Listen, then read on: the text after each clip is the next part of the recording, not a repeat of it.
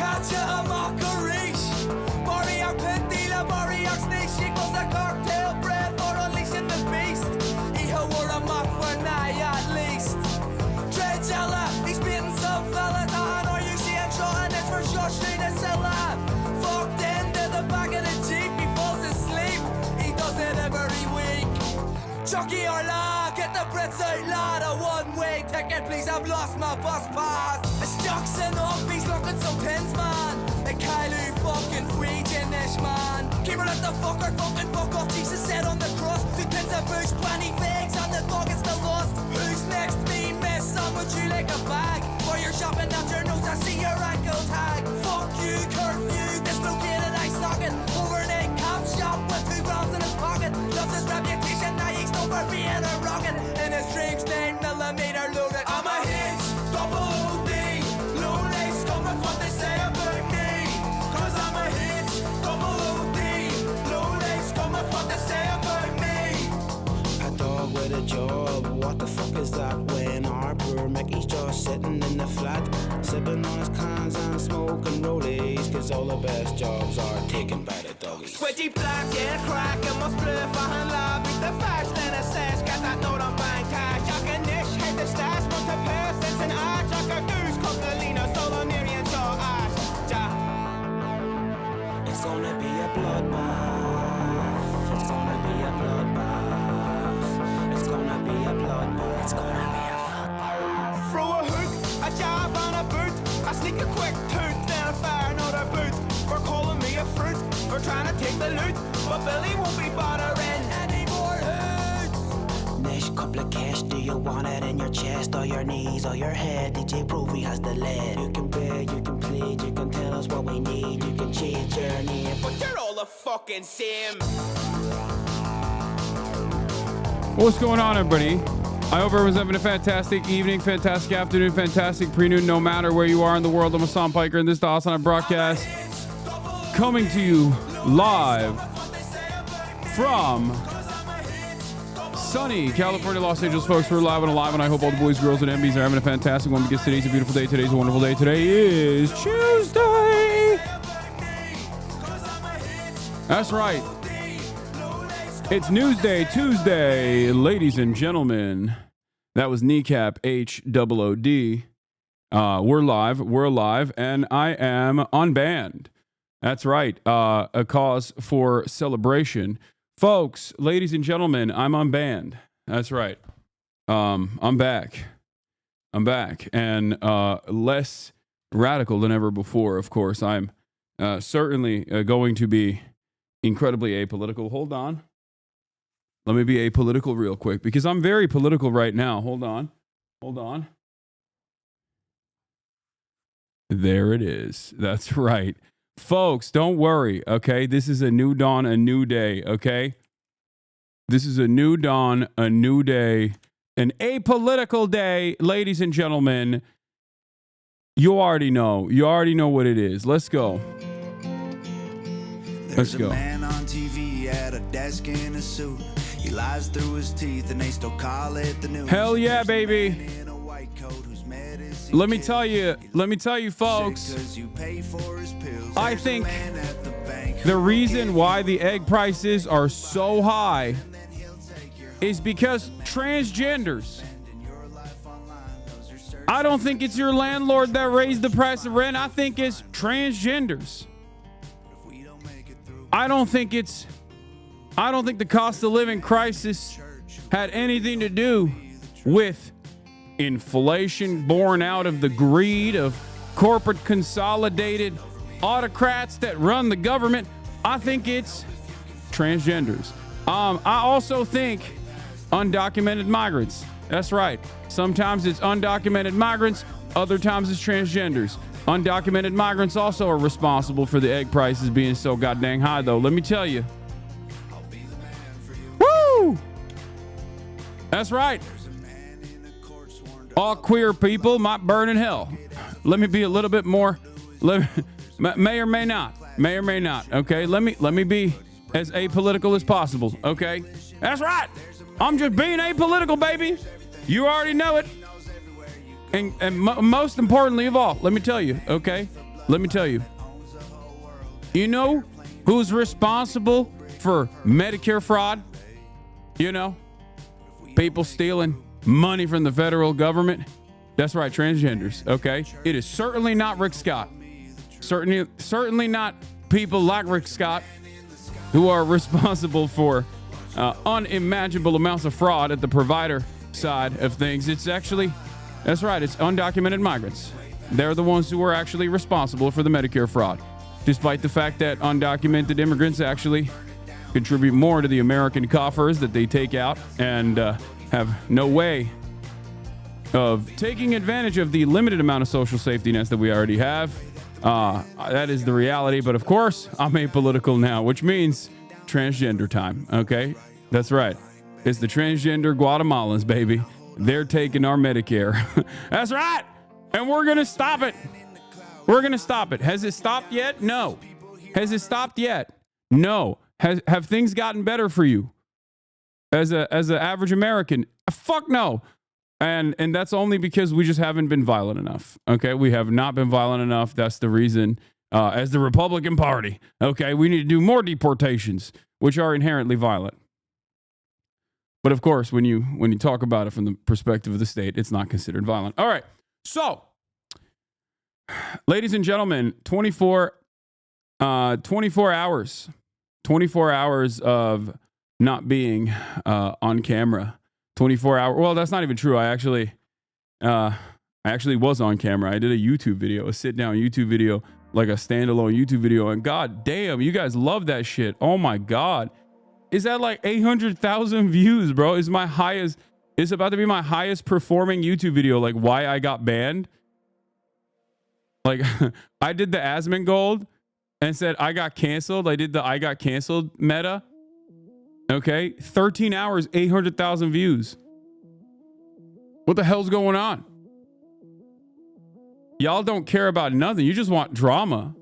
Y'all, I don't know if it's because this was like a high profile case, considering that I was banned and everyone was celebrating and stuff, or if it's because it was also partially clickbait. Is it because it's also a sit down video? And is it because it came off the heels of me like playing basketball and not being live on Sunday and then subsequently getting banned on Monday? I don't know. Or maybe a combination of all of this. But when it's not a rerun, turns out we got a lot of people invested in the no rerun videos. You know? Philip DeFranco talked about it. I didn't appreciate his coverage. Let me guess. Some were referring to the video as an apology. She was weird. I mean, wait, hold on. Let me also say this. Ladies and gentlemen. Okay? Let me also say this. I didn't use the best choice of words. I think fair is fair. I think eating that ban is valid. Would it have happened under normal circumstances? Do people say a bunch of infinitely more unhinged things on a regular basis in terms of like entire populations being desecrated, destroyed, neo-Nazi sentiment, things of that nature? Absolutely. They do that all the time. But come on, fair is fair. Like you can't. No, it's not even I should have used in a Minecraft defense. Like I didn't. It's very obvious. It's very, very obvious what I was saying, which was not to do a call for action to assassinate a sitting U.S. senator, but instead to, talk about the hypocrisy of the matter. But using the embellished language that I use all the time, being hyperbolic, and, people, they got me. As fair is fair. Game recognized game, okay? Why is he wearing that hat, chat? What? I mean, because I'm apolitical. Like, yeah, I'm a longtime community member. I didn't bat an eye when you said it because I knew it was a Hasanism, typical hyperbole. You didn't mean literally kill. You were just using it as a placeholder, like nuke, for example. Yeah, I can see how it could be dangerous to say that. Yeah, like any other word instead of kill in that moment as a substitute, and it's fine. No drama, nothing like that.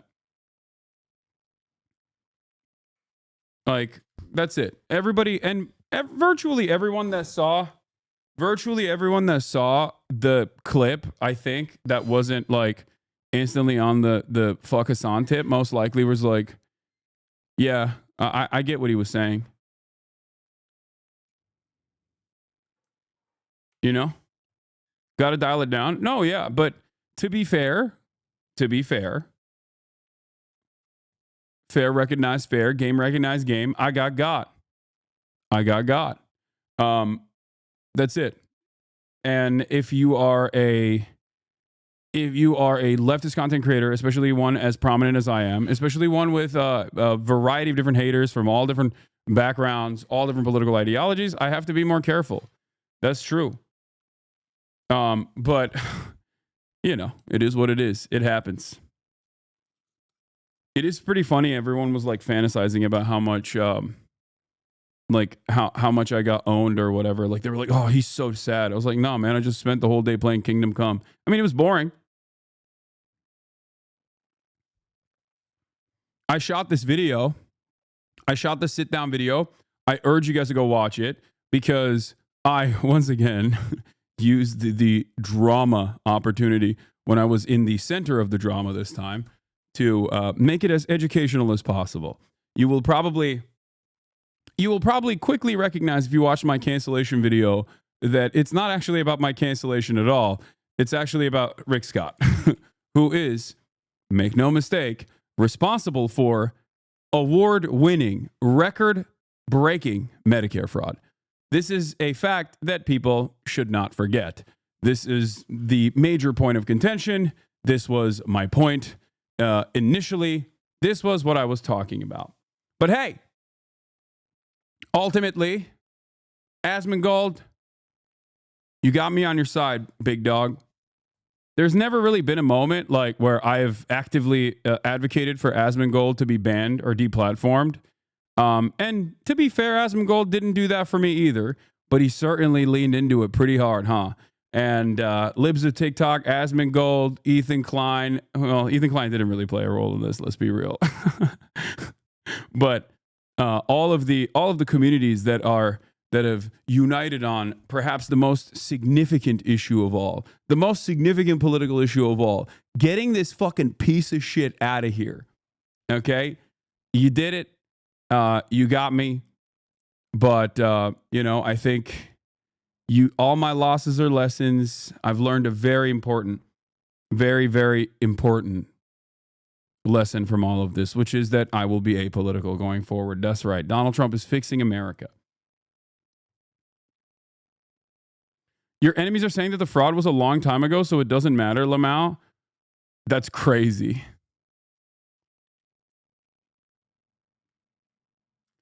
Speaking of award-winning, more future Oscar contenders should come on your stream before the awards. Seems like a good luck charm. Yeah, I'm not going to take credit for that, but you know, the boys, they did it. I'm so proud of them. I'm so excited.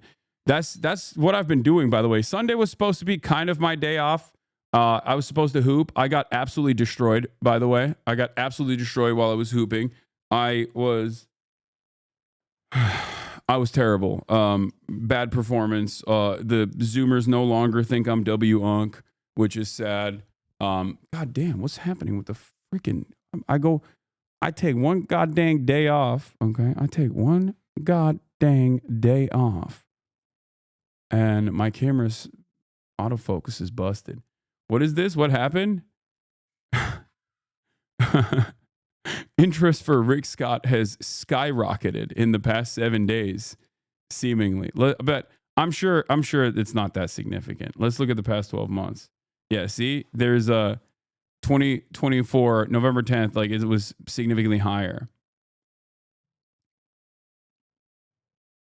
But if we look at like, let's see, past 90 days. Let's look at the past 90 days. Okay. Well, yeah. Okay. Oh, you guys can't see it. Sorry, I'm hiding it. Here it is. Oops.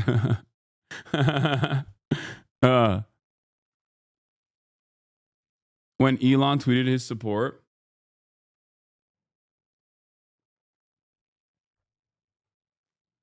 got the game VOD from Sunday for your commentary and analysis with timestamp when you get dunked on.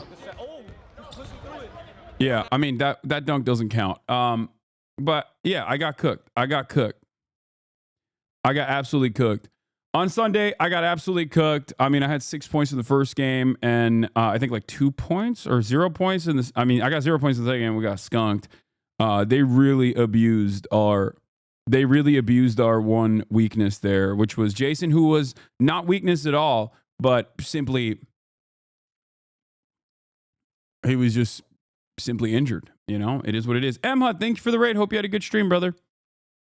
But yeah, let's blast off. Let's get started. I mean, look, you already know all the VODs are gone. Any idea if they'll be back? Probably. I don't know. It probably takes a while for things to like work again. You know what I mean? When you get banned.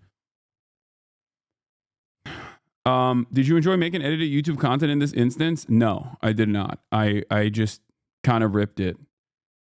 I'll be 100% real with you guys. That was not a breakdown style video. Like that was not scripted at all. I basically one take Jaked it, Ludwig style, where I just kind of talked straight to the camera, sent a bunch of links to Austinox about like different aspects that I wanted to cover, and he just like spliced it in, and that's it.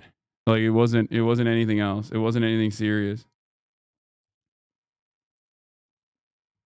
You know, but Austinox, yeah, made a return. Yeah, but one take Jaked it. It was like 30 minutes. It took like 30 minutes mostly. And then, you know, the results are pretty spectacular. So I think I'll try to do more of this. And by that, I mean, not get banned, but instead mean, you know, more straight to YouTube videos in general. As a follower, my take is that you can't talk like a right wing while being leftist. The pussy left will act and say you're too hostile. No, it's not even the left that says that. It's that right wingers love crying. They love crying. They love crying all the time. It's their favorite thing to do. And they do the same exact neurodivergent ass like SJW thing that Radlibs do all the time, which is like, oh, were you saying something that was hyperbolic? I'm going to take it seriously. They hate that when the left does it to them, but then they love using it. And it's fine. Look, I'm not mad. I understand. Like, you can't do that. You know, I can't do that. I can't. I need to be more careful with the way I talk about this stuff. It is what it is. I have a million haters, chat. Are we being real right now? Are we being serious? I have a lot of people who spend an insane amount of time and an insane amount of their everyday existence basically dehumanizing themselves aggressively and actively in a way to try to explain away how devastating of a person I am, how awful of a person I am. And that's it. Was the you directed at Mike the Republican guy or you the viewer? No, of course it was directed at Mike Johnson. Why would I? It's very obvious. Anyway, it's fine. There is no reason for the semantics. Like there's no reason for the back and forth. Everybody, I think, understands exactly what's going on. It is what it is. I got owned. And in the process, though, I played a lot of Kingdom Come. And god damn it, it's a beautiful game. Holy moly, it's a beautiful game. But it's also deeply addicting, but it's also difficult. It's a difficult ass game, bro. It seriously is. It seriously is.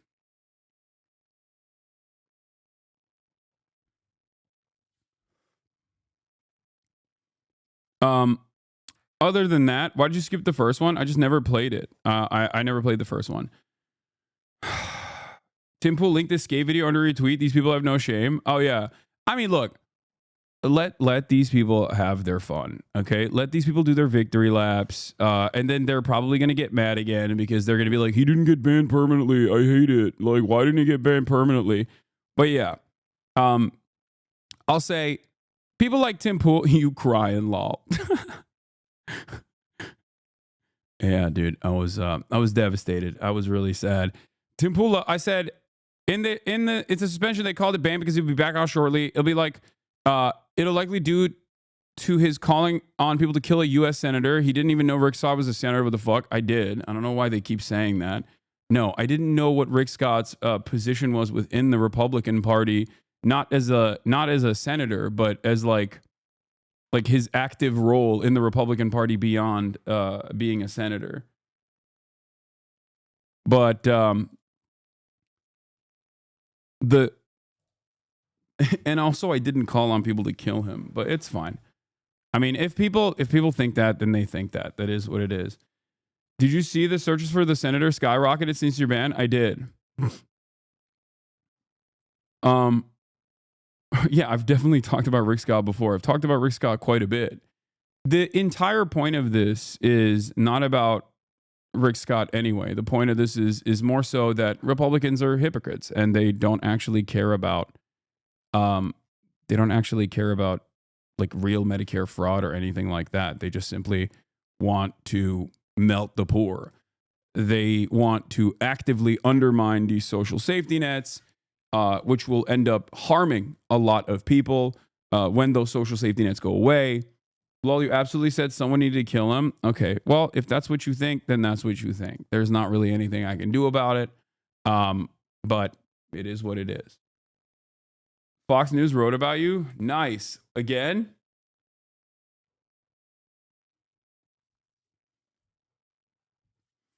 Yeah, if Mike Johnson listened to me make this argument and went, wow, that's compelling.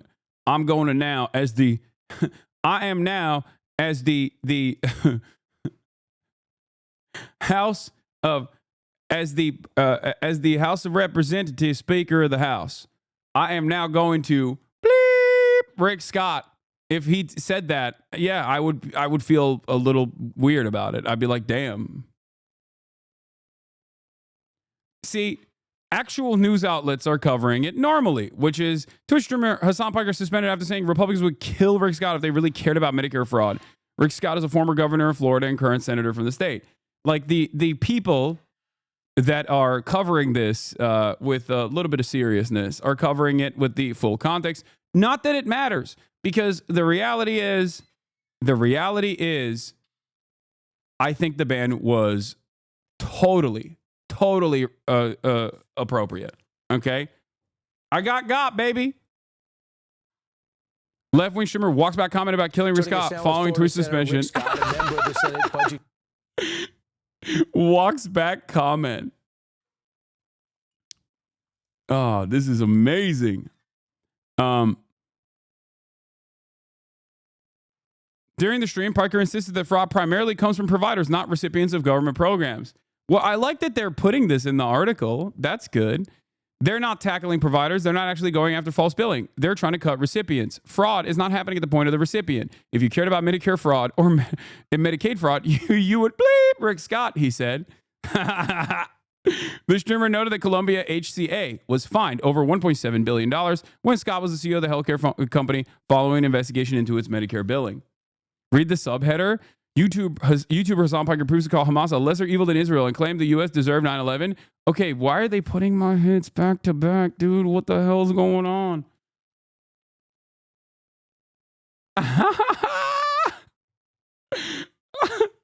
Oh, that's amazing. Anyway. We're back, baby. Let's go. Let's blast off. Let's do it. Let's post and bring the people in, and let's get it going. Let's get it twisted.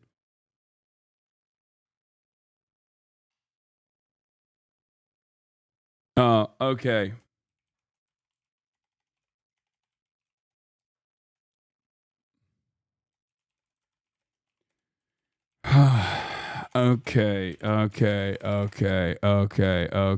Okay.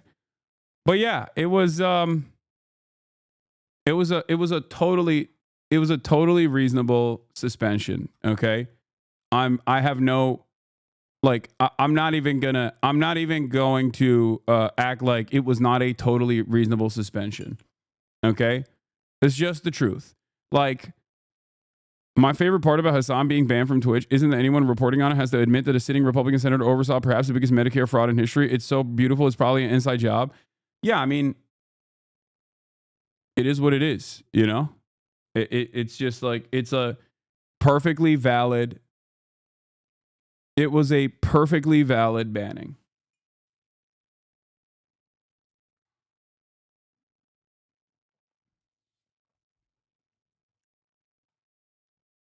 Call Lolo, he's crying. Yo, he sent me a voice note immediately and was like flexing on me saying, I can help you prepare your unemployment documents. This man is my biggest hater. Okay. Alexander Lol Overruled is my biggest hater. Do you understand? This guy straight up, this dude, my Insta hater.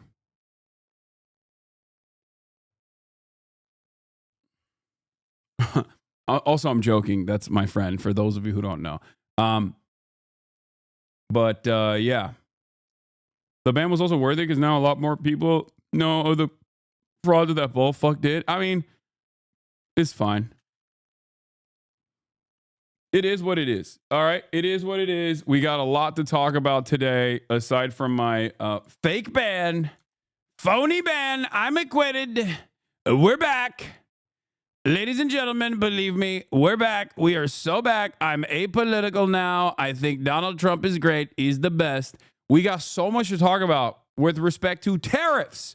We have, like, there's so much that I was going to talk about yesterday in terms of what happened, like how excited I was about the Northernland winning the Oscars. Me and Noah were sitting around waiting for this. Not even until the last moment. I just did not think. I did not think that they would win. Like I just don't think that at all. I just didn't have any hope that they would win, and I was so excited that they did. But yeah. Here, we'll look at this Fox News article because it's amazing. Left-wing streamer walks back comment about killing Rick Scott following Twitch suspension. At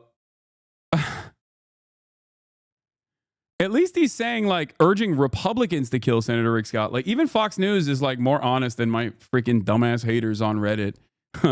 Anyway, after getting suspended from Twitch, a popular video live streaming service, Piker's statement came during the stream, in which he reacted to the interview for House Speaker Mike Johnson, who discussed measures to carve out waste, fraud, and abuse within Social Security, Medicare, and Medicaid. I'm sorry. It was worth. It's worth. That right there. Getting Fox News to write Piker's statements came during a stream in which he reacted to an interview with House Speaker Mike Johnson, who discussed measures to carve out waste, fraud, and abuse within Social Security, Medicare, and Medicaid. During the stream, Piker insisted that fraud primarily comes from providers, not recipients of government programs. They're not tackling providers. They're not actually going after false billing. They are trying to cut recipients. Fraud is not happening at the point of the recipient. If you cared about Medicare fraud or Medicaid fraud, you would bleep Rick Scott, he said. That is cinema. The streamer noted that Columbia HCA was fined over $1.7 billion when Scott was the CEO of the healthcare company following an investigation into its Medicare billing. This is Fox News. This is on Fox News. I'll take it. I'll take the ban, baby. I'll eat it. Whew. On Fox News. Twitch did not provide a specific reason for the suspension, although the timing of the violation and Piker's ensuing expose suggests that the above comments pushed the platform to act. This is Piker's fifth Twitch suspension. On Monday afternoon, Piker apologized, telling his social media followers, "I'm sorry. I'll choose my words carefully next time and say if Mike Johnson cares about Medicare fraud, since he wants to cut $800 million from Medicare Medicaid, which was $800 billion, by the way, he'd call for max punishment for current Florida GOP Senator, former Governor Rick Scott, who has done the most Medicare fraud in U.S. history," he continued.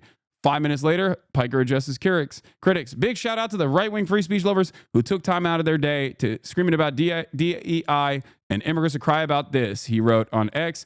Hasan on Twitch didn't immediately respond to a request for comment. Senator Ed Markey, AOC, and other Democrats have sat down Piker, who was praised in December by Kamala Harris's former deputy campaign manager, Rob Flaherty. We need a whole thriving ecosystem, Flaherty told 7-4 following Harris's election loss. It's not just Pod Save America, although I think we should have more of them. It's not just Hassan Piker. We should have more Hassan Pikers. It's also the cultural creators, the folks who are one rung out, who influence the nonpartisan audience. Piker was a following of Twitch over 2.8 million and previously raised more than 1 million for Palestinian aid, has used his platform millions of followers to downplay and justify terrorist attacks such as October 7 and 9/11 as acts of resistance in recent years. I've never said 9/11 was an act of resistance. Okay, that inappropriate, but I'll let it slide. It's Fox News. Come on. During a 2019 live stream, Piker praised the brave effing soldier who wounded conservative Representative Dan Crenshaw while he was deployed to Afghanistan as a Navy SEAL, asking, didn't he go to war and literally lose his eye because of some bleep, bleep, bleep, bleep? I was banned for that, so we're going to move on. He went on to say, America deserved 9/11. I'm saying it before later walking it back and saying it was inappropriate. Piker raised $100K for charity on Saturday alongside the creators of No Other Land, a film co-directed by Palestinian and Israeli filmmakers. The film won the Oscar for the best documentary the following day. One note, we'd have almost no violence if the libs would just leave.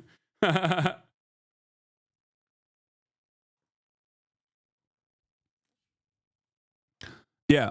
By the way, liberals on there, I will point to this as well. Liberals like Ethan Klein, Sex Pestany, and their fucking weirdo audiences and Asmongold's audience will regularly say Rashid al-Haddad is a Houthi, but even Fox News, because it's still a news outlet, will be like, it's just, they won't say he's a Houthi. They'll say he's a Houthi sympathizer, but they won't say he's a Houthi. I wonder why.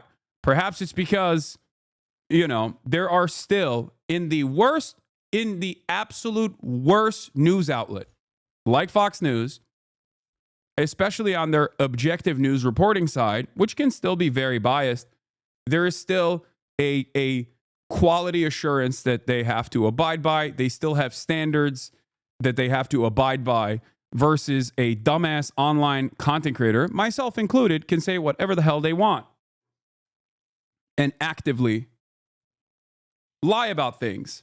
And then their idiotic fan base will also chirp about it over and over again. But yeah, considering that Fox is constantly under tremendous scrutiny and targeted with lawsuits, they obviously have to be a little bit more careful about the way that they cover stuff. And also, they want to maintain some kind of standards so they can look like an objective news outlet.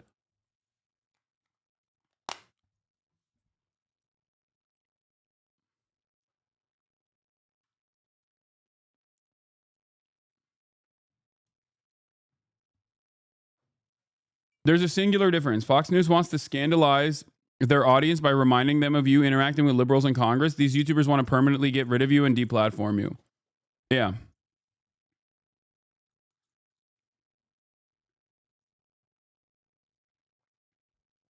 Did Fox ask you for a response? No.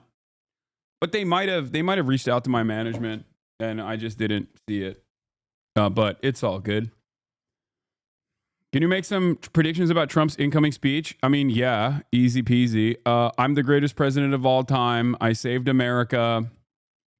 It's actually good that egg prices are so high because it's patriotic. And measles outbreaks seemingly just happen. And the planes are actually falling because the planes are actually falling out of the sky. And that's a good thing because the more planes fall, the less likelihood 9/11 can happen again. Think. I'm making the planes fall because if they don't fall, what if they do a 9/11? But this time they do it on a different month. We don't want it. We don't want to do it, folks. Also, 9/11 DEI, 17 of the 19 hijackers were Saudi. None of them were white men. DEI is the reason why 9/11 happened. DEI equals die, folks. Think. Dude, I'm so good at being apolitical. It's crazy. I'm so good at being apolitical. It's crazy. I love being apolitical, dog. Yeah, vaccines make you gay. They make you gay and autistic. They make you the most autistic anyone's ever seen before. New York City, so flat, the only thing that can stop a plane is a tower. New York City, so flatland, just like Ukraine. Only thing that can stop a bullet is a body, is a human body. New York, so flat.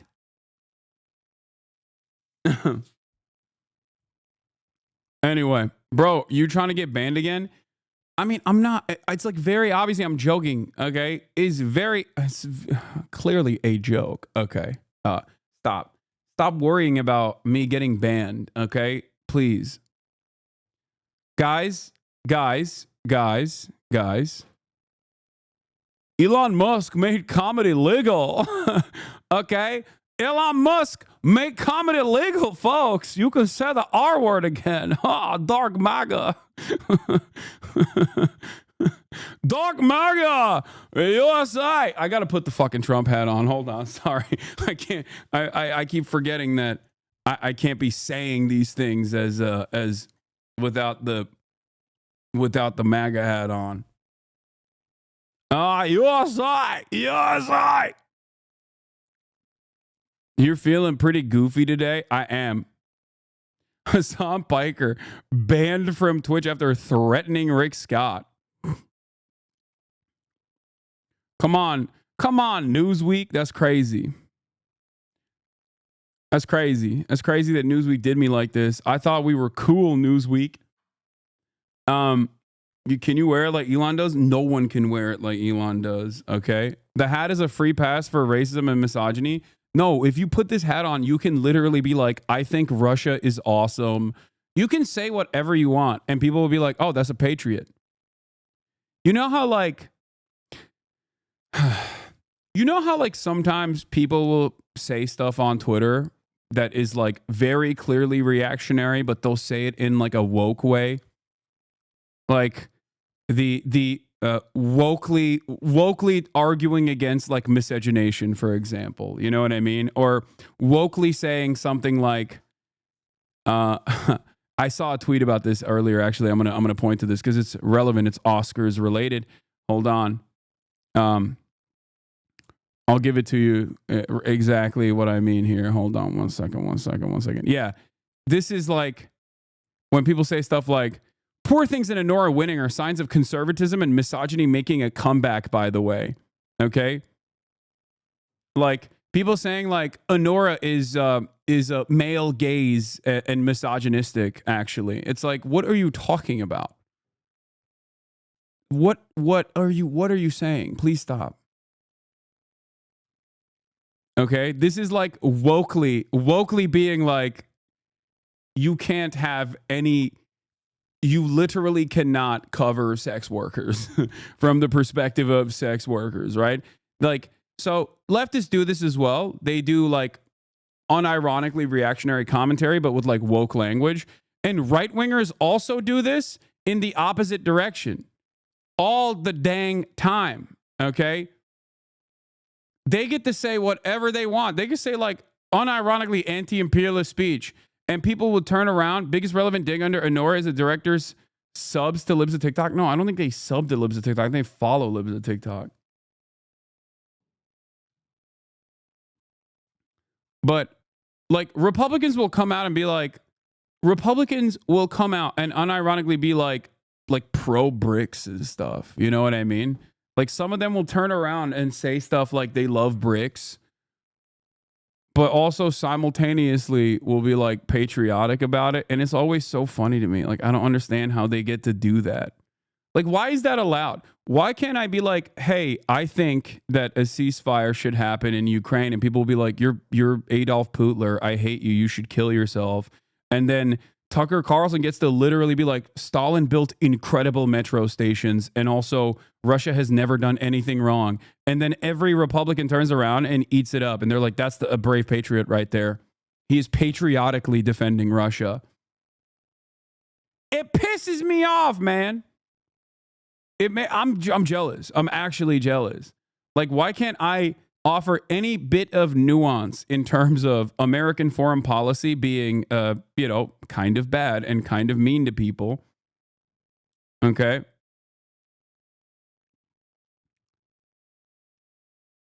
But they get to say whatever they want and they're still on board. What is this? Finally changing your mind? I don't think you understand. Honora being conservative is a golden reach? Yeah, no. I don't care that Sean Baker follows questionable Hosmer accounts. Sean Baker also probably is like kind of into the Red Scare style dime square shit, but Honora was good. It banged. I liked it a lot. Also, Mikey Madison is what a babe. Okay, I'm sorry.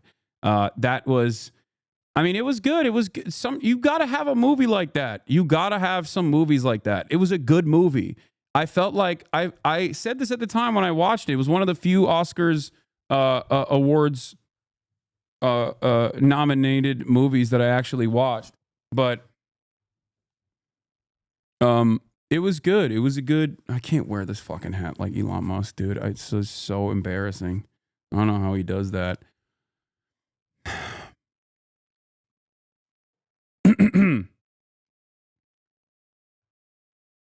Asman Malding so hard right now because of your unban. Wait, I thought he was a Mr. Free Speech. I don't understand. What? So banned because gay? Yeah. Yeah, follows mean nothing, chat. I follow a bunch of people as well, okay?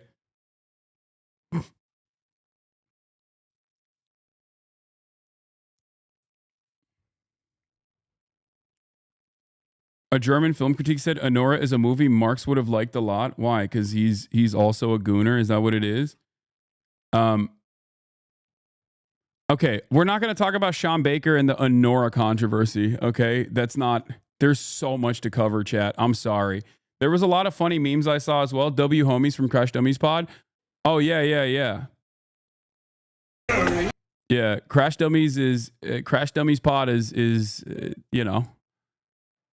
I love them. It was amazing. I did an episode with them as well. That's supposed to come out, and the Fear End episode came out with the Crash Dummies podcast. It was hilarious.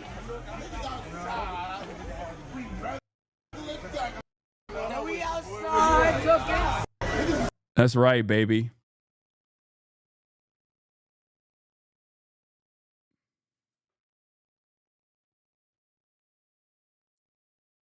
Can you cover the bad empanada situation? I don't know what happened. Dune was robbed. I really like Dune, but a lot of people whose opinion I respect in terms of movies, because I'm not like a big movie guy, they didn't like Dune as much. But also, simultaneously, Will and I watched it together, and we were nutting the entire time. Like, we literally, it was me, Nandre, and Will at the movie theater, just going crazy every time it went, we would also go, like, we would be also losing our minds and making those noises as well.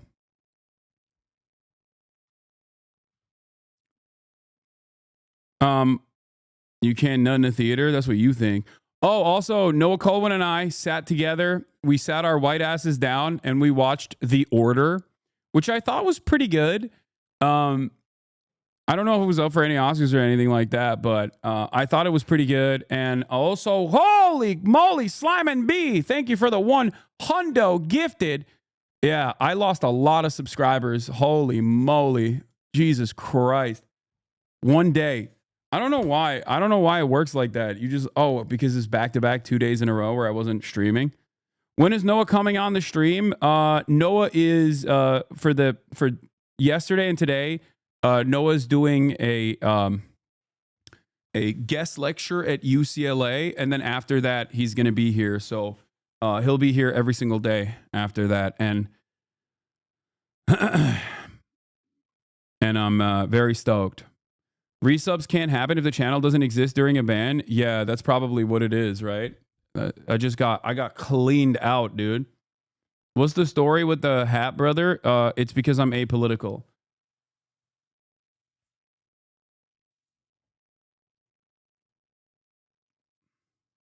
No, not NOAA, the weather agency. Have you seen this clip of the Crash Dummies pod? Yeah, I mean, this is an old clip from back when I first collabed with them and people were trying to brigade against them. But yeah, I think this is the coolest way to deal with losers who are like, Hasan is a bad person. Like, fuck you. Y'all really did a podcast. I used to like y'all. Y'all did a podcast with Hasan. Yeah. I always forget that he's really popular, so he has a lot of like haters too. Yeah, whoever said that died slow. But man, you diss Hasan, you diss me. Those are my goals, dude.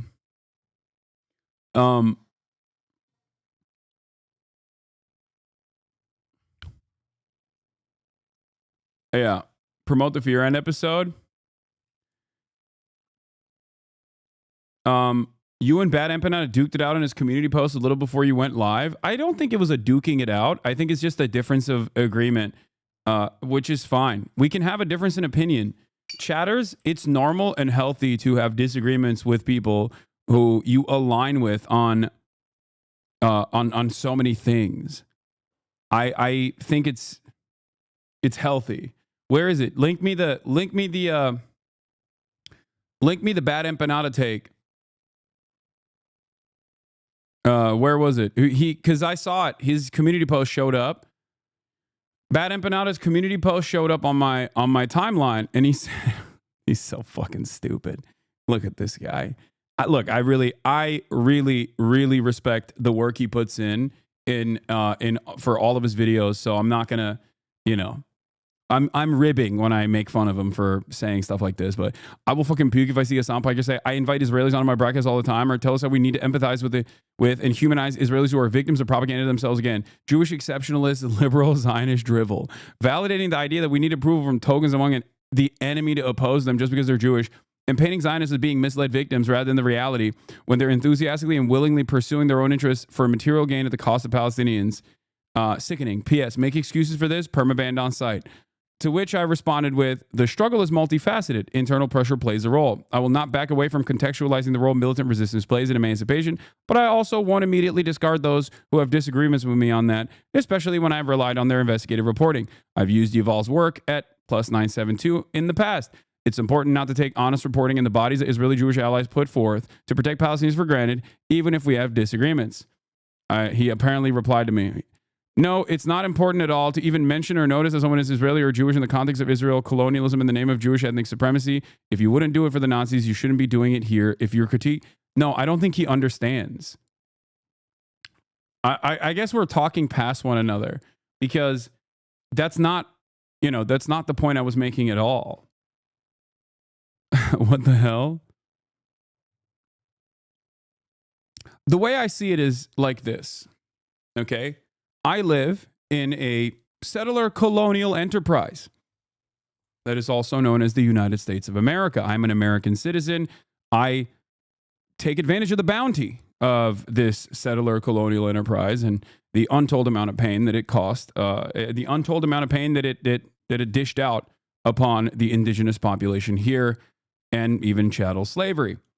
I also understand that this settler colonial enterprise, the United States of America, churns out a metric ton of propaganda to make people understand or make people feel like that is normal. That kind of violence is necessary. Okay? So if I am trying to actively talk to people in the United States of America, then I'm obviously going to explain to them that this is just programming so I can engage in deprogramming, right?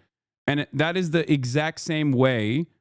That is the exact same way that I approach Israel and every other country. If you critiqued on the basis of not considering the perspective of Israelis and your responses, but I've literally talked to Israelis on my stream and not the perspective of Israelis on an ethno-state run by and for them means nothing, then you're pleading people to liberal Zionism. It's nauseating and brainless that Yuval is even given a platform to spout free to hostage bullshit is a travesty. He's only there because of an accident of birth, because of a token Israeli stamp of approval is required on anything that Palestinians do. If not for that, he would have never been included. Instead of challenging this by questioning it, you reinforce his continuation by pointing to it as legitimizing and special. I think that, interestingly enough, we both recognize that Israel is a supremacist state. Okay? Israel is an ethno-religious supremacist state, and therefore Israelis, in the eyes of that ethno-supremacist Israeli state, specifically Israeli Jews, are definitely treated by this state as a higher priority. We both recognize that, and I say it's important that the emancipatory struggle is multifaceted, multi-pronged, and that it's important when Israelis put their bodies on the line as well, okay? Because ultimately, even if someone is, look, the way I see it is this, okay?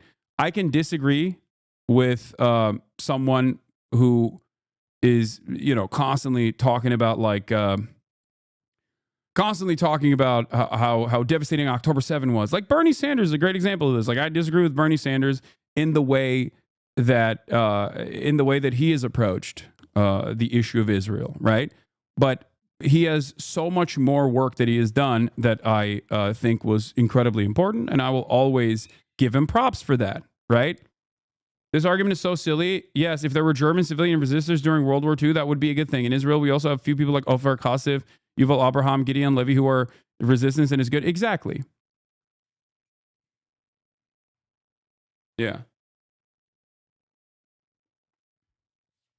I don't think it's appropriate. I don't think it's appropriate to paint every Israeli with the same brush. But also, I take it one step further. Like I've said, there are 100% plenty of Israelis who think what is going on in the West Bank is unconscionable to a degree where they will literally go out and stand in front of the settlers, okay? If you're doing that, I'm never going to shit on you. If you're doing that, then that's good, okay? That's a good thing. I think, given my Turkish background, and also my American background as well, have an understanding of what it's like to constantly be cast aside by your own peers. Having said that, that is nothing in terms of the violence and ritualistic humiliation that Palestinians are subjected to by a rabid settler colonial genocidal apartheid state that is doing terror on a daily basis. You do not need to cede ground to bad faith actors, but you can understand that there are so many different approaches that people engage with. And in terms of the No Other Land, this is actually something I was going to talk about right now because it dovetails perfectly into the Israeli-Palestinian documentary No Other Land wins the Oscar. So let's start there, and then we'll get to Trump's tariffs, we'll get to the American economy, and we'll get to what Donald Trump is going to be saying later. There's a lot going on in the world, and we must cover it all, of course.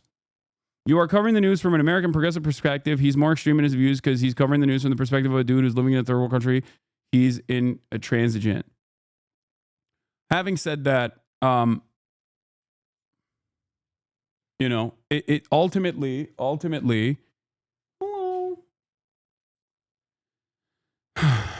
it is, at the end of the day, there are multiple perspectives in any conflict, in any involvement. For the MLKs of the world, there was always the Malcolm X's of the world, and the civil rights struggle would not have been successful without both of these parties. Nonviolent political resistance is incredibly important. When it comes to the apartheid state, it's the exact same thing. Whether it be South Africa or whether it be Israel, you are going to have internal pressure that plays a very significant role, okay? And those guys are not going to be like-minded, okay? They're not going to agree on everything because there's a metric ton of social conditioning that plays a role here. And I will continue advocating for the things that I believe in, even if those people consider me to be a terrorist, even if those people consider me to be lesser than them because of my background, okay? And plenty of them do. A lot of people shut me out of this conversation.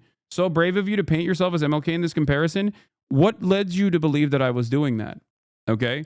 I'm not putting myself in this equation at all. I'm simply saying that as someone who is an onlooker, okay, as someone who is looking from the outside, who is trying to actively educate people on these matters, I'm saying that I would be someone who says, look, the Black Panther militancy is valid and plays a formative role in the civil rights struggle, just like MLK's peaceful civil disobedience played a very formative role in the civil rights struggle. It's not one or the other, it's both.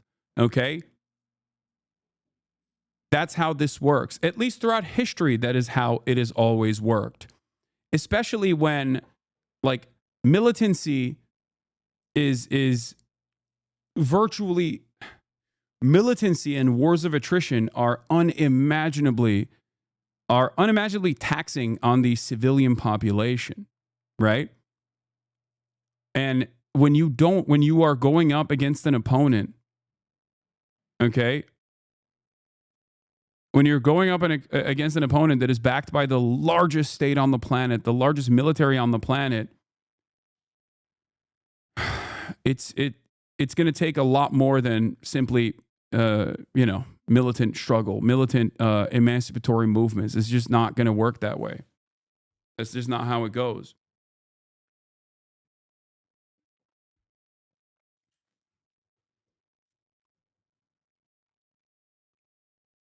Sorry for spam. Would you be able to log into FOSSA quickly so we can get all the functionality back? Yeah, I'll do that right now. Hold on. All right, let me log in. Okay, we're good. All right. There's a bunch of stuff that I get logged out of automatically. Has there always been a clip button on Twitch's user interface? I swear I haven't seen it before. I don't know.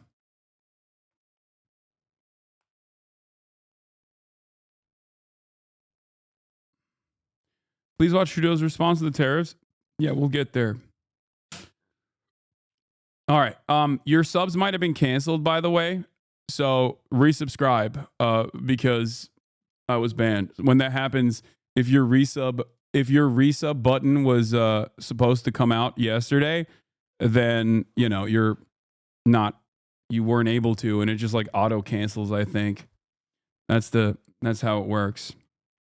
We can't clip at the moment, presumably because of the ban. No, you can't clip if you're not subscribed. Subscribers obviously get a bunch of different things. You can clip stuff if you're a subscriber. You can send me links if you're a subscriber, things of that nature.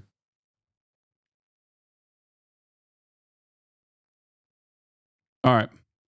But let's get to No Other Land, the boys, okay? The boys that won an Oscar. Oscar goes to No Other Land.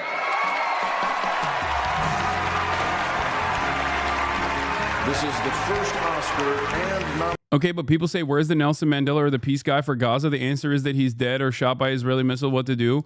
No, there is first of all, Nelson Mandela is not the peace guy for South Africa. He was literally in jail and refused to denounce violence as a formative part of his emancipatory struggle, and his jail sentence was extended time and time again for that. So Nelson Mandela was on the terrorist watch list, the American terrorist watch list, until 2008, okay, far after he had actually been released from prison and became the leader of South Africa.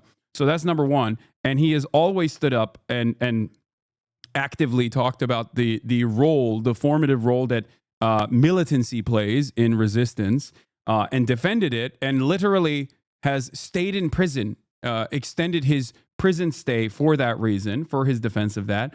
And the other argument is that it's Marwan Barghouti, which Hamas, even though they are supposed to be at odds with Marwan Barghouti, want Marwan Barghouti to be released from Israeli prison. So the Palestinian emancipatory movement, the Palestinian resistance, is united on bringing about an end to this occupation for understandable reasons. That is what their goal is. Okay? nomination for Bassel Adra, Rachel Shore, Hamdan Bilal, and Hamdan Bilal. Abraham. Thank you to the Academy for the award. Also, I'm very stoked and I'm very proud of you guys. This community raised $130,000. This community raised $131,000 for No Other Land Rebuilding Alliance fundraiser. We raised $100K when we had We raised $100,000 just while these guys were on the stream, you know? Amazing. Fantastic. I love this community. That is why at the end of the day, no matter what people say, no matter what, like, oh, you're a terrorist, this or that, you're a bad person, this or that, none of that matters. Okay? None of that matters. We go ban for ban. All of these vice signalers out there who try to fucking smear me and smear you as well, they got nothing. They got no motion. They have horrible, sad, pathetic lives. And all they do is try to actively take down a community that is doing good. They hate that we do good here. And that's why they just try to smear as best to the best of their ability. Okay? Did you hear that they found this white supremacist dude? Oh, they unmasked this guy? Nice. Captive Dreamer. Yeah, he used to be my biggest reply guy, my biggest Nazi reply guy. All right. I saw some Palestinians on TikTok saying this speech was really bad and kind of aligning with Israel, especially the October 7 comments. Yes, I know. I'm going to get to it. Hold on.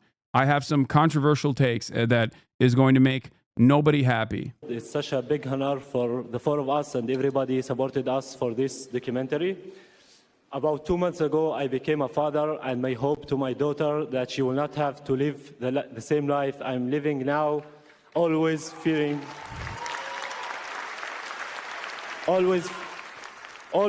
settlers' violence, home demolitions, and forest spill displacements that my community, Masafir Yatta, is living and facing every day under the Israeli occupation. No other land reflect the harsh reality that we have been enduring for decades and still persist as we call on the world to take serious actions to stop the injustice and to stop the ethnic cleansing of Palestinian people.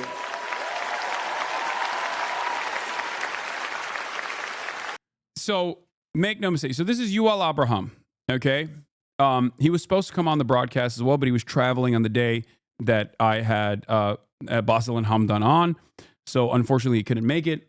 I've asked Noah to hit up the 972 people to get Yuval on as well. I'm working on, if he's still in Los Angeles, because he's, probably very busy, considering he just won a fucking Oscar. But I'm going to try to see if I can get him on as well. I've relied on his work in the past. I think he's a great investigative reporter. I don't fully agree with everything, and I don't agree with the framing that he engages with here, but it doesn't matter, okay? Because ultimately, he plays a very important role in this. Now, the reason why I think he plays a very important role in this is because I'm not so silly to think that this documentary would have ever been produced or ever even, gotten out and gotten this much public appraisal or, even though there are still obviously very serious setbacks, it was the highest grossing documentary in 2024, and yet it still has not gotten a U.S. distributor, which is crazy, right? Unprecedented. And that shows you that there are still so many hurdles to overcome in terms of getting the word out, right? But this documentary in and of itself would not get to this, would never get this level of attention if it was not attached to an Israeli, okay? That is the reality. That is the sad reality, okay? If you don't recognize that, I don't know what to tell you. There is no way. It just would not happen. Because, unfortunately, the way that Palestinians are treated by the Western world is like they are not real human beings, okay? They are actively dehumanized by those in positions of power, okay?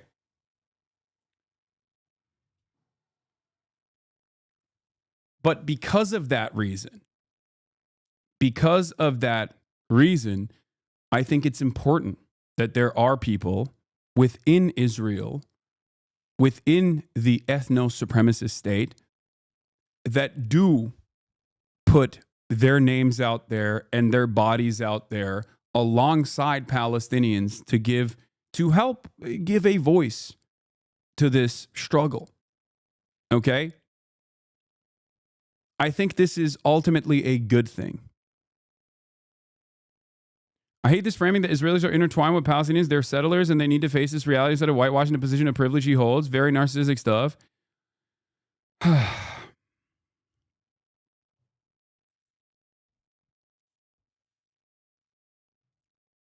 What is this? How are Twitter accounts with Palestine flag in their name falling for this Hasbro about your cancellation? Okay, stop, chatter. Come on. We're being serious right now. Yeah, the whole Berlin fiasco too, but Germany is obviously on another level. Exactly. We made this film, Palestinians and Israelis, because together our voices are stronger. We see each other. The atrocious destruction of Gaza and its people, which must end. The Israeli hostages brutally taken in the crime of October 7th, which must be freed. When I look at Bassel, I see my brother, but we are unequal. We live in a regime where I am free under civilian law, and Bassel is under military laws that destroy his life and he cannot control. There is a different path, a political solution without ethnic supremacy, with national rights for both of our people.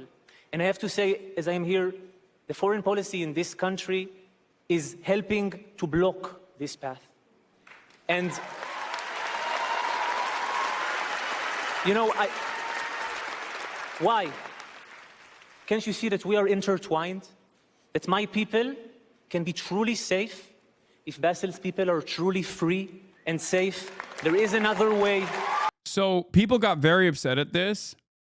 People got very upset at this, right? They were like, what do you mean? My people are only safe. Like, factoring Israeli security concerns into this conversation about, apartheid and genocide is inappropriate, was the initial reaction. But I think what Yuval is saying there, okay, and I don't fully agree with him because I know he's like said, I mean, he has said a bunch of things about October 7th in the past as well. But I think everybody received this in the way that they wanted to. Like, some people really liked it because this gives them permission to feel good. This gives white liberals permission to feel good, right? But yeah, what he's saying basically is, yeah, nobody is free until everybody is free. Okay? Having said that, however, this is, of course, not the end-all, be-all, okay? He's not going to, I don't think Yuval is ever going to come out and be like, Hamas is bullets are guided by Allah. They are doing a moral thing or whatever. He's not going to say that, okay? It's ridiculous. The expectation here is that he is not speaking to the Palestinians in general. He's not speaking to those who understand the dynamic very well. He's speaking to those who don't understand this dynamic at all. That's the entire purpose of this fucking documentary. That's it. So when he says, like, we will never be free until Palestinians are free, you can either interpret that as, well, Israel has security concerns and he just only cares about the Israeli security concerns, or you can interpret it as no one is free until everyone is free, and that, I think he should have just said this, there should be an end to this occupation. Like that would have wrapped it up much nicer, I think. This is like what you say when trans black chatters get mad at you and talking about them. He's not talking to you. His job is to be the bridge to the Western Israeli audience, and that's what he's doing. Using your privilege for good is a good thing, and all the hate Yuval is getting is unwarranted. Be mad that Palestinians need Israelis to help them tell stories. Don't be mad at the Israeli guy who's doing the job he should be doing. Yeah, I don't think that I don't think that this is a bad thing at all. I think this is a good thing. He clearly doesn't want the occupation to end. I don't think that that's the case. I don't know.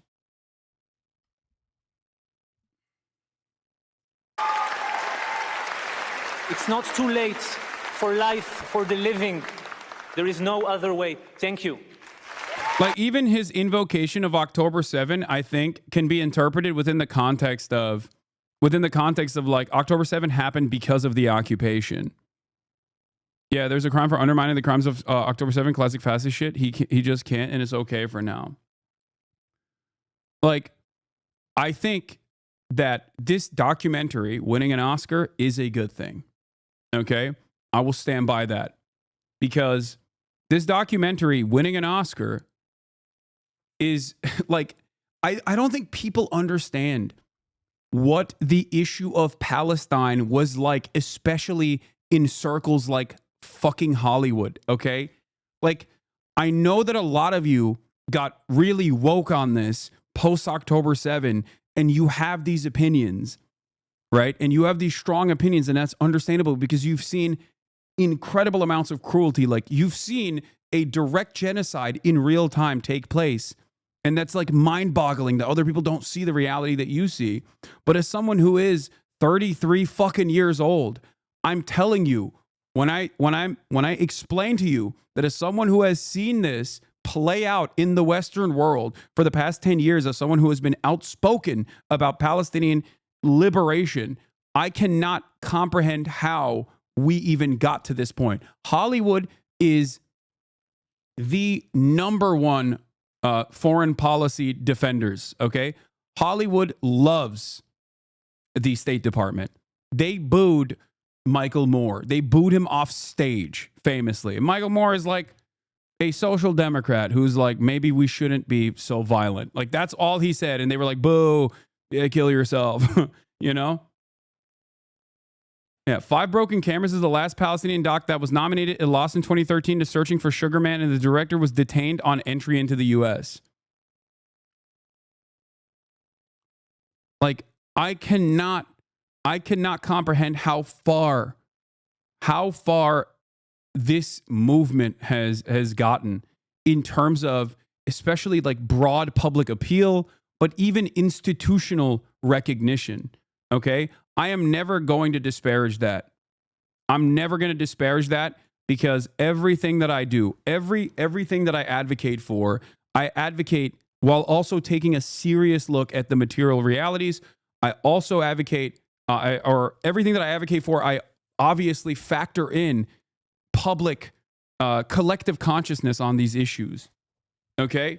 It's a massive, massive, and very significant moment. And yes, the sad reality of it is that this would have never happened if it was not attached to an Israeli investigative reporter. Okay? And even if I have my disagreements with some of the things that Yuval has said apparently on his Twitter and whatnot, it still doesn't matter. 972 Magazine and Local Call are fantastic investigative reporters inside of Israel. And if you are serious about covering the many different crimes that the Israeli state engages in, okay, you need guys like him. That's it. You don't have to agree with everything that they say. You don't have to agree with their entire worldview, but they're doing an incredibly important job, okay? In the face of untold amounts of cruelty that the Palestinians are subjected to, yes, they're using their position of privilege, okay? And they're like, Yuval can go anywhere he wants. He can go anywhere in the United States of America. He can go anywhere he wants in the West Bank. His freedom of travel is not restricted in the same way that Basil and Hamdan's freedom of travel is restricted. Okay? Their families are constantly under threat. You should remind Chad that Basil's village also was reported on by Shireen Abu Akleh, bringing attention to the plight of Palestinians is a net good. Yeah. Shireen Abu Akleh reporting from the village featured in No Other Land. Sadly, just as the occupation forces killed the residents of the village, they eventually killed her too. Yeah.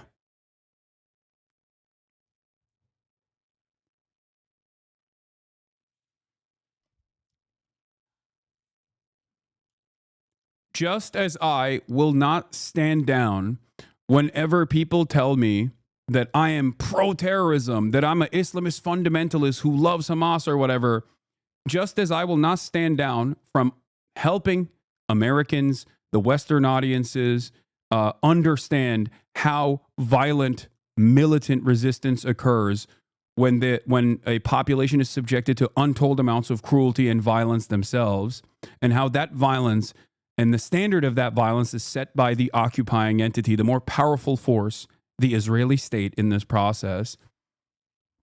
And a reaction to that violence is always going to try to match the level of violence that Israel is subjecting the Palestinians to. Just like I will not back away from that commentary, I am not going to immediately cast aside people who might not agree with me every step of the way. Okay? That's it.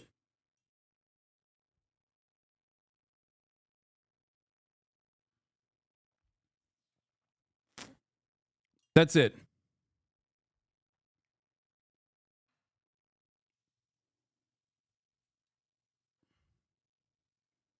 That's it. That's how it goes.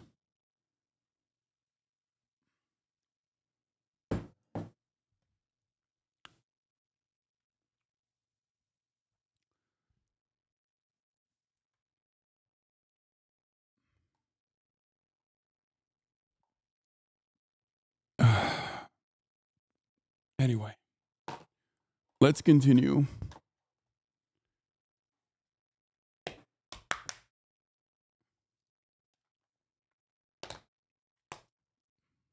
My job and the role I see myself playing in the issues that I speak on is to actively bring more allies, is to actively convince more people to have an empathetic approach to those who are struggling. And a part of that, a big part of that, revolves around understanding that most people are victim to social conditioning. Okay? Social conditioning plays a major role in their lives and the way that they approach the world.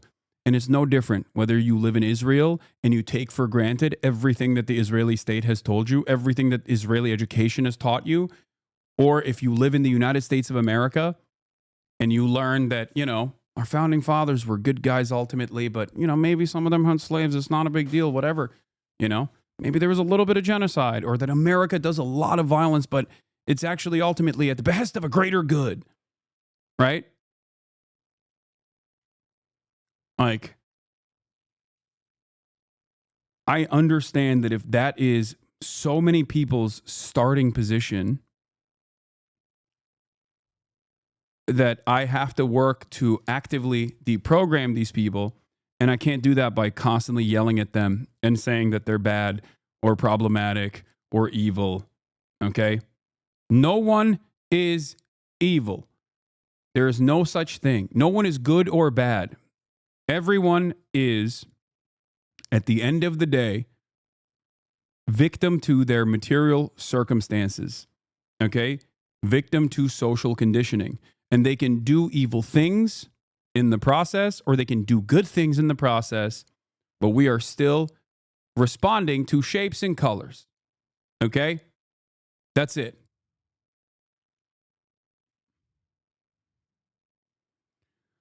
Peter Beinart says, this is what must scare AIPAC and its allies. They are winning politically but losing culturally. Their attack ads can't stop Blue America's shift in collective consciousness on the question of Palestinian freedom. If politics really is downstream from culture, they're in trouble. Okay? Here's completely unhinged piece on the leading Israeli site, Channel 12's Mako, claims that Yuval Avraham spoke in such an offensive manner about the state of Israel without understanding the consequence of the damage he causes, but that his body language shows he was lying. Analysis of body language leads to the hypothesis that there are strong interests driving Abraham's behavior. These guys in Israel cannot even comprehend how someone can see the Israeli state as ultimately doing a lot of evil, okay? They can't even comprehend it.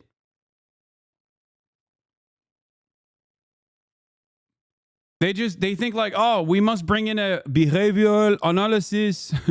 Analysis of body language leads to the hypothesis that there are strong interests driving Abraham's behavior. He wanted to say terror babies, but he stopped himself. Yes. He is being mind controlled by a puppet. It seems the puppet is Hamas and Iran. He must have been given the drug that Hamas has that makes you dap.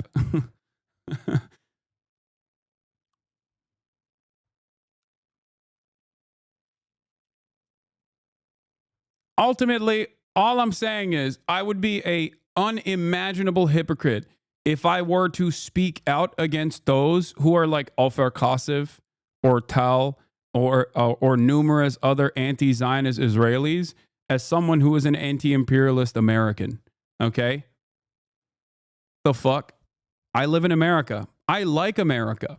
I want America to reach its potential. I want America to take advantage of its bounty, its endless bounty, and actually do good for the world. Okay? That's why I endlessly critique it. It's ridiculous. I think a lot of people get washed away in all of the Hassan says America bad all the time nonsense. Okay? Silly. Yes. One might even say, I want to make America great again. Except I don't think that there was any moment where America truly was living up to its standard, its potential. I will get to the stalker stuff with Emaru, Valkyrie, Cinna, and Emily later. I'm not going to talk about that right now, but the one note that I will give you on that, obviously, I'm sure many of you saw this already. It was massive news.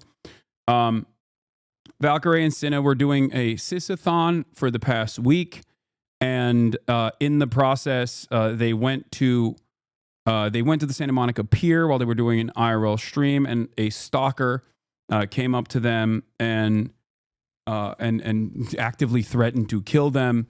All I'm going to say for now, before because I will get back to that in a little bit, but all I will say on that note for now is that if it happens to them, think about how much that kind of stuff happens to just average, regular women on a daily basis, okay? Men not being able to handle rejection and instantly hitting a violent note is very commonplace. Women talk about it all the time, okay? Women talk about it all the time. And regular women, not just like content creators, not just influencers. It happens all the goddamn time. This industry is unimaginably misogynistic. Everything is unimaginably misogynistic, obviously. And this is a byproduct of that. And it's going to get worse, I think, because there are people like Andrew Tate out there, the Keemstars of the world, all these fucking assholes who spend every waking moment talking about how women ain't shit. And they're normalizing this kind of rhetoric. They're normalizing this kind of behavior. It's obviously multifaceted because they're also content creators themselves. So there's like obviously a lot of content creators, myself included, that, you know, have always had stalkers. Like, this is the untold reality of Twitch streaming in general, okay? Every single content creator, no matter what size they're at, has a lot of people that are just not well. And they can't get the medical help that's necessary for obvious reasons. And that paired up with unrestricted misogyny creates a really, really dangerous situation.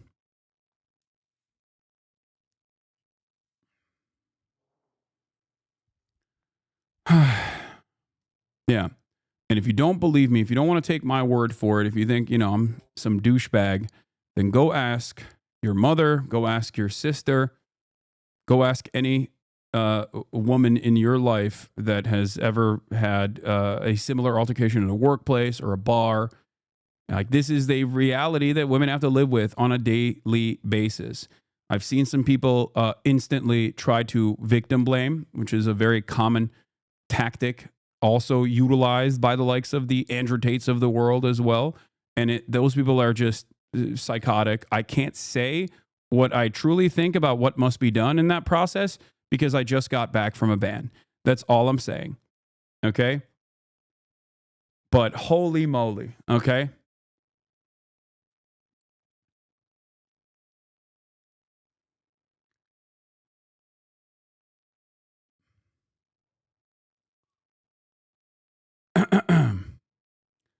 We'll get to that later, and I'll talk more about that later, okay?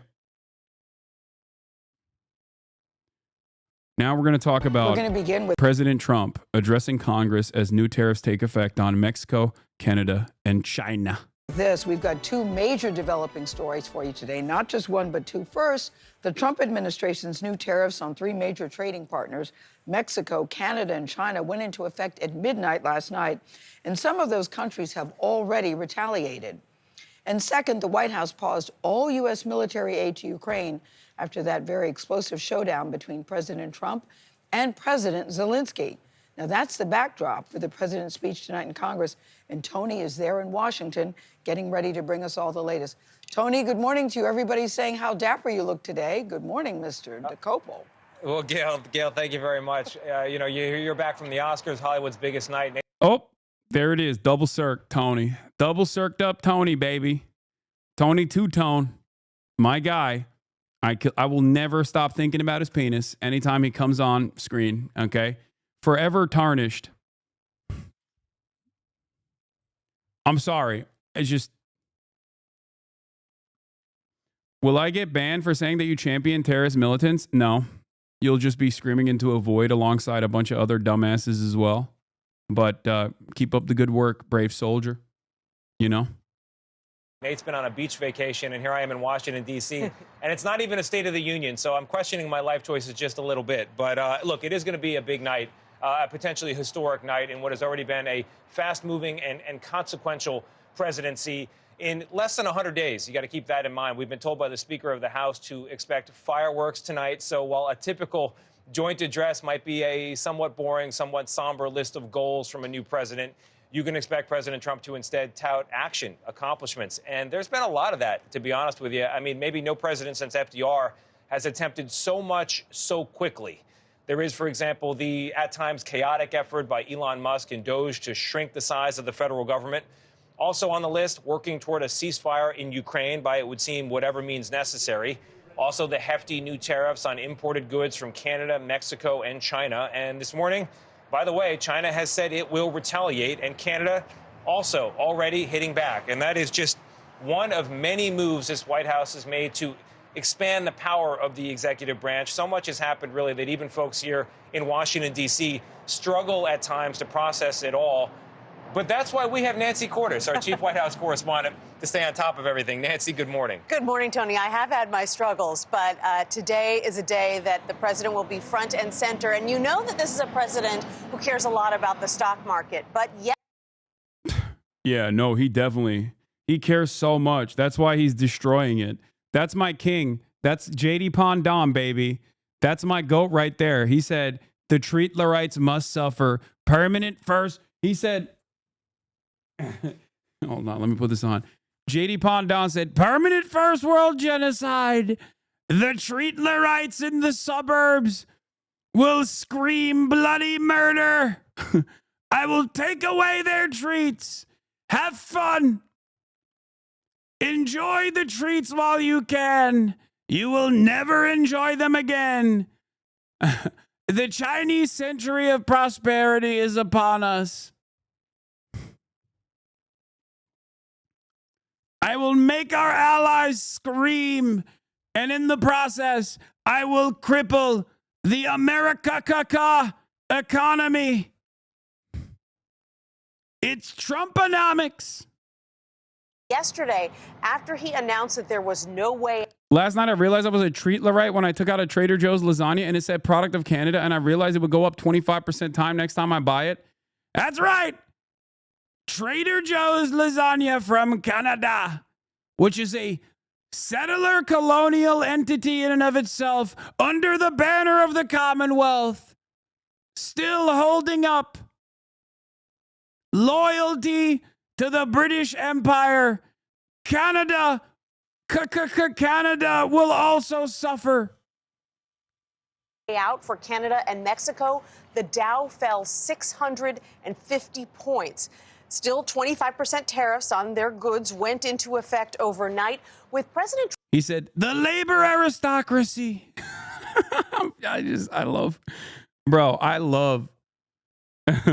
I love doing JD Pondon. I'm sorry. I'm going to stop. I'm going to dial it back a little bit. Trump calling it a punishment, though it's unclear in the case of Canada in particular what that punishment exactly is for. No room left for Mexico or for Canada. President Trump is calling today's tariffs a powerful weapon, a weapon that will now be wielded on food, lumber, electronics, cars, anything that comes into the U.S. so I can from say Canada and Mexico. It's a very powerful weapon that politicians haven't used because they were either dishonest, stupid, or paid off in some other form. And now we're using them. The move could wound American consumers, too, as producers pass along that new 25% tax, driving up the cost of a small car. I still genuinely do not understand what, like, Trump's internal purpose for this is. Like, I don't know. I've said this already. I've tried to make sense of this. I've talked about how maybe it's because he wants to, like, bully key sectors into submission. But having said that, this is across the board tariffs. So it's not even divided evenly by sector. There is no. It just does not make sense. It truly feels like he is trying to. It truly feels like he is just trying to break everything. This, like USAID, I understand a little bit more, right? He's not doing it because he's not undermining and crippling USAID because he is trying to eradicate American soft power at the global stage. He's doing it because he personally thinks USAID is just libtard shit, right? He thinks USAID and all the NGOs and civil society organizations that it funds is a money sink for numerous Democratic Party goals and organizations. There's some truth to that. However, it plays a broader role in doing the bidding of American empire at the end of the day.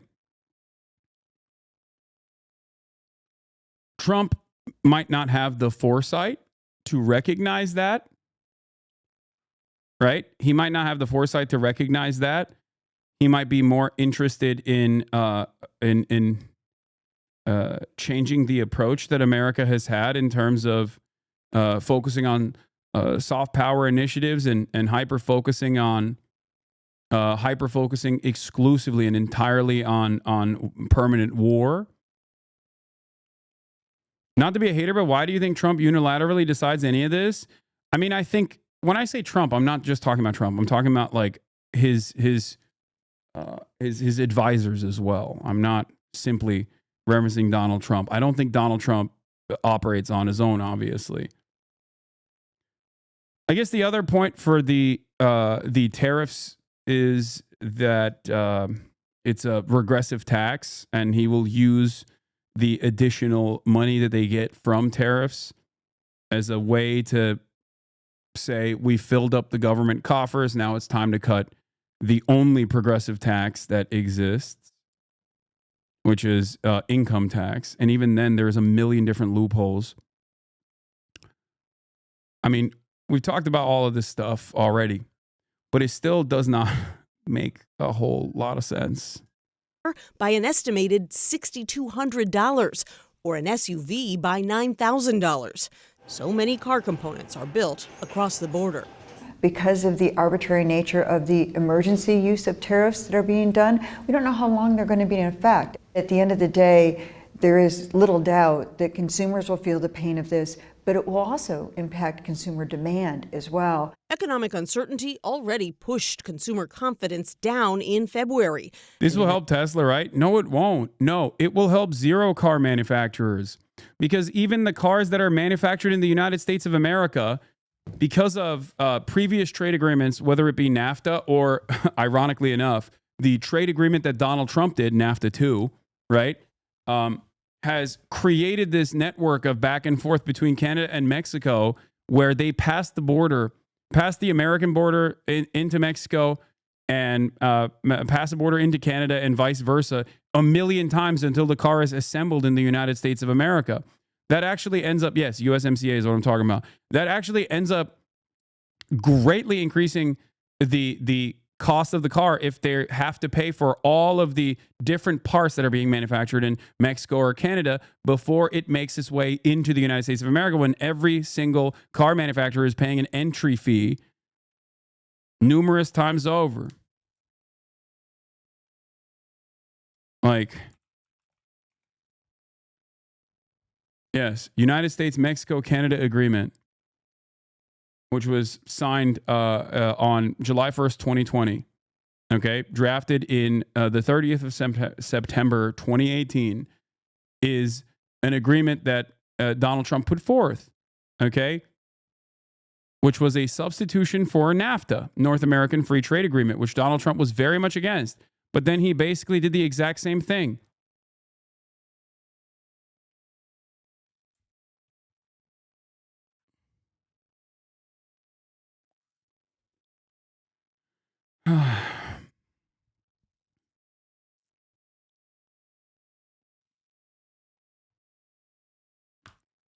For the people who still don't understand how tariffs work, it is an entry fee that Americans pay for, okay? American importers pay for, just so you understand. It's not paid by the Mexican government, and it's not paid by the Canadian government. The negative consequences for trade for the Canadian or the Mexican side will obviously be that people will look for domestic manufacturers instead, or they will go to other foreign nations that provide the same exact resources, same exact materials, or same exact parts at a cheaper price, because now they don't have an additional 25% that they have to pay at the point of bringing it into the United States of America. So it will lower trade, and it will restrict. I mean, it has the capacity to restrict trade. That is why it's often used. I am not anti-tariff across the board. I've said this many times over. I'm not, I'm not against trade protectionist. I'm not against trade protectionism across the board. I do think that there needs to be, obviously, a competitive manufacturing industry.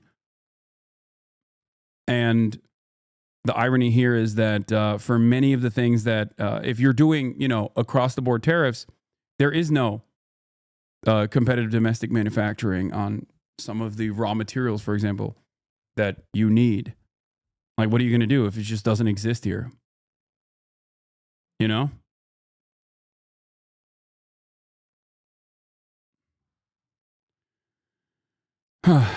But let's get back. A new CBS News poll, just 24% of Americans say the economy is getting better. This is bad, because normally it's the 30% that are like the Trump loyalists that will always say, "No, it's getting better. It's so sick now. I love the economy." And even that number has like diminished. He's sub 30 in his super base. Okay, that's not good. Better. 49% said it's getting worse. But President Trump says that tariffs are needed to punish Mexico and Canada for allowing migrants and the deadly drug fentanyl into the U.S. Less than 1% of all fentanyl that comes into the U.S. is apprehended at the Canadian border. So why use fentanyl as a reason? They're only apprehending 1%. You're right about that. It's a little more than that. But they should be apprehending much more, because a lot comes through Canada. Again, all the data that we have indicates that that is simply not the case. But what does come in through Canada is about a third of the softwood lumber that this nation uses, which has led analysts to predict that home building prices will be going up. President Trump says that if companies don't like these new tariffs, they can simply move production to the United States. But Tony, when it comes to things like what are you going to do? What do you mean? What do you mean? Like, okay, you don't like the tariffs? It's time to destroy our our forests? Is that what it is? Oh, you don't like the tariffs? Okay, well, sorry. Time to destroy American forests. Canada just has a lot of trees, man. They have a lot of allocation for this. What are you supposed to do? I mean, we got forests too. Don't misunderstand me. We got forests out here. It's just that, like, I guess he just wants to destroy the remainder of the American forests. You know? lumber or fruits and vegetables from Mexico, moving it here, not that easy. No, it takes time, and there are benefits that the president is touting, but there could be sacrifices in the short term. Sacrifice is not a word he typically would want to use with the American people. We'll see if it comes up tonight. More on President Trump's tariffs and what they could mean for consumers. Elizabeth Schulze joins us to break down the potential. They announced it yesterday, going to clear 280 million acres of national forest trees. Jesus Christ, dude. I mean, I suspect that it'll be much easier to do these sorts of things when you can't do an impact study because you fired every researcher and you think impact studies are woke and gay. I wonder what the long-term consequences will look like when you're just gutting the remainder of the American forests now. Oh, great. I love having people control the wheel that have no interest in being even remotely reasonable. Just doing absolute death and destruction. Great stuff. Impact. And Elizabeth, what kind of products? You can't ramp up production that quickly. There's also that side of it too, but I'm not even going to get into that. Okay. There's also obviously the fact that you can't just like materialize out of nowhere all of these businesses that seemingly did not exist. You know, you just can't do that. Are going to be affected by these tariffs on America's top trading partners. Hey, good morning, Robin. Well, the short answer here is that a lot of products that we buy day to day could get more expensive. Groceries, gas, shoes, clothes, electronics. Mexico, Canada, and China, they accounted for almost half of all of the goods that were shipped into the U.S. last year. And the way that these tariffs work is that American businesses that are importing goods from those countries will now have to pay the U.S. government a higher fee for their products to cross the border. A key goal there is to incentivize companies to rely on domestic manufacturers to boost jobs here. But in the short term, those American businesses will have to decide if they absorb higher costs from the tariffs or if they pass them down to their customers, Robin. Okay, so if companies do pass down the costs, how soon could consumers pay higher prices? Okay, so if these tariffs stay in place, economists expect you could start to see price hikes by Memorial Day. For groceries, it could be within weeks or even days, Robin. So take fresh produce, for example. About 63% of U.S. vegetable imports come from Mexico. Think bell peppers, cucumbers, strawberries, tomatoes, limes, avocados, a lot of that fresh produce. And grocers, they can't really stockpile those foods in advance. So if they decide to pass down the entire 25% tariff, that means your $3 avocado could end up costing $3.75 pretty quickly. Liquor, like tequila and Canadian whiskey, could also get more expensive. And then the auto sector, really another big one at risk here. Automakers rely on thousands of different car parts that are traded between the U.S., Canada, and Mexico. If they are paying more to get those parts, you could end up paying $3,000 more for a new car. And some of the dealers that we've talked to say that they might raise those prices within months, Robin. And many are wondering about gas prices, Elizabeth. Could they go up too? They could. So about 60% of the crude oil that the U.S. imports comes from Canada. Our refineries are actually uniquely built to process Canadian oil. The national average right now for a gallon of gas about $3. Gas Buddy expects that the tariffs mean prices could go up by 15 cents a gallon in the Midwest. That's right. My goat, he's doing it. He's doing it. He's fixing the cost of living crisis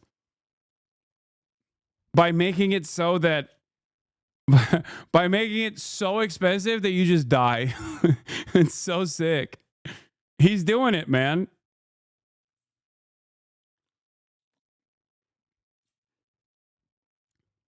This goes back to the thing that I was talking about initially, the resentment and the jealousy that I have, the envy that I have for Trump getting to do whatever he wants and his fan base just eating it up like it's the most brilliant thing that's ever happened. Like it's the most brilliant thing that's ever taken place. He's doing it again. He could just be like, yep, that's right. You're going to suffer, but it's okay because you deserve to suffer. We are going to deindustrialize the United States of America. The labor aristocracy. The labor aristocracy will suffer the largest penalties for the American empire's cruelty. Endless bounty. Unequal exchange is over, folks. Okay, let's listen to Maria Bartiromo crashing out at a auto dealership guy freaking out about these tariffs. Chrysler, Jeep, Dodge, Ram. Yeah. Impact.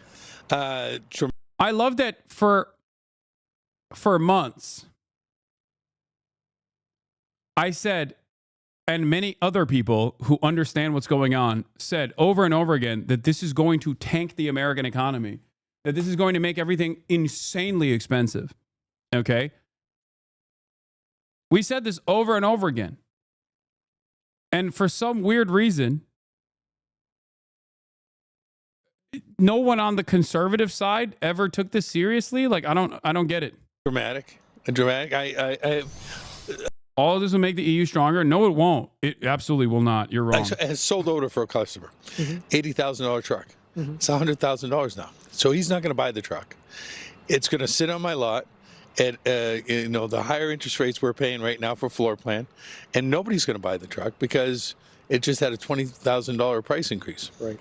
Kelley Blue Book will put the number up. They say the average vehicle will go up by about $3,000. Does it sound right to you? No, it will not.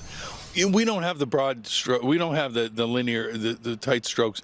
But I just wanted to make my camera smaller so you can see the Dow futures on the ticker in the corner there.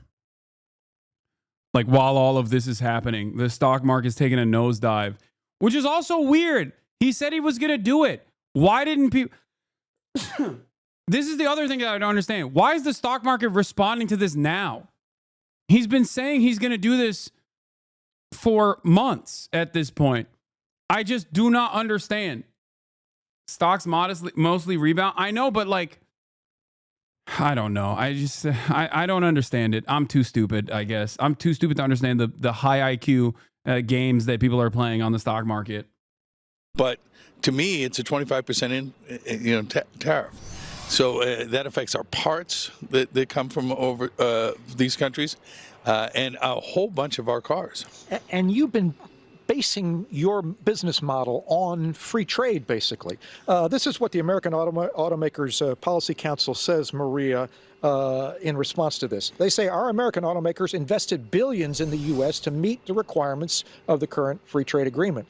They shouldn't have their competitiveness undermined by tariffs that'll raise the cost of building vehicles in the U.S. and stymie investment in the American workforce while competitors from the outside of North America benefit. The German, no tariff on the German cars coming in now. No, they're Japanese. They're going to be okay. But think about it. We built our business around that. The OEMs built their business around that, and now it changes on a dime.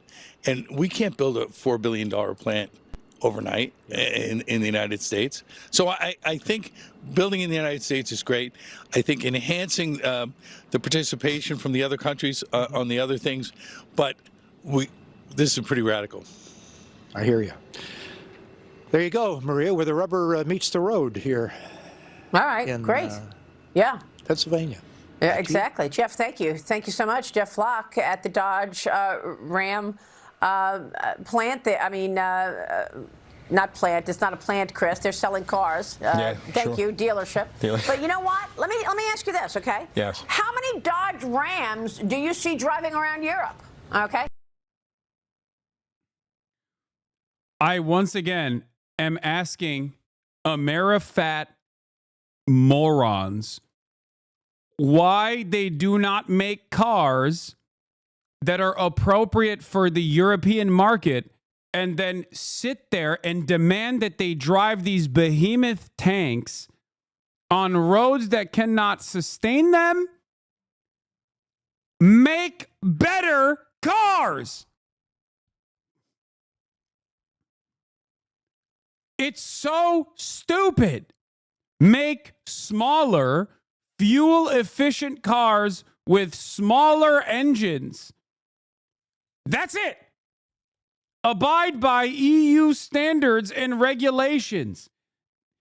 The Chinese car manufacturers never turned around and were like, no, you're going to drive our version of these vehicles. We don't care. They looked at the market and they were like, okay, we'll make these incredibly competitive and very cheap electric vehicles, and we will flood your market, and they will be impossible to compete with on a price point because we're heavily subsidizing it. Okay? That's it. It's not like they were sitting around being like, no, we want to make tanks. Why won't the dumb Europeans purchase our tanks? The cars that we make here in the United States of America are ginormous. The F-150, until this past year, was the most popular vehicle year over year, okay? The F-150, the Ford F-150 pickup truck. The Ford F-150 pickup truck inside of the European Union needs a commercial driver's license to be able, for a European to operate an F-150, you need a commercial driver's license. Do you understand? You're immediately, automatically shut out from half of the European streets. You can't go into any European cities. It is ginormous. What are we doing here? It's so frustrating. Where they're like, why won't they buy our tanks? Why won't they do that? They made the calculation that the American cultural exports will eventually lead Europeans to want street tanks, and to some extent it's working. I see way too many Ram 1500s on the road here in Austria. Wait, really? I thought you meant Australia. I was about to say, well, they have a Ute culture over there, but Austria? That's crazy. How many Dodge Rams do you see driving around India? I mean, not many, I bet. Why? Because they don't buy our cars. And that's what President Trump is trying. Yeah, also, that's the other thing. Toyota literally sells different cars in the U.S. to match our needs and interests. You won't find a Tundra or Tacoma in the heart of Tokyo when they can't fit in the side roads. Exactly. Even the Tacoma has become ginormous. And then you have the Tundra, which is the American competitor. It's crazy. I hate it. I hate that the one good thing about the European Union is walkable cities and a walkable infrastructure and public transit. And that is partially because, they did that before the American brain rot set in. Okay, they did that. And now we're just like going to force their hands and be like, nah, dude, you have to have these tanks. You have to literally rebuild your cities, destroy the public transit so that you can have Ford F-150 pickup trucks driving around. You have to literally destroy what remains of like the parks and whatnot so you can create these ginormous parking lot structures.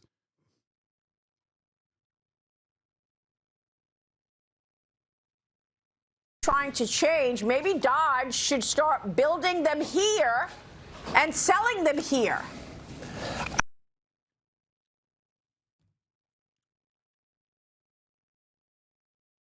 Also, Ford, GM, etc. do the same thing. They have non-American models in the EU, for example. It's a common gripe with the EV community. These American automakers being cool EVs everywhere but the US. Think shooting brakes, saloons.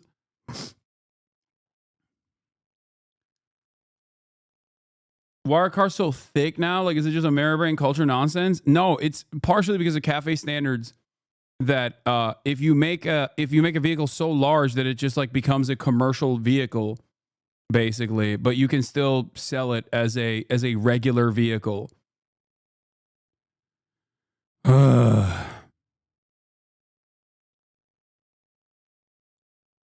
All right, where were we? All right, let's get back to this. Much as 40 cents a gallon within a week in the Northeast, Robin. All right, Elizabeth, our thanks to you. We have some breaking news coming in. Canadian Prime Minister Justin Trudeau speaking right now after the U.S. slapped Canada with 25% tariffs. Let's listen. SUVs get the truck emission standards, so they get more lax emission standards. Exactly. It's a way to take advantage of a regulatory loophole, because that's how everything works in this goddamn country, because everyone is a charlatan. So today, the United States launched a trade war against Canada, their closest partner and ally, their closest friend. At the same time, they're talking about working positively with Russia, appeasing Vladimir Putin, a lying, murderous dictator. Make that make sense.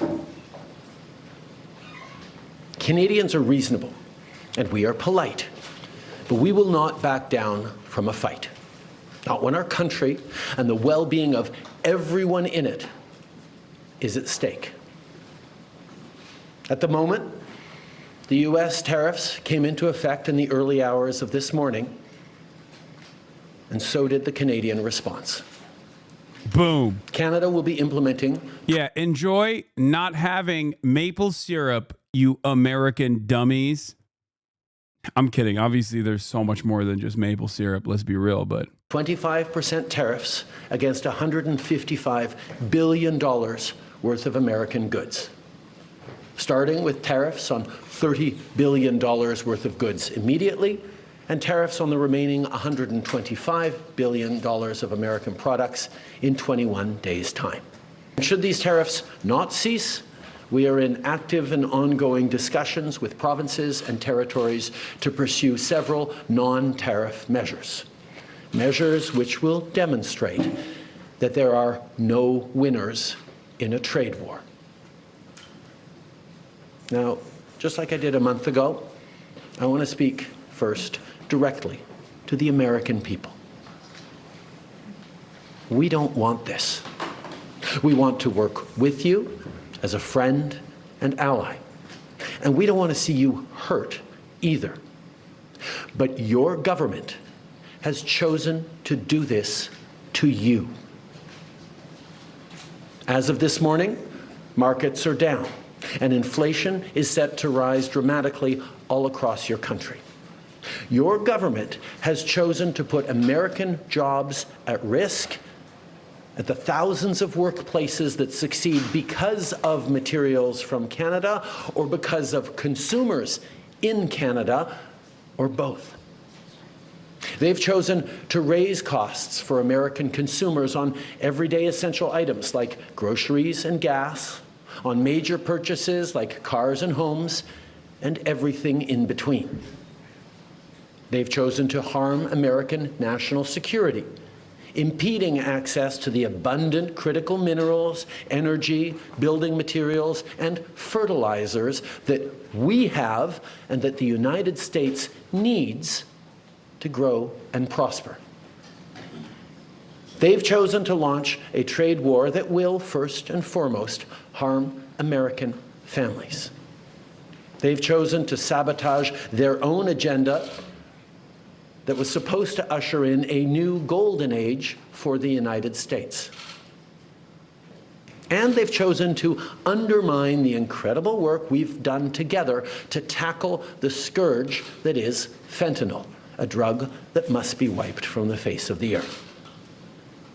So on that point, let me be crystal clear. There is absolutely no justification or need whatsoever for these tariffs today.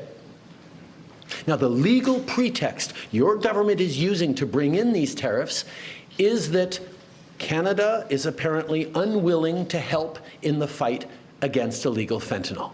Well, that is totally false. Let's look at the facts. Our border is already safe and secure. Far less than 1% of fentanyl flows and less than 1% of illegal crossings into the United States. I think one of the funniest aspects of this is like Trudeau is like subtly trying to throw Mexico under the bus here and also fact-checking Trump.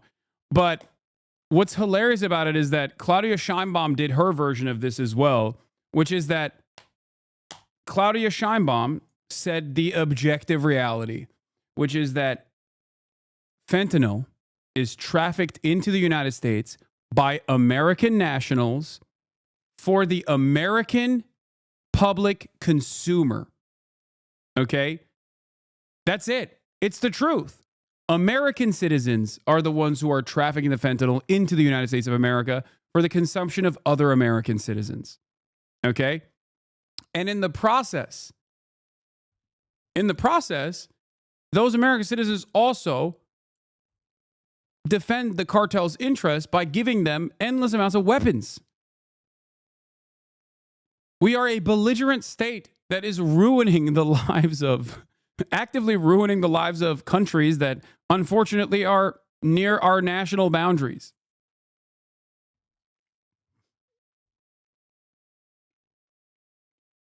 But God forbid we take ownership over any of that. No, it must be the Guatemalan abuelas, you know? The United States comes from Canada. But we acted because we know we can always do better. We responded to concerns, including from the president, by implementing an ambitious $1.3 billion border plan. A border plan that includes generational investments in new AI and imaging tools to stop the flow of fentanyl in its tracks, stronger coordination and information sharing with American agencies, along with the deployment of drones, helicopters, and additional personnel to keep our border secure. Now, a month ago, as part of an agreement with the United States that paused the tariffs, we made further commitments. We appointed Kevin Brasseau as our fentanyl czar, a man who dedicated his multi-decade career in law enforcement to combating organized crime networks and drug trafficking. We designated 7 drug cartels, sick, evil groups who cynically profit off the pain and suffering of people on both sides of the border, as the terrorist organizations that they are. And just yesterday, we launched a new joint operations partnership supported by a $200 million investment between Canada's security and law enforcement agencies, a partnership that will enhance the coordination of information and intelligence in order to thwart criminal gangs involved in the illegal fentanyl trade. He spends too much time on this. Trump does not care even a little bit about fentanyl. What's really interesting is he's doing the same thing that Zelensky did, which I think might have made sense in the past, maybe, but like doesn't currently make sense for present day America, which is respond reasonably and try to reason with the American audience by sidestepping Trump. Okay? He's not talking to Trump here. He's talking to the Americans, okay? He's being like, oh, your president is lying to you about this stuff. Please listen to what I have to say. Please listen to reason. And I think it's a foolhardy endeavor. Maybe I'm wrong, but I just don't think that a lot of these Americans will ever hear out what Justin Trudeau is saying. Okay? They just don't care. I don't think they care at all. I don't think they care about the truth. I don't think they care about being reasonable or looking at the cold, hard data. I just think that they are purely spite-driven, very confused, very angry all the time, and Trump keeps their attention focused on vulnerable populations in general.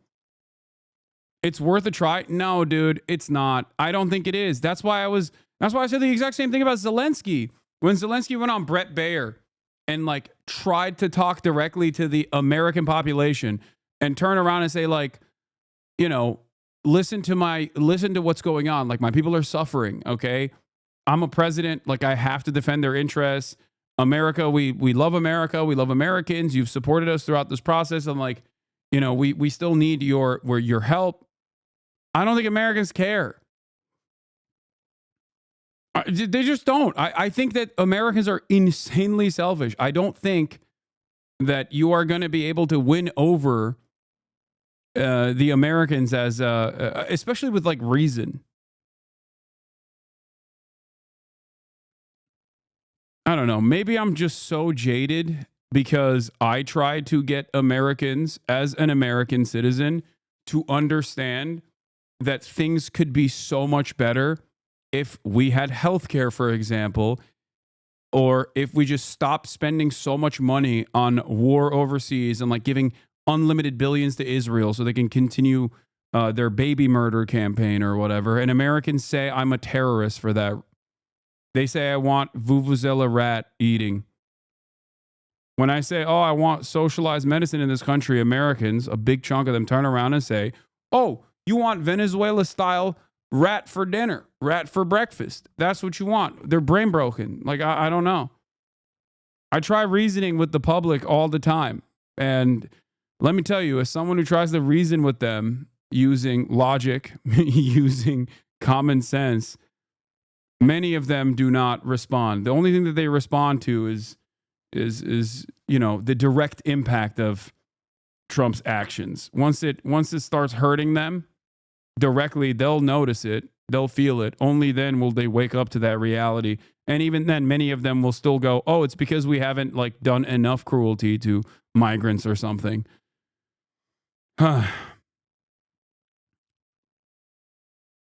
Critically, our actions are working. As the U.S.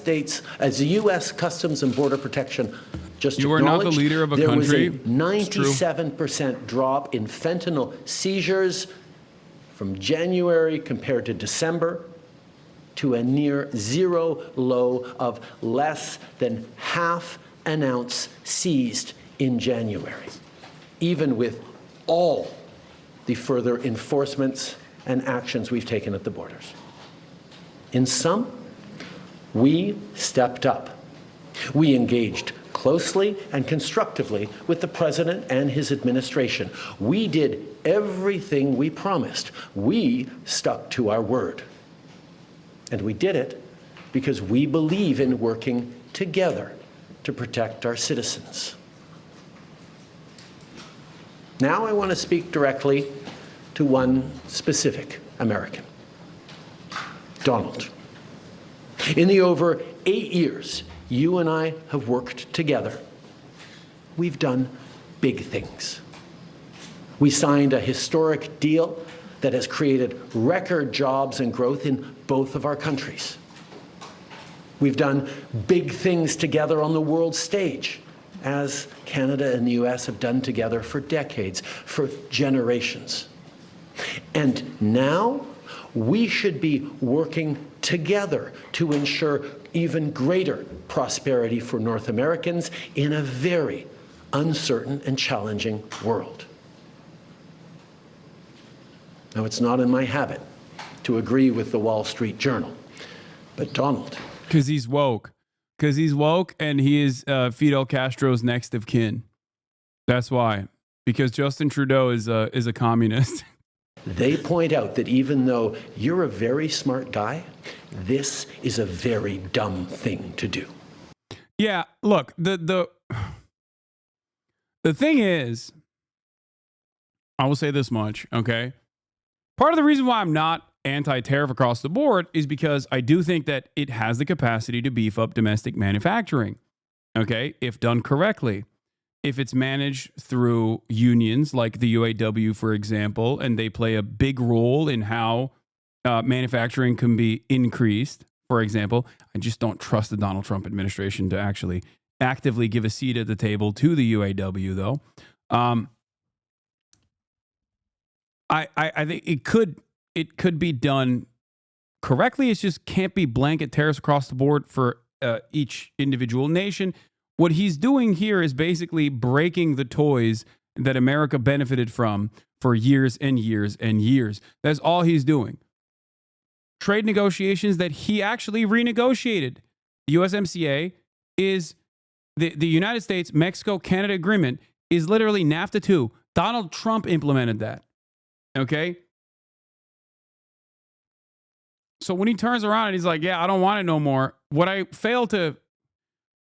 find very strange about these decisions is that these are negotiations and agreements that benefited America and the American consumers, often at the cost of American manufacturing.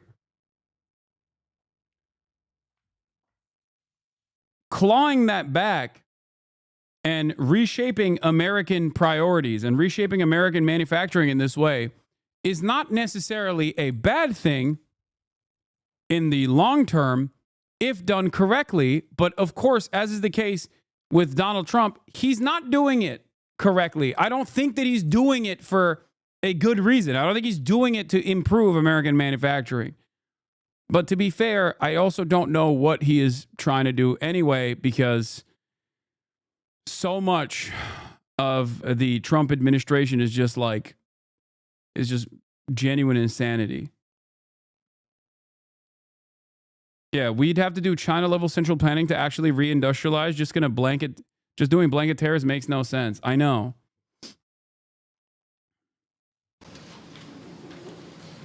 We two friends fighting is exactly what our opponents around the world want to see. And now, to my fellow Canadians, I won't sugarcoat it. This is going to be tough, even though we're all going to pull together, because that's what we do. We will use the craziest thing that watches the leftist who was in the streets in the 90s and early 2000s against these trade agreements. Yeah. How do you think he's going to get out of it? I don't even know what the hell he's doing. I've just never seen a right-wing administration behave like this. like I've never really, even liberal administrations now don't behave like this. I don't think it's like a repolarization happening in the two American major parties. I don't think that like Trump is now actively trying to bring back American manufacturing and create strong labor unions for Americans. Like, I just don't think that he's doing that. Because if he was doing that, he would not be actively destroying the administrative state. He would not be actively destroying the administrative state while simultaneously, yeah, this is from 2 months ago. Hold on, there's a newer version of this that I believe he did a couple days ago. I'm going to watch this instead. Yanis Varoufakis, former Greek finance minister, friend of the show, one of my favorite bald men, is on Rana Khalek's Dispatches on BT, Breakthrough News, talking about what possibly could be the reason for why Trump is doing all of the things that he's doing in terms of tariffs. Let's take a look. And it is a rational plan. It is a well thought out plan. For me, it is a terrible plan in the sense that it works against the interests of the majority of Americans and against the interests of the majority of humanity. But we need to understand it before we fight it. And the liberal establishment are like headless chickens running around in the hope that somehow Trump is going to fail as a result of not having a plan. He's not going to have to fail because he doesn't have a plan. If he fails, he will fail because there will be people and movements that oppose him who understand his plan. So I just wanted to make this clear. No, it's important. It's an important caveat. Yeah. Okay. So what is the plan? To begin with, to understand his plan, we have to understand his main gripe, his main discontent regarding the state of the United States. The vast majority of people around the world, and that includes me, we believe that, and I think we're not wrong to believe, that the United States has an exorbitant privilege, and that is the US dollar. The US dollar and the US markets. Okay? America is an incredibly wealthy nation. And that's why even the poorest Americans, in comparison to like middle class people in Europe, for example, are still, when compared on the global marketplace, have a lot more purchasing power, right? Like that's why sometimes people will say stuff like, "Oh well, you know, Alabama's like a wealthier than England," right? Like people say stuff like that all the time. Now, and that's true. There's truth to that. Your PC is totally freezing up? No, everything is fine on my end. What ended up happening, I think, is a server side issue on the Twitch side. Might depend where in the EU.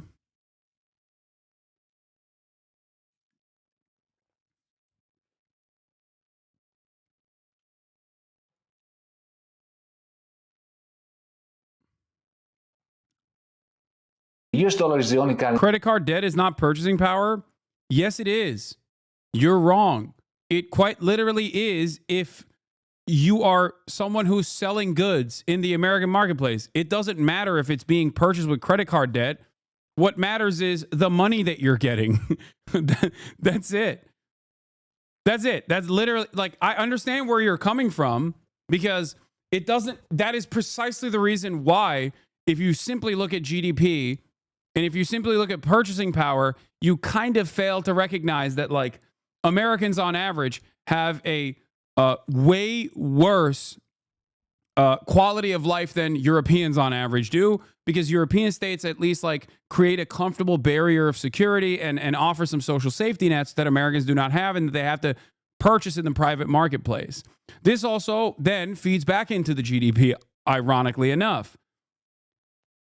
But in terms of selling goods into the American market, in terms of selling goods to the Americans, it doesn't matter if they're buying it with credit card debt or not. If you're a manufacturer of goods and you want to enter the American marketplace, you don't care if they're buying it with credit card debt. You don't care if they're buying it with predatory loans. Okay, you just care about them buying your goods. Okay? That's it.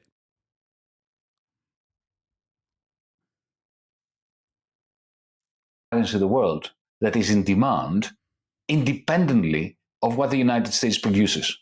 So the only reason why you want the British pound is if you want to buy something produced in Britain, or if you want to go to Britain as a visitor, as a tourist. Nobody else wants pounds, really. Maybe for speculation. Right? But I'm speaking to you from Athens. When I put gas, petrol in my motorcycle, right? Even if it is a Greek company buying petrol from a Greek or a French company that has purchased crude oil from, let's say, Libya. So there's no American corporation involved at all. That act of purchasing gas for my motorcycle increases. Fix your PowerPoint, bro. I think, Chatter, I think it's a you issue. I think you're gonna have to refresh. The stream is, I believe, fine for everyone else. The demand for dollars, because oil is denominated in dollars. So that's exorbitant privilege of the United States. It's what allows, as I was saying before, the Germans to keep selling their net exports to the United States, the Chinese to do this, the Japanese to do it, and how this is all recycled through Wall Street, and it becomes rents for the rentier class in the United States. It becomes rents for the bankers in Wall Street, and so on and so forth. But Trump, while understanding all this and loving it, he loves the fact that the dollar has these exorbitant powers for the United States ruling class, and he's one of them. Nevertheless, he sees this exorbitant privilege also, or primarily, as an exorbitant burden. From his perspective, he's a nationalist. He doesn't like the fact that the United States can no longer build nuclear submarines because you don't have an engineering sector anymore. You're not producing enough steel. He once said back in the 80s, in 1982, 83, I saw a quote from him that if you don't have steel, you don't have a country. And America is not producing steel anymore in any substantial quantities. It's China primarily, and also Germany. So for him, this exorbitant privilege, which he adores, comes with the exorbitant burden of effectively shrinking the United States. But then he has also an economic theory behind it, which leads him to conclude that this exorbitant privilege is not going to last long, that carnage will come to the United States. And I don't think he's wrong on this. His argument is this. Now, why does the United States have such a large trade deficit vis-a-vis Germany, Japan, China, and so on? Why is it that the market doesn't work? Because if Paul Krugman and all the other liberal establishment economists were right, that markets work to equilibrate through demand and supply prices, interest rates, and exchange rates, the dollar should have fallen because America has a trade deficit. Every country that has a trade deficit, its currency comes down. But why is the dollar not coming down? Because it has this exorbitant privilege, because people want it for other reasons. But from the perspective of Trump's team, not just Trump, but he has a team of economists around him who are not dodos, who are, quite smart. They may be evil, but they are smart. And what they realize is that that's their thinking, that's their analysis, that the reason why the dollar is not coming down is because the central banks of the foreign countries, of foreigners, foreign central banks, hoard dollars. Now, why do they hoard dollars? Because dollar is the reserve currency. Yeah. So when Germany sells cars to the United States, you have all these dollars going back to Germany. And what happens with these dollars? The vast majority of them, the dollars that are not returned by Mercedes-Benz to New York, they are hoarded by the Central Bank of Europe. Similarly, by the Bank of England, by the Bank of Switzerland, by the Bank of Sweden, by the Bank of Japan, by the Bank of China, increasingly. Right? $3 trillion is held by the Central Bank of Japan. $3,000 billion. That's not to be scoffed at.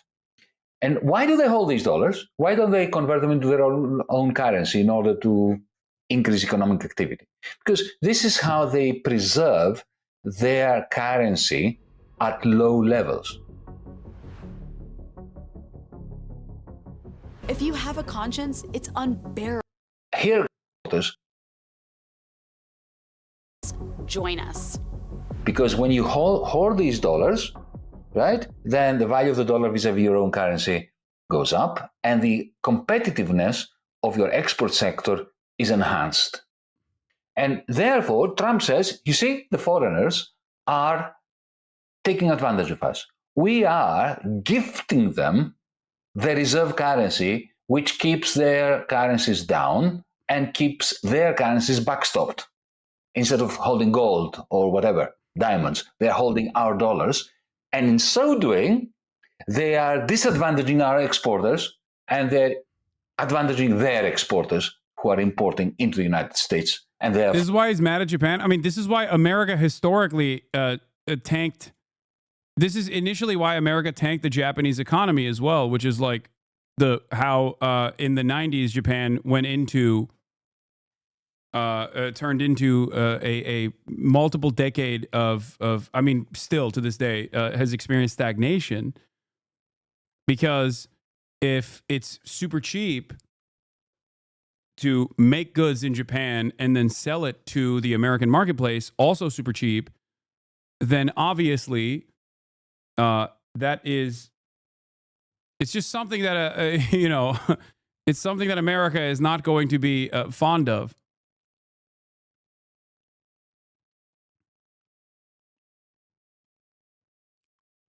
If the U.S. dollar is strong, exporting goods out of USA is hard because importing country needs to buy strong, i.e. expensive USD. For you have the U.S. trade deficit. Okay, so does China do this as well? Stockpile U.S. dollars? Of course, every country does, and yes, China does as well. Here comes the story about the tariffs. Now, conventionally, liberal establishment economists think that Trump is an idiot because he can't see that tariffs can't work to eliminate the US trade deficit. Their view is, and this is not wrong, where they are wrong is they think that Trump doesn't understand it. He doesn't understand it. What the story is that, yes, you slap tariffs on Chinese aluminum or Chinese plastics or Chinese clothes, right? But that will increase the price that American consumers have to pay, and that will jeopardize America's economy because it will push inflation up. But that at some point is not going to eliminate the trade deficit because as this happens, the dollar will go up. And as the dollar goes up, in the end, American consumers will not be paying more because even though they will have to pay the tariff, the dollar value will have gone up. So what they pay in Walmart is not going to be greater. Now, Trump knows that entirely. I've read policy papers that are circulating amongst his team, and they know this precisely, and they love it. You know why? Because that's... No way Trump understands all that. No, it's not Trump that understands it. It's, guys, just like Joe Biden didn't run the American government unilaterally, Donald Trump is not running the American government unilaterally. He has a bunch of people around him that are telling him to make these decisions because they are setting what they perceive is going to be the future of the American economy. That's it. You think Donald Trump makes these decisions on his own? Of course not. Like, that's why Project 2025, I don't know what that is, when he was saying stuff like that, it was always ridiculous. Of course, he gets all of his notes from the Heritage Foundation and the American Enterprise Institute. Yes. And it's not just Elon Musk. There's an eclectic group of people that have similar goals and similar interests, which is like advancing the interests of capital and undermining the administrative state. And some of them might be at odds with one another in terms of like how America should do trade in the future. And that's a pretty significant disagreement. But ultimately, right now, as it stands, all of these guys are just holding on. Okay? They recognize that America is dying. It's a dying empire. And they want to pick apart the scraps. They're not necessarily known for long-term thinking and stability. Capital owners don't really think in decades. They think in quarters. They think in quarterly earnings reports, which is precisely the reason why they're like, all right, well, if America's dying, we might as well, pick the corpse apart for scraps while that is happening.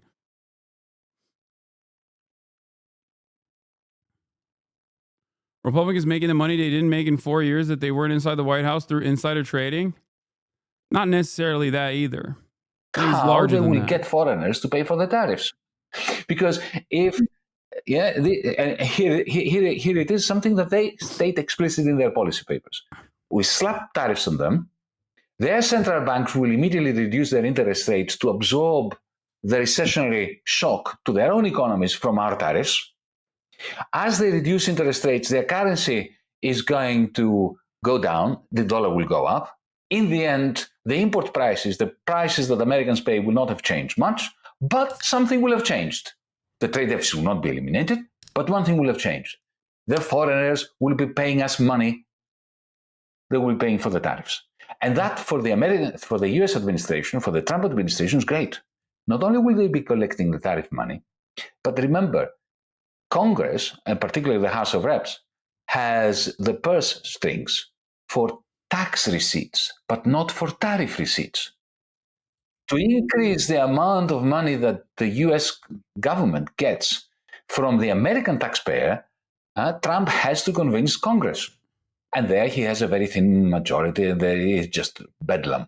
He really doesn't want to have to negotiate with Congress. I thought the prices were supposed to go up. Is that not true? No, I think it will. I mean, that is in the short term, I think that prices will go up. Having said that, however, this is Yanis Varoufakis trying to say that there is a reason for why Donald Trump's administration, like he's trying to figure out what could possibly be the logical reason. And it's one of the only explanations that I've heard thus far that at least like have some semblance of logic associated with it. That there is a reason for why he's doing this. and that is that he considers the power that the American dollar has a major issue with American manufacturing, and there's obviously truth to that as well, right? And that if he by way of implementing these tariffs, he wants to force other countries to make their goods more expensive so that the American manufacturing comes back and other countries actually buy from the United States of America. But in the short term, this will absolutely harm the American economy as it stands. But the moment he slaps the tariffs, the stream of money goes to the Treasury without any negotiation with Congress. And indeed, he can actually even spend this money. There are some legal impediments, but we know how much he respects those. And that's phase one. Nothing has been accomplished by the end of phase one to bring down the US trade deficit. He has increased his Treasury stake through the tariffs, and he's made the foreigners suffer and pay for it. And now comes phase two, which is a grand negotiation. Then he says to them, and this is not novel really, Reagan did that to the Japanese in 1985. Reagan gathered everybody. If you have ever heard of the so-called Plaza Accords of 1985, he gathered the European central bankers and so on, but primarily he had the Japanese there, and he put them under their thumb and said, similarly to what Trump wants to do, you're going to revalue the yen, or I'm going to slap tariffs on you. Now, Trump first slaps the tariffs and then says to the Chinese, to them, to the Germans, to the Saudis and so on, you are now going to revalue your currency. But how? You're going to take a chunk of the dollars that you're holding and you're going to sell them. That way, you are sell them, for your own currency. That way, you will revalue the euro, the yen, the won, and so on. Alternatively, if you don't have that many dollars, and the European Union, the Eurozone doesn't have that many dollars, it is the Japanese that have more than $1 trillion and the Chinese who have $3 trillion. Yeah, Giannis is right. When you slap tariffs on countries will reduce their interest rates to protect their industry, so their currencies will go down against the dollar. Hence, the tariffs costs will be absorbed by those countries instead of the U.S., and prices won't go up. Maybe.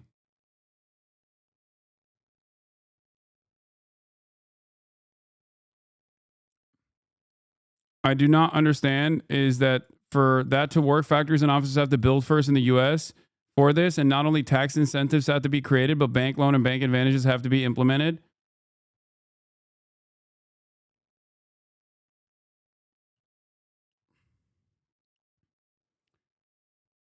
I think you're not fully understanding him. The price of the dollar goes up on the global market in the end, making foreign goods cheaper in the end while still getting tariff money.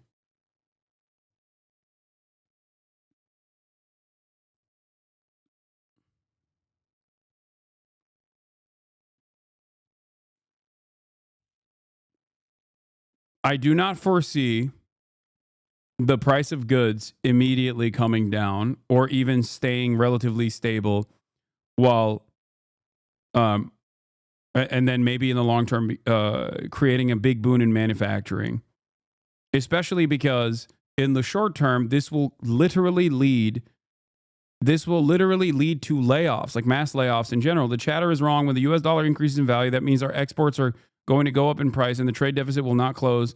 The U.S. also relies on non-substitutable goods abroad. Yeah. If you have, like, when it comes to raw materials, like, there is no substitute. What are you supposed to do? You know what I mean? If we just don't have it here, what are you supposed to do? He's not doing any carve-outs whatsoever. Maybe he will down the line, and I don't understand it. Or maybe he's signaling that he might do that, but he hasn't said anything about it. It just, like, doesn't make sense. Commerce Secretary Lutnick, Trump may roll back Canada and Mexico I'm done. I mean, what are we doing here? What are we doing here? Why am I doing this? Why? Why are we doing this? What the hell is going on? What a goddamn clown show. Okay, I'm done. You can't. I'm officially placing Trump in the unique position that I've only placed one other global leader on, the Vladimir Putin insanity position. Okay, that's it. Officially, I'm done looking for reason behind his actions. I'm lying. I will always still try to find a logical reason why he's doing the things that he's doing, even if I disagree with it. But goddamn, it's just like it doesn't. April Fool's ass tariffs.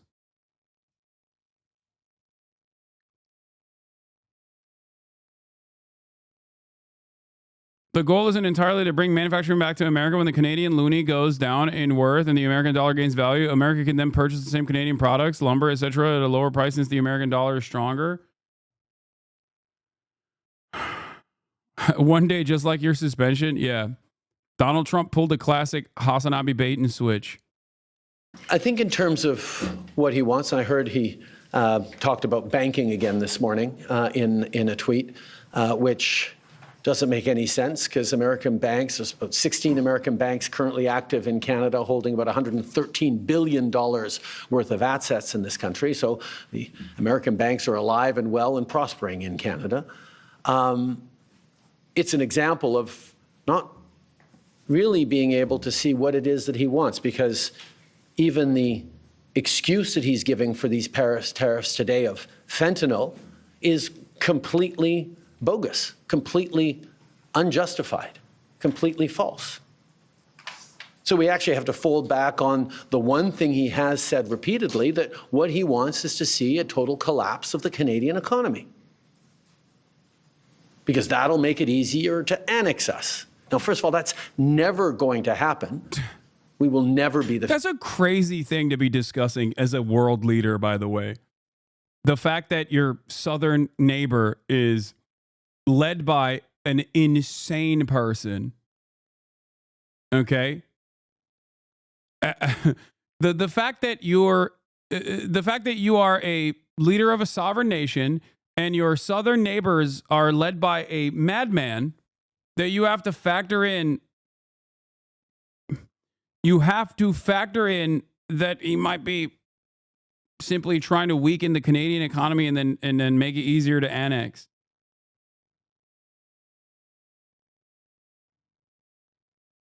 Wild stuff, man. 51st state. But yeah, he can do damage to the Canadian economy, and he's started this morning. But he is rapidly going to find out, as American families are going to find out, that that's going to hurt people on both. Welcome to Eastern Europe. Yeah. And yeah, we're probably... Yeah, he's doing the United Socialist States of America, okay? He's doing the United Soviet States of America. USA. You just add one more S, dude. It's over. Canada is it's not balkanizing. We're turning it into USA, Yugoslavia, the glorious Yugoslavia-ification of North America, the North American continent. Probably going to keep booing the American anthem.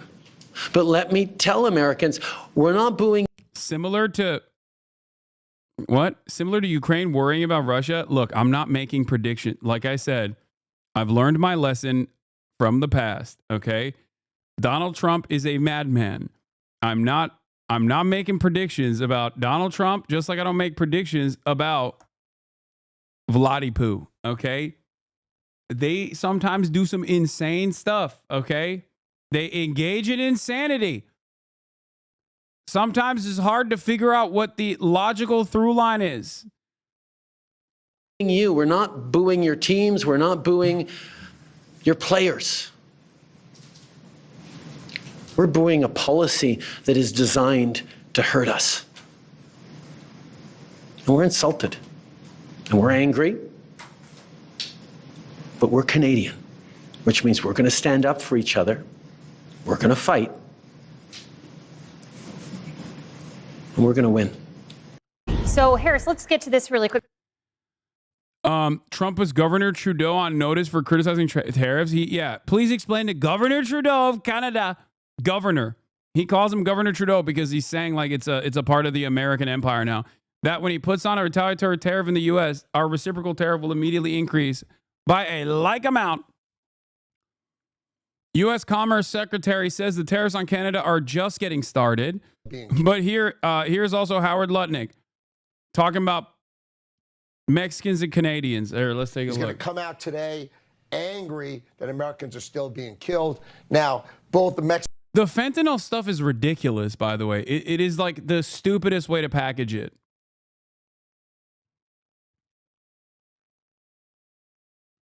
It is straightforwardly the dumbest way to try and package this. To be like, oh yeah, we're doing this for fentanyl. Mexicans and the Canadians were on the phone with me all day today trying to show that they'll do better. And the president's listening because, you know, he's very, very fair and very reasonable. So I think he's going to work something out with them. It's not going to be a pause, none of that pause stuff. But I think he's going to figure out, you do more and I'll meet you in the middle some way. And we're going to probably be announcing that tomorrow. So somewhere in the middle will likely be the outcome. The president moving with the Canadians and Mexicans, but not all the way. Just to clarify, he's going to come out today angry that Americans are still being killed. Now, both the Mexicans and the Canadians were on the phone with me all day today trying to show that they'll do better. And the president's listening because, you know, he's very, very fair and very reasonable. So I think he's going to work something out with them. It's not going to be a pause, none of that pause stuff. But I think he's going to figure out, you do more and I'll meet you in the middle some way. And we're going to probably be announcing that tomorrow. So somewhere in the middle will likely be the outcome. The president moving with the Canadians and Mexicans, but not all the way. Just to clarify, he's going to come out today angry that Americans are still being killed. Now, both the Mexicans and the Canadians were on the phone with me all day today trying to show that they'll do better. And the president's listening because, you know, he's very, very fair and very reasonable. So I think he's going to work something out with them. It's not going to be a pause, none of that pause stuff. But I think he's going to figure out, you do more. Sorry. Okay. This is what Hasan should be banned for? Okay. I didn't realize it was only 30 seconds long. Is there a way that we can do an annulment of this past election, some kind of recall? Nope.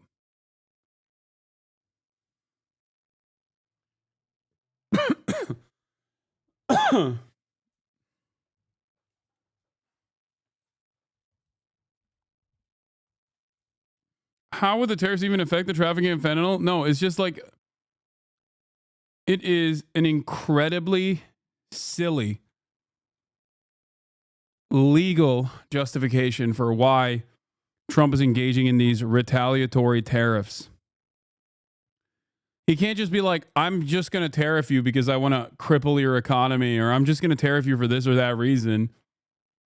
So he has to come up with a reason for why he's doing this. And in his mind, the best way to package this is by talking about issues that he talked about throughout the election, which is fentanyl deaths. Okay.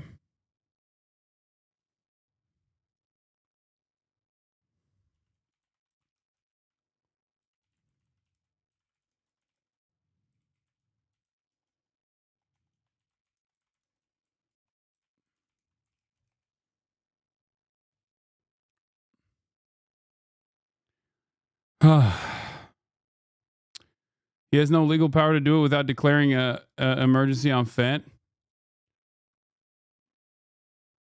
Okay. Well, let's continue with this. With President Trump just responding to Canadian Prime Minister Justin Trudeau, writing this on Truth Social, quote, please explain to Governor Trudeau of Canada that when he puts on a retaliatory tariff on the U.S., our reciprocal tariff will immediately increase by a like amount. Harris, the fight began on your show with Trudeau, and it doesn't seem like Trump's backing down. Well, look, I mean, he's not President Trump. He is a prime minister of a neighboring country on its way out, on his way out. And I don't think he gamed out the things that he said and the effect that it could potentially have on the Canadian people. He made a selfish move today, and he called the president of the United States dumb. So look, or his actions dumb. It effectively is the same thing, the way he put it. So look, I mean, this is not going to lift Canada's position at all. And it just makes the art of the deal much more difficult for Trudeau on behalf of his country. And he's running out of time. So we're dealing with him now. In 30 days, the process, or less than 30 days by the end of this month, begins to replace him per his exit announcement about a month and a half ago. So then we're going to be dealing with somebody else. I mean, if he really wants, he has nothing to lose. I put this out there. But I think, you know, he's legacy leadership in that country. He is marring the name Trudeau for times to come. He needs to Zelensky this. Either get on your X, pick up the phone, and say, look, here's what I meant, and clean it up on aisle 7. We'll see if it happens. You know, and Sandra, as we think about this, you know, I just think back to first term and some of the headlines like Politico, Trump drops tariff threat on Mexico after migration deal is reached.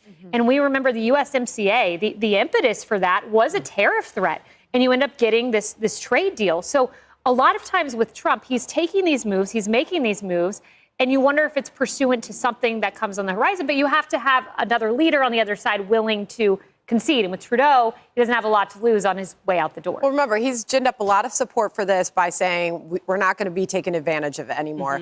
And if he sticks to that message, he'll continue to get support for this. This is obviously playing out in a very public way. I was just taking a peek at the markets to see if there was a reaction to the president's response. And if anything, the markets have come off of their lows. Oh, look at that.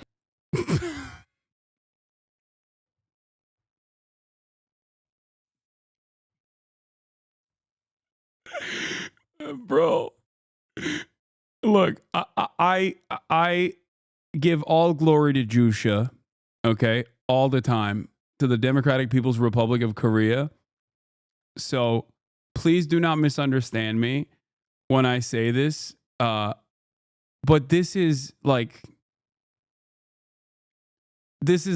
the old Korean lady on television, okay?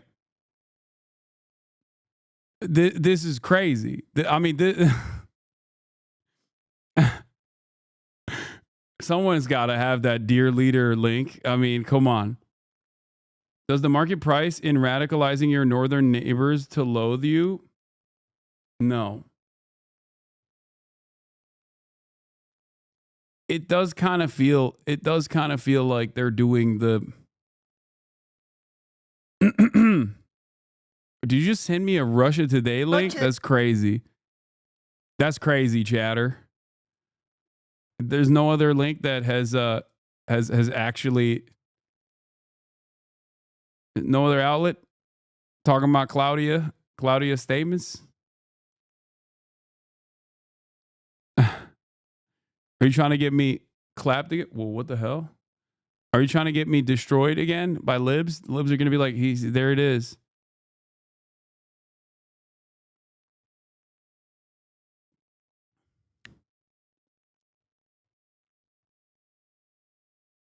Yeah, this is Fox News.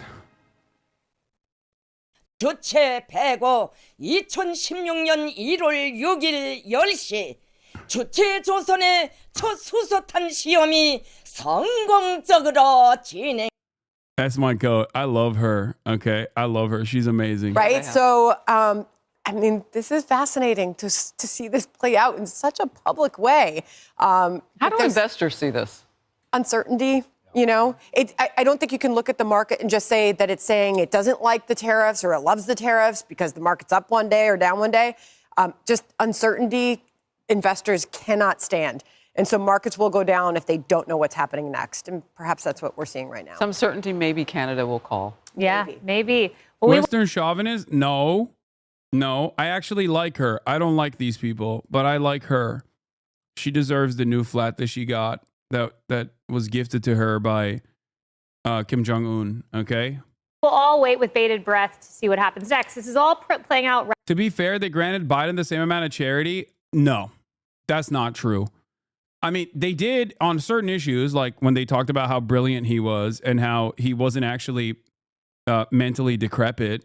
But, bro, there is no comparison here. Like Fox News to Donald Trump versus CNN to Joe Biden is crazy. Like They actively lie to the American public about his mental faculties. That much is true.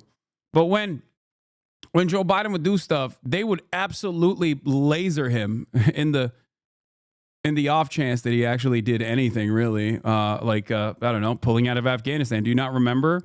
They constantly also harped on him for not being right-wing enough.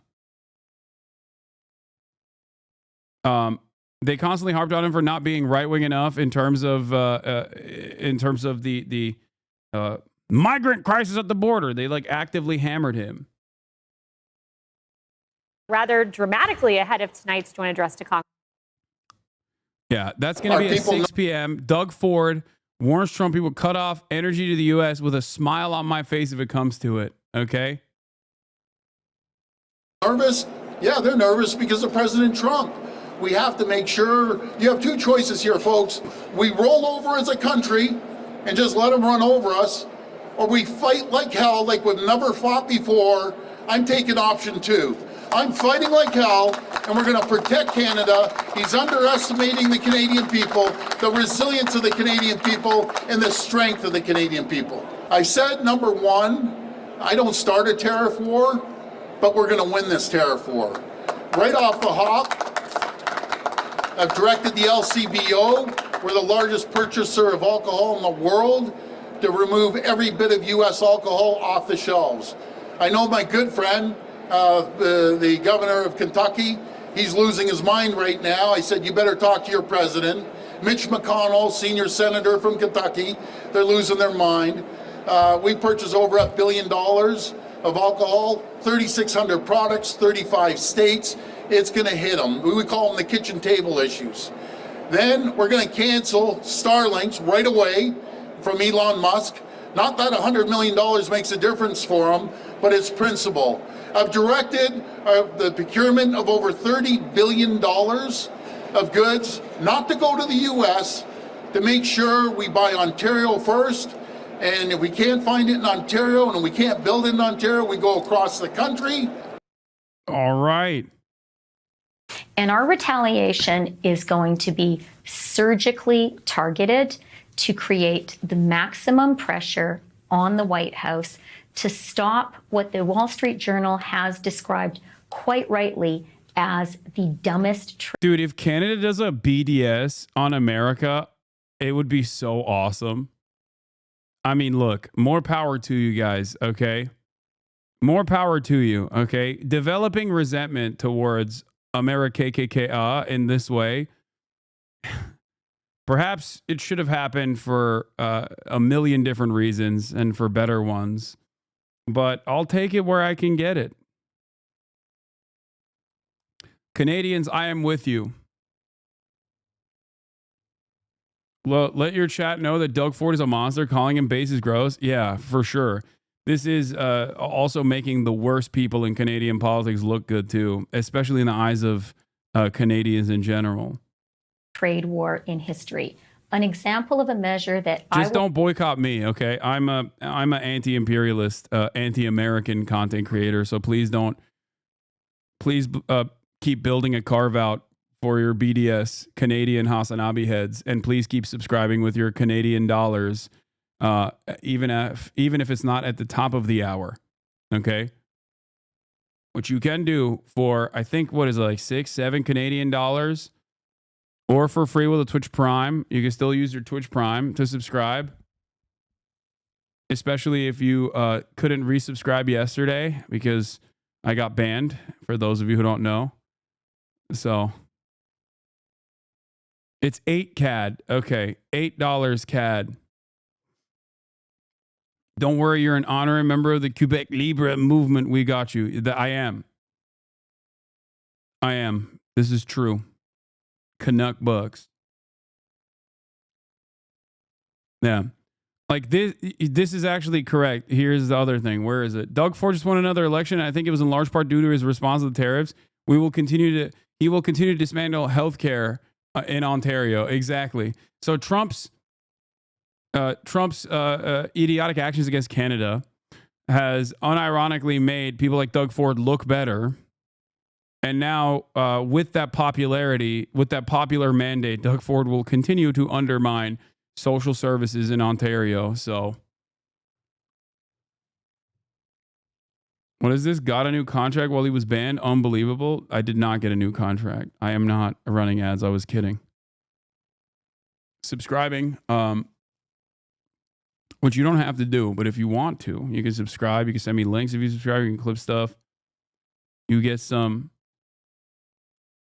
amenities. What? Squeaks has some choice words for your video. These sound so.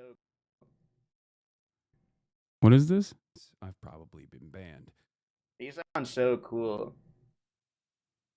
He sounds like a vibrator. Sorry. That's crazy. That's crazy. What's up, everyone? If you're seeing this, that means I've probably been banned. That's right. Cancel. sorry. That's crazy. I'll take it. Much better than XQ Snake, dude. XQ called out Twitch for unbanning HasanAbi only one day after suspending him. Just comical, dude. What a joke, dude. He said. Snake. XQ Snake.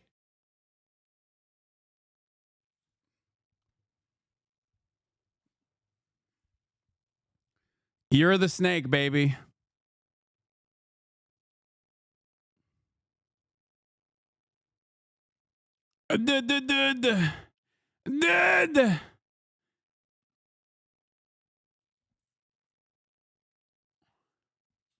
Why are you surrounded by backstabbers for real? Come on, dude. Look at the industry. Like, yes, Twitch streaming is... Look.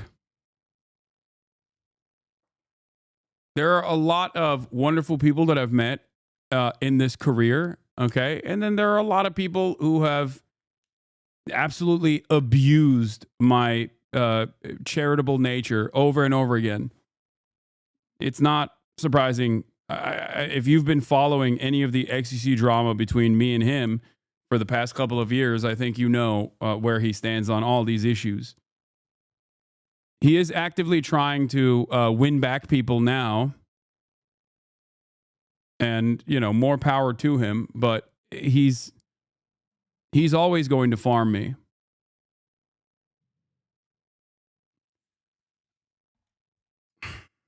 The quicker you understand that a lot of people have direct financial incentives and that's the only thing they care about and nothing else, the easier you will make sense of how people operate in this industry. It's just the truth.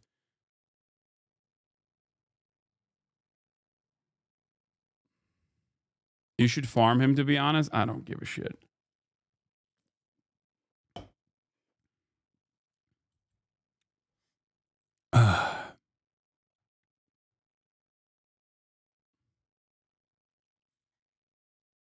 He's already rich? What do you mean? I know. He is.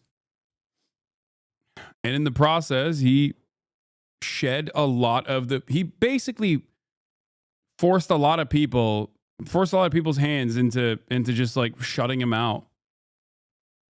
He'll still be able to collaborate with many other people. He has a massive audience, and eventually, if he's like even a little bit nice to them, that a lot of content creators will return and collaborate with him and stuff like that. But yeah, I mean, he's talked about how lonely he feels and how shitty this industry is without recognizing that it's because he treated everybody like shit. There is virtually no other way to describe this. Okay? That's it. He has actively treated every single content creator in his orbit like shit. No matter how nice people have been to him.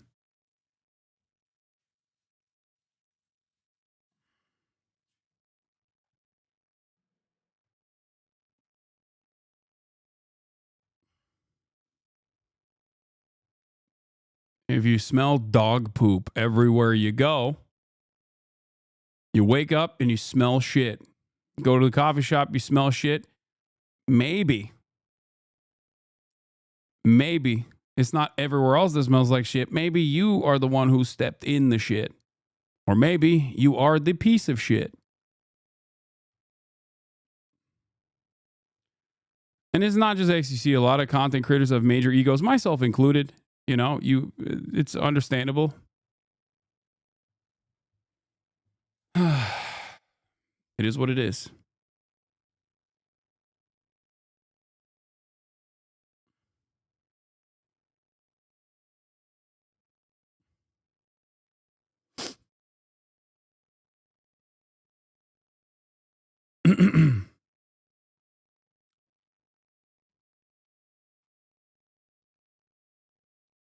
Let's get back to the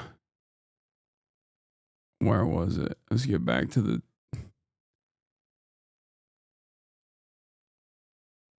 tariff, 100% tariffs on Teslas. Canadian Prime Minister candidate reveals tariff response plans against the United States. I was considering writing a piece based on why so many people attack you over other left-wing voices online. The far right is a term for the jockeying that happens in spaces that are before politics, but which create the cultural narratives that far right use to convert people. Metapolitics. You exist in gaming and anime spaces as a left-winger and someone who completely debunks all the stereotypes the right likes to use to discredit the left is why you get so much heat. Yeah, it's also why I have also retained a relatively sizable audience in spite of all of that. And I think that really pisses people off. That's what it is. That frustrates a lot of people where they're like, why do people still subscribe to him? Why do people still support this guy? He's bad. Look at all of my friends that say he's bad.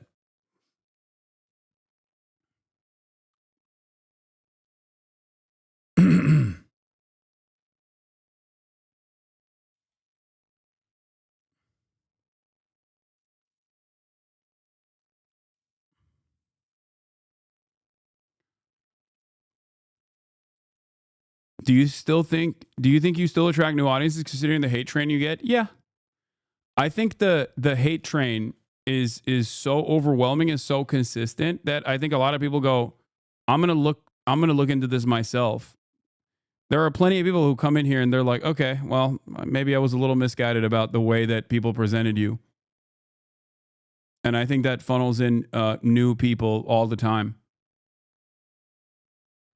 Because like, I've seen this quite a bit, especially with like the Ethan Klein stuff, where Ethan is not exactly a popular content creator either. He's been around for quite a long time, and a lot of people have made up their minds on him, and some people like him a lot, and a lot of people also despise him online. Some of the reasons why a lot of people despise him online are ridiculous reasons and bad reasons, and there's also good reasons for why people are angry at him as well. And in that process, when he just like engaged in the extensive crash out, people go, okay, well, his insanity caused me to go and take a look, you know? Because you can't maintain a reasonable approach if you're actively just like going, everything and anything that this person does is wrong, and I'm going to assume the exact opposite, the exact opposite position, people are just gonna be like, all right, well, you know, maybe I'll make up my mind on my own.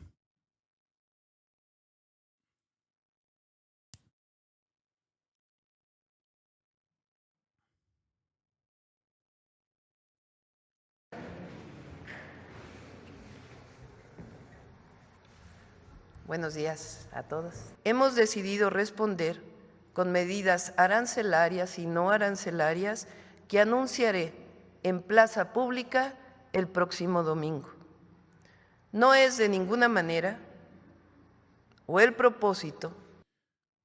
My goat Claudia, I wish Mexico would annex.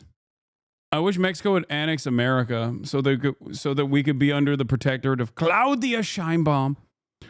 It is by no means our purpose to start an economic or trade confrontation. Iniciar una confrontación económica o comercial que desafortunada which y unfortunately and regrettably es lo opuesto is a the lo que opposite of what we deberíamos should estar be doing. haciendo. Es decir, that is integrar más nuestras integrating our economies para more to strengthen our fortalecer nuestra region. región. Nadie gana Nobody con wins esta with this decision. Por el contrario, On the contrary, it afecta a affects los the people pueblos we que represent. representamos. A las To the mexicanas Mexican women and men. mexicanos. Oh, she's woke. She said women first. Les recuerdo I remind que you that nosotros we have tenemos based the fincado growth el crecimiento for the desde last hace 6 años years en el on the fortalecimiento strengthening del of the mercado domestic interno, market, la creación de empleos the mediante creation of jobs inversión through public pública, investment, el aumento al and the salario increase in mínimo minimum wage and y welfare los programas programs. de bienestar. Amazing. Also, retaliatory tariffs are coming in from China as well. I'm an example of making up my mind on my own. I feel like the hate Hasan gets is pretty unfair. Do I agree with everything Hasan says? No, but I also don't understand the level of hate that is directed this way. It's parasocial. That's what it is. A lot of people have parasocial desires to do right by their favorite content creators. And when their favorite content creators are actively making money constantly and consistently saying, I'm the worst person on the planet, on the face of the planet every single day, they start believing them. I don't even fault those people, to be honest. I genuinely don't fault those people because most people are busy. They got jobs. They don't have time to come in and tune in and make up their own minds about a content creator. It just kind of like washes away. And they just develop that resentment without really considering it because the content creator that they trust is actively poisoning the well. The people, however, that do actually follow through on the brigading and consistently freaking out over this kind of thing, that's a little different. Like that is, how are you engaging in what you consider to be a righteous battle for a random content creator? My guy, you also say some really dumb shit sometimes. Yeah. Well, again, I'm a Twitch streamer. Of course I say dumb shit from time to time, perhaps even all the time. Like, what do you mean? Who doesn't say dumb shit? Do you not say dumb shit on a day-to-day basis? The only difference is you're not saying it in front of 50,000 people and you don't have active people trying to clip that and immediately be like, see, this is bad. And also, weaponizing their misunderstanding. The dumb shit they're referring to. That's all right. That would be a beautiful future, let me tell you.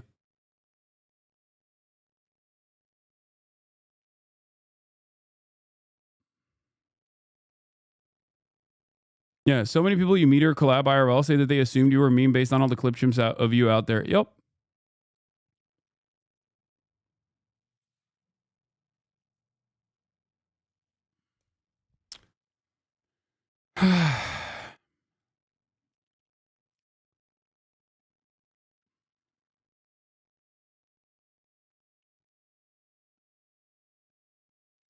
Let's continue. Let's see what the Chinese retaliatory tariffs look like. China. Let's get to China as that country does retaliate against these tariffs. Our Eunice Yoon is in Beijing with the latest. Hi, Eunice.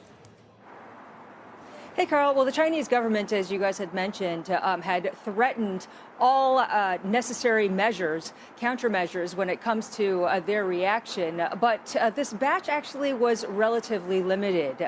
Minutes after President Trump's tariffs had kicked in, China announced tariffs on the agricultural sector for the main part. This was 10 to 15% tariffs on imports of soybeans, sorghum, beef, fruits, chicken, corn, cotton, wheat. Some of the, in one case or in some of the cases, China is the biggest buyer of these products, such as soybeans and cotton.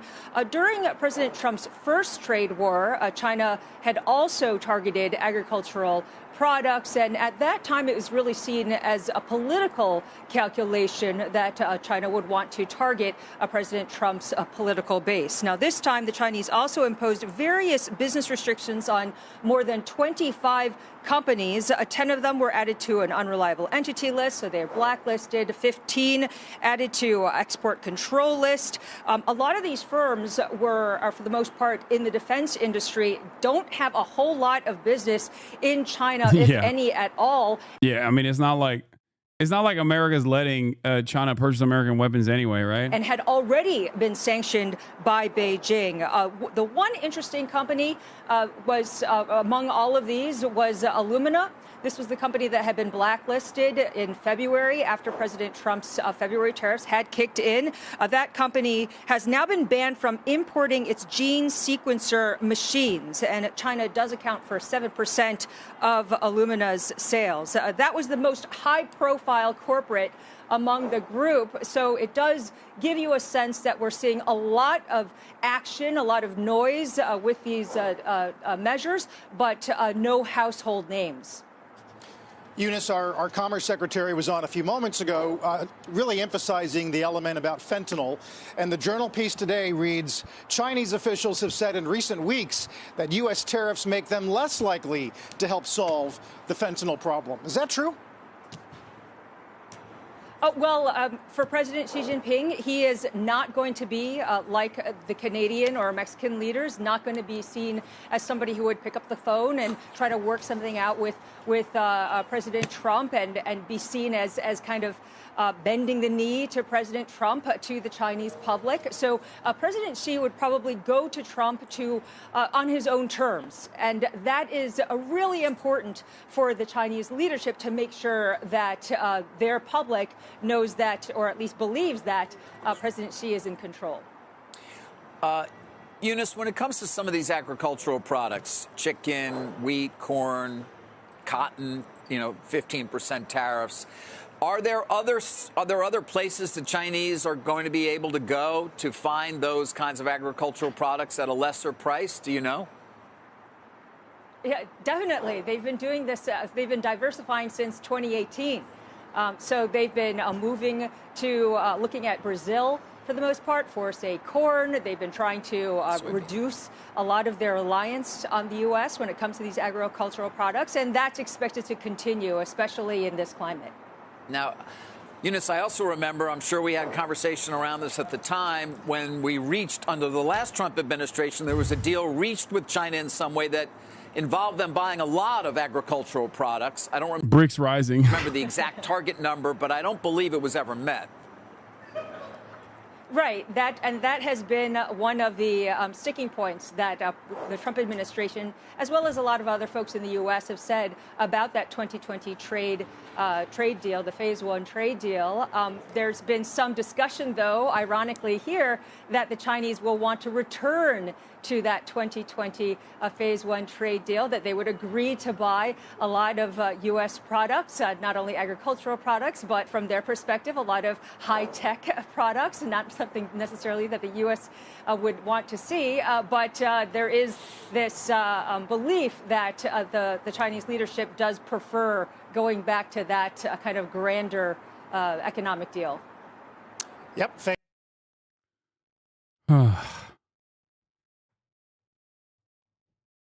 I saw you on Trash Taste, thought you were a pretty cool guy, saw the hate and decided to come check you out. Well, make no mistake, chatter. This is a very scary and very dangerous community.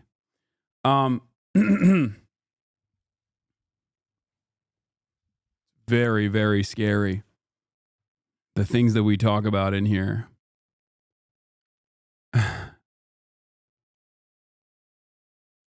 It's also weird, though, because, like, virtually every single person that spends an insane amount of time actively saying how bad I am end up making a fool of themselves in the process.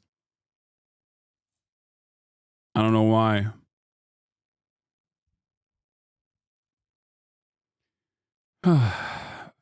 Spooky, scary. I'm a bad boy.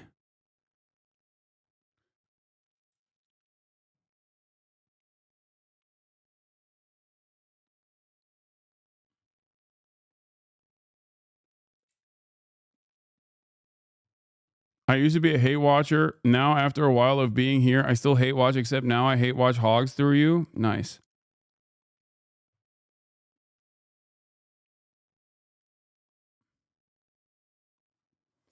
All right, we're going to get to the second thing that the Trump administration did in my absence, which is, of course, cutting weapons supplies to Ukraine. It turns out that the American government, shockingly, is capable of stopping weapons transfers to a foreign nation. I'm shocked to find out because I've been covering this, Israel stuff for quite a while, and I never knew that that was a reality for the American government. I thought that there was just nothing that could potentially stop the flow of weapons to a foreign nation. Of course, we're doing that to a country that is, defending itself from a Russian invasion, and not necessarily a country that is doing ethnic cleansing of Palestinians. But before we get to all of that, let's watch the Trump supporters walking away from CNN interview when pressed about Musk's actions, because I do want to see the hogs here. This is quite literally hogs going hog wild. You know somebody smarter? Than Elon Musk? That's right. You can be smart and immoral. You can be smart and make bad decisions. You are 100% right about that. There's no doubt about that. It does not give me pause. I'm 100% Team Musk. Josh Evan Kirkland is one of the people we spoke to at a hog show in Nahunta, Georgia. We first came to Brantley County right before the election because it was the most pro-Trump county in a swing state in 2020. People had had a strong emotional connection to President Trump, and they thought Trump was for them instead of the elites. So we wanted to see what they made of billionaire Elon Musk. There's a lot of ifs, ands, and buts about Musk, and he's a brilliant man himself. I think a lot of people are scared that the two of them have teamed up. Last time we were here, I love this. I mean, this is straight up my favorite thing. As you guys know, people who sell Trump merch, like their entire lives revolve around getting products from China and drop shipping products from China and just like selling it to dumb American hogs. It's awesome. Kathy Hendricks sold Trump merch in a corner of her boutique. Yeah. People who will perhaps suffer the most. People who will perhaps suffer the most from tariffs on China. I sold out of everything. Yeah. I sold out of all my Trump stuff. I have sold the daddy's home. Why do people like that, calling Trump daddy? There is a security in daddy. Mama is the one that runs everything. Mama's the one that does everything, but there is a security in daddy. When daddy wraps his arms around you, you feel like the whole world is just, you're safe. And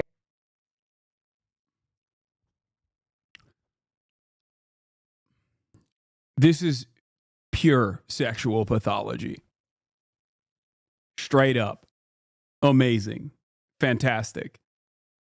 Okay, this is, I mean, it's not interesting. This is at the heart of a lot of the reception for Trump. That is what it is. So much. When did Hogwatch become Goonwatch, bro? Listen, he gets the Debras and the Barbaras quaking, okay? That Barbussy is quaking. everything's going to be okay. And that's the way they mean it? And that's the way they mean it. Because, you know, on the internet at least, sometimes it has like a sexual meaning. Oh, Lord. So what do you think of the job he's done so far? It's like Christmas morning every single day. Egg prices are $35 a carton. Let me tell you, Christmas morning. I love him. What has he done that has noticeably improved your life in a meaningful fashion in the past 30 plus days that he's been in office? Almost 44 days that he's been in office. What has he done?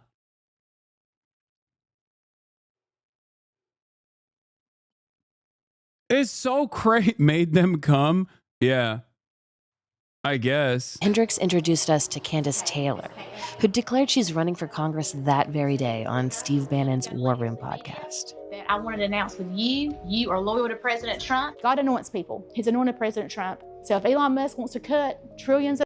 I mean, This is, the accent is off, but this is kingdom come ass bullshit, okay? Our Heavenly Father has anointed the Lordship in the position of absolute authority. My Lord, my liege, my life for you, my liege.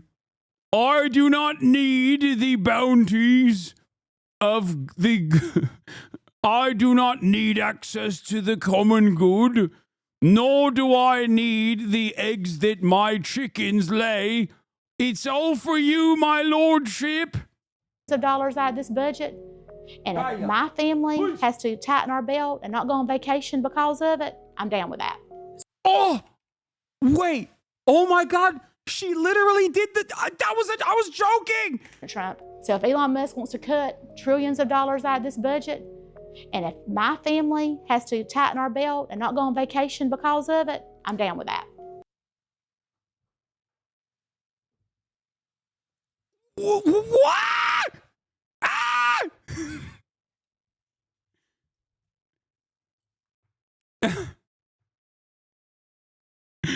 Ah! What the hell? Bro. Oh my God. Oh my, it's so good. It's amazing. Yeah. No, I don't need goods. It's for a greater cause.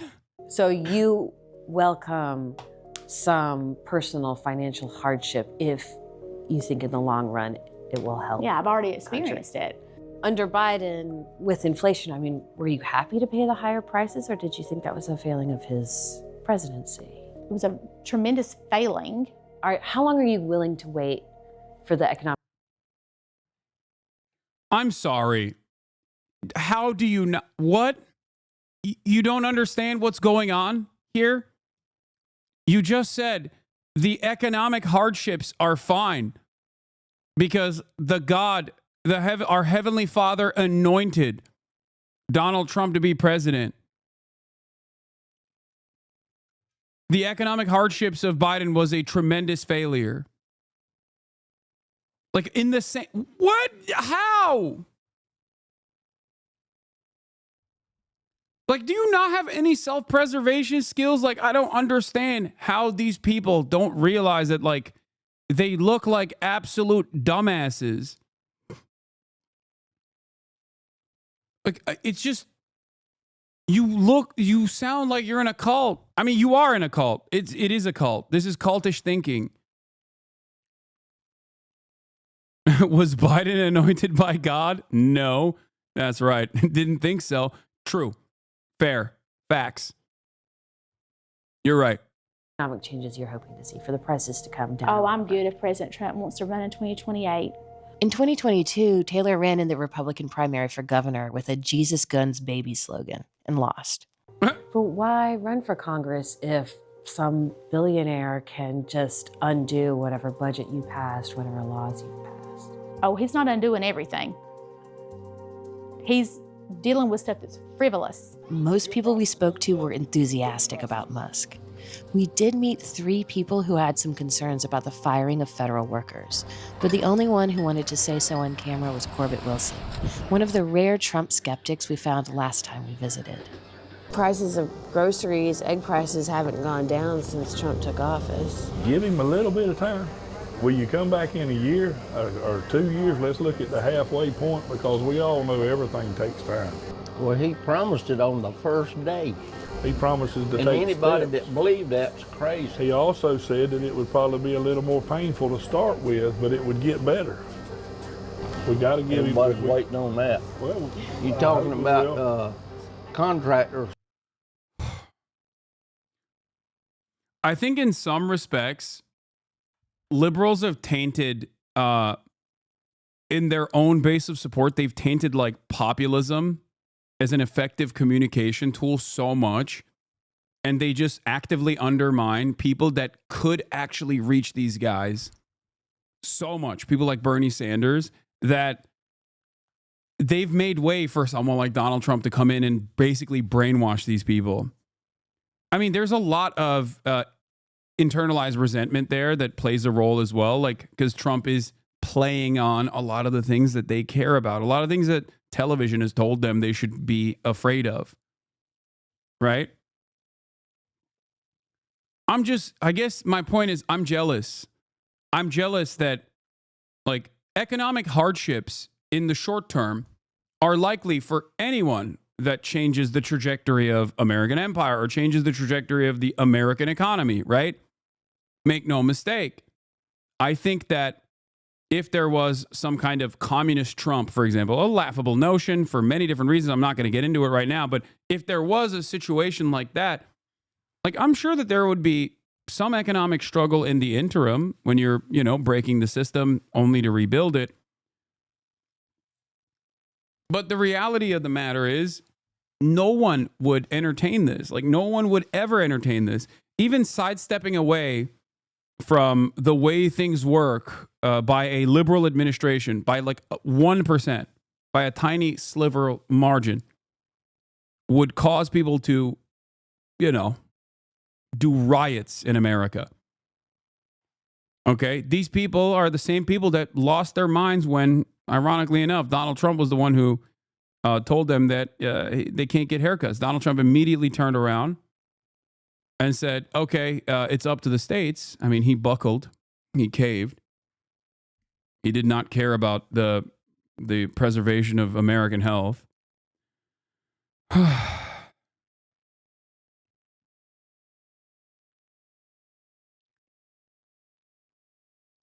I don't know. I can't help but feel jealous that Trump has this level of brainwashing capabilities on these kinds of Americans who support him.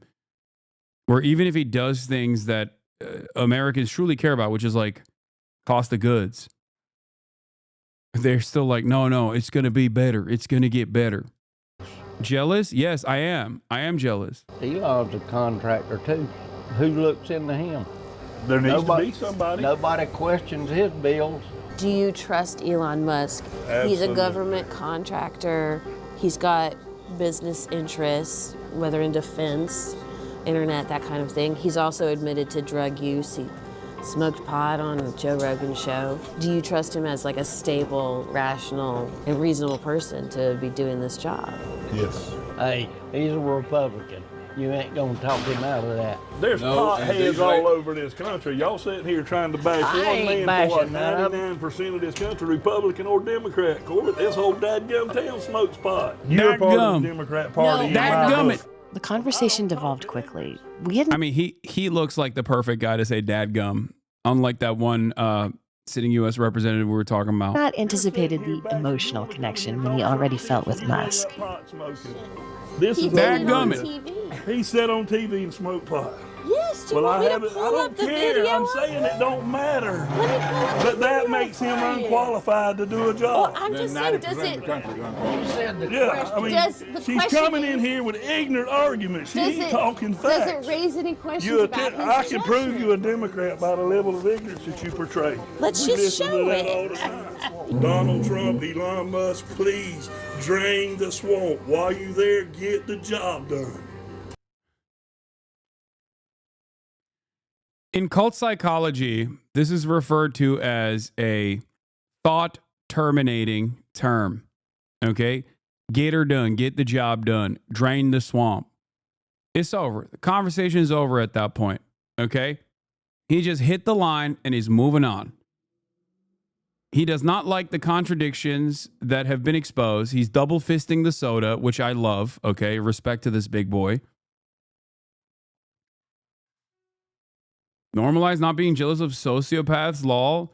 Dude, I don't care what the mental faculties of a person are if they're bringing healthcare, if they're bringing Medicare for all to the table. I don't care. Yeah, I'd rather have a sociopathic pro-Medicare for all candidate who is able to, in the most charismatic ways possible, able to whip up support for it. I can't stress this enough. You know what I mean? Pretty sure one's a spit cup. That's right. That's right, baby. Because he's brave, bold, and a goddamn patriot. All right.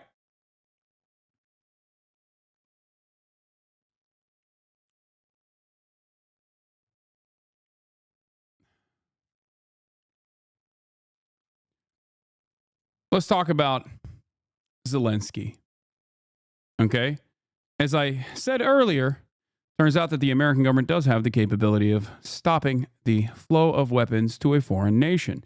You might have been confused by this. You might have been shocked by this if you were watching anything happening with Israel. It seems like we have an inability to stop the flow of weapons to a country that is offensively committing a genocide. But we certainly do have the capabilities of stopping the flow of weapons to a country that is defending itself from a foreign nation. So let's take a look. As Donald Trump has said yesterday that he is going to stop the weapons flow into Ukraine. Here is the Ukrainian President Volodymyr Zelensky saying what Ukraine will do next without U.S. aid. Дорогі українці, українки. Dear Сьогодні у Ukrainians, багатьох одне питання. today many people have the same question. What will happen next with U.S. assistance? I have instructed Ukraine's Minister of Defense, the heads of our intelligence agencies, and our diplomats to contact their counterparts in the United States. Are you going to stay on until the State of the Union tonight? It's at 6 p.m. So yes, the answer is yes. I will be live and alive during the State of the Union. It's not an official State of the Union, by the way.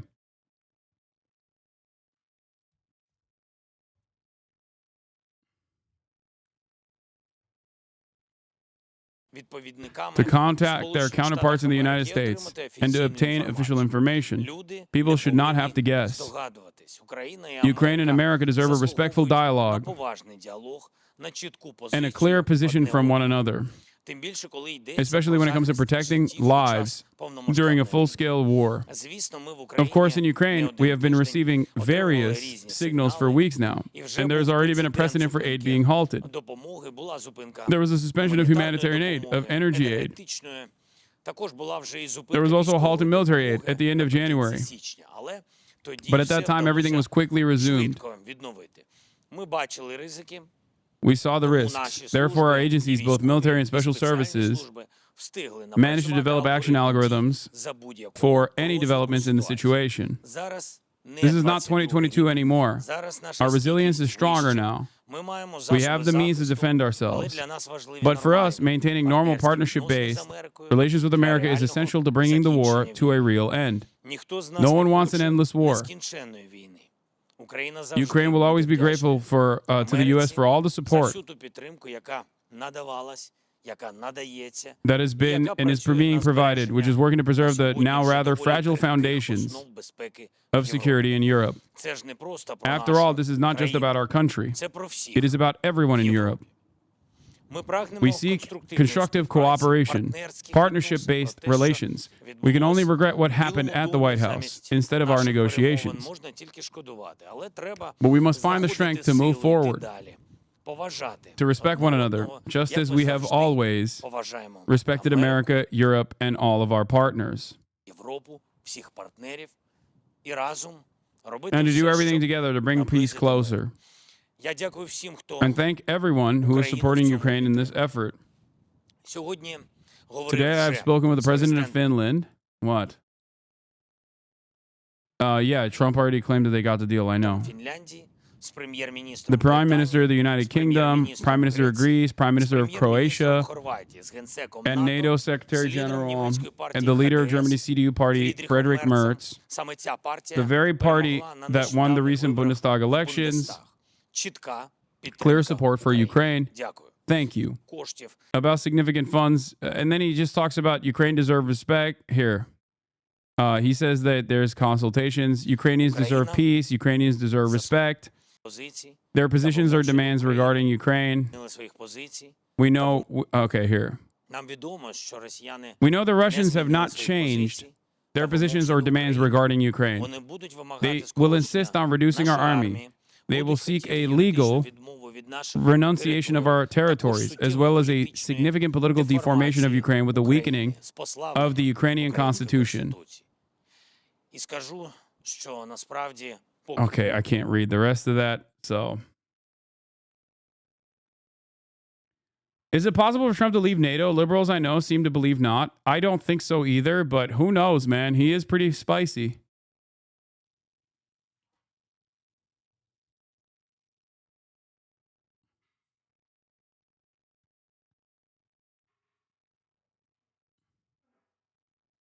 поки ми всі в Україні будемо стояти разом і міцно.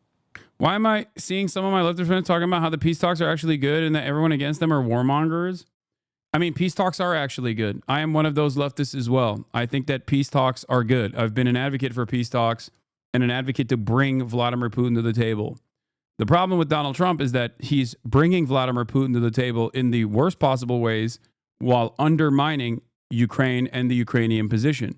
Ukraine has understandable demands in this negotiations process. Okay? What do you mean? We have used and abused Ukrainians as we've given them our older weapons and basically told them, you know, you're kind of on your own there. All right, go off. Defend your nation from being invaded.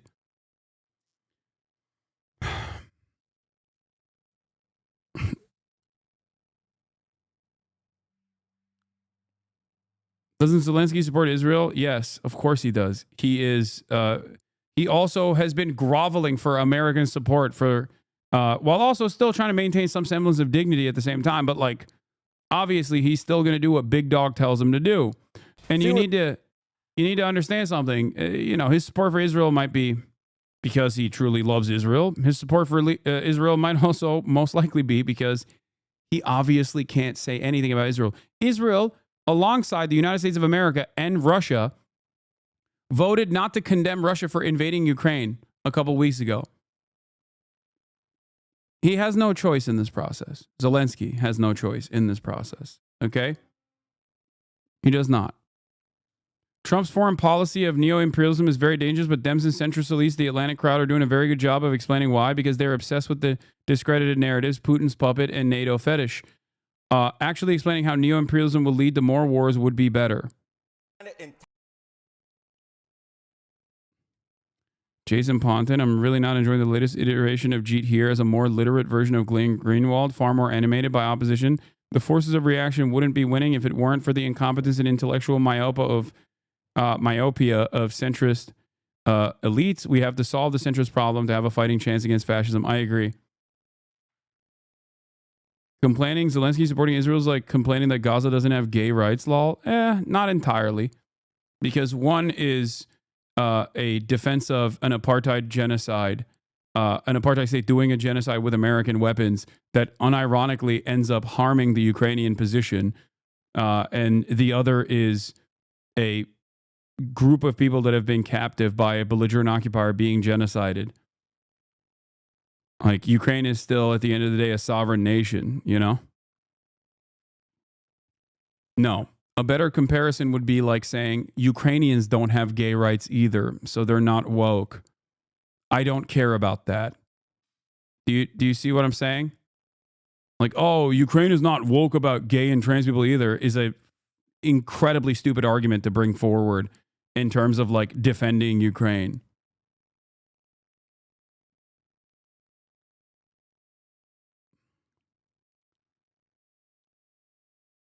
More than 24 hours after Donald Trump abruptly paused all U.S. military aid to Ukraine, Ukrainian President Volodymyr Zelensky is calling his Oval Office spat with the president regrettable.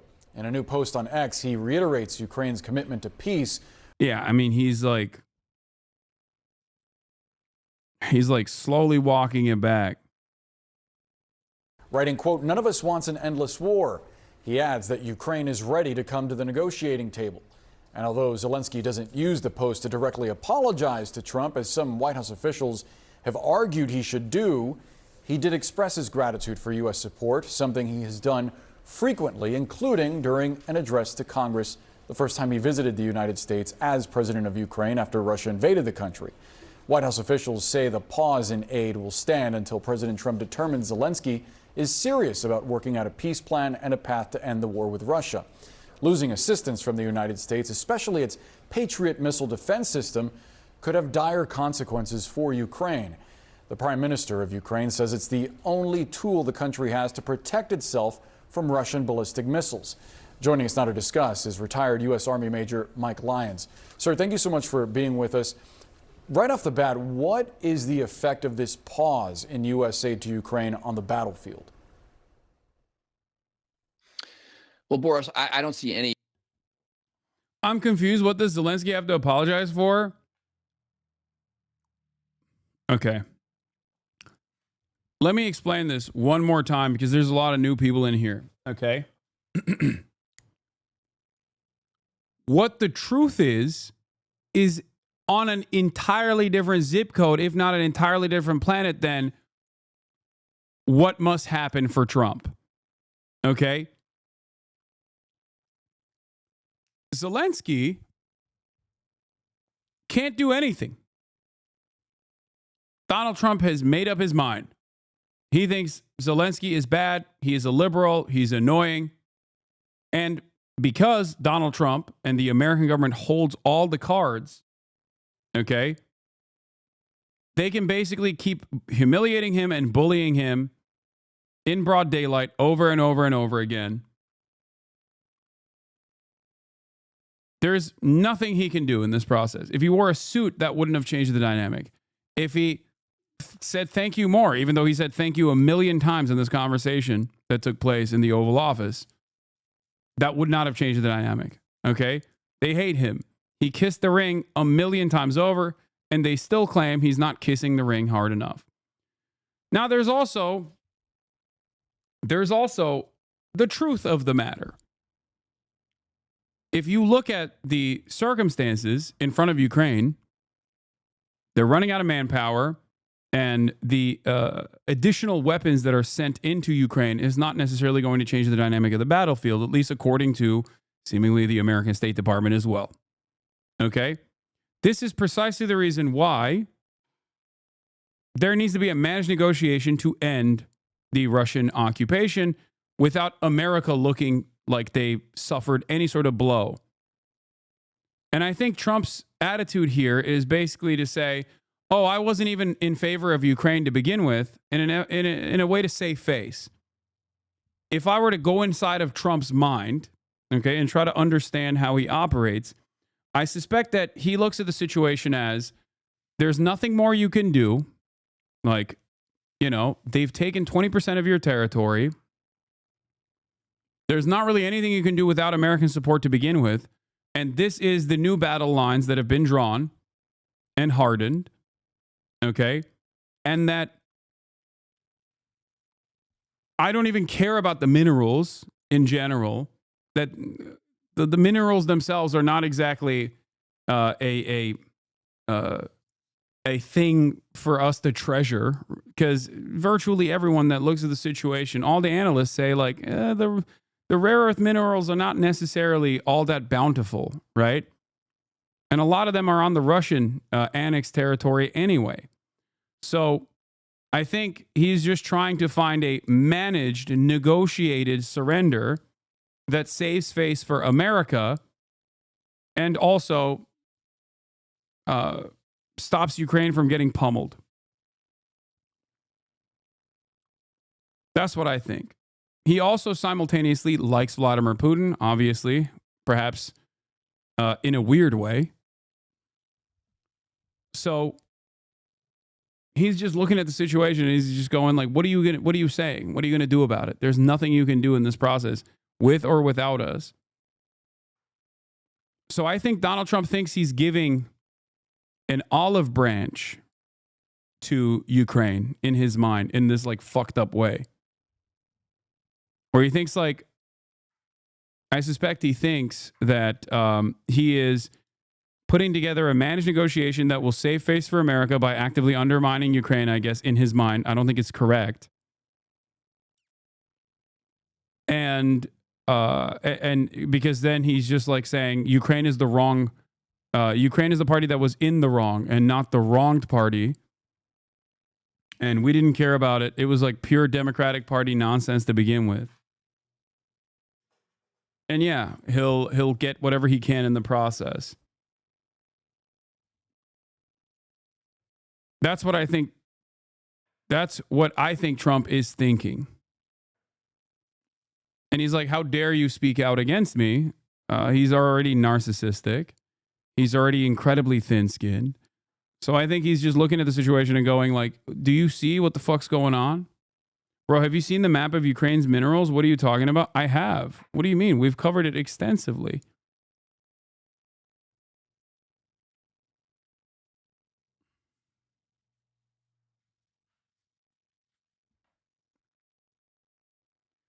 I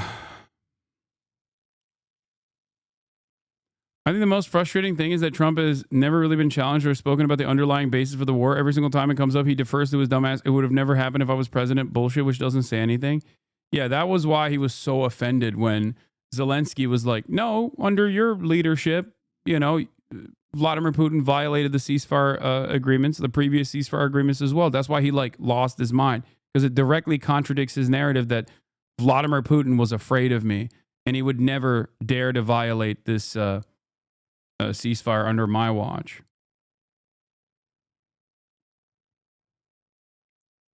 I don't understand why you think Ukraine will bow down to the USA, because there is still, in all of this madness, there is still truth to what Trump is saying in terms of the conditions on the battlefield. There's also truth when Trump says, we hold all the cards. Without us, you have nothing. It's hard to hear, and it's fucked up. And especially when you do have all the cards, you should never say that. Powerful people should never actually bully those who have less power than them. But because Donald Trump is a fucking asshole, he just straight up is saying, you know, you got nothing.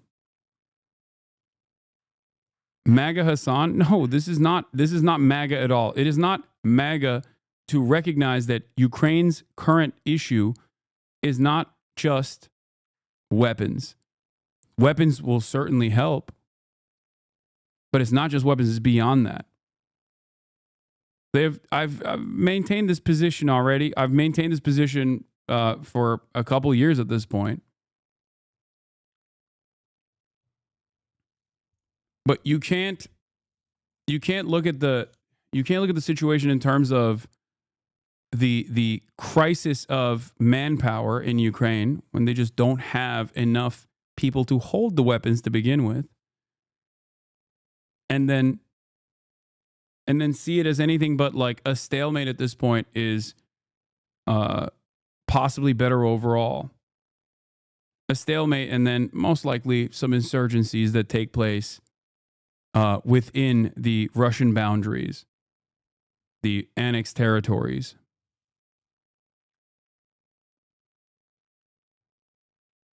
Any positive outcomes from this change here? I think tactically, I always look through the eyes of the soldier and how they view this. And I think if they get this news at the front lines, they're going to be disappointed in the United States. I think right now the front lines are focused on drone warfare as well as artillery fire and artillery ammunition.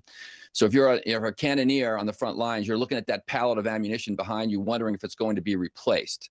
So I think in some ways, the tactical implications are somewhat limited, and they might not be impactful for, let's say, the next few weeks. But over time, as air defense platforms degrade and they shoot missiles down and they're shooting things down that they're not being reinforced there, I think there's going to be real problems with the Ukraine military trying to keep up to what's going on.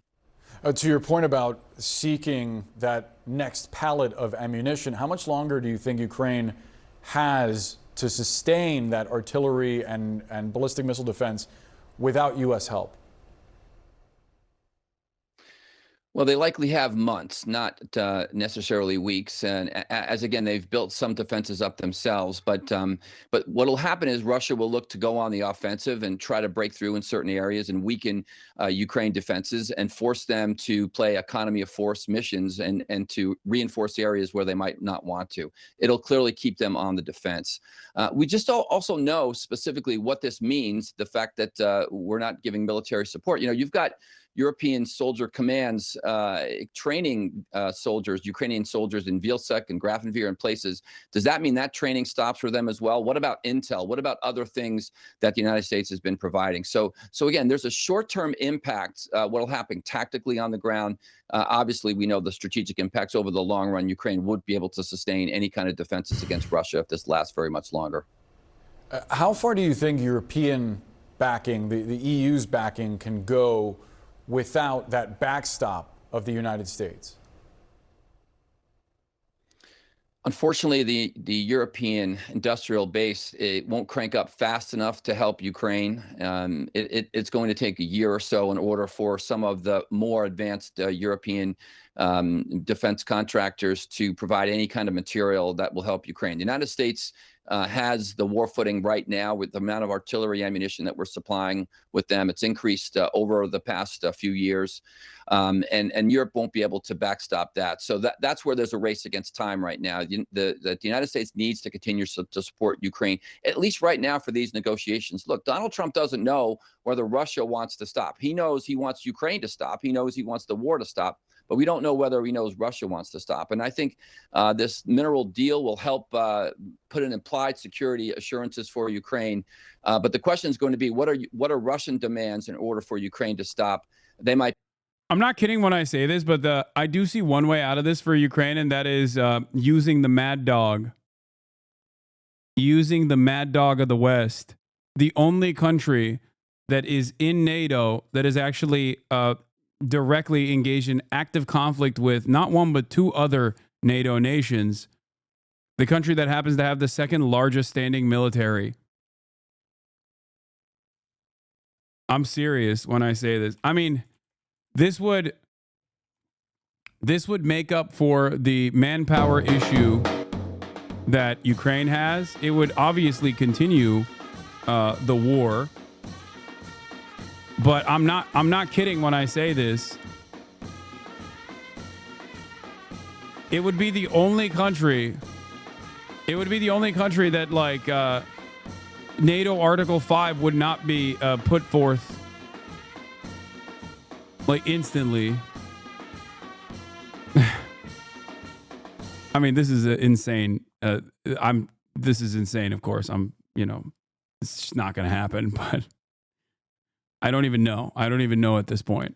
Might be too much, and perhaps this will cause this administration to turn around and send more military aid to Ukraine, as the Russians still have a voice as to whether or not this conflict will end as well. Historic enemies, by the way. Russia and Turkey. Historic enemies, just saying. Major Mike Lyons, appreciate your point of view. Thanks for joining us. And back to our top story this hour, Donald Trump's suspension. Turkey buying air defense systems from Russia. I know, dog. You know what else Turkey did, though? Destroyed Russia's, destroyed any sort of Russian interference or control it had over the Middle East. Like, that literally happened in the past couple of months. Did you guys not pay attention to that? Look at Syria.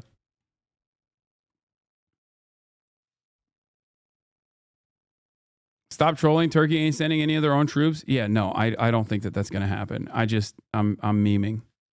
Of all U.S. military aid to Ukraine. That includes critical ammunition, advanced weapons. I mean, Turkey has been backing Ukraine. Turkey always plays both sides, dog. What do you mean? Turkey has never not played both sides. Think about one of the most significant aspects of Ukrainian defense, the Bayraktar. That's a Turkish drone.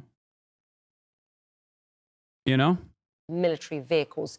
Most significantly, it also includes Patriot air defense missiles. Those U.S.-provided weapons have been a game changer, really, for Ukraine, allowing it to protect its skies from Russian attacks. Now, Kyiv is saying it could run out of them just in a matter of weeks. Europe is scrambling to adjust to this new reality. The EU is pledging a new $150 billion loans program to help countries in the bloc boost their defense spending and increase their support for Ukraine. And it comes as the Trump administration is trying to get Kyiv to sign a rare minerals deal with the US and a peace deal with Russia. Just take a listen to US Vice President J.D. Vance speaking on Fox News. If you want real security guarantees, if you want to actually ensure that Vladimir Putin does not invade Ukraine again, the very best security guarantee is to give Americans economic upside in the future of Ukraine. That is a way better security guarantee than 20,000 troops from some random country that hasn't fought a war in 30 or 40 years. A collapse of U.S. military support for NATO is a great development for Turkey. It's the second largest military in NATO after the U.S. and also has a burgeoning defense industrial export base. This is true. It is precisely these people, strangers to us, who know what respect is, and that is how it should be, and that is how it will be, says Ukrainian militant.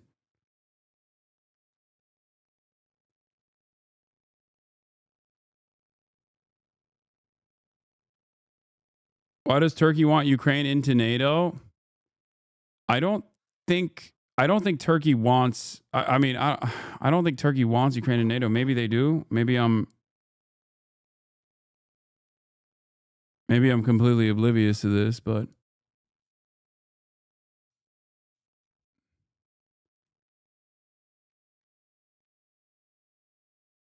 I think Turkey's wishes are inconsequential. What matters is probably countries like France and Germany. Well, CNN's Claire Sebastian takes a look now at the role the U.S. weapons... Or even the United States of America. Like, the U.S. likes Ukraine not in NATO as well. That way they can use Ukraine as a way to strike at Russia without ever facing repercussions from Russia. Like, please, if your starting position on this is that NATO is a defensive pact, you're never going to understand the motivations behind why America is doing things the way that they're doing them. Okay? Trump doesn't want that, though. No, the American State Department has never been like, we are legitimately considering it. They've only dangled it because they have Kurdified the Ukrainian nation state. Okay? That's it. have played in Ukraine's war effort and whether Kyiv and Europe can make up the shortfall. Have a look at this. A U.S. long-range ATACMS missile in action in Ukraine, just one of the highly sophisticated U.S. weapons arguably keeping Ukraine in this fight, now in doubt. Well, it's clear that the U.S. has become an indispensable player in Ukraine's defense. Ukraine's President Volodymyr Zelensky estimated in January that the U.S. alone provides about 40%, you can see it there on the red section, of Ukraine's annual weapons requirements. Europe takes about 30%, but Ukraine has also ramped up production, up here in orange, ready to supply, the president says, around a third of its own needs. Well, that's up compared to 10%, Zelensky says, at the start of the war. So you can see the growth there. And if you take a look at this chart, you can see Ukraine has had to grapple with unpredictable U.S. supplies before. This shows total donations from the U.S. versus Europe, the U.S. there in red. It's compiled by the Kiel Institute for the World Economy. And it's clear that the U.S. started to lag significantly in the second half of 2023. That was when military aid stalled in Congress. It then picked up again towards the end of 2024 as the Biden administration rushed to use up all of the congressionally approved funds. This is not just about quantity. It's clear that it's the high-tech U.S. weapons that have given Ukraine really the ability to fight back, from the HIMARS missiles launchers that started arriving in June of 2022, allowing Ukraine to hit behind Russian lines, to then the Patriot air defense systems approved in December of that year. Still, Ukraine says, the only system that can stop Russian ballistic missiles. This now the biggest area of concern for Ukraine as Russia ramps up air attacks. And then, of course, the attack of... Nice way of getting banned, R.I.P. Bozo. I don't know if you know this, chatter, but I'm live right now. You're in the chat of a streamer who is currently live, which means that I'm no longer... I'm not banned anymore.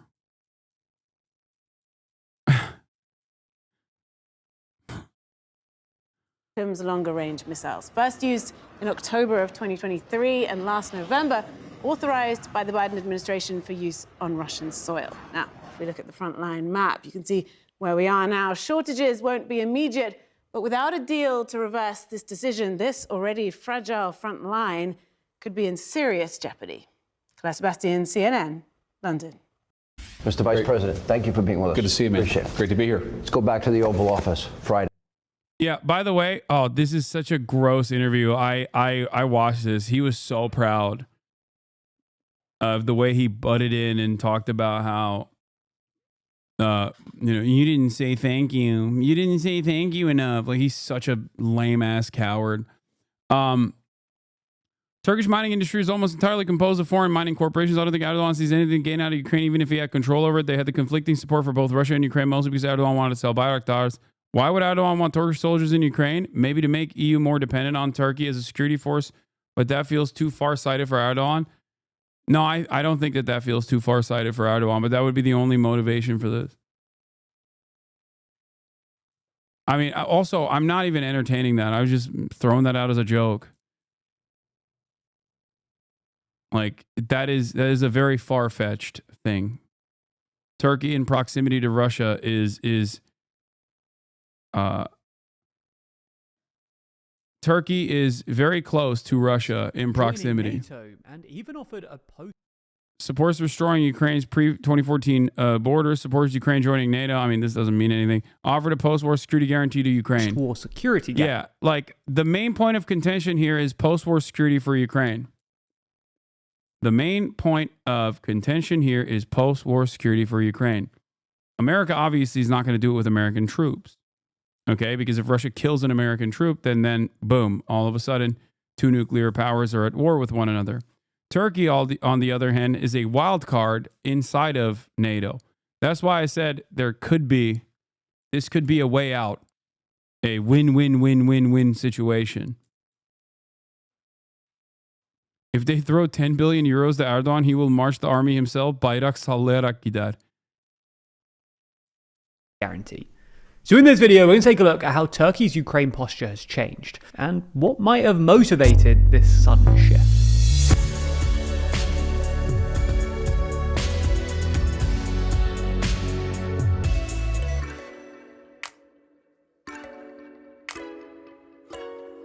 Never miss an episode and always feel in the loop by subscribing and ringing the bell. So let's start with a bit of context and explain how Turkey has positioned itself throughout the Ukraine war.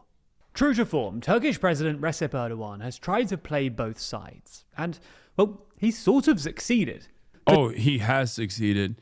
Recep Tayyip Erdogan always plays both sides. And as a consequence of playing both sides, he always comes out on top. That's how it is, baby. For starters, Turkey has enjoyed a series of diplomatic wins since the invasion.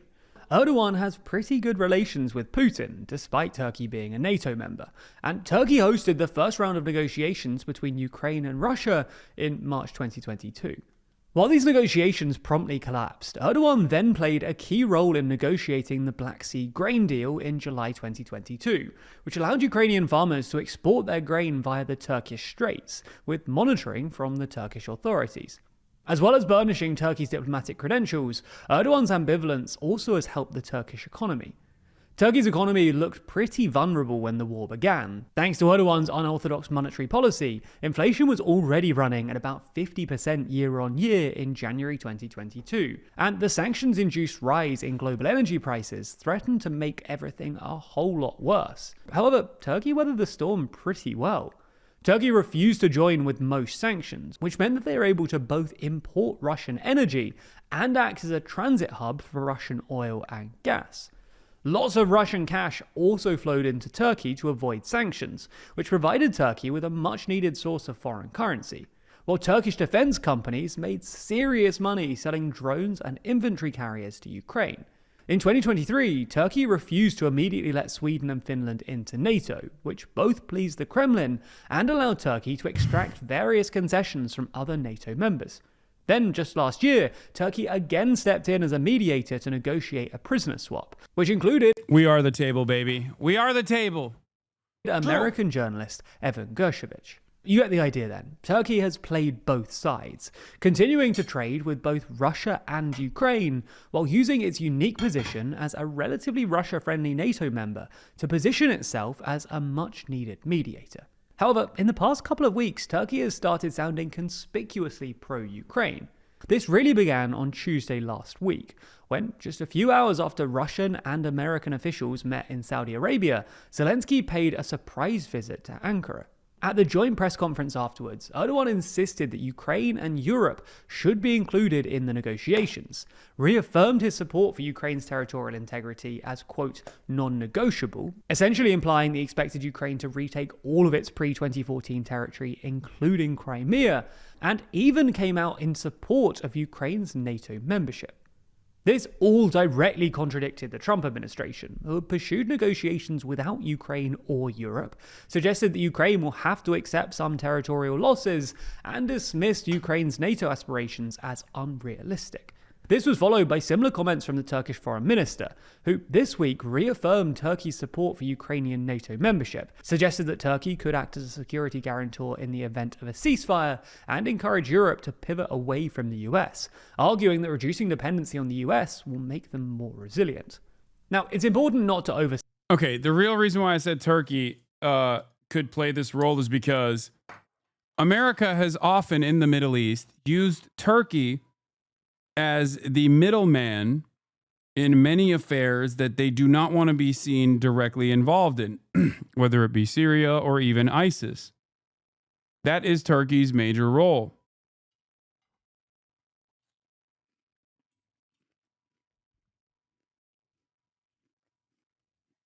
This could be yet another opportunity.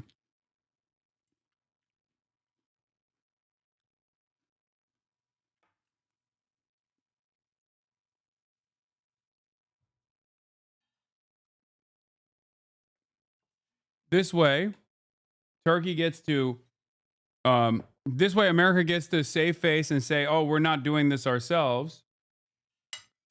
And then use Turkey to be the middleman, the envoy, a country that already has the precedent of violating pre-existing NATO contracts and NATO security. I don't think Donald sees Turkey as a country. No, he does. I mean, it's not him. It's people in his corner. To state all of this, Turkey has always supported Ukraine's territorial integrity, and Erdogan has a bit of a habit of flip-flopping on foreign policy. Nonetheless, it's at least true that Turkey sounds a lot more pro-Ukraine all of a sudden. And, well, this is good news for Zelensky. So, what's motivated this shift? Well, as we see it, there are at least 4 possible reasons. Firstly, Erdogan has made it clear that he still wants to mediate, and is probably trying to keep Ukraine on side by convincing Kyiv that they won't force an unfavourable deal on them like the one that Trump is apparently trying to negotiate with Russia. Second, it's part of a wider turn in international opinion against Russia and the US. This became glaringly apparent in Monday's UN General Assembly vote, where just a handful of countries voted with the US and Russia against the European resolution calling for an end to the war in Ukraine. This is essentially because, while the war looked a bit like a NATO-Russia proxy war before, which meant that countries which weren't super keen on the West were reluctant to throw their weight behind Ukraine, now Trump and Russia are apparently on the same side. It looks more like plain old neo-imperialism, the big countries bullying the small countries. Erdogan has long advocated for a multipolar world, rather than one dominated by the traditional superpowers, so it's not surprising that he's resisting Trump here. Third, Turkey wants Russia out of the Black Sea, which is why Erdogan is so keen on Ukraine recovering all of its pre-2014 territory, including Crimea. Erdogan resisting any American leadership is perhaps one of the funniest things I've ever heard. Immediately, as a Turkish person, I laugh. Okay? Like, you can't say this right after Erdogan basically destroyed the Assad regime and undermined the pre-existing goodwill that they had with NATO, or goodwill that they had with Russia. Come on.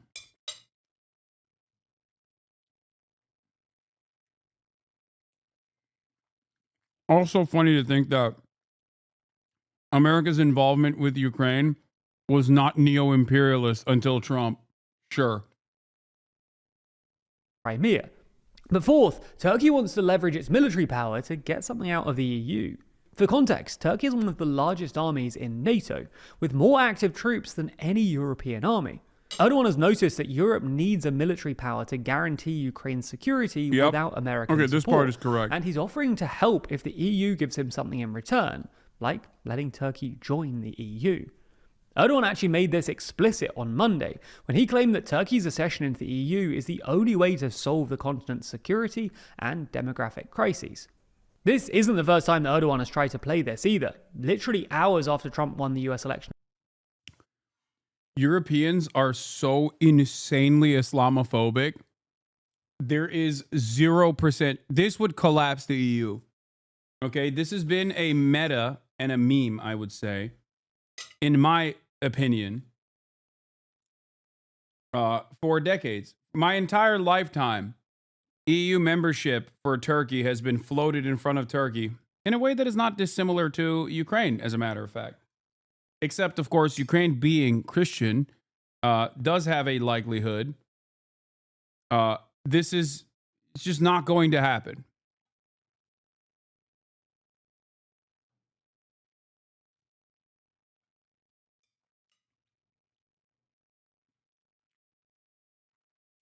In November, Erdogan told reporters at the European political community that, quote, Turkey's full inclusion in the European Union defence efforts is indispensable for Europe's peace and security. Now, while it's hard to imagine Turkey actually joining the EU anytime soon, Erdogan might still be able to negotiate something like a closer economic relationship with Europe, or at least get the Europeans to turn a blind eye to his ongoing crackdown on opposition politicians. This also creates a bit of a dilemma for Europe. If Europe does actually decide to build a new security architecture outside of NATO, and we're saying Europe, not the EU here, because it will probably include the UK too, would this include Turkey? On one hand, Turkey has a strong army, a thriving defence industry, and sits at a strategically valuable position along the Black Sea and at the confluence of Europe and the Middle East. On the other hand, Erdogan has proven a somewhat unreliable and occasionally two-faced NATO ally, and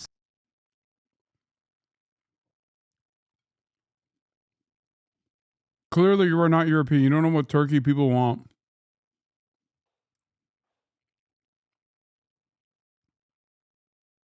They have been trying to join EU for years. Islamophobia in EU doesn't mean Turkey. It means other Islam countries that don't assimilate as good as Turkey. Gerizekalı benim Amerikalı olduğumu zannediyor, biliyor musun? Salak herif. İnanamıyorum yani. Bana geldi diyor ki sen Avrupalı değilsin, anlamıyorsun dedi. Ama unuttu, Türk olduğumu bilmiyor herhalde gerizekalı. İsmim HasanAbi lan. Ne diyorsun oğlum? Salak mısın sen?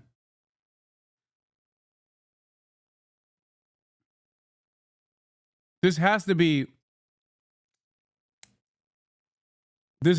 one of the dumbest Turks I've ever encountered in my chat. Or even funnier, he's some weird Turkish exceptionalist who also is still very much Islamophobic.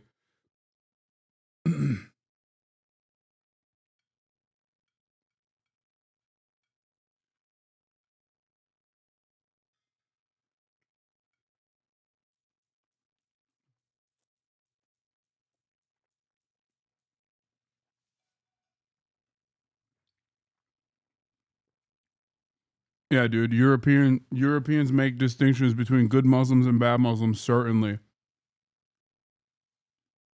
certain European countries, most notably France and Greece, could be very resistant to the idea. Now, the thing is, often in politics, we need to understand a wide variety of topics to truly grasp what's going on. And fortunately, our sponsor this week, Brilliant, can help us do just that, with thousands of lessons in maths, science, programming, and AI. And not only that, their interactive lessons teach you by... Also, what was I going to say? God damn it.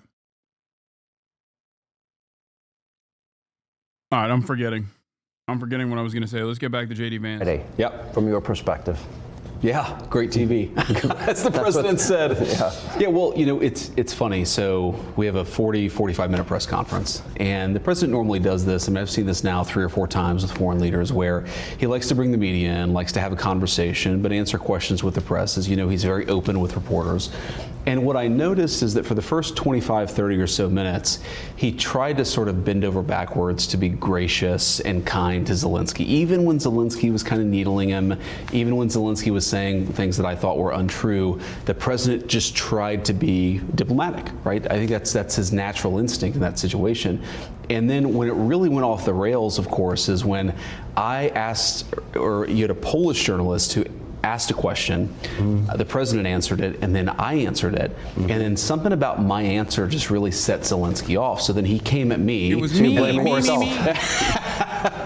then I went back at him, and what I tried to do originally was actually try to diffuse the situation a little bit, because I'm like, you know, we're having this meeting. Obviously, there are 100 television cameras here. Let's try to have this conversation in private. And then the president, as we kept on going back and forth, I tried again to say, well, maybe we should have this conversation in private. And the president was like, nope, actually, I don't want to have it in private anymore. I want to have this actual conversation in public for the American people to see. And I do think that there was just a certain sense of, there was a lack of respect. There was a certain sense of entitlement. And most importantly, look, we can look past all of that stuff, but the president has set a very clear goal for his administration. He wants the killing to stop. And I think that it's very important that President Zelensky and, of course, President Putin, too, they've both. Why shouldn't he lie, chat? Why shouldn't he lie? Of course. Who's going to check him? Sean Hannity? No one is even remotely interested in the truth. Why shouldn't he lie? He's lying his goddamn face off. Both got to come to the negotiating table, and that's ultimately where things broke apart. I really don't care what President Zelensky says about me or anybody else, but he showed a clear unwillingness to engage in the peace process that President Trump has said is the policy of the American people and of their president. That's the real breakdown, is I think Zelensky wasn't yet there, and I think frankly now still isn't there, but I think he'll get there eventually. He has to. My understanding is he tried to get back in, or tried to stay a number of times, and then made numerous calls to come back. Is that true? I don't know about numerous calls, but they certainly made at least one request to come back in and continue the conversation. The president was like, look, first of all, they were disrespectful. And second of all, what are we even going to talk about? They've shown a clear unwillingness to discuss the peaceful settlement that President Trump is trying to bring to this situation. I think a lot of Americans are sort of, you know, it's useful to step back and ask ourselves, what is the actual plan here? You can't just fund the war forever. The American people won't stand for it. And by the way, Sean, if you look at European opinion polls, the Europeans aren't going to stand forever for it either. We need to bring this thing to a peaceful settlement. The president was trying to do that. He'll continue to try to do that. But you've got to have two to tango. You've got to have a negotiating partner in the Ukrainians who recognize that, you know, of course they have their views, and of course they're not always going to agree with us, but they've got to participate in the conversation. They weren't willing to do that on Friday, so the president said send them home. He said today that the war he expects will go on a very long time. I don't know where he's going to get the money to fund that war. I have my doubts that Europe will fund the war to the level that Biden and Harris were funding it. And then the issue now has come up whether or not this administration will.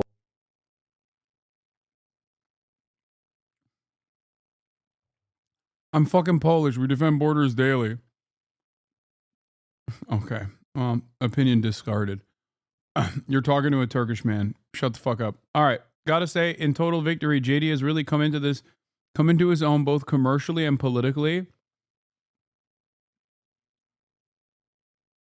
You're joking, right? Are we looking at an entirely separate video? What's happening? I'm watching JD Vance get his dick sucked by Sean Hannity, while simultaneously he has pulled off the most impressive feat of all time, sucking Donald Trump off, even though he's not in the room. Okay, he is joking. All right. Will continue to offer money and arms for this war to continue, because without America, I would argue the president was right in saying they have no cards. Yeah, well, Sean, I think our European friends, frankly, are being really they're doing a disservice to the Ukrainians, because their own populations are saying, we're not going to fund this war indefinitely. The American people are saying, we don't want to fund the war indefinitely. So the only thing that is in the best interest of America, of Russia, of Ukraine, and of Europe is to bring this thing to a close. What happened, Sean, is you have Zelensky. He goes to Europe, and a lot of our European friends puff him up. They say, you know, you're a freedom fighter. You need to keep fighting forever. Well, fighting forever with what? With whose money, with whose ammunition, and with whose lives. The president is actually taking a much more realistic perspective and saying this can't go on forever. We can't fund this thing forever. The Ukrainians can't fight forever. So let's bring this thing to a peaceful settlement. When I interviewed Zelensky, he wouldn't give me direct answers. I asked him about the mineral deal to pay the U.S. back.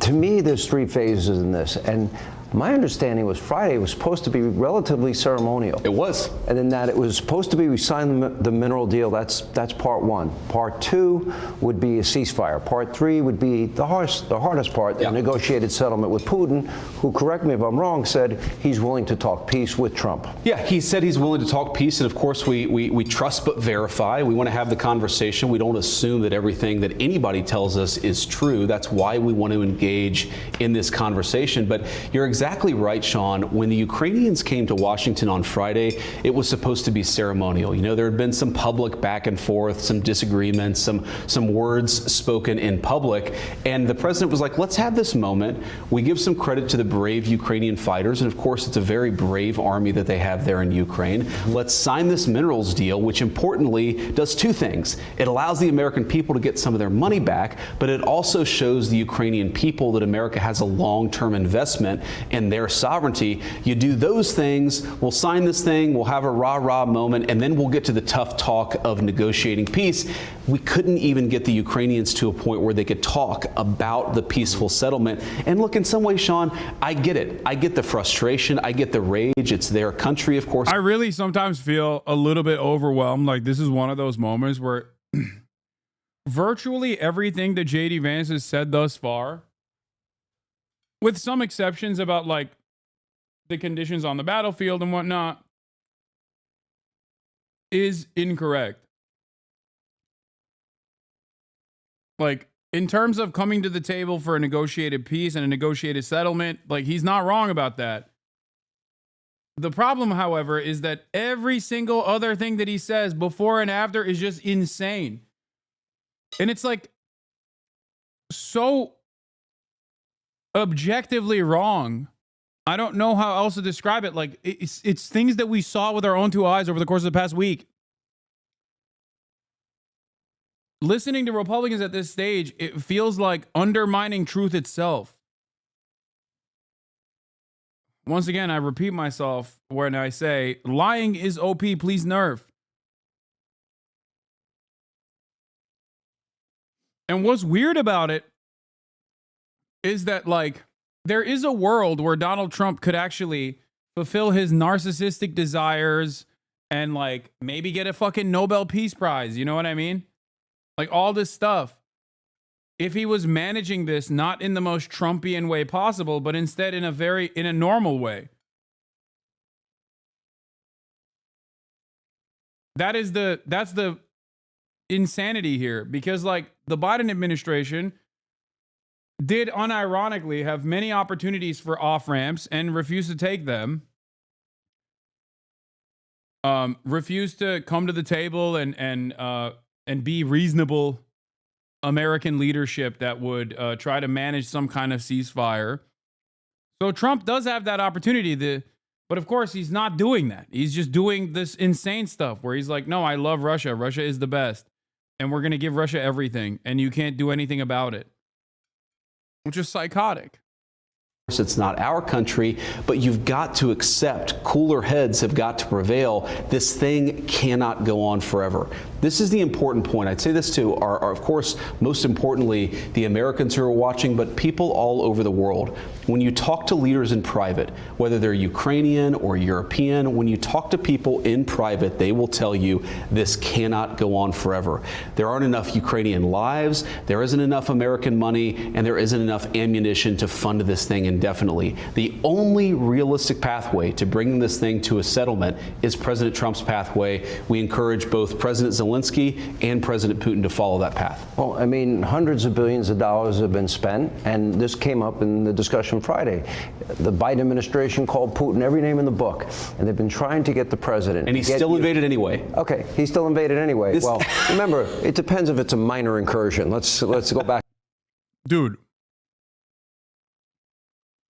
The thing that I think is very weird about this is how much America is hurting its own leverage at the table. Like, if it's a proxy, why the hell are you undermining your own proxy? Like, it makes no sense. That's the part where I'm like Trump is. That's the reason why I say Trump, I think, is just like trying to save face. And basically say, like, oh, Ukraine was the previous administration's failure. Like, I don't want nothing to do with it.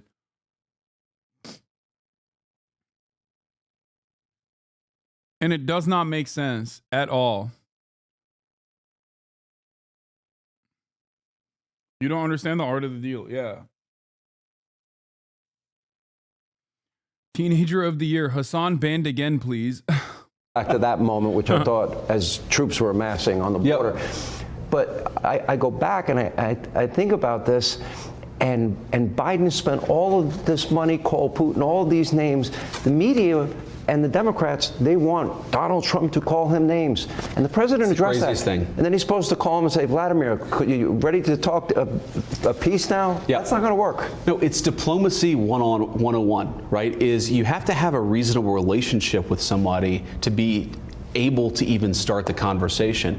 We have to remember, Sean, Ukraine, half of the country, a third of the country is totally destroyed. The economy is depressed. You've got hundreds of thousands of dead Ukrainians. Of course, a lot of dead Russians as well. The president wants to negotiate a settlement. How can you negotiate if you can't even talk to somebody? And that's what he said. He's not saying, like, nobody's suggesting, as Secretary Rubio said, no one is suggesting that we give the Nobel Peace Prize to Vladimir Putin. What we're saying is it's important for what we're saying is to give it to President Trump, please. President Trump to be able to have a conversation. That's not well served by standing up at a press conference and calling the guy every negative name in the book. By the way, as we just said, President Biden called Putin every single name in the book. What did it lead to? It led to war. It led to destruction. It led to conflict. President Trump is trying to bring this thing to a close. You got to be able to talk to somebody to do that. Is the door open? President Trump said Friday he can come back if he wants peace. Is that door still open today? What President Trump has said clearly and consistently is, like, the American government refuses to call Putin a dictator. Fine. You could say, oh, we don't want to call him a dictator, even though it's obvious he's the party that did a lot of wrong, because we're negotiating with him. That's one thing. But when you pair that up with calling Zelensky a dictator, then all of a sudden, the dynamic shifts a little bit. Do you see what I mean? Like, I get why you wouldn't want to call the guy you're about to fucking set a deal with, the guy that you're bringing to the table to do a negotiated settlement with, actively shitting on them is probably not going to help your cause if you're trying to put a deal together. But also simultaneously disrespecting your proxy in this process is insane. Unless you are trying to desperately save face and make it seem as though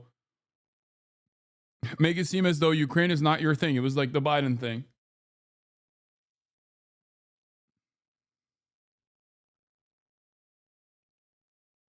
of course, the door is open so long as Zelensky is willing to seriously talk peace. You can't come into the Oval Office or anywhere else and refuse to even discuss the details of a peace deal. Look, this is not going to make anybody happy. The Russians are going to have to give up stuff. The Ukrainians are going to have to give up stuff. You can't come to the Oval Office and say, give us... Are you seriously trying to rationalize this as them trying to make a peace plan? No. I'm trying to find rationale behind the fucking insanity. And I'm not going to lie to you, every day it becomes more and more difficult.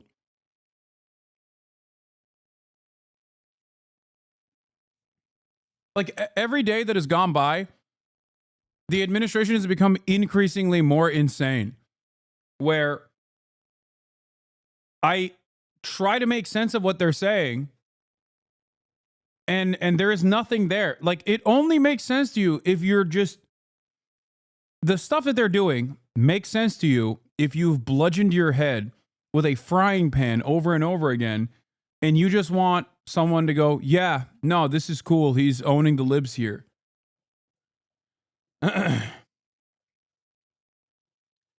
Because, like, the Trump admin actively undermines its own positions from the day prior. You know what I mean? It's not like they have no resistance. So they're just kind of resisting themselves because there's no resistance whatsoever. So they just will do stuff and then those things will be bad. So then they'll turn around and be like, all right, we're clawing some of it back. My B.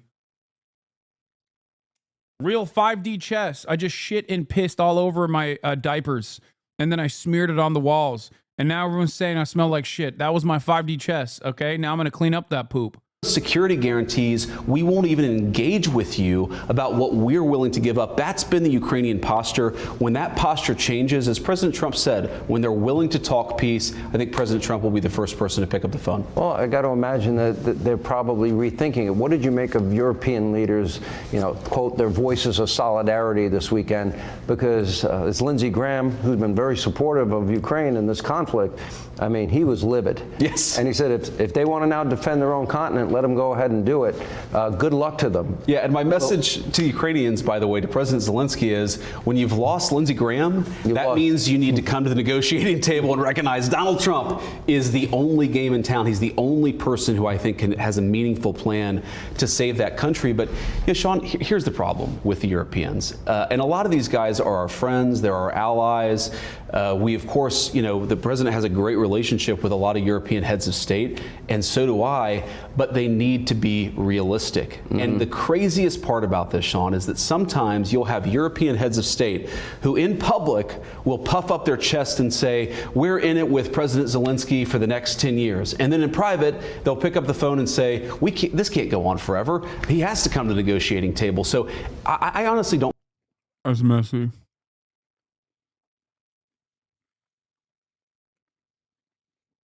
He's being a messy bitch. That's T. That's messy. That's messed up. I don't think he's lying about this. For the record.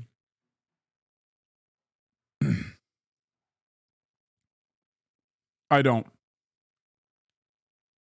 I wish he wasn't such a coward and he leaked it, but leak the DMs, pussy.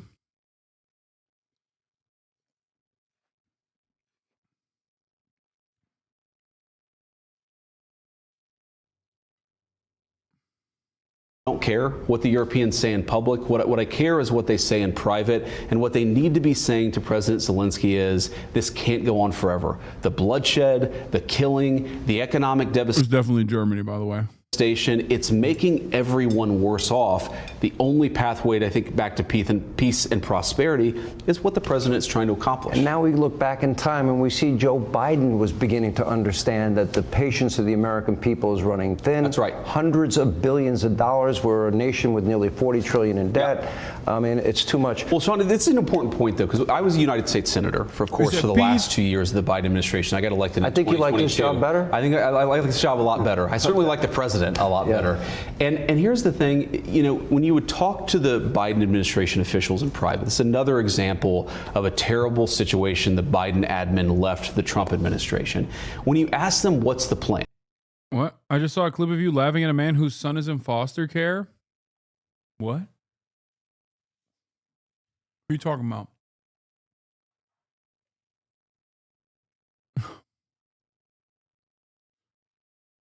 This is why people like my standalone YouTube VOD videos better.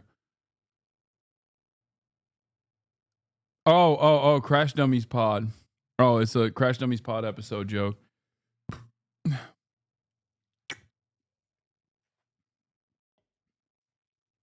Yeah, we had a Crash Dummies Fear and collab again, and it was amazing. Okay, we're going to spend tens of billions of dollars, hundreds of billions of dollars in Ukraine. What is your plan? And they would honestly tell you, well, we're just going to send them weapons for as long as we can and hope eventually they can turn the tide. Hope is not a strategy. Throwing money and ammunition at a terrible conflict, that is not a strategy. The only guy in town with a strategy is the President of the United States, and everybody needs to follow his lead. What scares me is Zelensky, when he says it's going to go on for years, how many more lives are going to be lost? He's not going to have a country to save at the end of that. The minerals deal would have provided the monies to rebuild their country and a strong U.S. presence and maybe European troops as well. And this is an important part of it. The president knows that, look, if you want real security guarantees, if you want to actually ensure that Vladimir Putin does not invade Ukraine again, the very best security guarantee is to give Americans economic upside in the future of Ukraine. That is a way better security. Dude, what sucks about this, aside from all of the senseless cruelty and humiliation that we're subjecting the Ukrainian population to after using and abusing them as cannon fodder and selling them false promises about security, is that this is a very revealing moment about American ambition. A very revealing moment.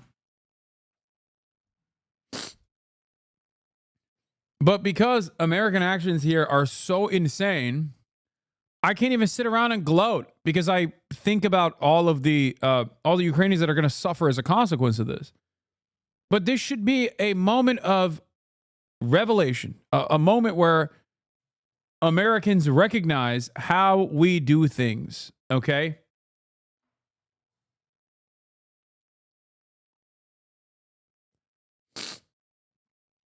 I doubt it, though.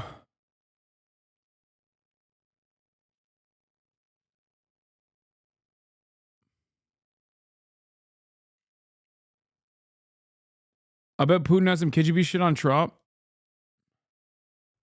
Is that not extortion? Yes, it is. But that's always been what we do. I think this happening with Trump creates this unique opportunity where instead of having these conversations behind closed doors, they're very brutally honest about it, outwardly honest about it. They don't care about manufacturing consent, and they certainly don't care about like hiding the way that what the fuck.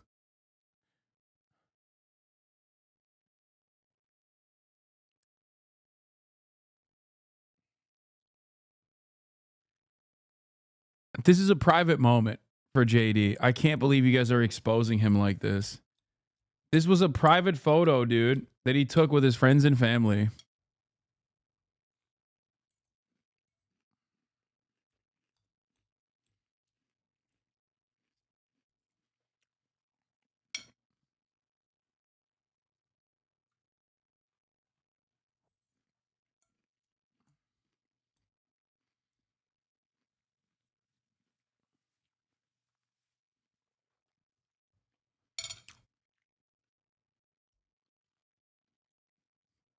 Asmongold is calling moderation bias.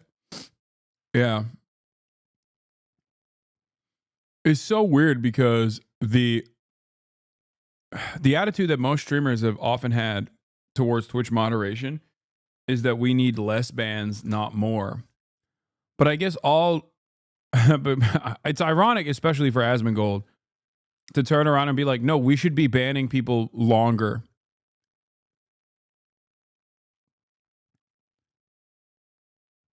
I find it really strange that he, of all people, is saying that, considering how many times he gets yelled at by the internet for things that he says on his broadcast.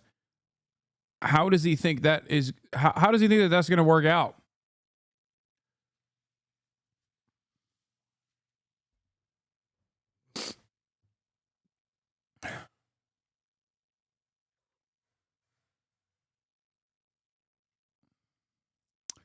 He said he doesn't care. Huh.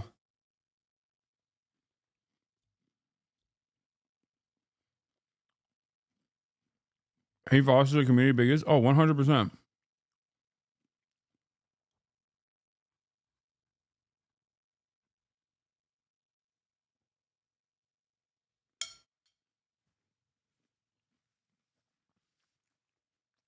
I promise you, if you did not have 60,000 people reacting to Donald Trump, he would stop tomorrow.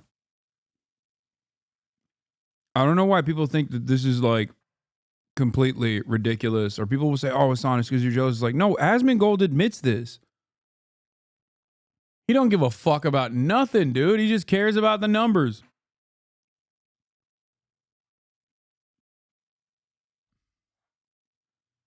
The problem is,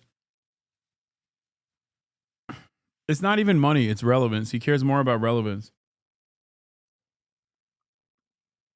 He cares more about relevance than he does about money. Make no mistake. I understand Asmongold's ambitions. I promise you I get it.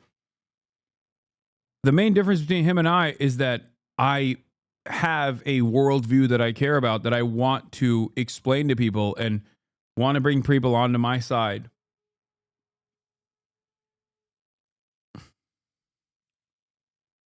That's it.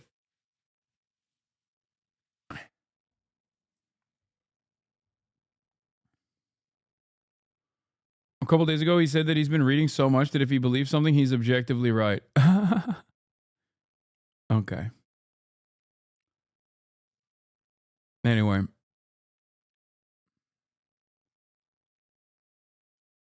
Like supporting Hamas.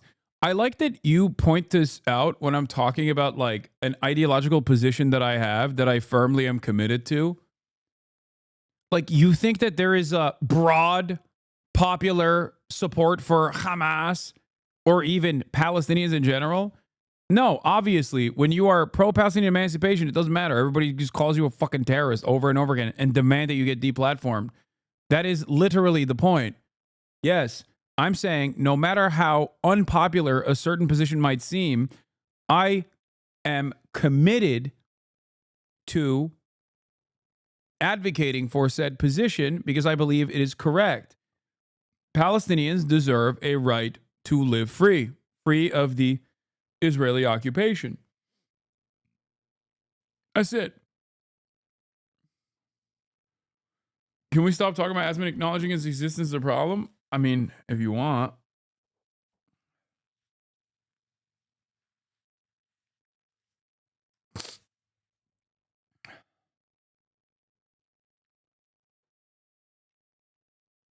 Glad to see you're back.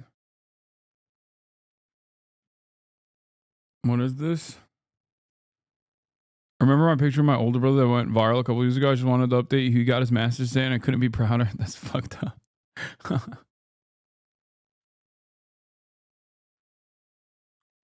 He said he doesn't need to worry about moderation because he's not radical at all, unlike you. In some ways, Asmongold is not wrong.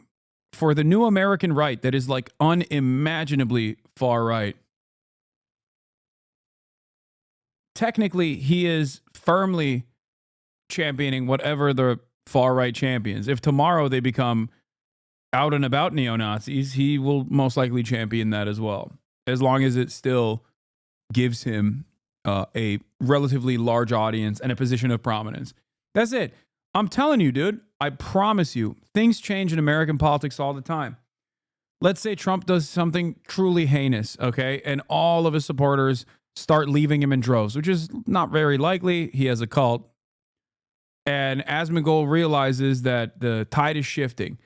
That is the day that he will switch his political commentary in the opposite direction. He does not care. He's no different than Joe Rogan in many respects, where he will go along with the wins, except he also, just like Joe Rogan, has like certain issues that he does care about. For Joe Rogan, it was always weed, and then it turned into vaccines as well. For Asmongold, it's titties and video games.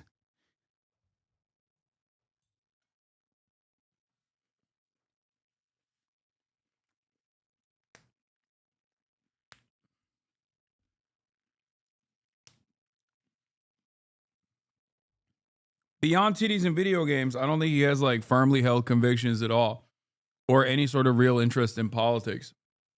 And I get it. American politics is a spectator sport. That's it.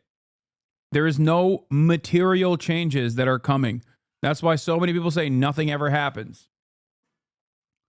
Do you understand? And if it's just pure spectacle and a spectator sport, then why shouldn't you take advantage of that by simply looking at the madness and assuming what you perceive is the most popular position you can, which is the position of the obvious incoming government, incoming administration that just won the popular vote.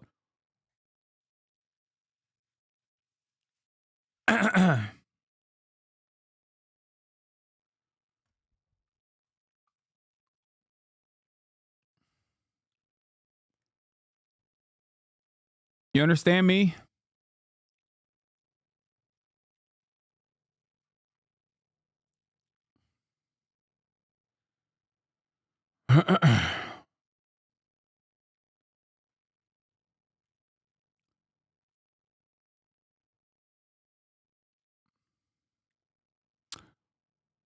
I think Let's see what the people are saying. 52% of Americans back Ukraine conflict with Russia. I think the easiest way we can kind of just ask this is, do Americans like the way that Trump's handling his job and compare it to how they felt about Joe Biden? So this is the net approval rating. You look at Joe Biden back in 2024, he was 22 points underwater. Holy cow. You look at Donald Trump, it's just a different planet entirely. I mean, the gulf between these two is wider than the Gulf of America or Mexico, depending on which side of the aisle you stand on. He's at +2. So look, at this particular point, Americans are giving Donald Trump the You're Dan's favorite? Yeah, that's why I've been banned more times than every single one of your favorite content creators on this platform. That was what was always funny, too. Everyone would always be like, Hasan is a PG-13 streamer. That's what Trainwrecks used to say. And it's like, motherfucker, I've been banned more times than you. What are you talking about? I've literally been banned more times than Trainwrecks.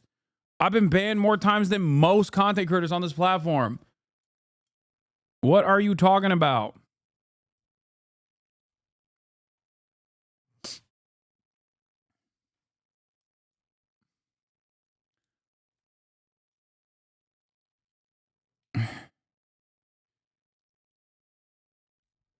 Anyway. benefit of the doubt. He's doing considerably better than Joe Biden was doing on the handling of the Russia-Ukraine conflict. And so on this simple question, I think Americans are saying, okay, Donald Trump's doing all right on this. What about specifically on how they feel about bringing the war to an end? Yeah, okay. So, you know, look, questions on this can be quite complicated, but I think this kind of gets at sort of where the American trend line is. Americans on the Russia-Ukraine war want a quicker end of the war, but Russia keeps... Bro, I'm going to say something crazy here. The numbers for Israel coming to the table for a ceasefire was like 80%. When will you get permanently banned? Why are you a subscriber to me for 2 months and asking when I'll get permanently banned? I don't know. I dislike you because of the right, and my brother would say you was a terrorist, but then I watched you and I was like, you right, and it's something we don't see eye to eye on everything, but not crazy.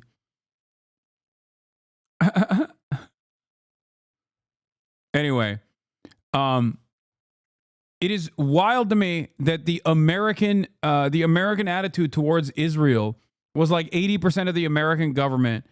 80% of the American voters were like, please do a ceasefire. We need a ceasefire right now. Please stop sending me JD Vances. Oh my God. Oh my God, I'm losing my mind. My lolly. keeps its captured land. Look at this, 50%, bare majority coming in here. Support Ukraine's right to fight, even if it means a longer war. That's at 48. This is very, very close. But the trend line on this question is so important because that want a quick end of the war, look at this. You go back to August of 2022, it was at 31%. Now we're at 50%. I mean, that is a rocket ship upwards in terms of the Americans who want a quick end to the war, even if it means Russia keeps the captured Ukraine land. Americans are moving closer and closer to wanting a compromise, even if it means that Ukraine doesn't really get what it set out to want, at least at the beginning of this war. And Americans' views on Russia are shifting as well. Absolutely. I mean, one of the reasons why we're seeing this is Americans who say Russia is an enemy. You go back to 2023, it was 64%. In that CBS News YouGov poll, it was down to 34%. Now, there is a chunk that believes that Russia is an unfriendly nation, but the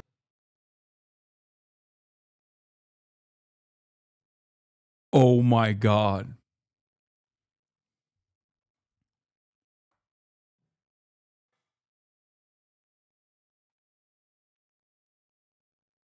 This is incredible. How is that possible? Dude, I swear to God, Americans are the dumbest country on the Americans are the dumbest people on the planet collectively. No way. Like, I don't think it's necessarily a bad thing to think that like an entire nation is bad. Okay, or sorry, I don't think it's necessarily a bad thing to think that that an entire nation of people are not bad. Right? It's not a bad thing at all. It's not a bad thing at all. Having said that, it is shocking that after a century of Red Scare, anti-Red baiting, anti-Russia propaganda, USSR, why are you mad? This is good. No. I'm not mad. I'm not mad at all. I wish they would do this about China and every other country, really. But please, if you don't realize that Americans who have been taught to literally despise Russia during the Red Scare could so quickly... No, it's not that they're not falling for Red Scare propaganda anymore. You're wrong. It's entirely Telegram and Trump. I think that's what it is. I think it's straight up Telegram channels, Donald Trump. Like, how malleable Americans are is wild. We literally have developed a audience. I mean, this gives me a little bit of confidence. This gives me a little bit of hope, honestly. All China has to do is just like play the right propaganda notes, and maybe it is the Chinese century of prosperity, you know? Because most Americans still think Russia is the Soviet Republic. Most Americans don't think Russia is capitalist. They think communist Russia. Fucking Maxwell Frost, the Gen Z, the Zoomer congressperson, came out and was like, Soviet Russia. I can't believe like Trump doesn't want to attack commie Russia, Soviet Russia. Like, what are you saying? You weren't alive when the USSR existed. You were born after it ceased to exist. What do you mean?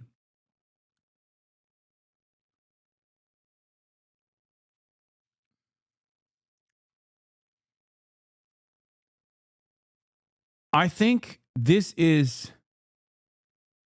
truly shocking. I don't think that it's bad to no longer hate any country.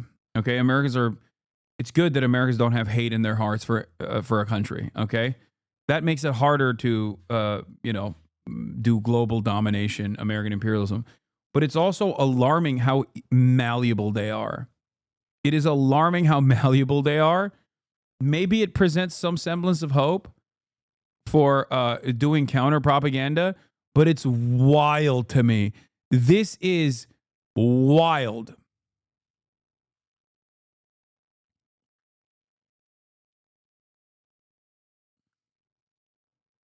Why are you defending Russia? What am I watching? Oh my God. This is also partially what I mean.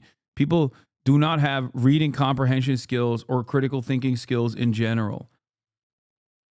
I'm simply stating that it is shocking that so many fucking dumb boomers who literally 2 years ago would have said, Commie Russia, USSR, better dead than red, baby, have turned around and are like, Russians are fine, I think. I'm ambiguous towards them. That is like 50 years of propaganda broken in a matter of 2 years, 3 years. That is crazy.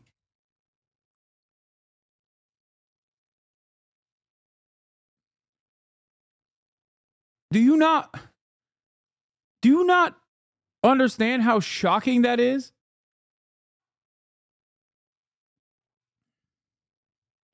I think maybe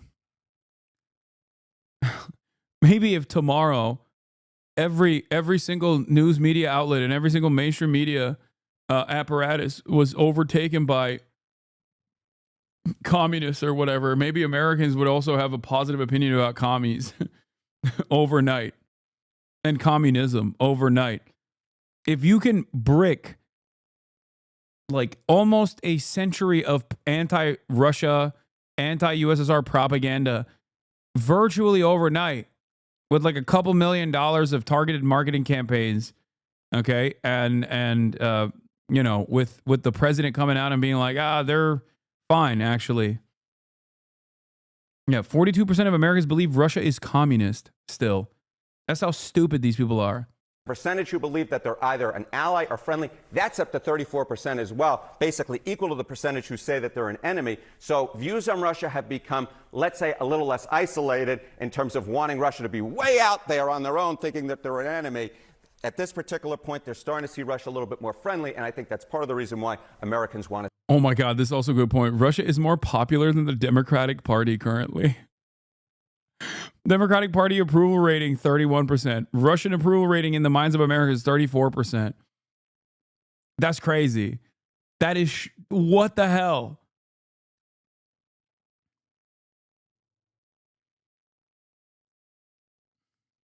To see a compromise at this particular hour.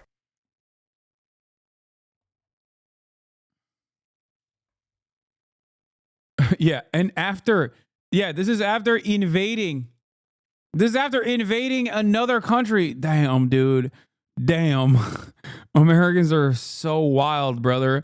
America is a wild nation. It is shocking that not every single country on the planet is not freaking out every single day of the week about the fact that a nation comprised entirely of belligerent madmen have nukes and have used them before and have the appetite to use them again. Okay? It's crazy.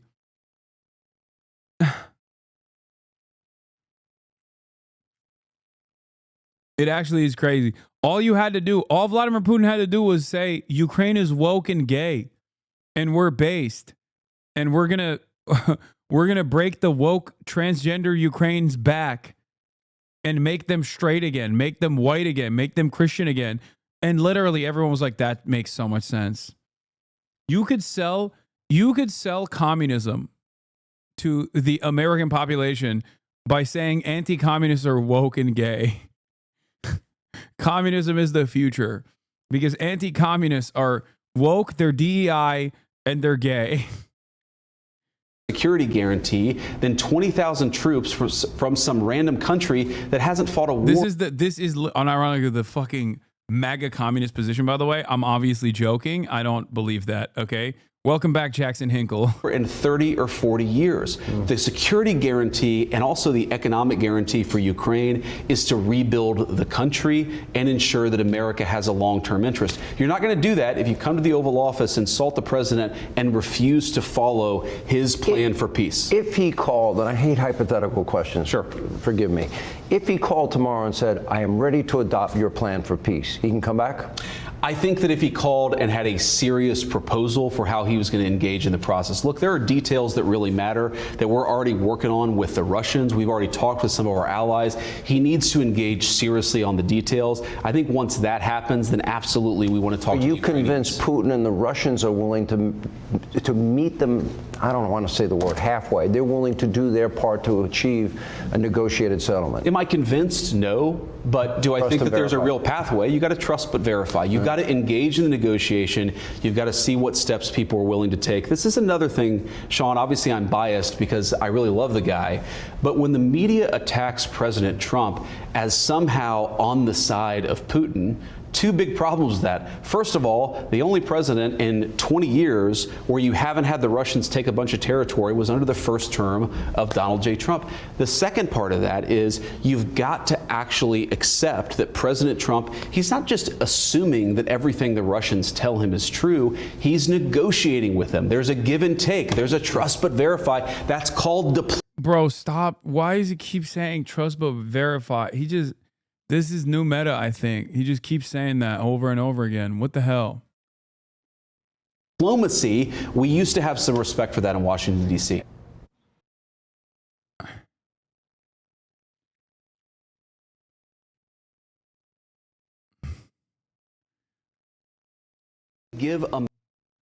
Yeah, Jackson Hinkle went to Hassan Nasrallah's funeral proceedings and then came back to the United States unscathed. Meanwhile, I get fucking cavity blasted every time I walk through TSA. What the hell is going on? Tell me that dude is not a Fed, okay? Tell me that dude is not a federal agent. Jesus Christ.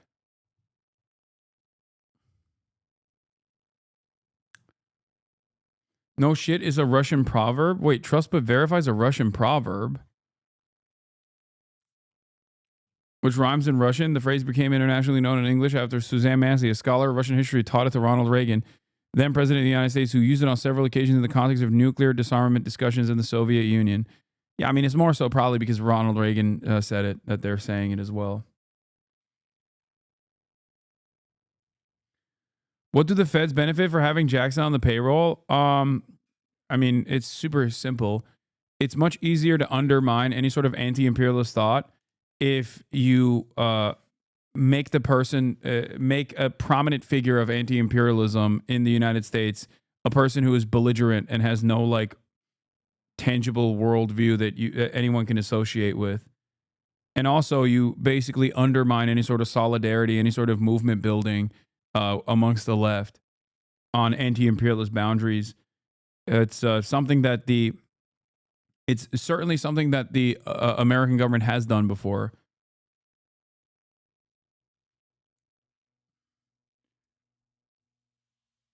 Yeah, I mean, LaRouche is a great example of this. Exactly. Did LaRouche also have some U.S. State and or intelligence connections? No, you are not mistaken.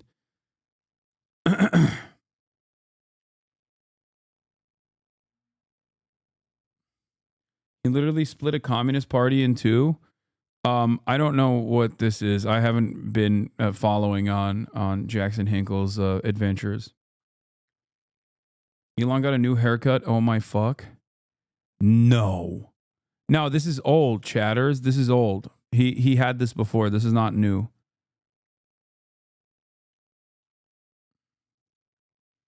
No, this is an old photo. I remember this.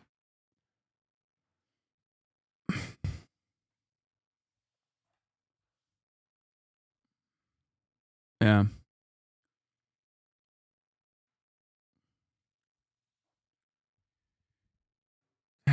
Are you going to react to the State of the Union today? Of course I am, Kings. Americans' economic upside in the future of Ukraine. That is a way better security guarantee than 20,000 troops from some random country that hasn't fought a war in 30 or 40 years. Wow. A vice president who is as dumb as he's aggressive. That takes some doing because, Mr. Vice President, that's some random country that's not fought a war. That would be the United Kingdom, who stood... I'm not gonna lie, it's pretty funny when British people get up in their feelings about like Americans being like, you got no smoke. Alongside your troops in Iraq, not once, but twice, and in Afghanistan. We're also talking about things overseas. Y'all wear shorts, man. That's it. That's all I gotta say. Okay. Oi, bruvs are offended. Yeah. I mean, it's pretty funny. Yeah, the Keir Starmer openly said after claiming that he was going to send troops to Ukraine to defend Ukraine that they would be nothing without U.S. support, that his statements would be meaningless without U.S. support. Oh, I saw this. This is really funny. Jesus, those haters are way too happy about the Hasan ban. Holy shit, finally Hasan Piker banned on Twitch. Let's go. Now he'll finally have to go outside. Anyways, permaban, please, please, permaban. That's so funny.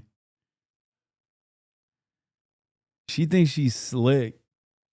Sleeping over there.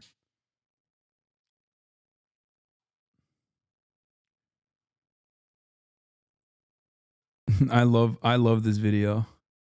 I saw it yesterday.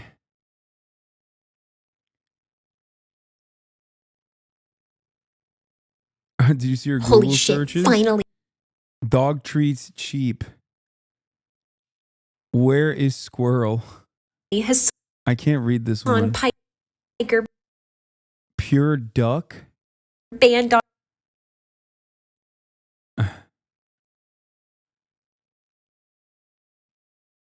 All right, let's keep going. Ukrainians vow to continue fight as Trump administration pauses military aid to The Ukraine. president has taken a dramatic step to get President Zelensky of Ukraine to begin talks on a ceasefire with Russia. Yesterday, President Trump put all U.S. aid to Ukraine on hold. They're calling it a pause. U.S. military aid for Ukraine is critical as they fight a war that Vladimir Putin started 3 years ago now. MTS Tayyab is in Ukraine's capital, Kyiv, with more on all this. MTS, I can't imagine the mood there this morning. Good morning to you. Yeah, a lot of nerves and a lot of uncertainty. Good morning, Tony. Well, a Ukrainian official has told CBS News the Trump administration's suspension of military aid to Ukraine gives the country only around 6 months before it starts running short of vital ammunition, as the White House continues to pile pressure on Ukrainian President Volodymyr Zelensky to pursue peace with Russian leader Vladimir Putin. We will feel it in the future. Following Friday's Oval Office shouting match heard around the world, don't tell us what we're going to feel. The nightmare scenario for Ukraine has been revealed. President Trump has announced the U.S. would pause billions of dollars in military assistance to the Zelensky government. Well, I just think you should be more appreciative because this country has stuck with them through thick and thin. We've given them much more than Europe. The revelation has sent shockwaves across the war-battered country as Ukrainian morning shows broke the news. President США Donald Trump. Mikhailo Podolyak is a top advisor to President Volodymyr Zelensky. Can Ukraine defeat Russia without the support of the U.S. and President Trump? What I can say for sure is that Ukraine will still fight. But I will ask you a question. Would the U.S. be okay to stay on the sidelines when we need to stop Russian aggression? And what does Russia want to do? It wants to destroy the world that was built by previous American administrations. It's a world these Ukrainian soldiers say they're trying to defend. We were at a military trauma ward in Kyiv for those injured on the battlefield, where we met Alexei, a grandfather and volunteer soldier in his 50s who was being treated for shrapnel wounds to his leg and hips from a Russian shelling. Alexei also suffered a war injury to his arm a year ago and still went back to fight. So you're going to keep fighting no matter what? Of course, he says, for the sake of my granddaughter. And as Ukrainian leaders grapple with what to do next, they will no doubt increasingly turn to European partners who already provide just over 50% of the military assistance Ukraine receives. As Russia's war rages on, overnight the Kremlin launched major drone strikes on the cities of Sumy and Odessa. Tony. MTS Tayyab for us in a nervous Ukraine this morning. MTS, thank you very much. Thank you, Todd. Good morning, everybody. Obviously, I'm here to talk about my friend Bridge Colby. I think he'll make a great policy lead at the Department of Defense. It's why the president nominated him. And I just wanted to be here to give a word of encouragement, a word of approval, and just lend my reputation to Bridge's confirmation, because I think he's a really important person for us to have at the Department of Defense.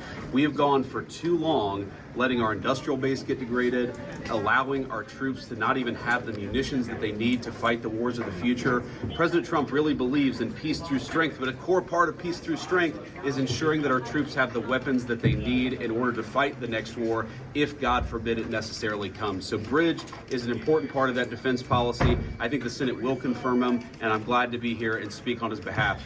Happy to take a few questions if you guys have them. Does pausing aid for Ukraine leave Ukraine vulnerable right now and give Russia an advantage? Look, what the president has said very clearly about our Ukraine policy is that he wants the Ukrainians to come to the negotiating table. We want the Ukrainians to have a sovereign and an independent country. We think the Ukrainian troops have fought very bravely, but we're What is that noise, man? at a point here where neither Europe nor the United States nor the Ukrainians can continue this war indefinitely. So it's important that everybody come to the table, and the president is trying to send a very explicit message. The Ukrainians have got to come to the table and start negotiating with President Trump. Do you still have hope for the mineral deal? Do you believe that the mineral deal can still be reached with Ukraine? Yeah, I certainly do. And I think the president is still committed to the mineral deal. I think we've heard some positive things, but not yet, of course, a signature from our friends in Ukraine. But look, the mineral deal is a really really important part of the president's policy. Number one, the American people have got to get some payback for the incredible financial investment we've made in this country. A lot of the aid that the Europeans have sent has come in the form of money that is getting repaid to them. Well, it's really ridiculous and frankly an insult to the American people that the Europeans are getting a better deal than the American people. The president is just trying to assure. Dude, I don't like that. Oh God, it's so wild that they just like keep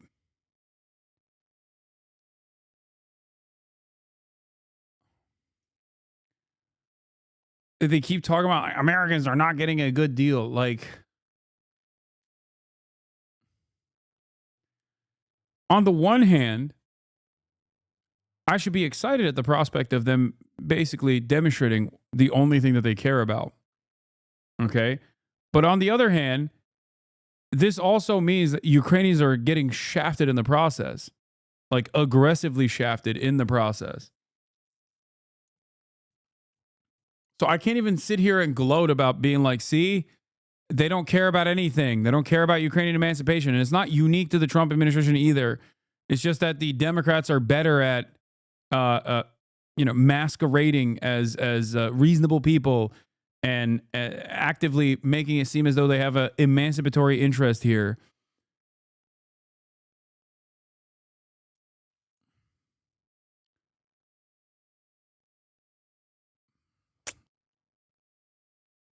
That the American people get a fair deal while simultaneously ensuring we have access to some minerals and resources that are very important for the economy of the future. If Zelensky changes his posture, his focus, his gratefulness, as you guys have talked about, would there be a consideration of bringing the aid back on, or is that an indefinite pause, a long-term pause? Do you see it? No, look, the president has been very clear. He wants the Ukrainians to come to the negotiating table. I think when the Ukrainians come to the negotiating table, everything is on the table.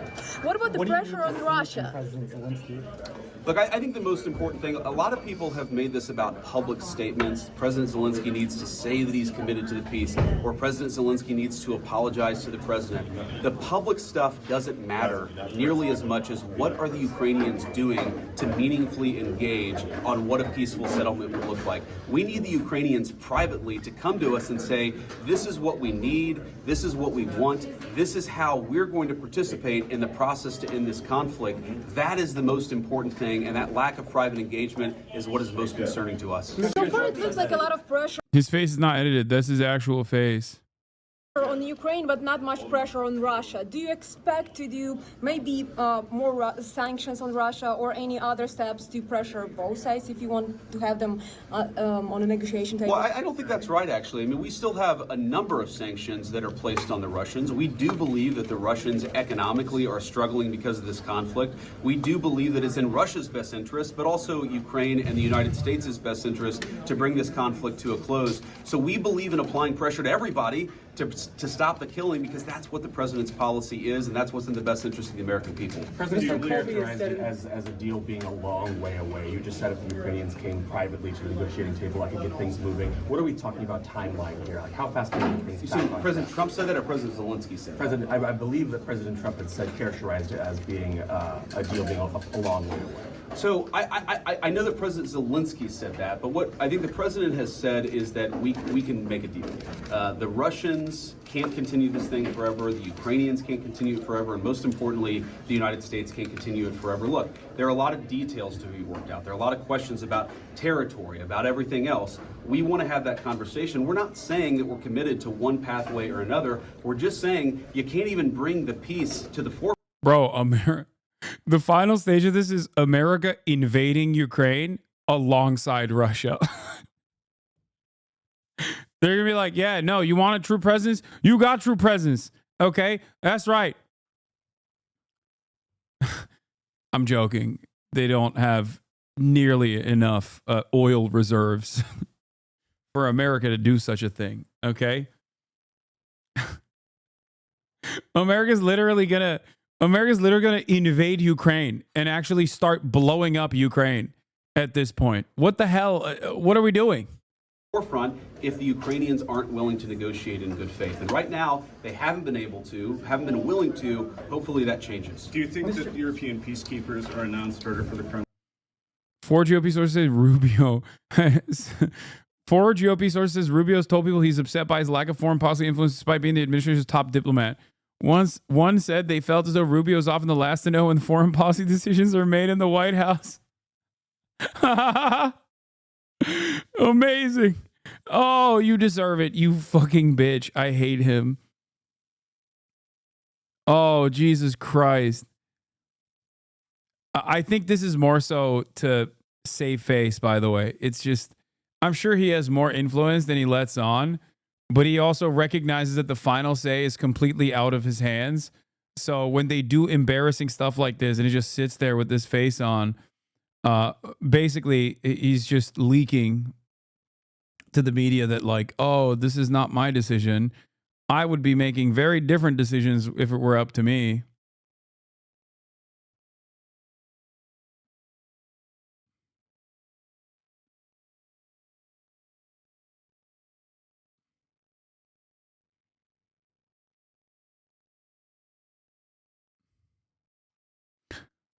Kremlin, do you think that could realistically be a part of the solution or no? Megaphonics, send me the full thread of JD Vance edits like maybe 45 more times. I probably will click on it on the 46th or 47th time probably. No matter what you do, don't stop sending me that link, okay? I won't speak for the Kremlin. I don't know what is a non-starter or not for the Kremlin. I know that obviously, and we appreciate. Holy moly. Haploids, thank you for the 50 bones. 50 big ones. God damn. God damn. Hype train incoming. Why? This, the British and the French have offered to step up in a big way. That's very, very important. But fundamentally, if you subscribe, you can send me links like Megaphonics is, okay? And I most likely will not click on them, but maybe. Maybe I will. Yeah. 99% of chatters stop sending links right before I click on them. Don't ever give up. the question of what's a non-starter for this or that Silex, party, thank you for the 100 big ones. Negotiated settlement we have to come to. We can't even really start that negotiated process in earnest until the Ukrainians, led by President Zelensky, come to the table. What do you need to see from Canada in terms of... Go ahead, man. Yeah. Mr. Colby has said in the past that the U.S. could tolerate or contain a nuclear armed Iran. How is that consistent with the president's maximum pressure policy? Well, number one, the president's been very clear he doesn't want to tolerate a nuclear-armed Iran. And I don't know what Mr. Colby has written in the past, but I'll say that every single person that we nominate to a position is going to have at least one thing that they disagree with the president about. That's okay, but the president's policy is extremely clear. We cannot tolerate nuclear Thank you for the proliferation, 20 gifted. especially in Iran. That will be the policy of the administration. It has been, and it was during the first Trump administration. What do you need to see from Canada to roll back these tariffs? Look, the president's going to have conversations. I'm going to be honest with you.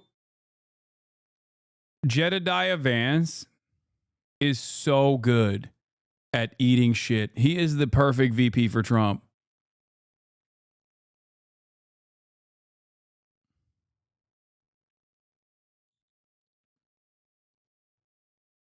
He is the perfect vice president for Trump. He has a way to communicate to liberals using like liberal language. And he is, more importantly than anything else, a rapacious ass kisser. Why has Europe not actually proposed a deal that would be accepted by both sides? Let's be honest here about the reality of conflict. Europe and the Democrats understand how this will end. I think they're just not at the table. That's probably why. I suspect that they just don't have really a say in the process. So they're kind of trying to, on the one hand, deal with like the tariffs, and on the other hand, trying to deal with what the American administration's current foreign policy attitudes are. With the Canadians, we need to see real engagement on the fentanyl issue, on the drug issue. That is fundamentally the underlying element. Speaking of links, you need to subscribe to the Chinese YouTuber that hit the algorithm, and he's amazing, very wholesome content from a nice guy. Love that. Catan, Thank you for the 25. Get the subs. Hype train level 7 achieved. These tariffs Goddamn. is we think the Canadians have not been serious about stopping the drug trade. Now, people will sometimes say, well, if you look at the numbers, the Mexicans send way more fentanyl into the United States than the Canadians do. The Canadians have allowed a lot of fentanyl to come into the country. Wait, what is this? You're not going to believe how the hogs are defending Trump tariffs? Oh, come on, chat. Take a day off, chatter. God damn it. I got so excited. I was salivating at the prospect of a hog watch moment. The British tabloids tomorrow, lest he forgets, row as Trump halts military aid to Ukraine. U.S. Vice President accused of insulting our dead. Trump deputies vile slur on Brit heroes. Vance Land, oh my God.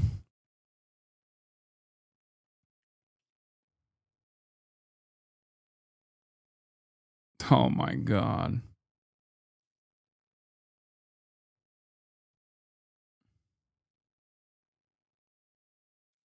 Oh my Lord. But 636 of our troops died in Afghanistan and Iraq fighting alongside the U.S. Clown Vance's slur on 636 war heroes.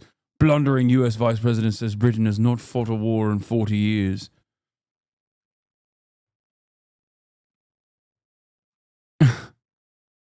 British media is so hostile. Yeah, get them. Let them fight. It's a real let them fight. It's a real let them fight moment because, like, both parties are both of the parties involved in this are just demons in their own right. Okay, let them fight each other. Let them eat each other out.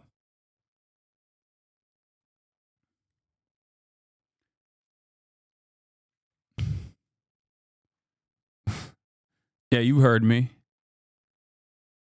You heard what I said. Oh, meanwhile,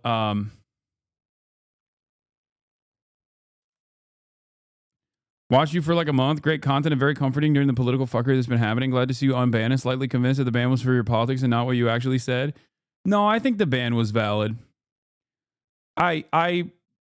Like, it's very obvious what the argument that I was making was not a call to action in terms of assassinating a sitting American senator, and instead was to talk about the hypocrisy. But I should have used a different.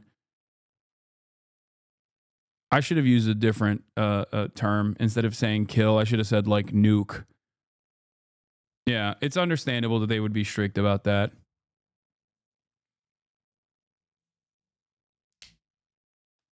100%. I definitely, as I said in my video, I definitely take ownership over that for sure.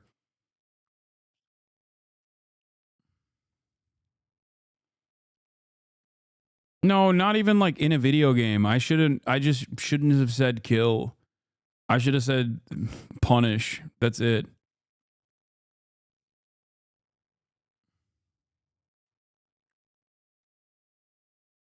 Yeah. But it's obvious that I'm not like, it's obvious for anyone that's paying attention to what I'm saying. Everybody understands I'm not talking about like literally Mike Johnson going out, hearing what I'm saying, and then going out and executing Rick Scott. It was valid until I saw multiple clips of other streamers saying things along the lines of "I hope you die." Yes, there are a lot of right-wing content creators out there, and a lot of people that recognize that even showing a little bit of allegiance to right-wing sentiment will get you some clout. And that is precisely the reason why a lot of people will go, yeah, this guy sucks. I hate him.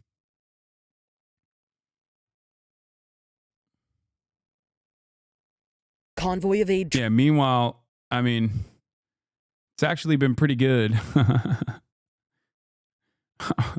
I'll say it's worked.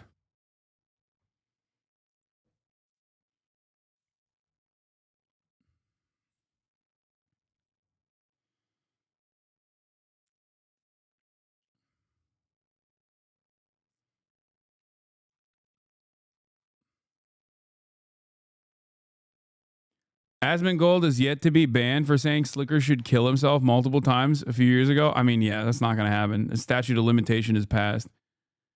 Also, it's not happening because enough people are not going to make a big fuss about it. That's usually how it goes.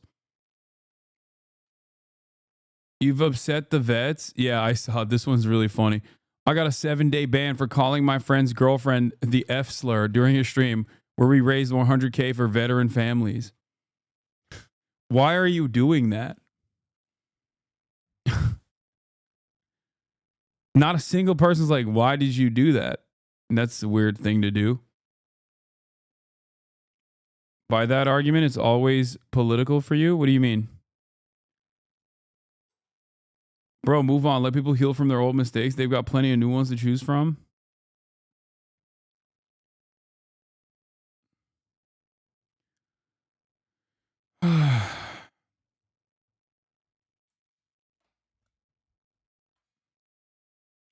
My link was related where a VTuber got banned for 7 days for humping an NPC in Bloodborne.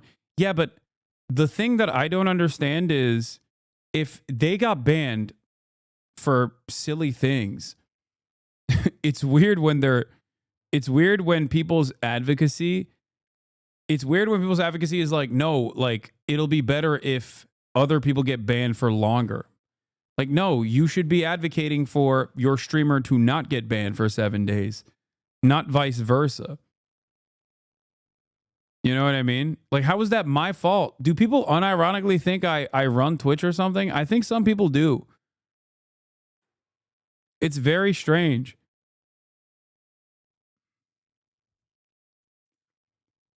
With some very notable exceptions, I've rarely ever advocated for a permanent ban on people at all. Like there are some people who are, you know, doxers and serial swatters and whatnot. And yeah, I think those people in their communities are not just insane to unban, but like it's objectively harmful to the entire space of streaming. It is pretty funny though that Asmongold says a bunch of crazy stuff on a daily basis and is also simultaneously demanding that like a higher ban hammer get a higher ban hammer be struck on someone like myself.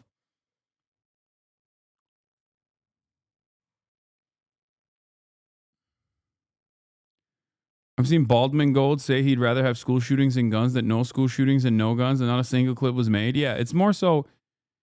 It's very difficult to parse through a lot. Like when you're talking about 8 to 10 hours every day, it's very difficult to figure out like what a person has said that might be a violation of term of service. I luckily have a metric ton of haters, so they can immediately clip any moment. Oftentimes clip moments directly out of context to also demand I get banned for shit that I'm not even advocating for. _US leftist streamer Hassan Piker appears banned from Twitch after saying, quote, if you cared about Medicare fraud, you would kill Rick Scott. Okay. Jeez. Just reporting the news. How do you get banned from that? I mean, it's a joke. It's just it's just a joke. You'd have, first of all, it's also it's completely nonsensical because you'd have to go back in time to prevent Rick Scott from committing Medicare fraud. Right. Yeah. I mean, you could do a post talk or after the fact. But it wouldn't Example stop. setting. Oh, you do it as a punishment. Set an example, I'm not yeah. for capital punishment. No, so exactly. Neither am I, to be fair.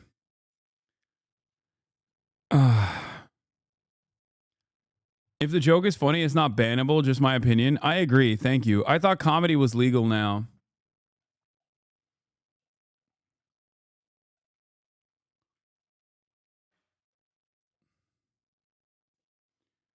I go back in time and save Huey P. Long. World would be better, just saying. What is this? That he's too. Ethan Klein criticizes Hassan for saying he's closer to the incarcerated firefighters than Elon Musk, while at the same time not knowing how much they get taken advantage of and saying they shouldn't push for more pay is quite disgusting behavior. Horrible. Why are they going through older videos of mine? Like is Ethan now anti paying incarcerated firefighters more? Like, what the fuck's happening? Oh no, he's going full sex pest, and he's just assuming whatever position I have, is he just going to assume the exact opposite? Is this all they do on their broadcast? Like, what the fuck? What a strange obsession, man.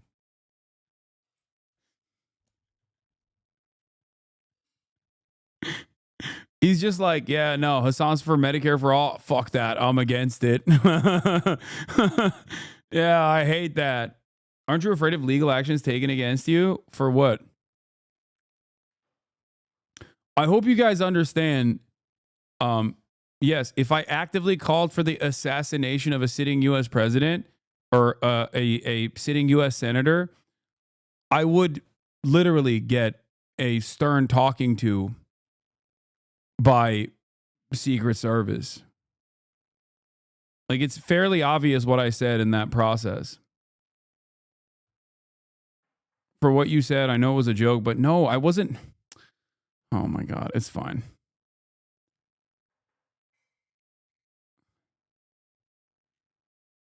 They dox people on their show too, don't forget. I know, that was also crazy.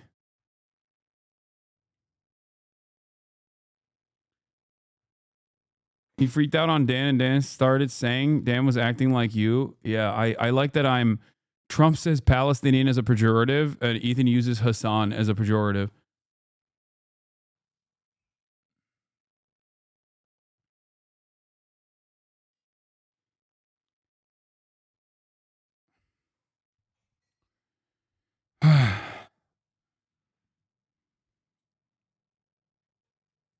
It's weird. I don't want to watch this. And I don't understand why anybody would, to be fair.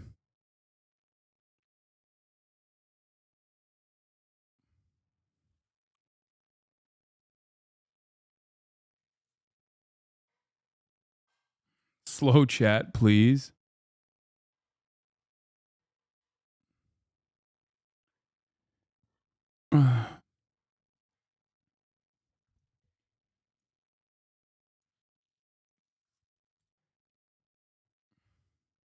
Do you see XC called out Dan Clancy after he saw your tweet about him? Wow, what did he say? Is he crying that I called him a snake?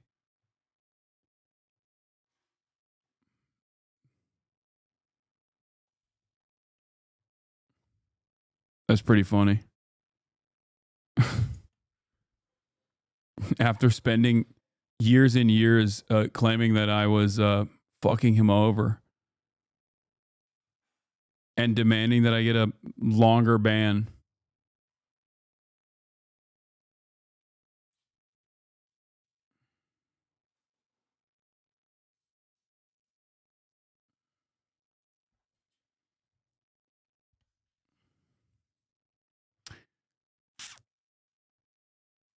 Anyway, XQ's fallen in the rookie hole. Yeah. All right. Israel blocks all entry of humanitarian aid into Gaza. Trump threatens pro-Hamas mobs with arrest and deportation. Fantastic. Fantastic stuff in general. And then I'll talk about the stalker incident before we get to, obviously, later in the day, the Donald Trump, Donald Trump fake State of the Union that's not a State of the Union. There's also this guy, this Nazi who has been unmasked. And lo and behold, shockingly, it seems he is a pedophile, allegedly. Nathan Grayson also wrote an article on my ban.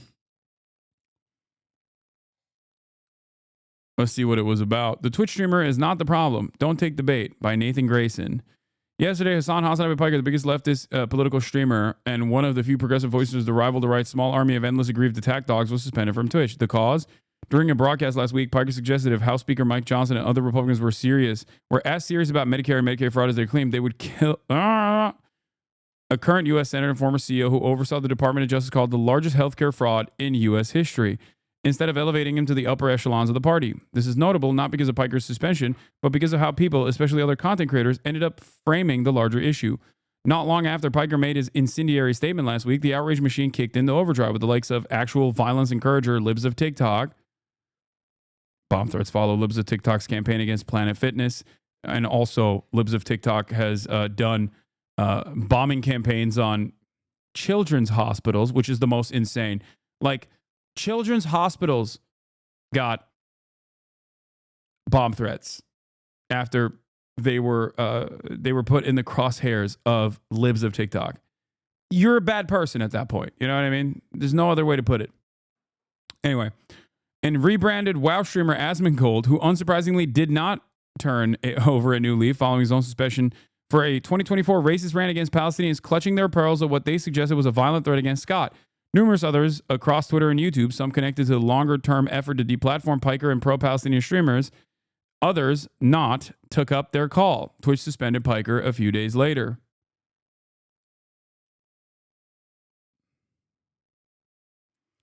After just one day, Piker's suspension is concluded, and other usual suspects like Tim Pool are acting like Twitch is turning a blind eye to murder.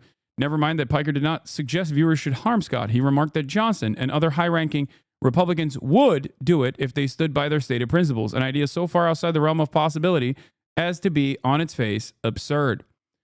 My statement was hyperbolic, Piker said in a YouTube video addressing the suspension today, but the intention of it was not a call to violence directly against the sitting senator, but instead was to show the hypocrisy of the Republican Party in terms of how little they truly care about Medicare and Medicaid fraud, because that happens at the point of the provider and not necessarily at the point of the recipients.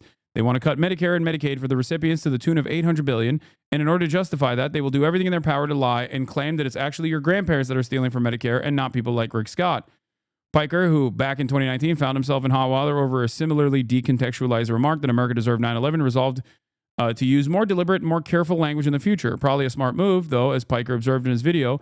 Nobody's going to be perfect 100% of the time when they're live, day in and day out, going back and forth the contentious chat, all while creators espousing right-wing viewpoints, which often explicitly or implicitly advocate for violence against immigrants and trans people, are held to vastly different standards. What is this one? Oh, Nick has been spewing anti-trans rhetoric for months, but he's only now facing consequences. That's true. Also, more importantly, the streamer drama portion of the story barely matters. The problem Piker pointed to during the stream that got him suspended, a former CEO of a healthcare company that copped a record $1.7 billion in fines, going out to dodge material consequences, walk away with $10 million in severance and $300 million in stock options, and become a U.S. senator, is an issue so much more consequence than Piker's word choice that these things are not remotely comparable. It is the range that millions of people are getting their news from creators who act like a damn Twitch streamer using harsh language to state documented facts is where the story starts and ends, rather than in the halls of actual power. We're all being robbed. It's as clear as day. There was an alleged murder about it, and many people sided with the alleged murderer. Think about why political pundits and content creators might now be incentivized to muddy the waters, especially when healthcare is concerned. Think about how they might stand to benefit from your distraction, even as normal people's material circumstances degrade by the day. Think about how platforms make themselves complicit by algorithmically favoring outrage and drama dogpiles over discussion that threatens the status quo. Anybody who frames this conflict in any other way, who suggests different stakes or a different central cast of characters, is either deeply unserious or outright lying to you. Do not listen to them. Odds are they are trying to rob you too. Yeah. Bars.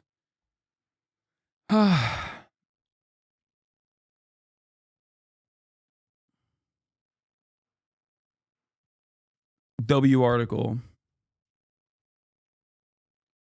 Ethan Klein, Asmongold, and XQ have been promoting Dazbullah through an X account called Yeet. I exposed their Nazi troll farm in this thread. The group spreads violent hate speech and organizes harassment campaigns. Yeah, I know.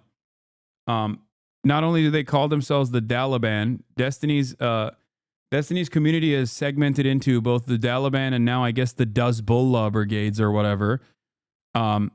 Yes, they are a bunch of groypers and like 4chan Nazis and shit. And they regularly, this account is like literally a stalker of mine, by the way. A stalker of mine and many other female content creators on Twitch. Kind of like that one fucking random stalker that went up to Cinna and Valkyrie and Emeru.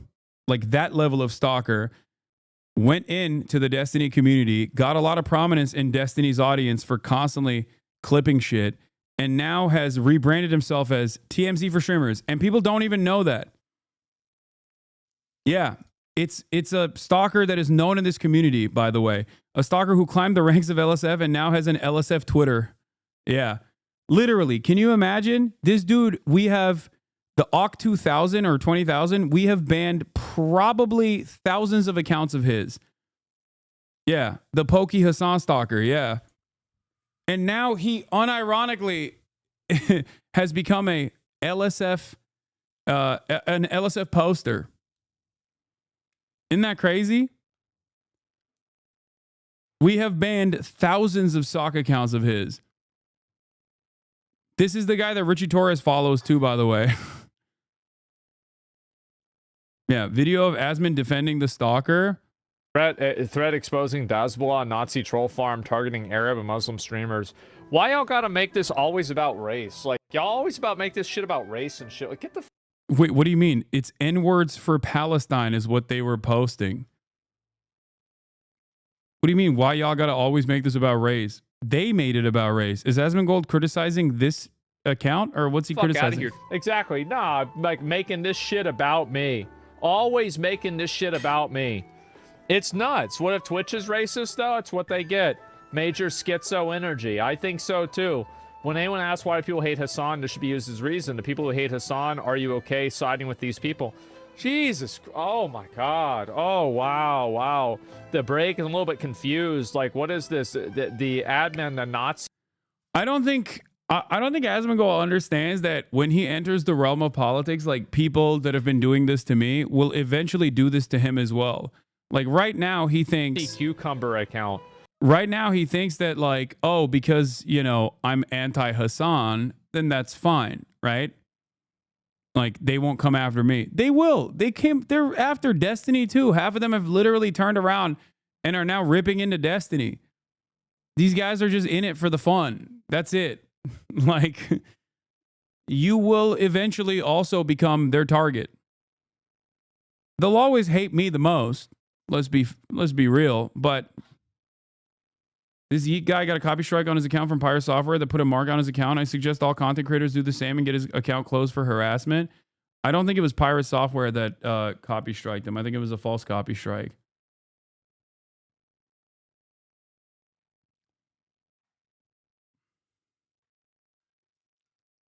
I think your YouTube video really affected him. Yeah.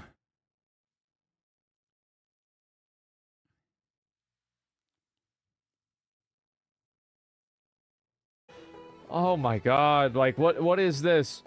Holy fuck! Like, why? What are you doing? I'm not going to cry a fucking river when people who have genocide that's baked into their laws are getting genocided.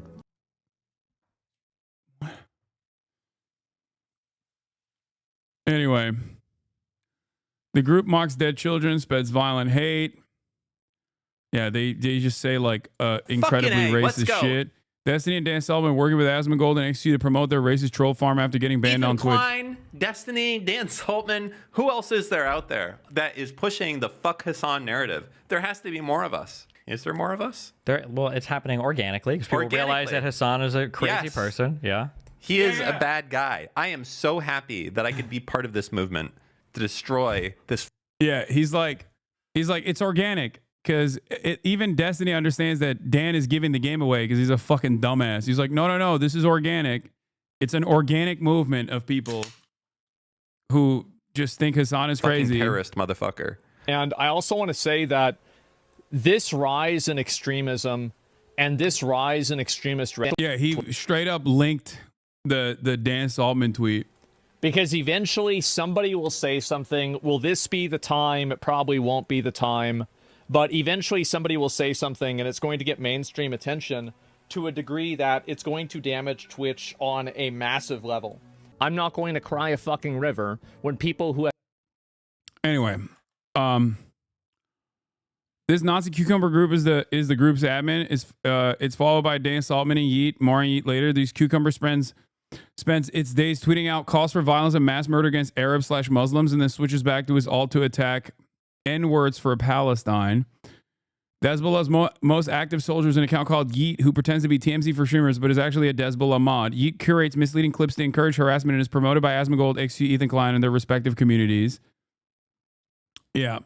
Don't be fooled by Yeet's attempt to appear innocuous. Yeet is a Hezbollah mod who follows the Nazi cucumber. Their goal is to harass streamers that criticize Israel, especially Arab/Muslims. If they don't get their way, their aim is to destroy Twitch as a platform. Twitch is a corrupt site of lunatics running the asylum. It needs to either implode or get completely gutted and rebuilt. While Dan Saltman and to a lesser extent Ethan calling out sponsors accelerated the timetable, the end game for Twitch was always the apocalypse. A productive day, operatives. Catch me later. I'll buy you a beer. Strike target updates. Congratulations, operatives. We are reporting positive outcomes. They like LARP as though they're doing like a psyop. Don't be. Oh my God. It's a very sad way to. Dan's shy now, but he was talking a whole lot when he threatened to destroy anyone who criticized Hezbollah or worse, anyone who dared to criticize Destiny's alleged sex crimes. Coworkers, if you're one of my coworkers out there, and you're making your little bit of a strong statement about how much you condemn Destiny and everything else, you better not let me fucking find you doing something else and signing some other bullshit off for someone else. All this is just virtue signaling fucking bullshit. Okay, it's like because it's like oh my God, sharing nudes. Okay, I'm out of here immediately. Right, like fuck Hasan. Right, fuck everyone that's using this as a jumping off point to like try and make their side win. Dude, my haters are not unwell, okay? Let me tell you. My haters are not doing well. They are very unwell. Don't let me capture you in 4K being a virtue signaling cunt. That don't let me capture that event from any of these people. I will fucking destroy you if that's the case. But I've been thinking about for the Twitch thing, I might actually just go find every person that said something like, Clancy's never going to leave. Nothing burger, by the way. I think I may find every single one of these people and round them up. I'm going to leave it there. My fellow orbiters or coworkers, if you're one of my coworkers out there and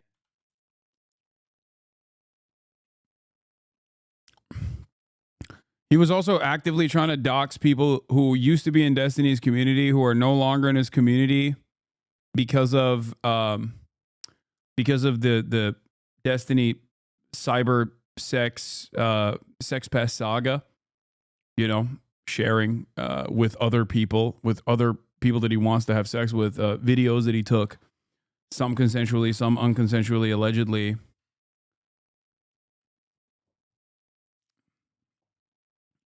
The revenge porn saga that he's going through. People that were upset at Destiny, Dan has been actively trying to. XQC said this Yeet guy seems unbiased by his reporting, by the way. Yeah, because XQC also is a Destiny dick rider. What do you mean? That's it. It is what it is. Everyone, please do your part in exposing these violent races and their thinly disguised disinfo/harassment operation. There's many people out there who don't know the truth about these streamers /accounts are susceptible to their underhanded tactics. After I first exposed Yeet as a front for Hezbollah's Nazi troll farm, he quickly tried to cover his tracks by removing his mod position. Too late, the evidence has already been saved. The owner of that community made me a mod on their own accord. You're reaching so hard, lol. I found out I'm not a mod from your tweet. I'm a mod from your tweet and just removed myself again. I have no posting in there. Nice try on the canceling, though. Go back to 2015.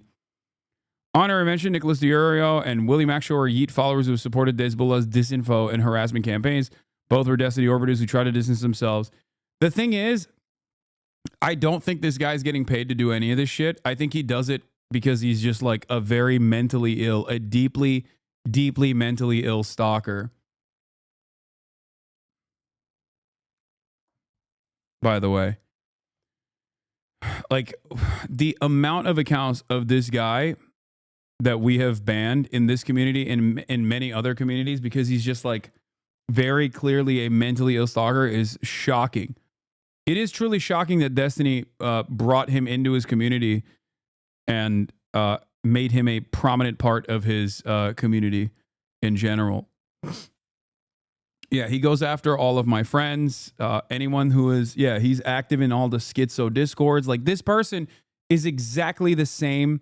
This person is exactly the same fucking person that was stalking Emaru and them. He originally comes from Destiny's community. That's where his stalker came from. Oh, I didn't know that. I didn't know that he was initially from that community. I thought he was just like an outsider stalker that entered his community.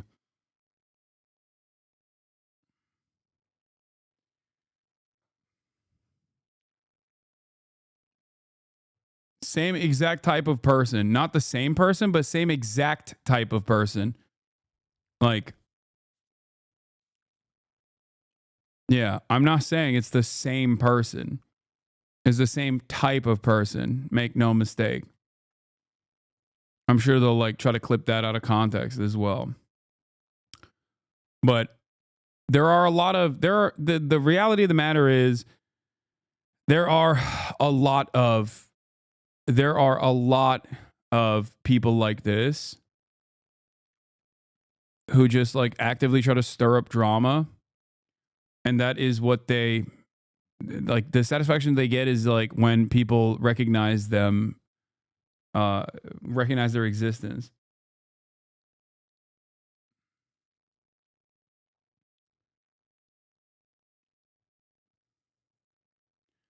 This account used to harass your tweets all the time back in the day while trying to ship you with other streamers so we could harass them as well. How did they switch up and become approved by so many streamers is unbelievable to me.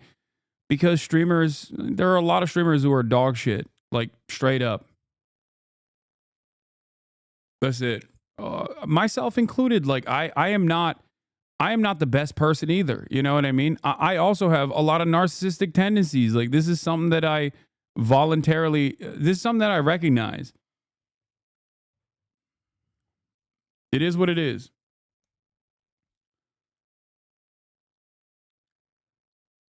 And these people love playing that role of just like actively obsessing over a person. Nah, this was earlier a clip of Boner Chelly saying he was going to pay these people. Then Yeet went on to Fuel D's podcast, aka the Fuck Hasan Hour. I don't know if he's actually getting paid.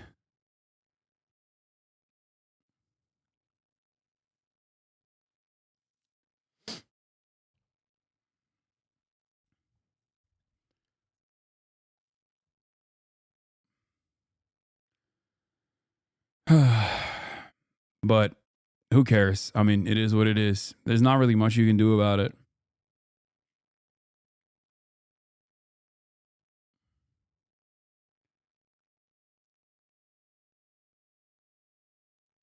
Did you hear the latest news? D hired Prince Andrew's lawyer. I don't know if you have extra cash. That guy's expensive. Wait, what? Prince Andrew's lawyer?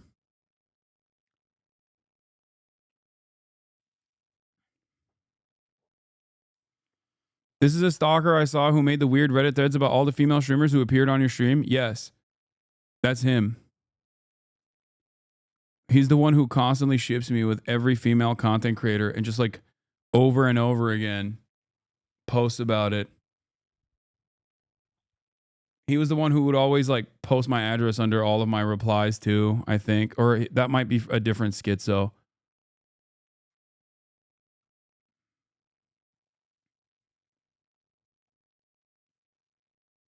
Yeah, there is definitely a group of these people in a Discord that all just like actively stalk a lot of content creators, but especially female content creators.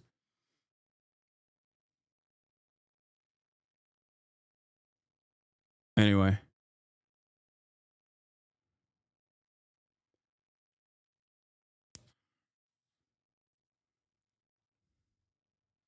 One of his lawyers is Andrew Bretler, who was a partner in the firm that defended Prince Andrew and Bill Cosby. Jesus Christ.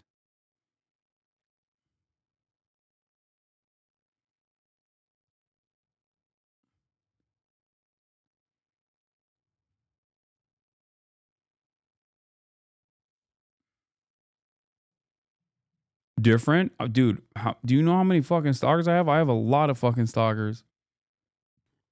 Every content creator does. Especially Twitch streamers. Chat. All right, let's talk about it. Speaking of stalkers. As I was talking about earlier today, Emeru, Valkyrie, Cinna, Emily, and Rosie were at the Santa Monica Pier.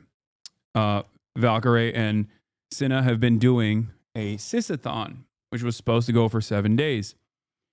In the process of them doing this sysathon, they were targeted by a stalker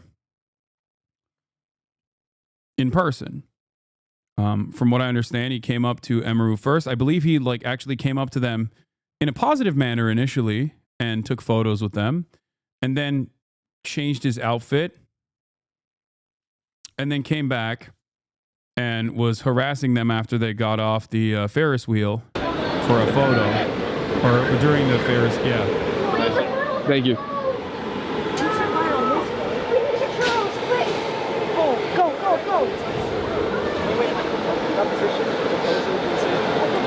Yes, please.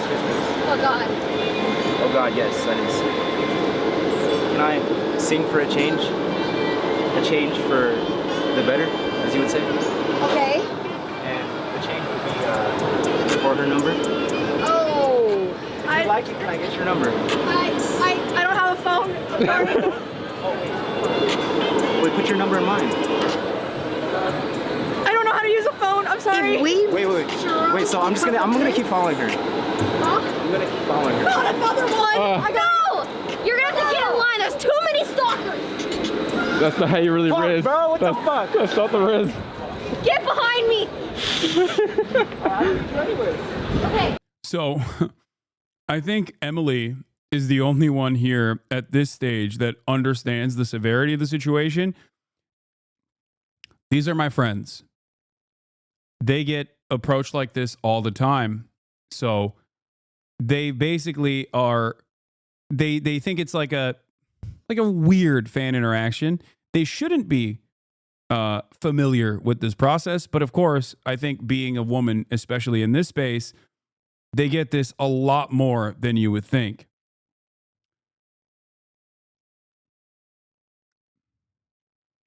Yeah, this is from earlier in the day when he had a different outfit when he took a photo with them.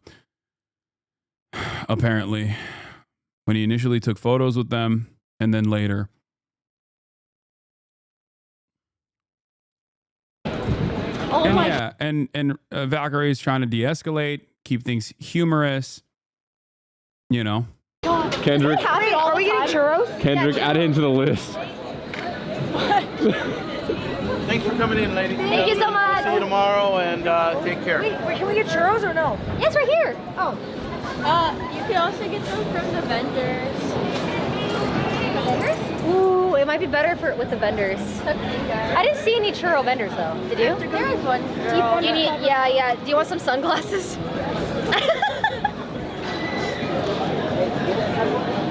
You like these? Incognito time. Stand behind me.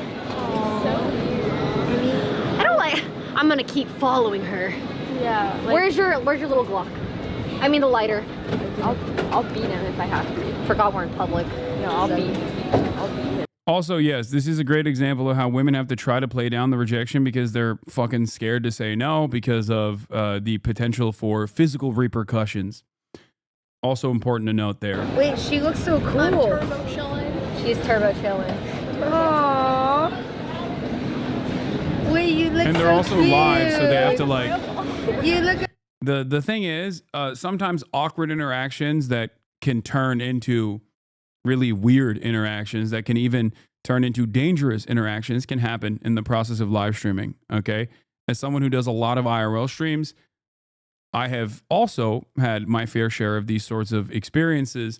So what you're supposed to do in that process is basically behave a certain way, like nothing wrong is happening. Okay? Because you don't want, under any circumstance, to think that this is like to basically give in some ways to the parasocial stalkers interaction. There are a lot of people who do this. This is part of the reason why they SWAT streamers. This is part of the reason why they dox streamers as well, because they want to change the dynamic of the stream. And if you even in any way, shape, or form react to it, then it gives them the satisfaction almost. it's a very weird dynamic, and basically every streamer, no matter how small, especially female streamers, know exactly what this is like. We don't talk about this side of the industry deliberately, okay? Because you don't want other people to, engage in copycat behavior, but it is a constant. That's why I have said time and time again that the only people that I know that get actively cyber stalked and harassed, maybe even more than myself actually, are just regular female streamers. It doesn't matter how big or small. You can be a female streamer with 30 fucking followers and you will have a stalker. It's insane. This is one of the major hurdles for this industry, and this is part of the reason why so many female streamers have to deal with all of these extra things that they can't even actively and openly talk about. Other than myself, lol, I mean, should I not volunteer this information? I'm currently giving you a little bit of extra background about how this stuff works. Do you think that I'm lying as a very big content creator on this platform, especially one that speaks about politics 8 hours a week? Do you think I don't have fucking stalkers? Are you insane?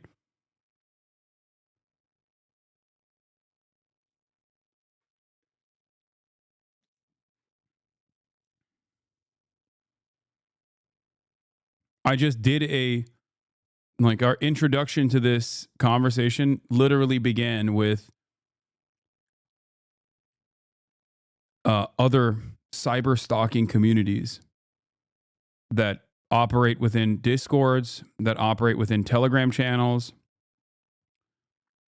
that actively seek out streamers, sometimes physically. Adorable. You would never be able to tell it's her. Drop him that base, we'll take care of it. Can I be mean to him? Yeah, you can. You have permission. Yeah. Oh, we have to keep Well, we try to be nice. I thought he was gonna sing us a little song. I know, I was excited for him to sing a song. And then he pulled out a plot twist. Me and Rosie made eye contact like, what's going on? Oh, Cammy, you look so cute.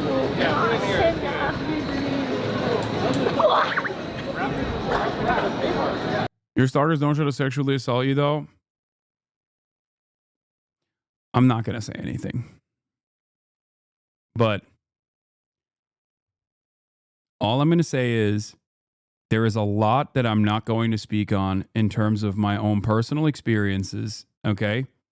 But all you should know about this is you don't fucking know anything. What streamers have talked about here, what streamers have revealed about this, and this was an accidental reveal, by the way, because most streamers will usually shut the camera off. But in this situation, I think it was more so a matter of safety. Okay. But everything that you've heard from other streamers since this happened is not even the tip of the fucking iceberg. Okay. This is the dark side of Twitch streaming that people understandably don't talk about. Even LSF has a policy of not posting this kind of shit, not posting swattings, and not posting doxings, because even they know that it encourages copycats. Also, yeah, there are people like Nick Pollum and Wake Wilder that got literally sexually assaulted on stream at TwitchCon by a fucking stalker.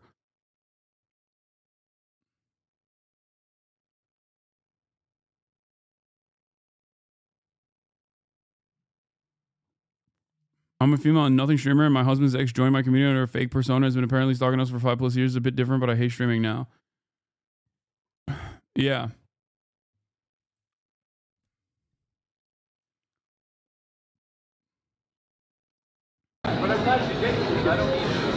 Maybe we should just go.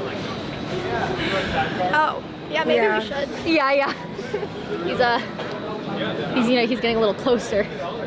That's oh.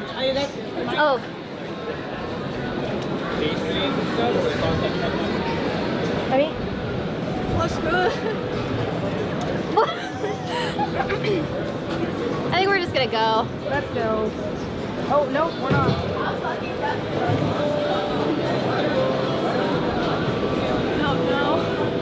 What's up, huh? Hey, excuse me? No! Security? Emily, no. Hey, stop! At that point, he approaches them, and Emily, faces the stalker and is like actively telling him to fuck off. And they try to get help from security. Whoa! Let's fucking fight right now. What? Right. Get away from Hey, what's going security! on? He's harassing us. What's going on? What's going on, man? He starts banging on trash cans and apparently told them that he was going to kill them. Okay? And kept putting his hands in his pockets. No, not extra Emily. Emily is Ray's assistant. I'll kill you right now. I'll kill you right now.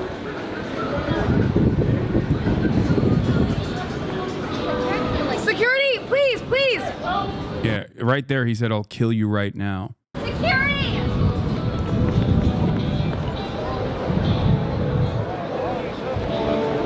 So then they hit the BRB traveling sign in order to obviously not show the rest of it. And from what I understand, they basically waited for the cops to come. I don't know what this person, I don't know what has happened since then to this person.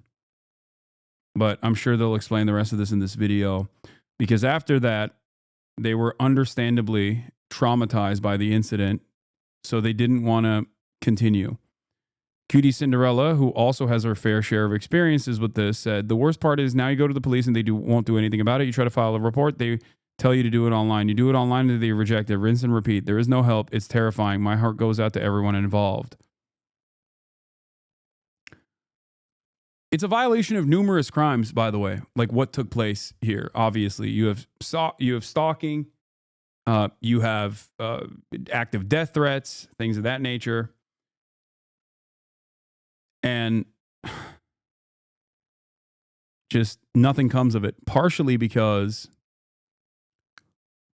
nothing comes of it because cops don't understand it. They just don't understand the process. Like, they don't understand what live streaming is. They're older. They don't understand. Most normies also don't understand like the parasocial nature of streaming. One thing that pissed me off when cops were out there arresting anyone and everyone after the Luigi shit was that it shows that police can and will do something when it comes to billionaires' online harassment, but heaven forbid they do it for women or streamers who are getting stalked. Yeah.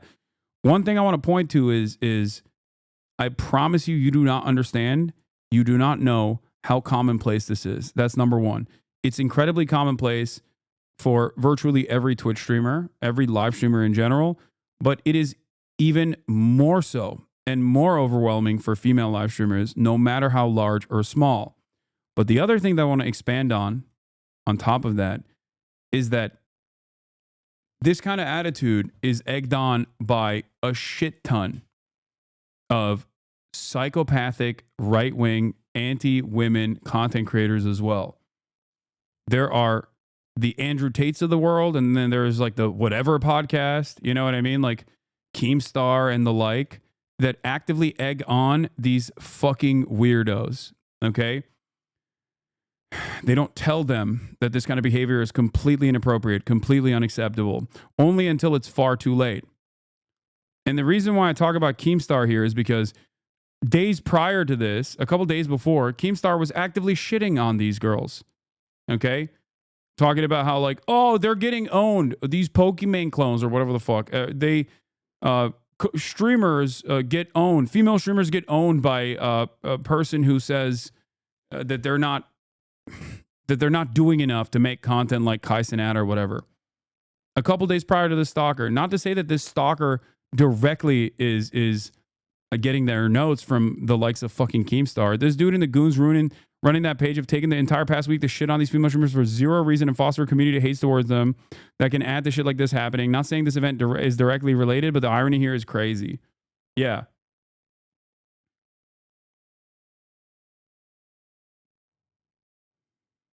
Not saying this is your fault, but you and other clip accounts are certainly not innocent when it comes to inciting misogyny and harassment against these women. Yeah.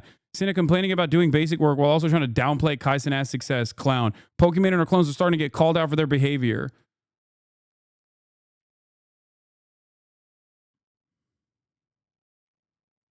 Ice Poseidon's friend SJC claims that they scripted this for threatening her life. Like, these guys are disgusting.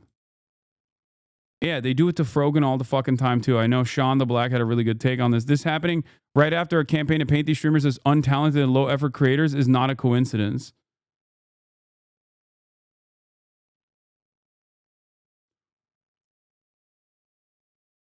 These guys are fucking soulless, okay? Irredeemable monsters who simply just want to cause as much drama and as much controversy as possible, especially against people like Cinna, Pokimane, Valkyrie. Like, they actively try to stay out of drama, okay? They actively stay away from it, okay? And by virtue of just them being fucking women, people constantly whip up the drama drums over and over again. And worst of all, until a moment like this happens, okay, until a moment like this happens, most of the people who also play a role in this, other content creators who also play a role in this by hyping these fucking dipshits like Keemstar up, will then turn around and be like, oh, how could this have happened? It's like, bro, you played a role in this. Like, what the fuck are you talking about?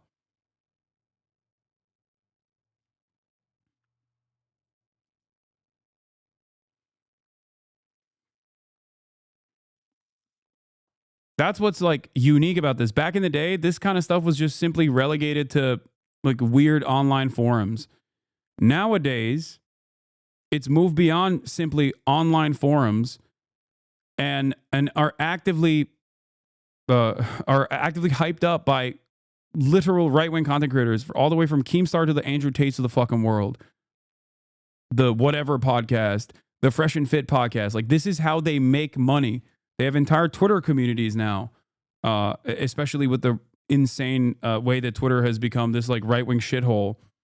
They have entire fucking Twitter communities that are dedicated to doing stuff like this. The 4chanification of the rest of the internet is here.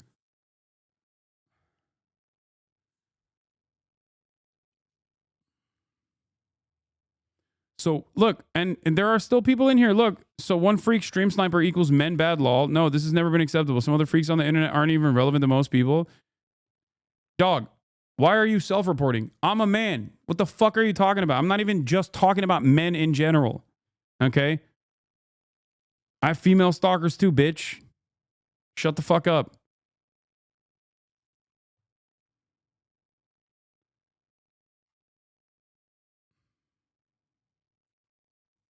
But yes, if you think that women don't have it worse, you are delusional. Okay? That's number one. Number two, the reason why women have it worse, and the reason why, like, everyday average women that aren't content creators or aren't fucking famous are also going through this too, with very little repercussions. How do you not understand? Go talk to a woman in your life. Go talk to your mom. Tell her to recount an experience that she's had like this. I promise you, she probably has had an experience like this. Okay? Where she didn't entertain the advances of some fucking loser, and then that loser took it in a very weird way and got incredibly aggressive. If you see someone say men are creeps and you feel offended, you are self-reporting. Exactly.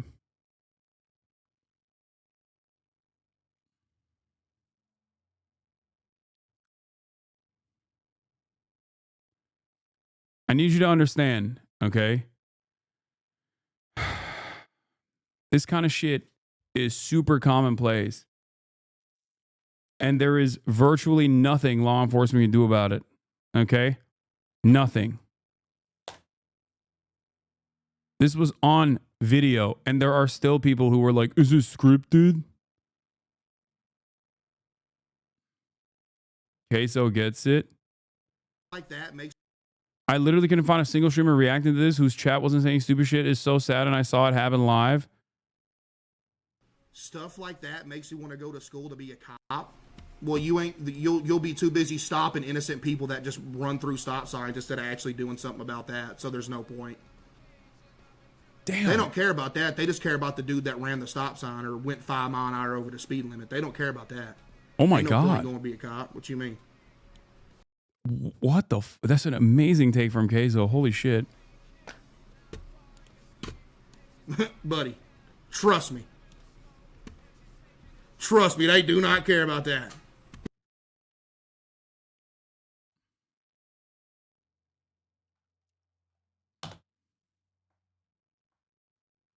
Okay, beef squashed. Beef squashed with Queso. He is a official big boy status again.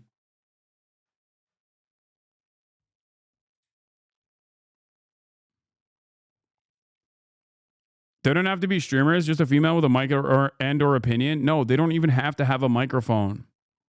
Bro, female accountants go through this shit at their workplace or at a fucking bar. You just have to be a woman. The reason why this is so goddamn commonplace with seemingly no fix to it is because people just take it as the norm, okay? There's really, really horrible education surrounding this, and it's accelerated for the worse in the past couple of years with like a lot of right-wing content creators who actively take on this issue from the most right-wing slant that they possibly can. Okay?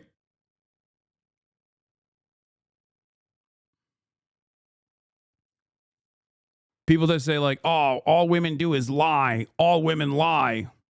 All women are bitches. All this shit. It's creating an environment where some people inevitably take matters in their own hands. I hate random stuff like that to people who don't deserve it. Bro, they're walking around streaming, having fun, and you got some straight goober, by the way. I'm talking straight goober. I seen that dude. You want to talk about a goober. Like, bro, what is wrong with you, man? Bro, don't be weird, bro. It ain't hard to not be. Bro, you know what blows me away on top of that even more? Bro, the easiest thing in the world is to be a normal person. Yeah. I don't understand. Actually. How you get to the mental capacity to even think to do, not only think to do something like that, but to actually physically do it. And you know what I think? You can call it overkill. I think somebody who has the capability to do something like that should not only go to jail, but go to jail forever. Just be gone forever. Reason at all. Straight up. Straight up.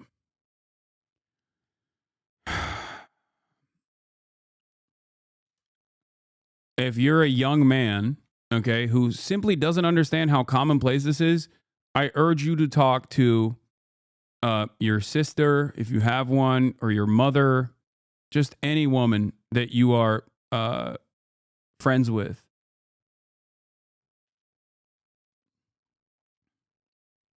Okay?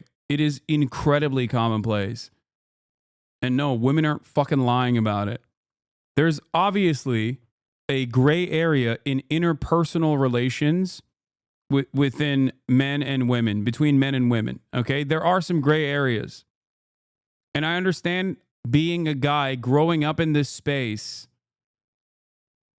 and not being able to figure out exactly how to deal with this dynamic. You find someone cute, you find them attractive, you want to tell them how you feel about it, and you're afraid of coming across like a fucking creep, and then you just hold it in forever. Or you end up revealing this information, and maybe they respond to you negatively, and then you start developing resentment, and that resentment grows, and then you seek out like-minded individuals and you find yourself a home in one of these fucking spaces online, this is very dangerous. Okay? This is very dangerous for you because you become a dangerous person to everyone around you. This is why I always say be fucking normal.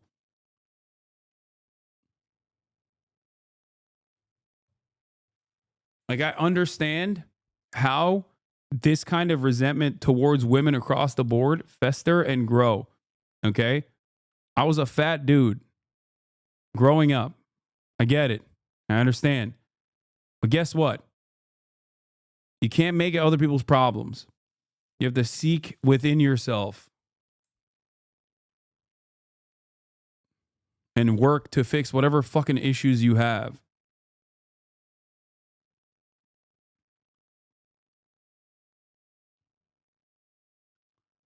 And I do get very upset, very frustrated with people that don't try to break this cycle.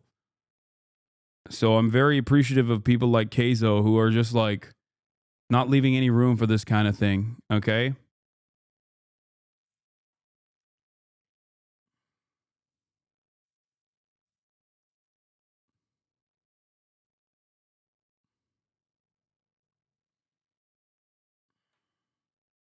My mom is a divorce attorney. She had a Jehovah's Witness stalker for years. This person would call on my mom's personal number telling that she was going to hell and needed to repent for her sins of doing divorces. They would call her on her office number. They would follow her on her walk to the courthouse. It got so bad at one point, I remember my dad having to chaperone my mom. Whenever she was walking somewhere, the cops never did anything when she tried to report it.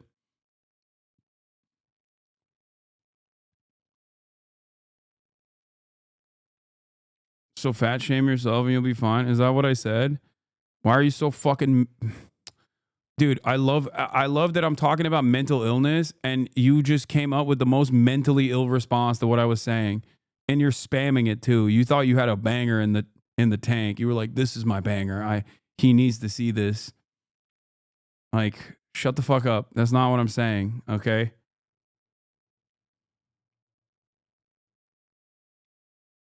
You couldn't even respond to what I said? What was what you said? If people say women won't stop lying and you get offended, you're self-reporting. It's the same argument you just made a few minutes ago, but flipped around. Dog, how do we go back to the drawing board and explain to you that misandry and misogyny are not the same? Because misogyny is associated with systemic violence and also deeply personalized individual violence as well, and the normalization of said violence, whereas misandry is not. Okay? That is the dynamic. That is the difference between someone saying, oh, let's have a gay pride parade versus why no straight pride parade? Why are you being a anti-heterosexual? Why are you against heterosexual behavior? You are aggressively coming after me for being a breeder, a heterosexual. Things can be different. You don't have to rob everything of its context, okay?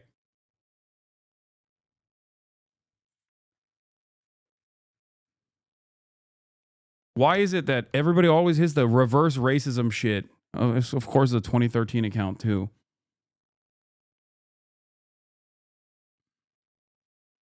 And no, I didn't even... I wasn't terrified of your idiotic by your logic sentiment. I just didn't see it in the sea of... of other comments.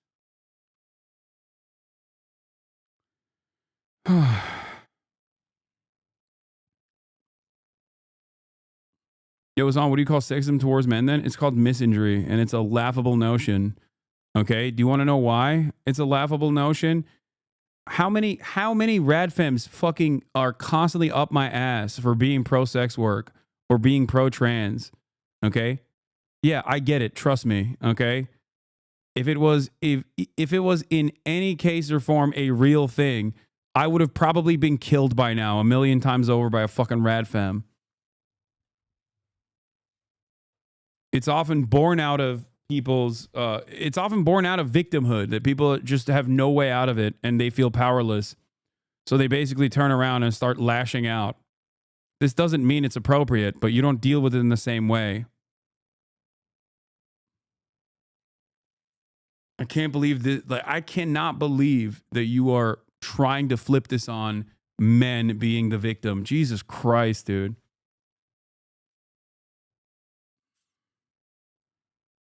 Just, I'm telling you right now, kill that part of your brain, okay? There's that little demon inside of everybody's head who goes, I'm making a fucking banger counter argument here, okay? I'm cooking this one up. The moment that you see that thought, you just end it. End that thought in your brain. I promise you. Banned? Okay, using the term kill doesn't automatically mean a ban, chat. Jesus Christ. Calm down.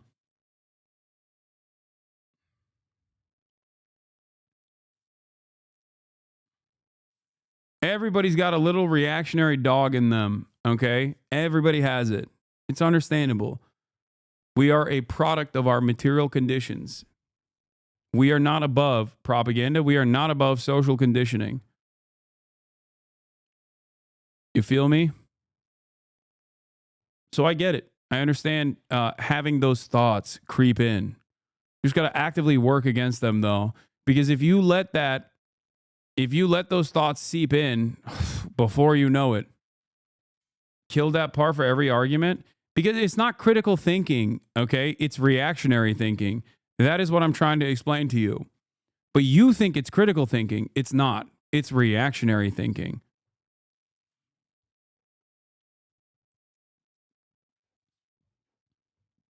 There is something very comforting about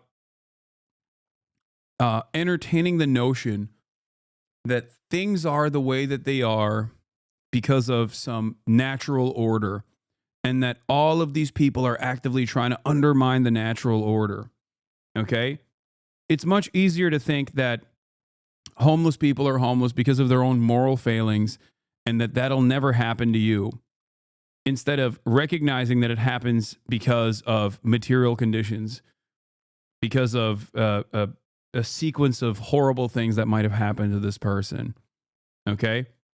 It's much easier to think the former rather than the latter, because when you think the former, then it's like, oh yeah, it'll never happen to me. What? Remember, lol, he's right about everything. Kill that part for every argument. Okay. The dumbasses are talking to one of them. The dumbasses are talking to each other in the chat. Wait, what did Queso do? Nothing. He's just being awesome.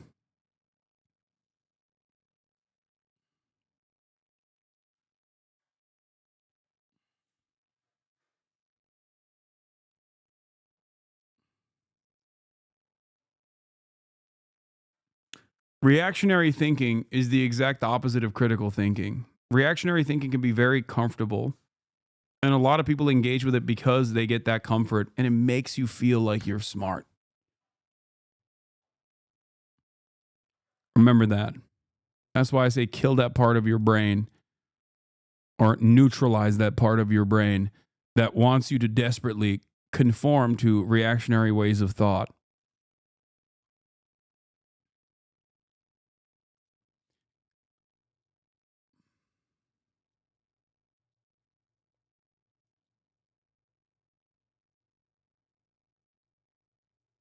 Yeah, idiot gets that a man hates women because some women hurt him, but when a woman hates men because she got sexually assaulted by one, it's much harder for them to understand the end of capitalism.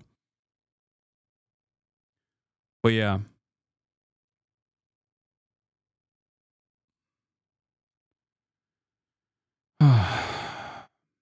Let's watch their response, because the next day they went back live to say that they're ending their. Asma's new video is him calling Hasan a Nazi. Law. That's hilarious. Okay, I'll take it seriously. It takes one to know one. You know what I mean? I'll take that seriously.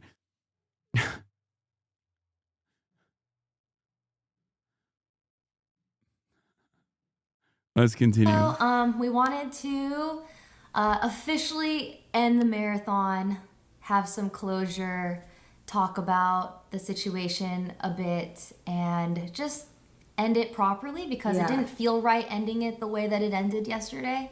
So, and we do kind of need to like say what happened, because I think a lot of women, a lot of times in this industry, cannot talk about the stalkers they have because it will only make them worse. And unfortunately, this one was very, very public. Yes. And I feel like none of us can really move on. And we just want to get it out of the way while I am still here, and Ray is here, and also Emmy is safe. Yes. She just, you know, she needs time to process it and stuff. And we are all very much still in shock. So please forgive us if we are emotional. But we are not. We literally were like, let's try to like keep it together. We are very much in shock, and we need you guys to know it. Like, that clip does not do it justice for how scary it was. It was like, it didn't show everything that happened, and we just want to use it as like a learning situation, because we see a lot of people saying like, oh, I would have done this if I was there, but you have no idea how fast it really happened. We did not know that it was even the same guy up until he made the original thread about following us. We didn't click it. He changed clothes, apparently, which was insane. Yeah. So if you guys don't know, he met us earlier, like 30 minutes before, and was, you know, interested. Like, he was just a little cringe, and like, we took a photo with him, and he was very nice, and he went and changed clothes and came back, which is why we didn't know who he was. And I also want to say, before we say anything, like, if you even remotely think that Rosie and Emily did anything wrong, like, I genuinely mean this, shut the fuck up. Like, seriously, because you were not there. It is like fight or flight in that moment, and Rosie and Emily did everything they could to protect us so that we could like get away. And like, Rosie even afterwards like stood out the door, and it's hard when you are like a camera guy and he is holding tens, like literally the equipment that he has on him is so much money. He was literally holding the camera close to him, turning, and like Rosie pushes the guy like away from us. Like, they did so much to help us, and they are not security. They're not trained to do that. Rosie and Emily are normal human beings like us. Like, they're not used to that. Emily was prepared to like fight him though, even though he was like pulling things out of his pockets. Yeah. I just like, it scares me like thinking about that any of them could have gotten hurt. Yeah. It was really scary. Yeah, if you haven't seen, the entire interaction can be condensed into 2 minutes. Also, it wasn't shown, but he like banged on this trash can in front of the security guard. Like, I don't know if you could hear it. The way that we knew he was manic was he kept changing like personality. Like, he would get really happy and be really nice, and then feel threatened and get really aggressive very quickly, and was punching stuff behind us. And when he charged at Emily and stuff like that, and he charged at Emmy, we just went into fight or flight. And for those of you who don't know, like, we know he's a stalker. He pulled up, when he was behind us, he pulled up Emmy's TikToks. Yeah, he was watching. And was watching her TikToks and like looking up and like, and just like staring at us. And he, even when like he ran at us and he said he was gonna kill us, he kept running and trying to get something out of his pocket. And like I said, like, you guys, when that clip cuts off, like, we had to run into a store screaming that somebody was going to kill us so that somebody would step in and let us in the back. And we were lucky that one of I know what TikToks these are. Those Discord accounts that have all the stalkers together absolutely hate Emma and have made TikTok accounts dedicated to sexualizing and degrading her. Yeah, there's a network of stalkers. There is a network of stalkers that actively engage in predatory behavior against Twitch streamers. So, of course, my Mods are very familiar with all of them. We actively try to monitor to the best of our ability all of these fucking communities. Like I said, every streamer knows this reality. Okay? Every streamer knows this reality, which is why I entertain 0 seconds. Which is why I entertain not even for a moment this much whenever fucking content creators actively go along with those fucking stalkers, because they themselves are always attacked by these people. This is a big part of the reason why Destiny's community has been so out of control, because they rely on said fucking stalkers, not just that Yeet Oct 20,000 account. Okay? Like it's one of these like nobody openly talks about it, but everybody knows what the fuck is up. The fact that like Asmongold and XQC even entertain some of these fucking accounts is insane to me. Okay? I know that Destiny has made a career out of basically behaving like those guys, but the fact that Asmongold and XQC, who are also actively fucking doxxed and harassed and stalked and swatted, would also engage in these people, engage with these people, the people that actively work with these stalkers, is psychotic.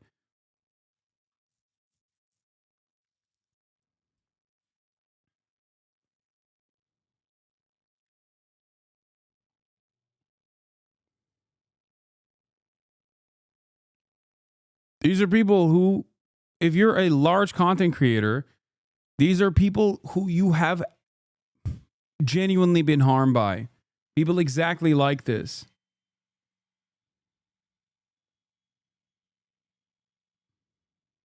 One of the workers who was not like The cow maybe, but Asmongold's on the team. No, he's not, dude. You're wrong. You're fucking wrong. I don't think you understand. No.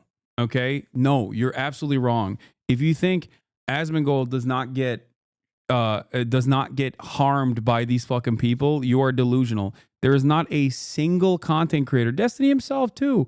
There's not a single fucking content creator that does not actively get stalked. Okay? There is not a single one. This is behind closed doors, a known reality. The worst part about it is there are some streamers who also entertain it or engage with it, okay? And people know who those streamers are and who those communities are. That's why they don't talk about those communities and those streamers. Do you think other streamers are oblivious to this fucking reality? Do you think that other streamers are just completely oblivious? No, they know who the fuck these people are. Yeah, they just don't talk about them for this reason. They don't want an endless sea of hatred and brigading and active stalking to come in their direction.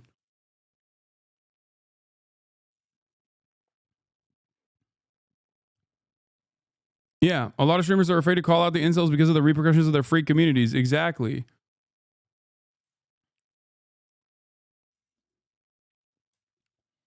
And it doesn't matter how big you are.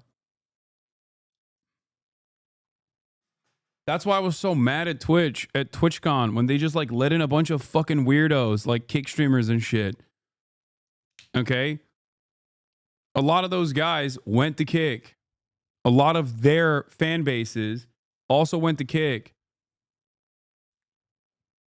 And these communities, if left unchecked, have become deadly as well. I mean, think about Christina Grimmie. Like, there have been content creators who've been killed by these fucking stalkers in the past. And in the United States of America, there's virtually no repercussions whatsoever. Yes, Ice Poseidon style communities, exactly.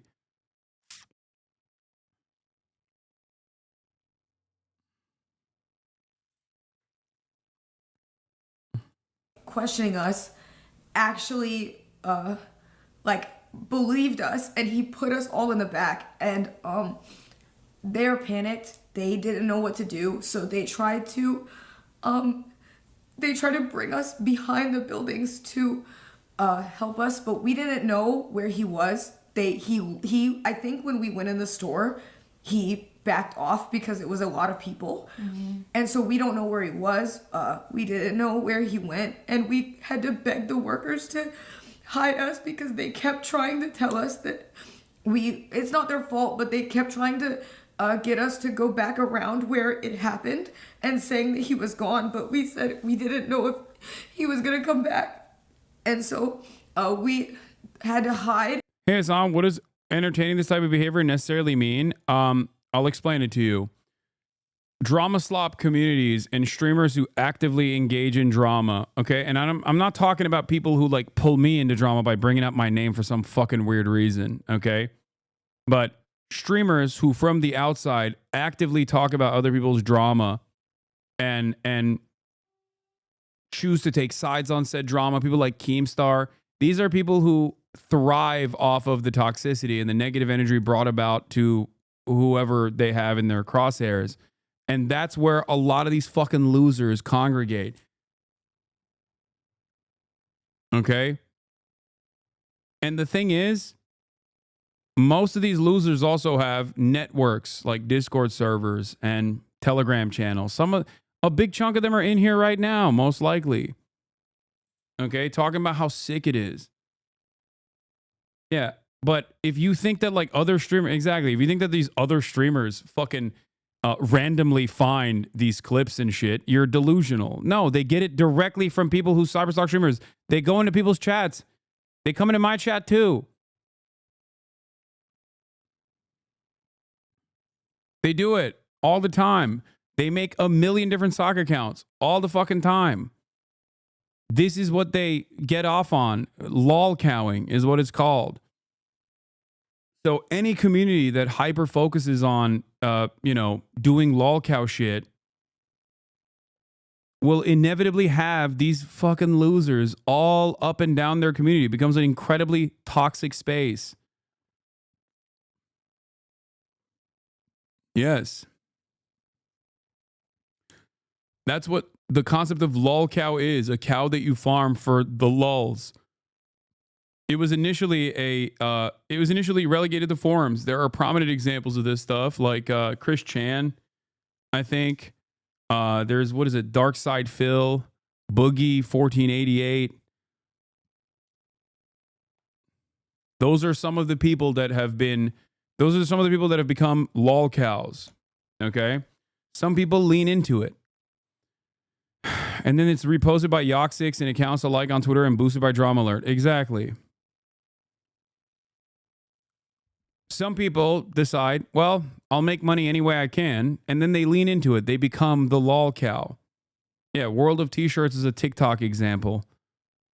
I don't know who Daniel Larson is, but yeah, World of T-Shirts is like the example that exists on TikTok.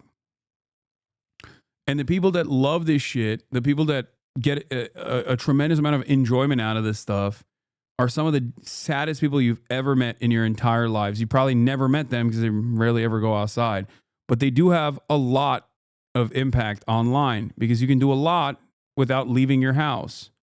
Oh, Daniel Larson is World of T-Shirts? Okay.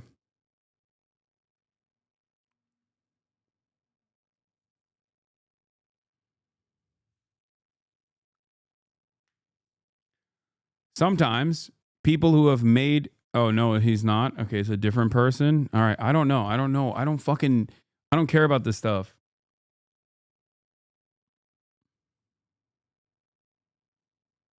But my point is, streamers that actively egg this stuff on do it knowingly. Okay, even if they themselves are victim to this kind of stalking, and nobody deserves it. Okay. They knowingly egg this on. They knowingly normalize it and they make money off of it. Okay. It's completely unacceptable. It's total freak shit. In a shed for 15 minutes until the cops came. We were.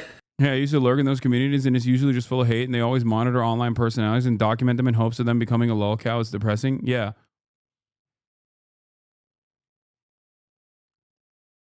Straight up. And Twitter has certainly made it worse. It's people who are very sad. People who are incredibly sad themselves, who never really go outside. So they actively try to make other people's lives worse in order to feel like they have a sense of control over their own. It's a failure, but I think that is the reason why people do it. It was terrifying leaving because we didn't know if he was still around or if he changed. We didn't know where he was. He's still out there, but I am investing as much as I can to find this guy. If you have any information on this man, I would like it. We're going to find him, and I'm going to do everything I can to get this guy. So yeah, we are trying to do everything so we can get him. Mhm. We have evidence that he knew who we Yes. were. We have everything. We just need to find him. So if any of you have any information and you've seen him before or anything, if you can please tell us so we will know, because it's hard sometimes, like when the cops have to go off stuff like that, and I know that it's a lot, but it would help us a lot if anybody has anything. We are right after this. We're gonna go to the police station. Yeah. And we are going to file reports and take it from there. So. And I want to say again, like we are all in shock. I don't saw a lot of people saying like, well, did he actually have a weapon and da-da-da, but like when somebody is running at you or even walking towards When you, a stranger says he's I'm gonna kill you, and he's getting aggressive, and he's banging on the trash can, and he goes from smiling to looking really serious and charging at us, like he put his stuff on the ground to fist fight Emily. I'm not joking when I say like it was so escalated fast. so quickly. There is nothing that anybody could have done. It happened so fast, and like you guys did not see all of it. It is like, I am in hindsight very thankful that we were in the area that we were and that we were able to go into the store, because I think if we had been anywhere else on the pier, it would have been a very different situation. Because when you walk down, and if we would have been going into like the parking garage or anything, we would have had nobody. So at least we ran into that worker who Like, dude, look. You want to know how freak-like people are? Here. Like, while we're talking about this shit, here. While we're talking about this shit, King Rob the God. If we want Hamas Piker to disappear, we must lure him to an alley and turn his light out forever. Oh yeah, I'm supposed to say in Minecraft ... right? Like, you're not going to do that, man. You're not. Also, get a fucking life. You have a child. What the fuck is wrong with you, dude? Are you okay? You have a kid in your profile picture, and this is the way you're presenting yourself.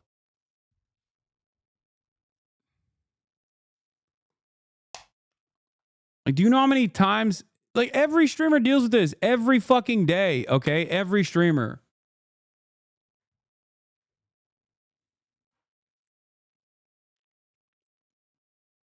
Why does this shit always happen right after Asmon puts out a new YouTube vid? It's like clockwork. Every fucking day, dude.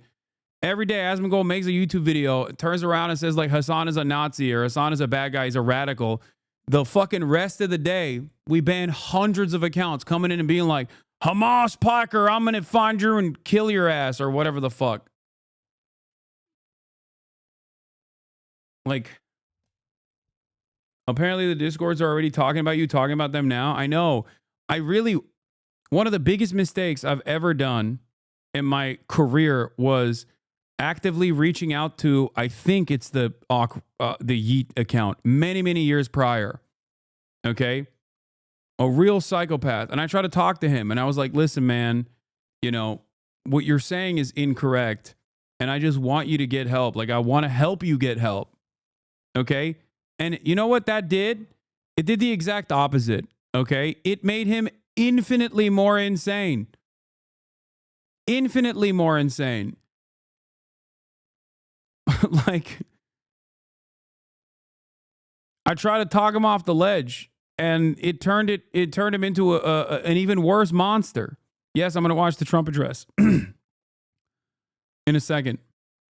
I knew someone who became a moderator on one of those low-cost harassment forums. She was everything that could have made her a target, a woman with dysphoria, autistic, on SSDI, furry with weird kinks. There's no way anyone could convince me that these stalkers aren't deeply unhappy with themselves and get into this shit thinking that if they're the prosecutor, they will be safe from harassment and stalking.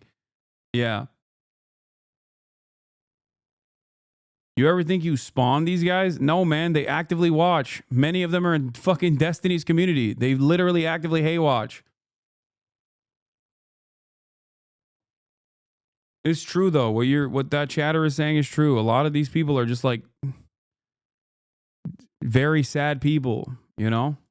I'm very thankful helped us. And yeah, I just please like take stuff like this very seriously. It can happen to like anybody if you're male or female, Yes, but it like happens to everybody. but like it is so like if you ask any girl streamer, they all have stories, and it's not just Emmy, it's not just somebody, like it's every single girl streamer has a story like this. Yeah, big or small, it doesn't matter how big. Like, you can have 20 viewers as a female streamer, you're gonna have a fucking stalker 100%. Also, it's not even just streamers though. Just women in general have these kinds of experiences in the real world too. Okay? It's not always on camera. In many circumstances, even for streamers, it's not on camera. But we get to use this to talk about it because this one happened so public. It felt important to talk about. So, moving forward, we will be. We got tissues. It's sad. Oh, baby. We are very much in shock still, just to clarify. And I know people. Hey, Son, well, I obviously recognize this is a horrific and terrible event to go through and can acknowledge it is scary. How do I suppress the reactionary part of my brain thinks that, well, these two women ultimately came out physically unscathed while emotionally traumatic is a massive nothing burger because the situation did not bear fruit? Bro, because they have PTSD. Like, what do you mean? Why do you think she's rocking back and forth? They're obviously traumatized by this. You have to understand that it's not just about like the physical harm in the immediate, okay? It's not just about like being actively hit in the head. Think about it this way. When you get your car broken into, right? Someone comes in and breaks the window of your car to steal your shit. That has a financial repercussion. That has a financial impact on your life. And that's bad. But one might think that the actual impact is that the safety barrier that you thought you had around your life has been penetrated in a way that actually is emotionally traumatic. This is something that I've talked about quite a bit in terms of how people become so right-wing and so reactionary. The invisible scars of trauma are oftentimes infinitely more impactful than the immediate physical harm. Okay? Okay, but that's a situation you are imagining is a scenario in which violence involved. Violence against a car? What do you mean? Not violence against you directly. Let's say they broke into your car, didn't steal anything. You'll go, oh, thank God they didn't steal anything. But you obviously are still traumatized by it. No? Are you not? Maybe you live in a different planet.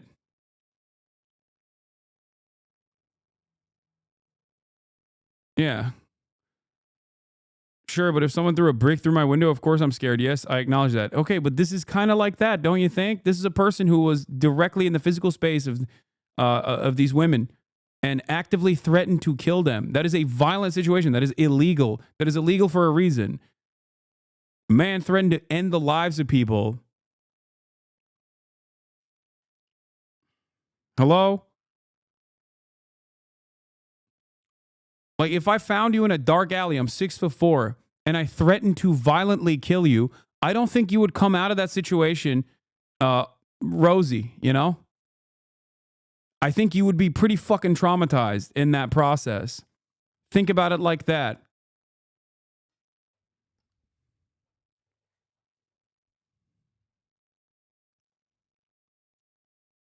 K word banned again. Okay, guys, stop. Come on.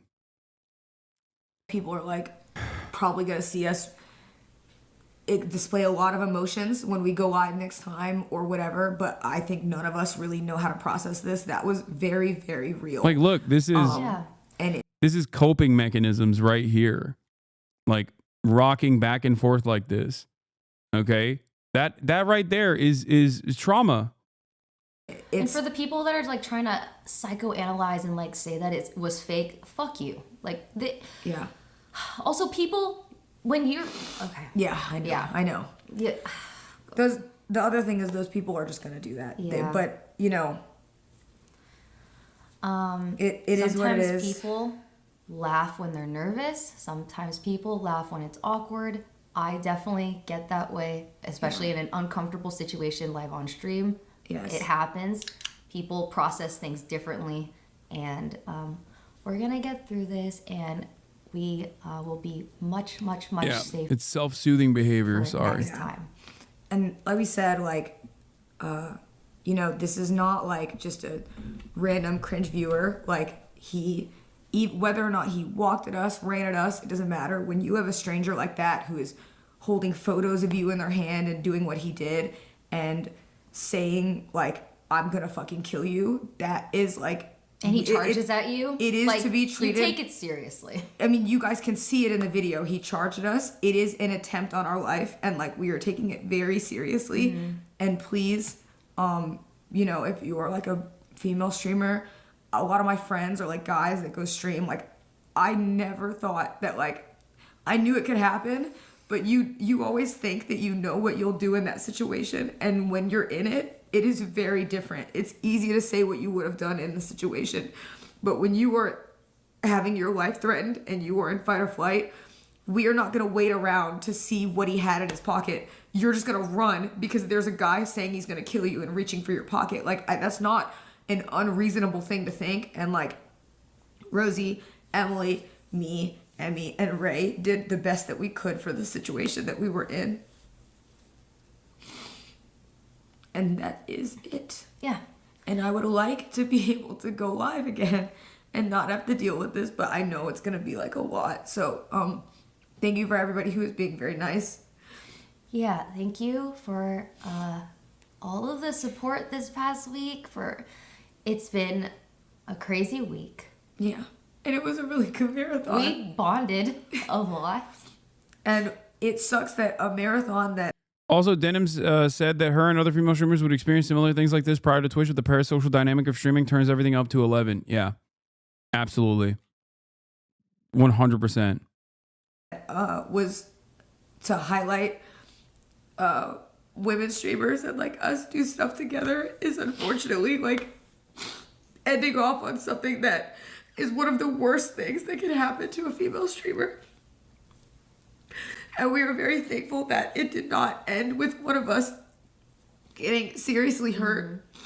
And thank you to both Rosie and Emily. How expensive is personal security for streamers?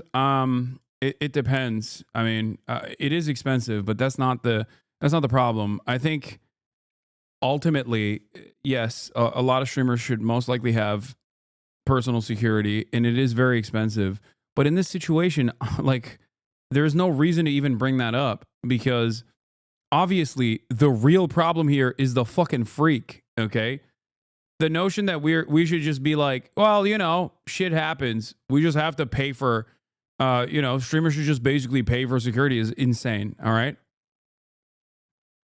like, that's crazy.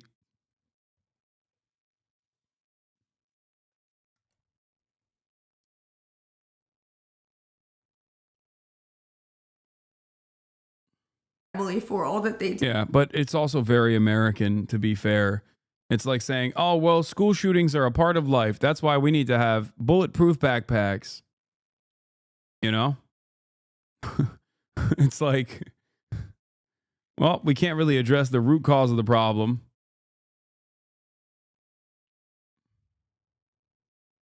Did during the marathon, because they helped so much and they've been not sleeping. Also, Fizz is right. Even if you consider that a solution for streamers, what about the women who aren't streamers that have this happen to them? Exactly. What are they supposed to do, you know? We've been doing so much to make it as fun as we could, and it's unfortunate that it has to end like this. It is crazy though, because America is a PvP unlock server at all times, and it's wild because like even a place like the Santa Monica Pier, where you are surrounded by other people, where you're surrounded by security guards in general, and it can still happen. Even if it's on camera, it can still happen. It's insane. But we said that we bonded a lot because I don't think you can not bond over trauma. So we will get through this. Yeah, I think that's enough. I'm gonna move on to the address in a second. All right. There was many good moments this past week. Last night was not one of them, but I hope it was a learning experience for other streamers, whether you're male, female, whatever. It is very dangerous. Okay. Yeah. It only takes one person. Okay. Yeah. So be careful. Learn from this, and that's it. And we love you guys very much, and thank you for everything and watching, because we had a lot of fun through all the bullshit and the scrutiny and the shitty people on Twitter. It was fucking fun, and It was fun, wish and we're gonna do it again. in a different world we would be having lunch on the balcony right now. I know we would be having mimosas right Getting now. drunk with our friends 10 and- other friends with Jason the chef making Yeah. us sushi. That was our plan for today. And ending the first duo girl marathon. I know, and the first one. I can't believe some people are like, yeah, they faked it so they could end the marathon. Like, this is the best part. Today was supposed to be the best part. We were on day 7. Like, it literally was. Look, the other part of this is like, listen, if you know people that engage in this kind of stalking behavior, you kind of know there's some people that maybe find themselves in these communities. If you yourself are in these communities, get out. Okay, get your friends out. Get out. Don't go to these places. Try to cut yourself off from these places. I know that there's probably a lot of stalkers who are currently watching right now as well. Okay, at any given moment, I got a shit ton of them. That's why I always try to tell people to also, actively leave these cult-like echo chambers, like DDG being one of them, okay?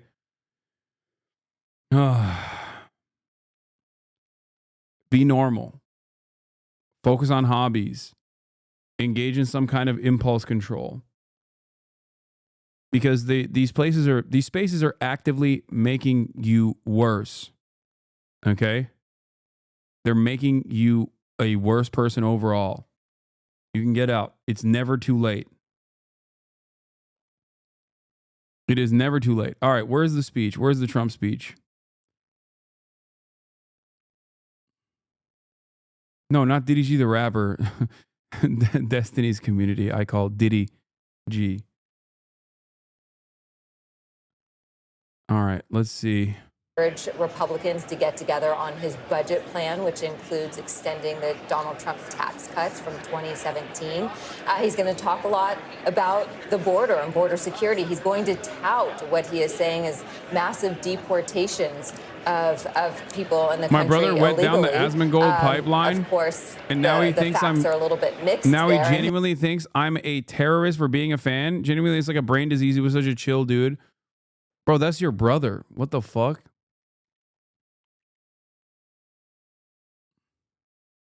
That's crazy.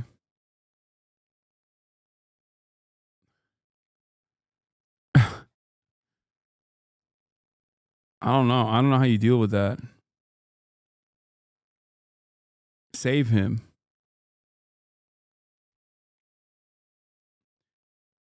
You don't know how American families work? I just don't think that these people genuinely think that you're a terrorist. I don't think these people genuinely think I'm a terrorist either, okay? Like, a terrorist is a person that goes out and actively harms innocent civilians, all right? Deliberately. Like, you're not, that's not how you deal. You don't go and fall asleep in the same house with a fucking terrorist. You can't just be like, oh, you're a terrorist. And then, go to bed next to a terrorist in the same fucking house. You obviously don't believe it.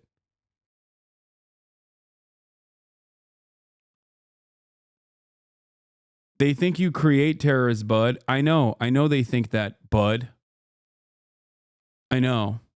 But I don't think they genuinely believe that either. You're still too charitable to these freaks. Because I understand that there's a shit ton of them, okay? And there's two different methods of dealing with it.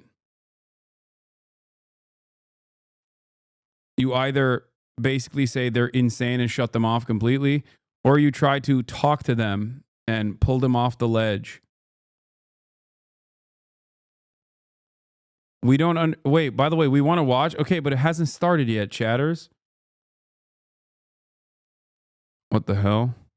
A high-stakes primetime address. The president's first major speech to Congress just 43 days into his administration. Our special coverage starts right now.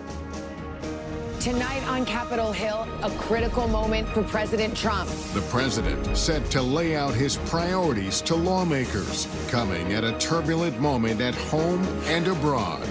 President Trump ramping up efforts to reshape the federal government as he signals a shift from decades of U.S. foreign policy. From NBC News, President Trump's address to a joint session of Congress. Live from Washington, here are Lester Holt and Savannah Guthrie. And hi, everybody. Good evening. Welcome to our special coverage of President Trump's address. Why are you saying watch C-SPAN, please? C-SPAN's freaking boring. Since his second term began. Here's the scene on the House floor right now where the president is expected to speak just minutes from now. He'll lay out his priorities, both foreign and domestic. A senior administration official telling NBC News tonight his theme will be the renewal of the American dream. Of course, the Speaker of the House, Vice President J.D. Vance, waiting there at the dais. It comes, of course, at a critical moment for President Trump and for the country as he ramps up his efforts to fundamentally reshape the federal government. And days after the world saw a major shift in U.S. foreign policy during his Oval Office showdown with Ukrainian President Zelensky. Less than 2 months into his administration, the president already hitting the ground running on his agenda, including big cuts from the newly created Department of Government Efficiency, along with plans for mass deportation and tariffs on our country's largest trading partners, which just went into effect today. Well, tonight we expect to hear more about the president's vision for the future when he takes the podium. Chat, how long until he creepily compliments someone's wife? First 30 seconds. Immediately. I was with J.D. Vance's wife, Ayusha. She's Indian, but I like her. 2 minutes in. I have noticed that too. That's his favorite thing to do. His favorite thing to do is constantly talk about people's wives. It's very weird. Tell us what you expect to hear from the Lovely lady. I would have chosen a white lady, but it's okay. JD got a good one. About his mass deportation plans. He's going to defend the Elon Musk-led efforts to really carve out large swaths of the federal government. It comes at a time when his approval rate... Someone in the chat said, is this going to be tighter or is he going to ramble on? My man, if you think he's not going to ramble on, you have not been paying attention. Donald Trump has never been tight, okay? Did you remember a Biden speech, dude? HasanAbi hypocrite, haha. I love that. Thank God we got some hogs in here. Oh, I miss the hogs so much. Thank you for being in here with us, chatter. I will give you delicious lib tears that you are looking for. You obviously weren't in here when I was covering Biden and shitting on him relentlessly, but it's okay.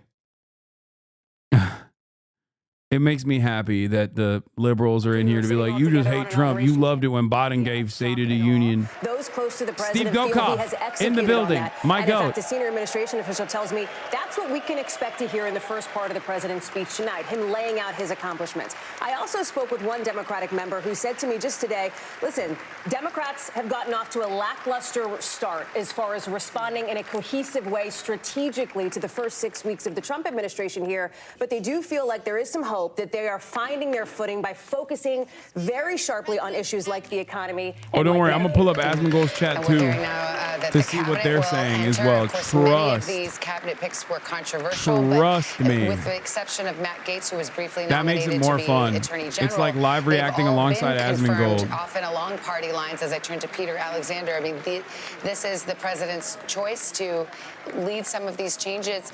We are going to also see Elon Musk not entering with the cabinet, but arguably as important, if not more important, in terms of what he's been doing with the federal government. Well, we wait to see where Elon Musk is going to be sitting. Is he there side by side with the cabinet? He appeared in the cabinet meeting a few days ago. We saw him riding with the motorcade, dressed in a suit this go around, joining Donald Trump on this night. I'm struck by a couple things. How much has changed since the last time we saw Donald Trump in this position? 5 years ago, his last State of the Union.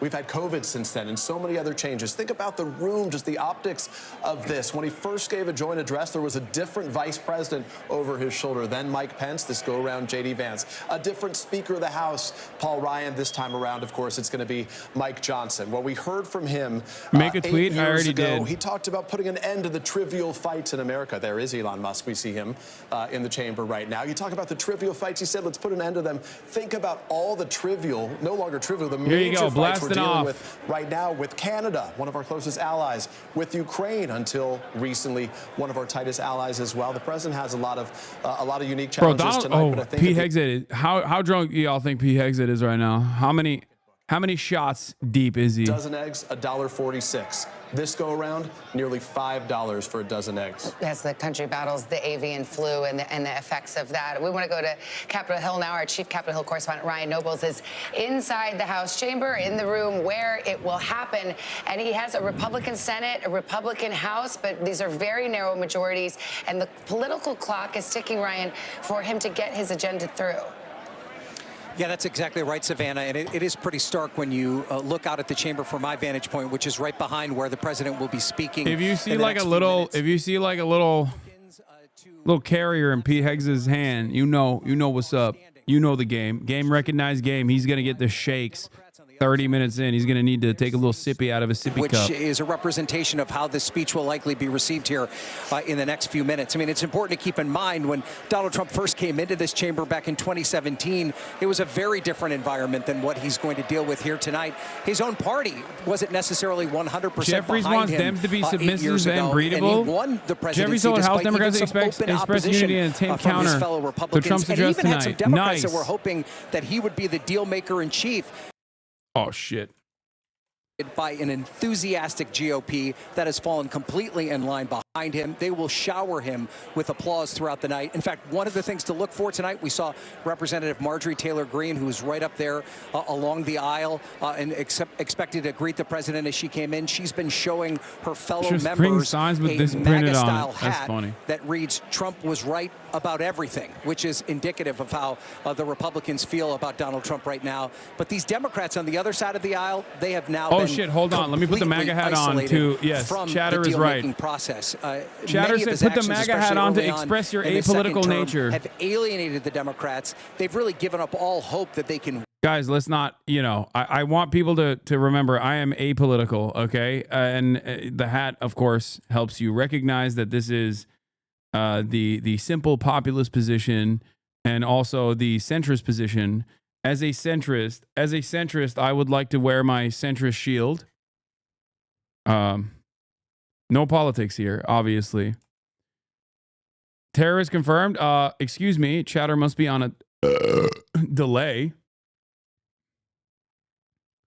I'm wearing a hat that shows my loyalties to centrism, to the dressed fence. in very bright pink. That will be something that Donald Trump will have to see as he's given this address to this chamber here tonight. And then we've also spotted a number of Democratic men sporting ties with yellow and blue in support of Ukraine and, of course, the ongoing controversy as it relates to Ukraine. Now, some of these members, they've been waiting here since as early as 3 o'clock this afternoon to get those spots along the aisle, those coveted spots where they will get FaceTime with the president, be able to shake his hand on national television, and also have the opportunity to get an autograph of the speech after he leaves. Everything along those lines. You can see them showing their phones and talking to each other already about this experience that they have and the prime position that they've gotten here tonight. Now, it's also interesting to point out, as we wonder, will Democrats have any sort of vocal disapproval of this speech? Will they heckle or catcall? Will any of them walk out of the chamber tonight?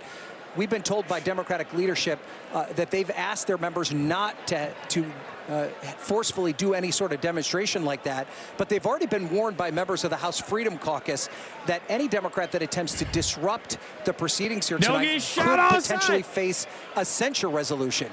Now, that's right, we'll censure you. There are members of the House Freedom Caucus, both past and Are you present. going to pull up Asma's chat as well? I already did, but Trump hasn't started speaking yet, so it doesn't matter. Called President Joe Biden during his speeches. So those are just some of the things that we'll be watching here in the chamber tonight, guys. All right, Ryan, thanks. As we mentioned, tonight's address comes as President Trump slapped tariffs on some of our country's largest trading partners, including Canada, Mexico, and China. It's raising fears of an all-out trade war. For more, let's bring in our senior business correspondent, Christine Romans. Christine.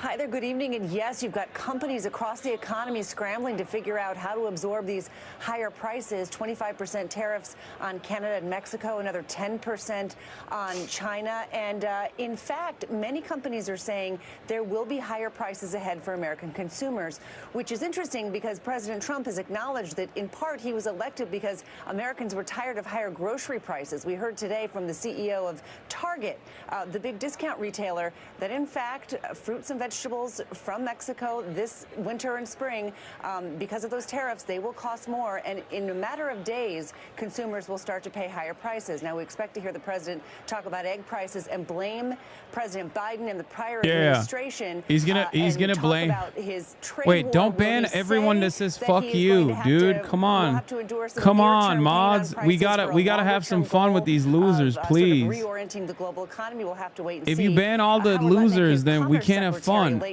No hog time. That there was a softening potential. Where did he go? I missed it. What was his name? Position from the U.S. government saying that potentially the president. He probably has some really sick thoughts. And Mexico in the middle. No clarity yet, though, on whether You're taking away my pets. I want to play with my food. Even as industry, you guys, is sort of bracing for disruptions in the supply chain. What was the name of the? What was the ad? Higher prices all along the supply chain. What did he say? Sometimes the uncertainty itself can create tremors. Fuck off! You should stay banned. Calling for children to be killed and parading that shit on your channel. You are what's wrong with the world. Terrorists calling for city politicians to be murdered. You are fucking scum. What godless POS gets off on kids being killed when they are Jewish? Just fucking hallucinating, dude.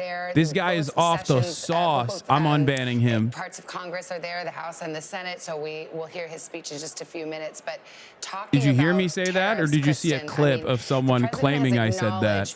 Is the question. Pain. Many economists. I'm unbanning that guy. I'm bringing him back. Incredible pressure on prices and on the economy at large if they were to stay in effect for a sustained period. Absolutely. Economists of all stripes have come to that conclusion. President Trump himself rejects. I don't know if you see this. Listen up, dork. I'm apolitical. Do you understand? I'm the most apolitical man that has ever existed in this entire land. Do you understand me? Look at how apolitical I am right now. You're over here. It's just you and me, baby. Look deeply into my eyes. Stare into my gaze. Recognize the hat. This means I am a centrist. This means I am the most apolitical content creator that has ever actually entertained the airwaves. Do you understand? Look at the hat. I'll let the hat do the talking. His legislative agenda comes into play. You are going to see him make a big pitch for Congress to pass the big bill that just passed through the House. It deals with the border, deportation, apolitical taxes. terrorist videos. His big argument is, let's get you don't that understand, done, baby. and then that will handle any pain that's felt. You don't get it, but you will. We're expecting the introduction of the president. Sergeant in Arms Mr. William Speaker, McFarland. the President of the United States.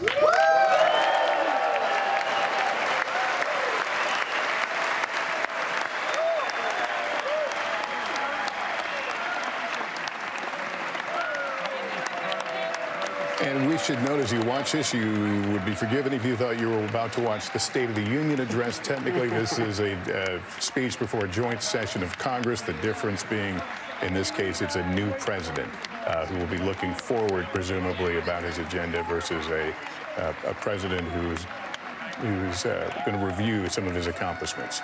And now we see the long walk in. The First Lady, of course, has several guests with her and has become a tradition. There will be guests who may be mentioned during the speech, and members from both sides bring guests as well to make political points. But it's just remarkable to think about this political comeback. President Trump now, this first address to a joint session after losing in 2020. Oh, God.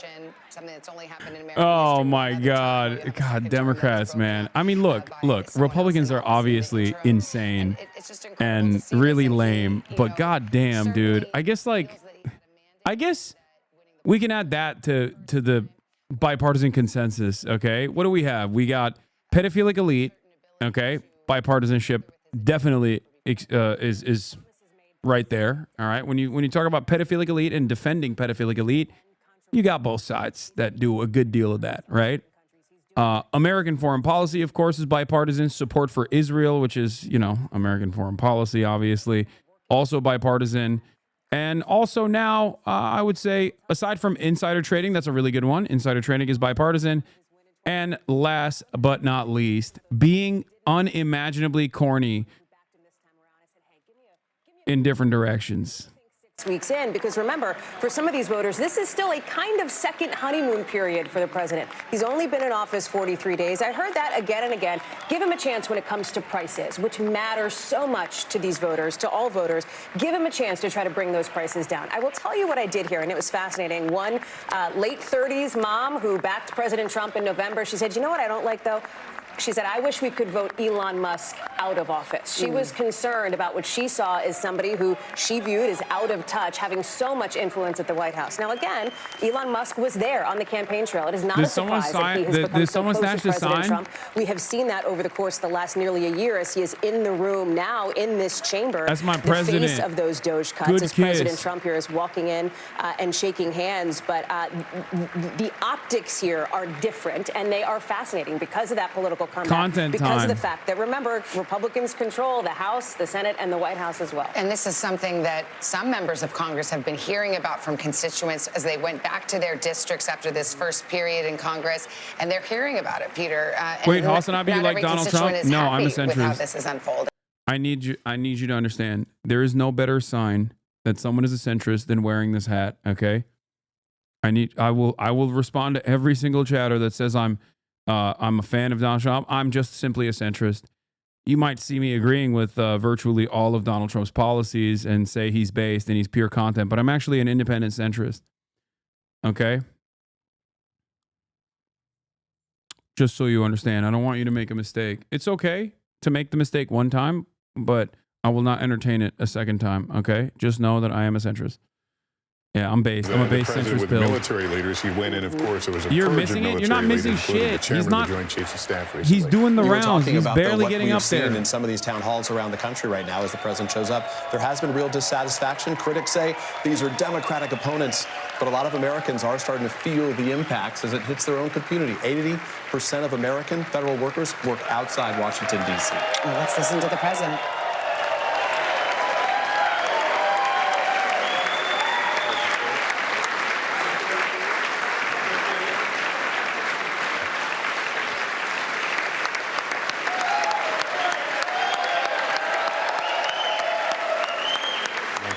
Luncheon today, so we can't talk about the substance of the conversation, but we can talk about, I think he seemed relaxed. He seemed very confident today. Yeah, I think there was a pep in his step. I mean, Bro, I'm going to be honest with you. They are glazing him at NBC News. Holy shit, Lester. Take it out of your mouth. Take it out of your mouth. This mandate and is looking forward to this speech tonight and wants to, as he says, tell it like it is.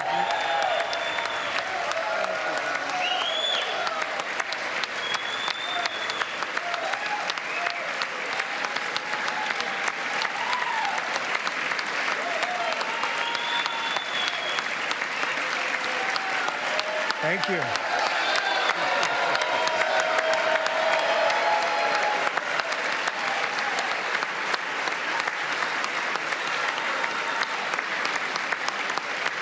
Also remember, because I was banned yesterday, if you didn't resubscribe, your resubscription might have been canceled. You can subscribe now for $6 or for free with a Twitch Prime or get gifted a Great honor. sub. Thank you very much.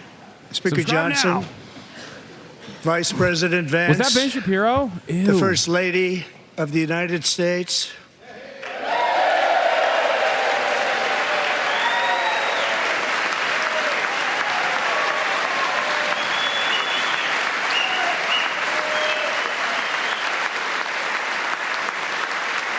Matt Walsh is there too. Gross.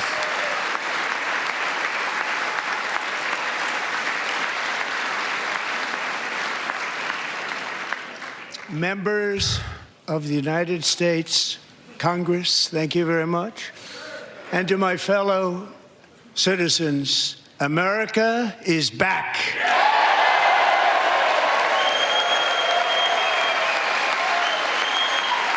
Yeah. Oh, definitely. Certainly back, baby.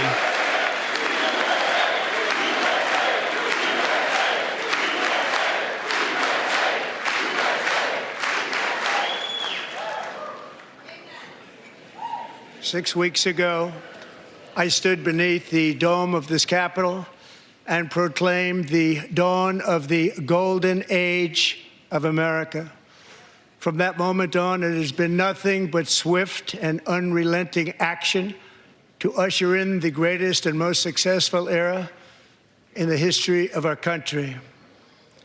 We have accomplished more in 43 days than most administrations accomplished in 4 years, Admirals 8 years, and we are just getting started.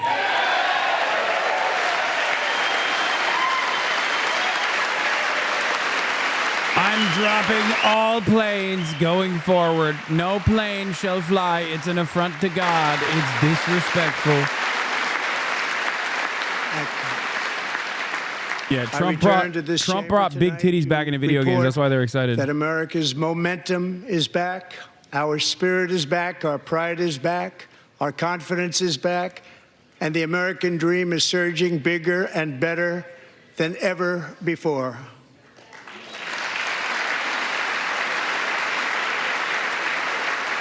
The American dream is unstoppable, and our country is on the verge of a comeback, the likes of which the world has never witnessed and perhaps will never witness again.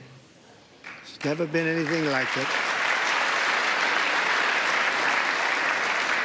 The presidential election of November 5th was a mandate like has not been seen in many decades. We won all 7 swing states, giving us an electoral college victory of 312 votes.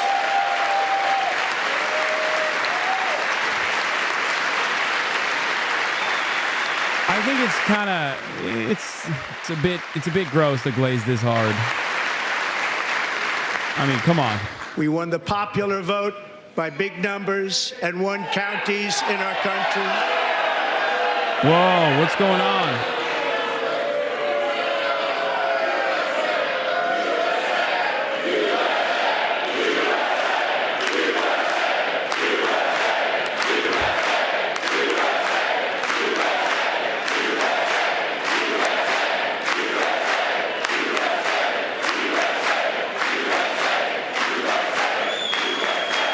And won counties in our country, 2,700 to 525, on a map that reads almost completely red for Republican.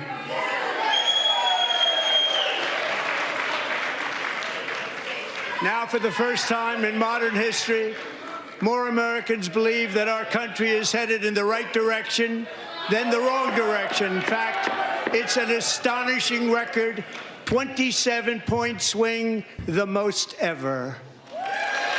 The most ever. Okay, I like that. I like the Democrats getting in their feelings a little bit. I like it. Likewise, small business optimism saw its single largest one-month gain ever recorded, a 41-point Oh, J.D. Vance, get him out of here! Yeah, my goat! Members are directed to uphold and maintain decorum in the House and to cease any further disruptions. That's your warning.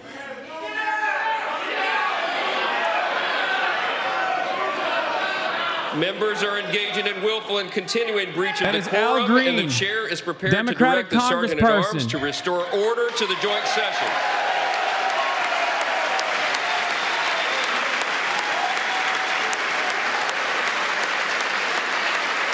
Yeah, he's got a cane. Yeah, he needs it.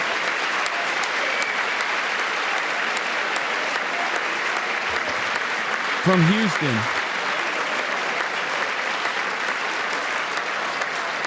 Mr. Green, take your seat.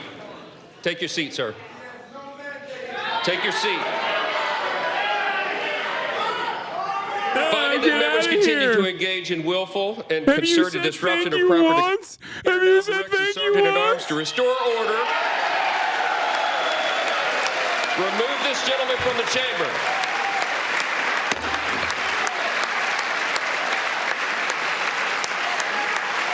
Respect, respect, respect, respect, respect, respect. That's what I'm talking about. Fuck it, YOLO. Respect. Smack him with the cane, Al Green. Woo! Defend yourself. You got a right to.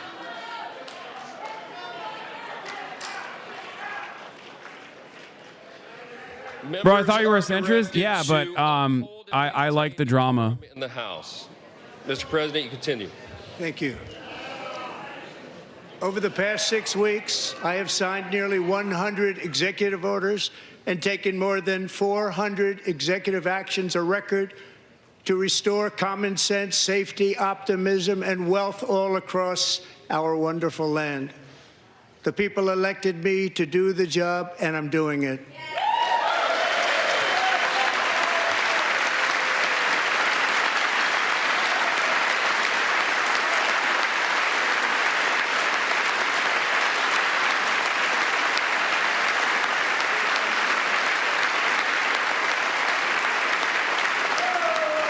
In fact, it has been stated by many that the first month of our presidency, it's our presidency, is the most successful in the history of our nation. By many.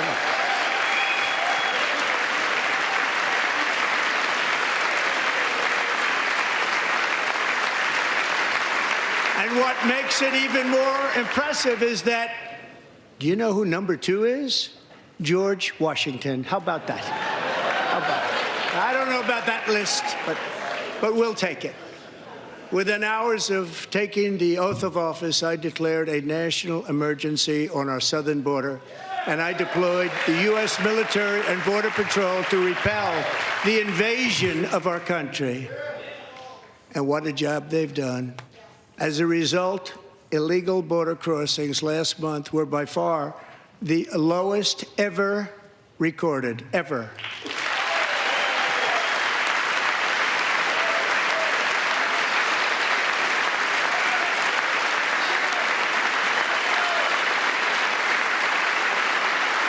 Why are you posting like you're there? I am They there. heard my words and they chose not to They come. let me in. Much easier that way. In comparison, under Joe Biden, the worst president in American history, there were hundreds of thousands of illegal crossings a month.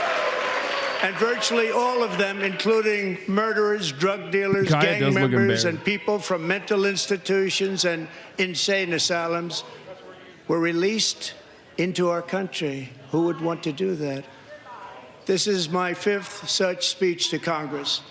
And once again, I look at the Democrats in front of me, and I realize there is absolutely nothing I can say to make them happy or to make them stand or smile or applaud. Nothing I can do. I could find a cure to the most devastating disease, a disease that would wipe out entire nations, or announce the answers to the greatest economy in history, or the stoppage of crime to the lowest levels ever recorded. And these people sitting right here will not clap, will not stand, and certainly will not cheer for these astronomical achievements. They won't do it, no matter what. Five times I've been up here.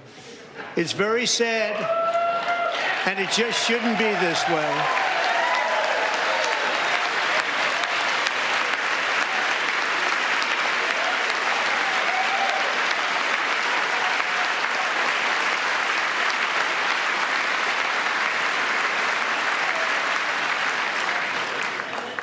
So Democrats sitting before me, for just this one night, why not join us in celebrating so many incredible wins for America?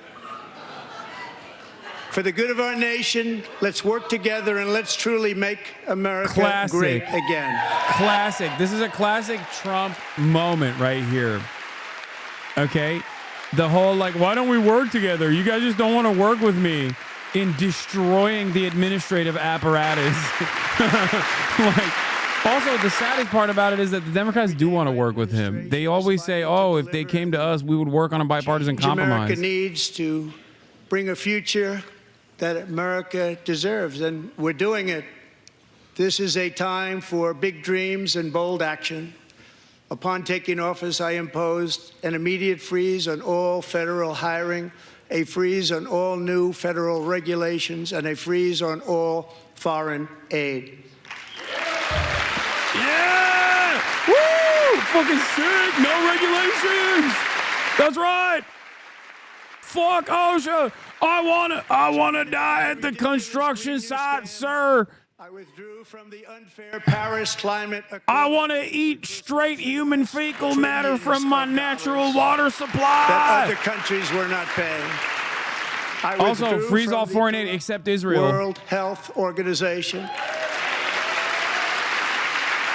Shut the fuck up, you sissy liberal. Excuse me. And I also Look at that. withdrew from the anti-American UN Human Rights Council.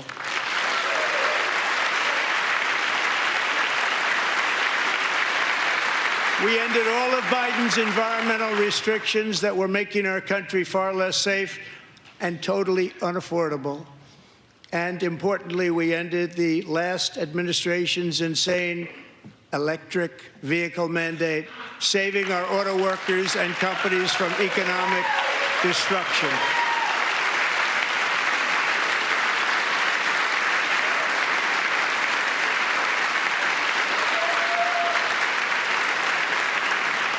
To unshackle our economy, I have directed that for every one new regulation, 10 old regulations must be eliminated, just like I did in my very successful first term.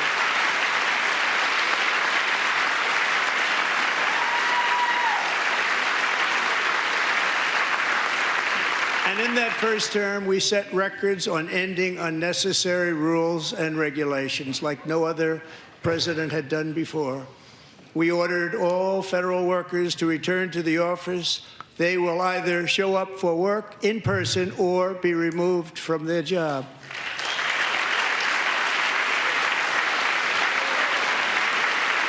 I think it's gross that Congress claps for this because they notoriously hate showing up for the job. Partially because they're all like 800 years old, but a still. sitting president is allowed to viciously prosecute his political opponent, like me. How did that work out? Not too good. Not too good.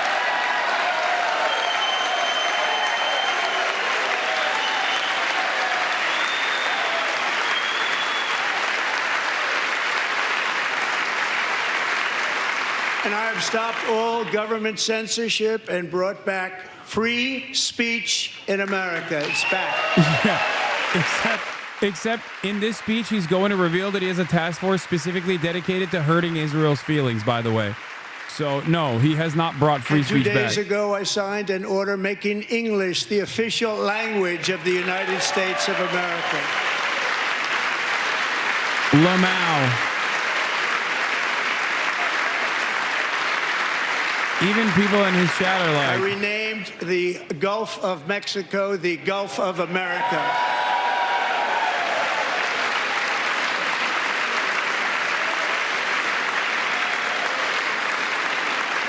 And likewise, I renamed, for a great president, William McKinley, Mount McKinley again. Beautiful Alaska. We love Alaska. Love Alaska. We've ended the tyranny of so-called diversity, equity, and inclusion policies all across the entire federal government and indeed the private sector and our military. And our country will be woke no longer. Yeah! Fucking hell! No more woke! I guess they're playing bingo. We believe that whether you are a doctor, an accountant, a lawyer, or an air traffic controller, you should be hired and promoted based on skill and competence, not race or gender. Very important.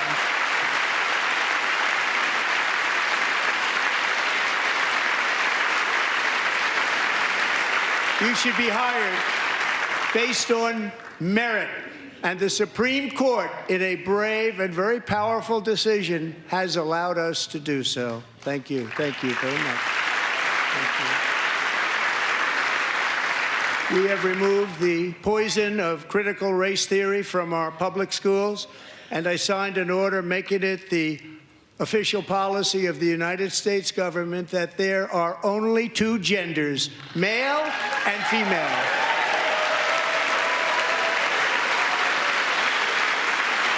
I'm clapping IRL. Meritocracy, baby. Common sense.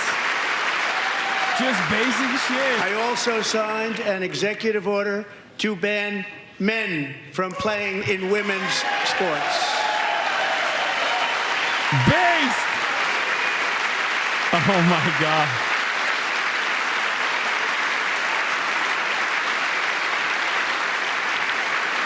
Three years ago, Dems Peyton are so McNabb anti-American, they won't even was clap an for common all-star sense.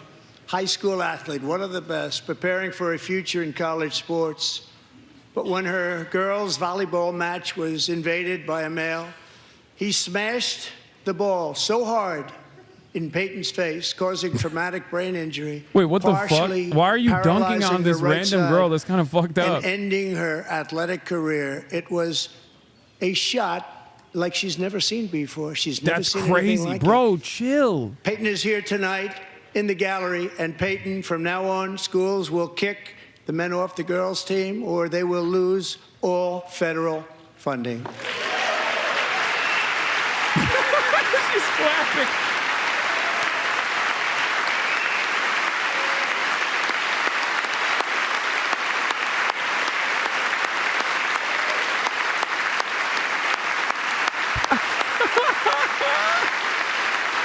I'm not going to say anything. I just got unbanned. I'm not going to make any statements. I just got unbanned, okay?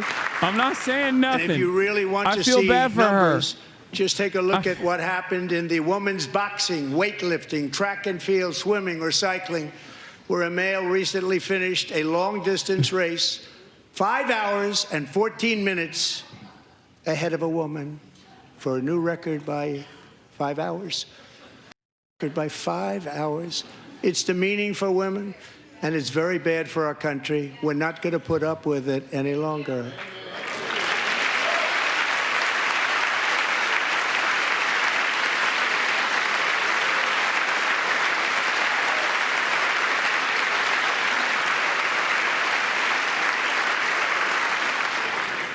What I have just described is only a small fraction of the common sense revolution that is now, because of us, sweeping the entire world.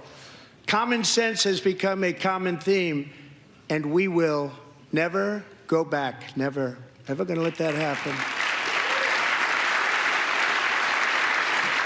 Among my very highest priorities is to rescue our economy and get dramatic and immediate relief to working families. As you know, we inherited from the last administration an economic catastrophe and an inflation nightmare. Their policies drove up energy prices, pushed up grocery costs, and drove the necessities of life out of reach for millions and millions of Americans. They've never had anything like it.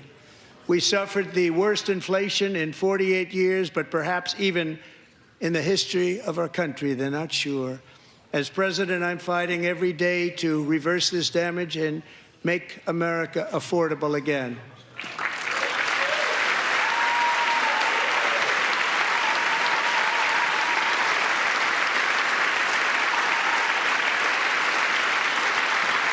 Bro, what do you mean?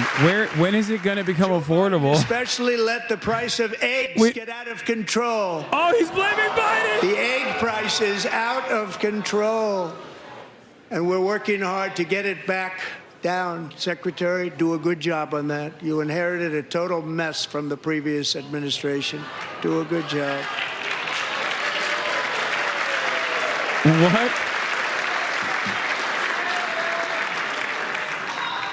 A major focus of our fight to defeat inflation is rapidly reducing the cost of energy. The previous administration cut the number of new oil and gas leases by 95%. I don't think they believe either. Even Asmongold's audience doesn't believe it. To a halt and closed more than 100 power plants. We are opening up many of those power plants right now.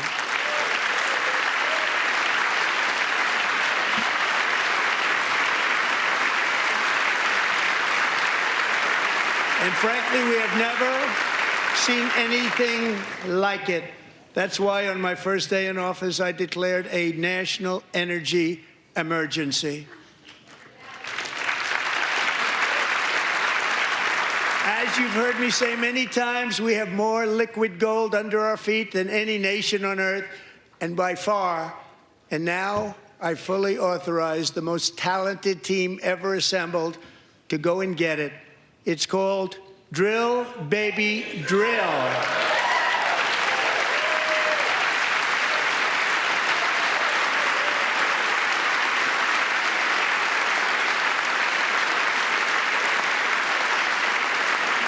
My administration is also working on a gigantic natural gas pipeline in Alaska, among the largest in the world, where Japan, South Korea, and other nations want to be our partner with investments of trillions of dollars each. There's never been anything like that one. It will be truly spectacular. It's all set to go. The permitting is gotten. And later this week, I will also take historic action to dramatically expand production of critical minerals and rare earths here in the USA.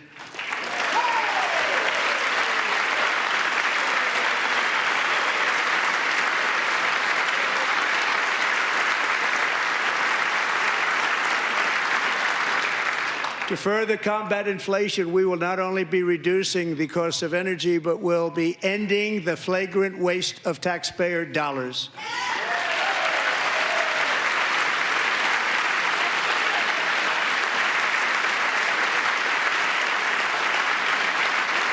And to that end, I have created the brand new Department of Government Efficiency, GOGE. Perhaps you've heard of it. Perhaps. Yeah, it's so sick. Thank God. Yeah, clap for this hyena. Clap for the billionaire. Which is headed by Elon Musk. Boo. I'm sorry, I'm a centrist. I love Tesla. I love Elon. He's so genius.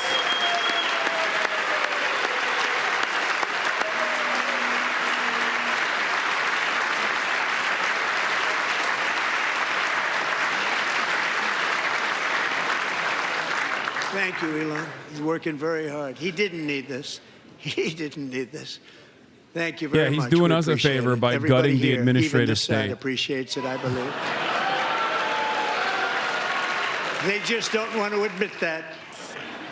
Just listen to some of the appalling waste we have already identified. $22 billion from HHS to provide free housing and cars for illegal aliens. $45 million for diversity, equity, and inclusion scholarships in Burma. $40 million to improve the social and economic inclusion of sedentary migrants. Nobody knows what that is. $8 million to promote LGBTQI+ in the African nation of Lesotho, which nobody has ever heard of. $60 million for indigenous peoples and Afro-Colombian empowerment in Central America. $60 million. $8 million for making mice transgender. This is real. Yeah, no, $32 definitely. $32 million for a left-wing propaganda operation in Moldova. $10 million for male Moldovan Mama Liga, stand behind me. in Mozambique. $20 million for I gotta pee. the Arab Sesame Street in the Middle East. It's a program. $20 million for a program. $1.9 billion to recently created Decarbonization of Homes Committee, headed up, and we know she's involved. Just at the last moment, the money was passed over by a woman named Stacey Abrams. Have you ever heard of her? A $3.5 million consulting contract for lavish fish monitoring. $1.5 million for voter confidence in Liberia. $14 million for social cohesion in Mali. $59 million for illegal alien hotel rooms in New York City. He's a real estate developer. He's done very well. $250,000 to increase vegan local climate action innovation in Zambia. $42 million for social and behavior change in Uganda. $14 million for improving public procurement in Serbia. $47 million for improving learning outcomes in Asia. Asia's doing very well with learning. You know what we're doing. Should use it ourselves. And $101 million for DEI contracts at the Department of Education. The most ever paid, nothing even like it. Under the Trump administration, all of these scams, and they're far worse, but I didn't think it was appropriate to talk about them. They're so bad. Many more have been found out and exposed and swiftly terminated by a group of very intelligent, mostly young people, headed up by Elon, and we appreciate it. We found hundreds of billions of dollars of fraud.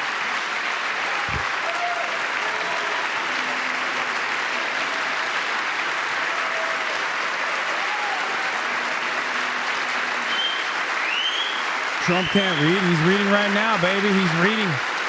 He's reading the We've room. taken back the money and reduced our debt to fight inflation and other things. Taking back a lot of that money. We got it just in time. This is just the beginning. Get him. Yell. Who's the yelling? Government Accountability Office, a federal government office, has estimated annual fraud of over $500 billion in our nation, and we are working very hard to stop it. We're going to. We're also identifying shocking levels of incompetence and probable fraud in the Social Security program for our seniors, and that our seniors and people that we love rely on. Believe it or not, government databases list 4.7 million Social Security members from people aged 100 to 109 years old. It lists 3.6 million people from ages 110 to 119. I don't know any of them. I know some people that are rather elderly, but not quite that elderly. 3.47 million people from ages 120 to 129. 3.9 million people from ages 130 to 139. 3.5 million people from ages 140 to 149. And money is being paid to many of them, and we're searching right now. In fact, Pam, good luck. Good luck. You're going to find it. But a lot of money is paid out to people because it just keeps getting paid, and nobody does, and it really hurts Social Security and hurts our country. 1.3 million people from ages 150 to 159, and over 130,000 people, according to the Social Security databases, are age over 160 years old. We have a healthier country than I thought, Bobby.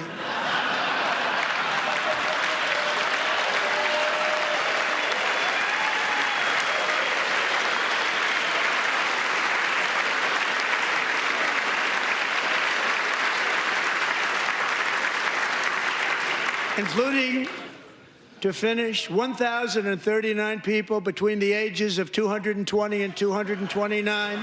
One person between the age of 240 and 249, and one person is listed at 360 By the years way, of age. some of this stuff has been corrected, like fact-checked and stuff, and people have described why they think that this is wrong and that they're operating on faulty data, but it literally doesn't matter. It just does not matter. Where that money's going.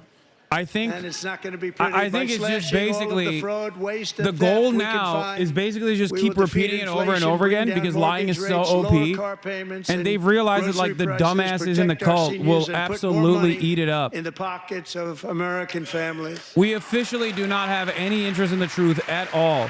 Ain't nobody is going to recognize that these people are just straight up lying. And it sucks because I always talk about when the Democrats lie. Always. But you will never, I will never expect a single fucking Republican, a commentator, independent, centrist, okay, to ever turn around and be like, he's lying. Like, this is just straightforwardly not true. 4 years, balance the federal budget. We're going to balance it.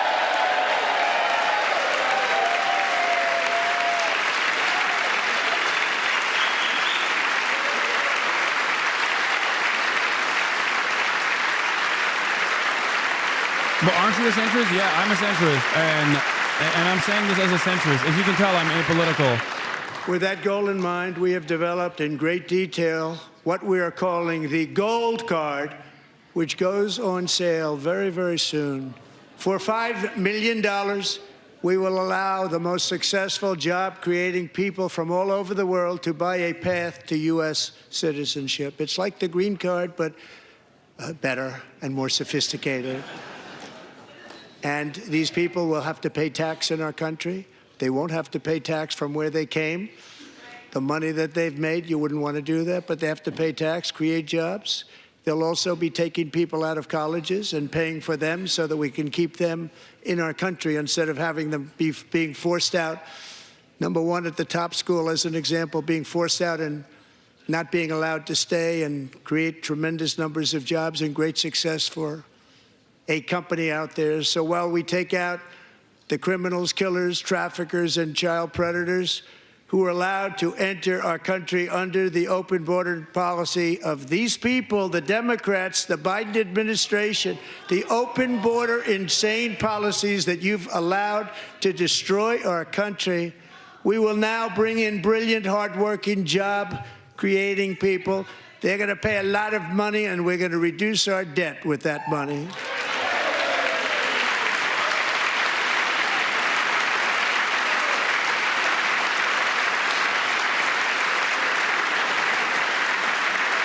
Americans have given us a mandate for bold and profound change.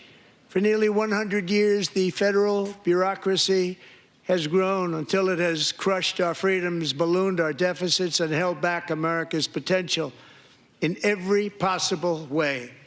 The nation founded by pioneers and risk-takers now drowns under millions and millions of pages of regulations and debt.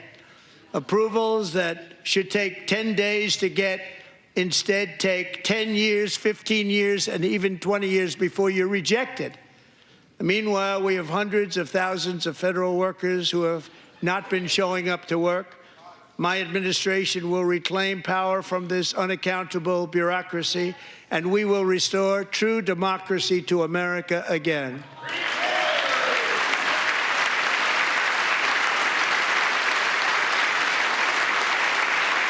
9/11.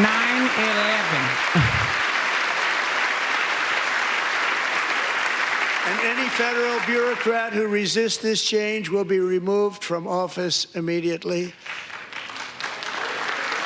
Because we are draining the swamp. It's very simple. And the days of rule by unelected bureaucrats are over.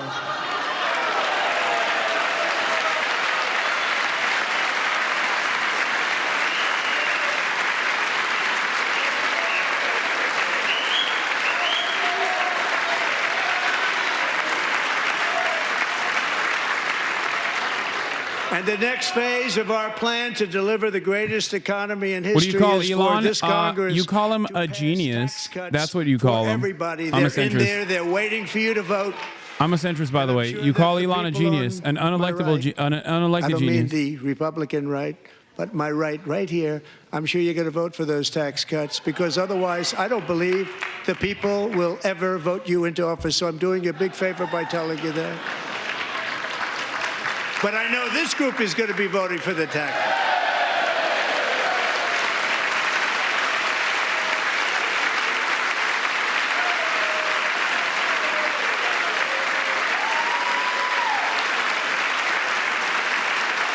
Thank you. It's a very, very big part of our plan. We had tremendous success in our first term with it. A very big part of our plan. We're seeking permanent income tax cuts all across the board. And to get urgently needed relief to Americans hit especially hard by inflation, I'm calling for no tax on tips, no tax on overtime, and no tax on Social Security benefits for our great seniors.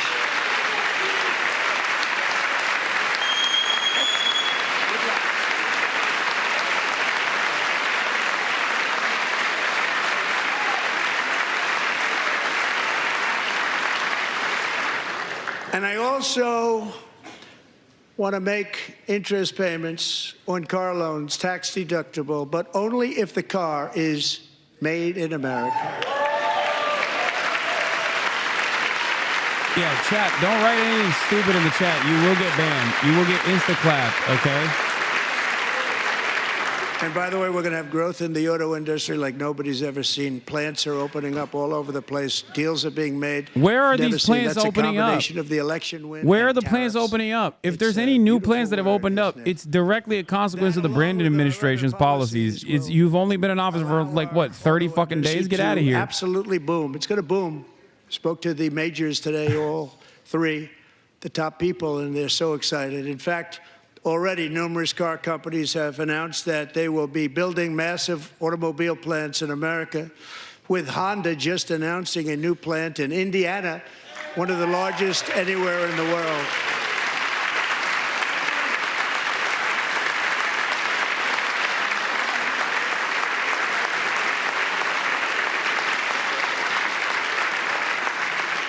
And this has taken place since our great victory on November 5th, a date which will hopefully go down as one of the most important in the history of our country.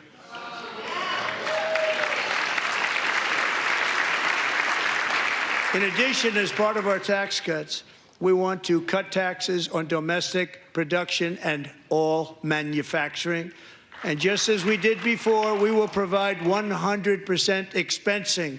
It will be retroactive to January 20th, 2025. And it was one of the main reasons why our tax cuts were so successful in our first term, giving us the most successful economy in the history of our country, first term. We had a great first term.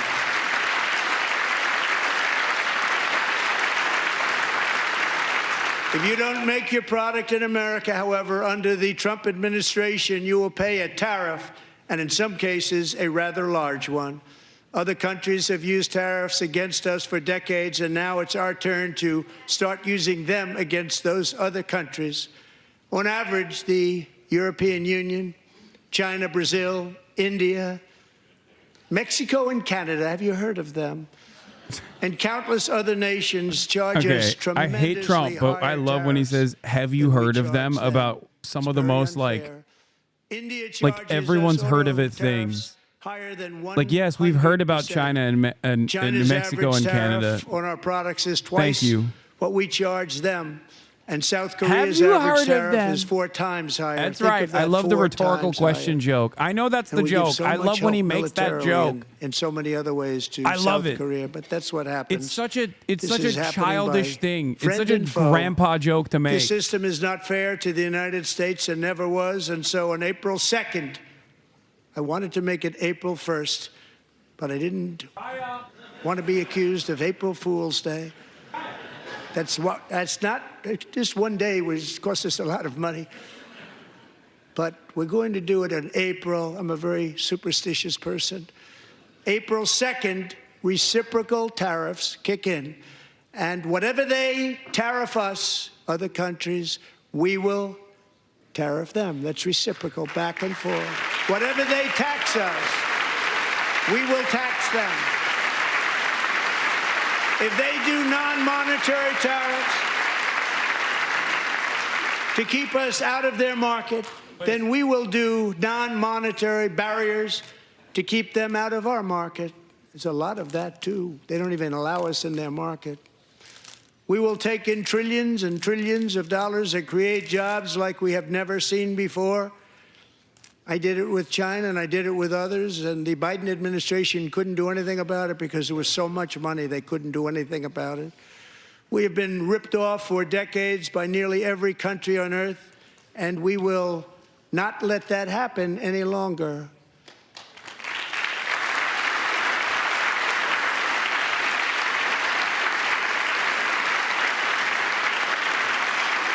Much has been said over the last 3 months about Mexico and Canada, but we have very large deficits with both of them. But even more importantly, they've allowed fentanyl to come into our country at levels never seen before, killing hundreds of thousands of our citizens and many very young, beautiful people, destroying families. Nobody's ever seen anything like it. Pop-Tart during Ramadan is astaghfirullah. First of all, the sun subsidies set of already. hundreds of billions of dollars. We pay subsidies to Secondly, Canada I'm not fasting. Third, and to Mexico of hundreds of billions of dollars. It's a protein and the Pop-Tart. United States will not be doing that any longer. We're not going to do it any longer.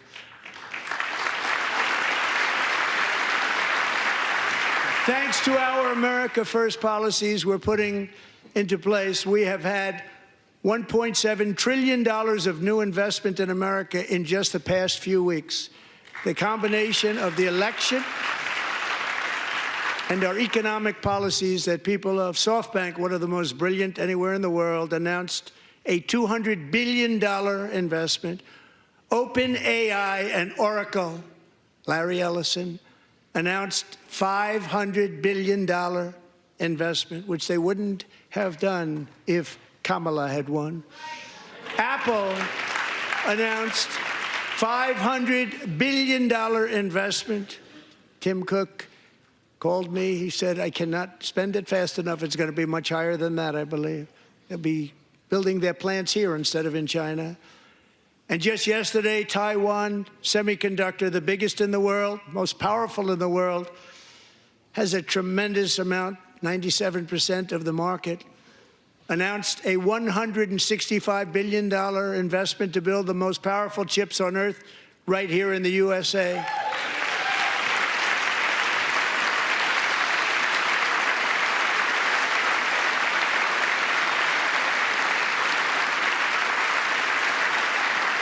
And we're not giving them any money. Your CHIPS Act is a horrible, horrible thing. We give hundreds of billions of dollars, and it doesn't mean a thing. They take our money and they don't spend it. All that meant to them, we're giving them no money. All that was important to them was they didn't want to pay the tariffs, so they came and they're building, and many other companies are coming. We don't have to give them money. We just want to protect our businesses and our people. And they will come because they won't have to pay tariffs if they build in America. So it's very amazing. You should get rid of the CHIP Act, and whatever's left over, Mr. Speaker, you should use it to reduce debt or any other reason you want to.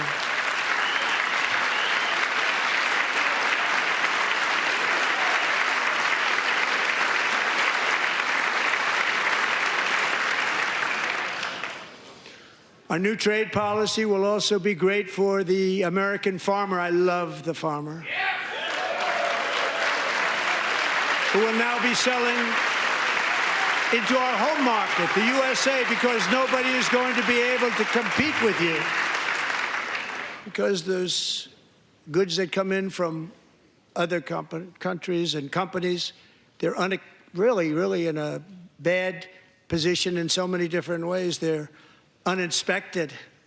They may be very dirty and disgusting, and they come in and they pour in, and they hurt our American farmers. The tariffs will go on agricultural product coming into America, and our farmers, starting on April 2nd, it may be a little bit of an adjustment period, We had that before when I made the deal with China, $50 billion of purchases, and I said, just bear with me, and they did. They did.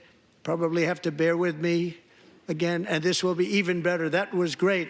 The problem with it was that Biden didn't enforce it. He didn't enforce it. $50 billion of purchases, and we were doing great, but Biden did not enforce it, and it hurt our farmers. But our farmers are going to have a field day right now. So to our farmers, have a lot of fun. I love you too. I love you too. It's all going to happen.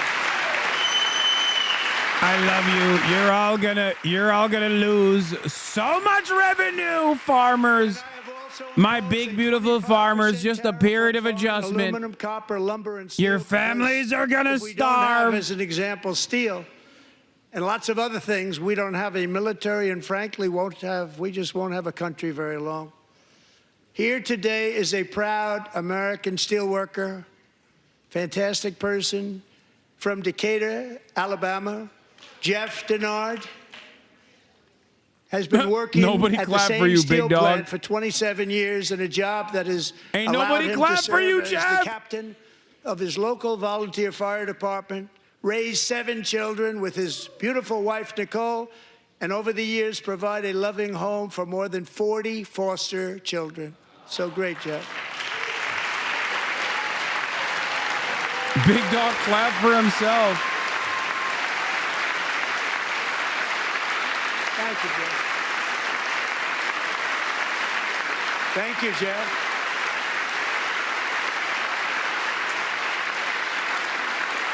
Stories like Jeff's remind us that tariffs are not just about protecting American jobs. They're about protecting the soul of our country. Tariffs are about making America rich again and making America great again, and it's happening, and it will happen rather quickly. There'll be a little disturbance, but we're okay with that. It won't be much. No, you're not. Oh. And look where Biden took us. Very low, the lowest we've ever been. Jeff, I want to thank you very much. And I also want to recognize another person who has devoted herself to foster care community. She works so hard on it. A very loving person, our magnificent First Lady of the United States.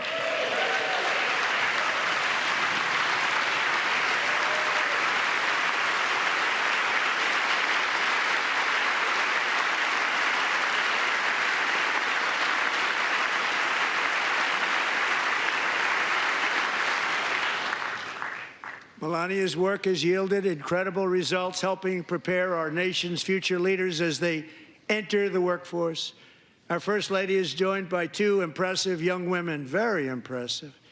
Haley Ferguson, who benefited from the First Lady's Fostering the Future initiative. Did she get smacked in the head too, bro? What's going on? Complete her education and become a teacher. Some of these people that he brings on are so, it's just like you're dunking on them, you know? Deep fake image produced by a peer. Look at the timing of this article. Breaking. China announces 7.2% increase in defense spending. Uh-oh. And this is so important. Thank you very much, John. John Thune, thank you. Stand up, John. Thank you, John. He's so weird. Thank you all He's very so much. weird when he refers to people. He's so freaking weird when he talks about stuff. Thank you. Like, he has no thank you to capacity to John talk Thune about and people the in an empathetic way. Great job. It's odd, to dude. criminalize the publication of such images online is terrible, terrible thing. And once It's it such a passes the strange House, way to I look refer to forward humans, to especially signing women. He that does this a bill lot. Into law. Thank you. And I'm going to use that bill for myself, too, if you don't mind. Because nobody gets treated worse than I do online. Nobody. That's great. Thank you very much to the Senate. Thank you. But if we truly care about protecting Americans' children, no step is more crucial than securing America's borders. Over the past 4 years, 21 million people poured into the United States. Many of them were murderers, human traffickers, gang members, and other criminals from the streets of dangerous cities all throughout the world. Because of Joe Biden's insane and very dangerous open border policies, they are now strongly embedded in our country, but we are getting them out and getting them out fast.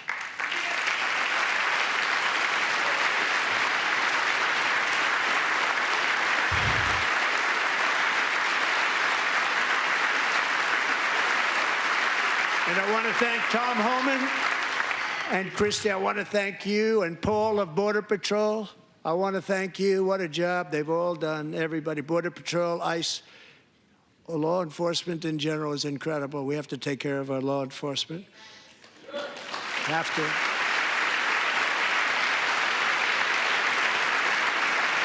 Last year,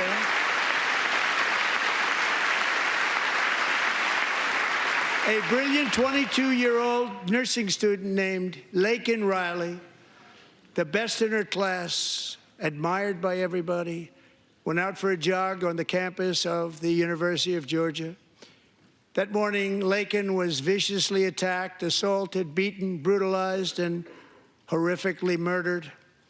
Laken was stolen from us by a savage illegal alien gang member who was arrested while trespassing across Biden's open southern border and then set loose into the United States under the heartless policies of that failed administration. It was indeed a failed administration.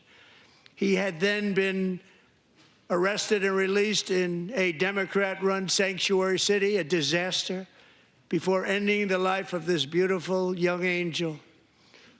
With us this evening are Laken's beloved mother, Allison, and her sister, Lauren.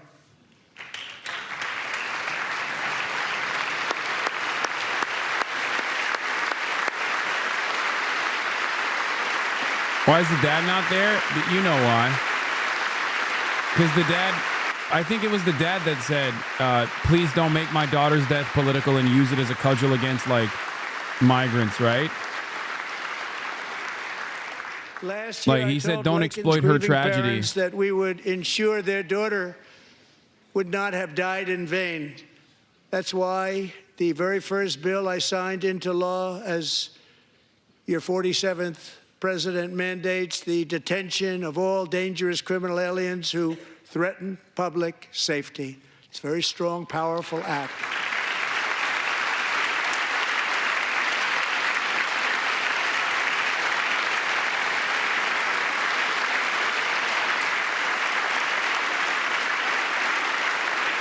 It's called the Laken-Riley Act. So Allison and Lauren, America will never, ever forget our This beautiful political Laken. instrumentalization of something like this is simply disgusting.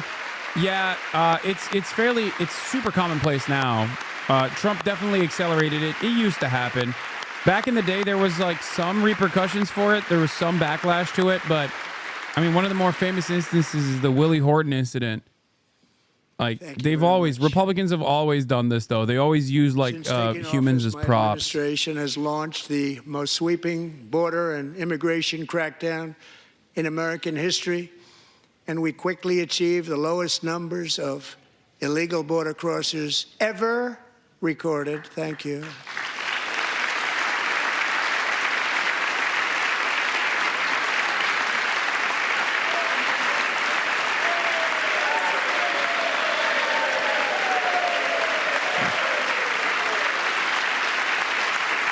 The media and our friends in the Democrat Party kept saying we needed new legislation. We must have legislation to secure the border.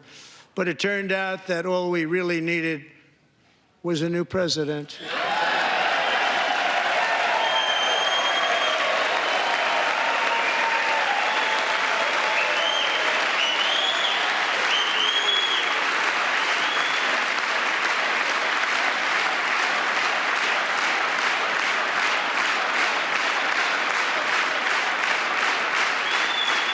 Thank you.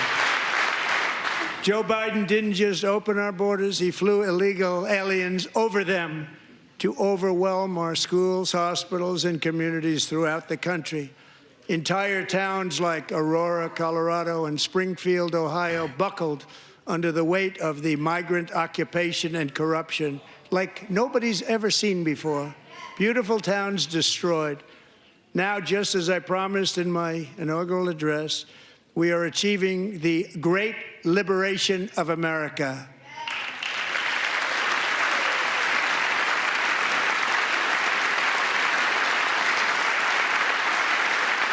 But there still is much work to be done. Here tonight is a woman I have gotten to know, Alexis Nungari from Houston. Wonderful woman. Last June, Alexis's 12-year-old daughter, her precious Jocelyn, walked to a nearby convenience store. She was kidnapped, tied up, assaulted for 2 hours under a bridge, and horrifically murdered. Arrested and charged with this heinous crime are 2 illegal alien monsters from Venezuela, released into America by the last administration through their ridiculous open border. The death of this beautiful 12-year-old girl and the agony of her mother and family touched our entire nation greatly. Alexis, I promised that we would always remember your daughter, your magnificent daughter, and earlier tonight, I signed an order keeping my word to you. One thing I have learned about Jocelyn is that she loved animals so much. She loved nature. By the way, Elisa Slotkin, Democrats' choice for responding to the State of the Union here, voted for the Laken Riley Act. Refuge. If you want to understand where the Democrats are going with their future vision. Acre sanctuary for all of God's creatures on the edge of the Gulf of America. Alexis, moments ago, I formally renamed that refuge in loving memory of your beautiful daughter, Jocelyn. So, Mr. Vice President, if you would, may I have the order?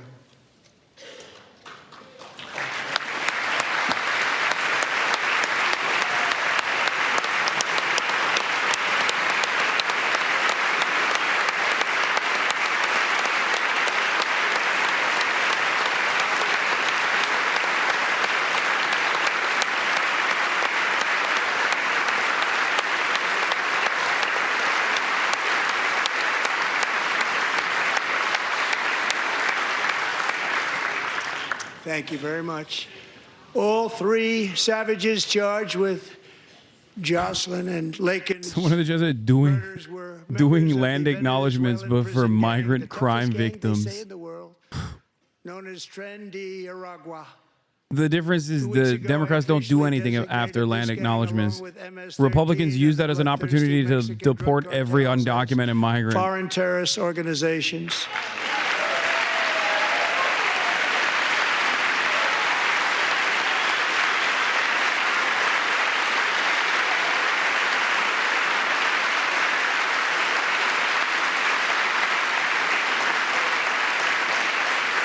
They are now officially in the same category as ISIS, and that's not good for them.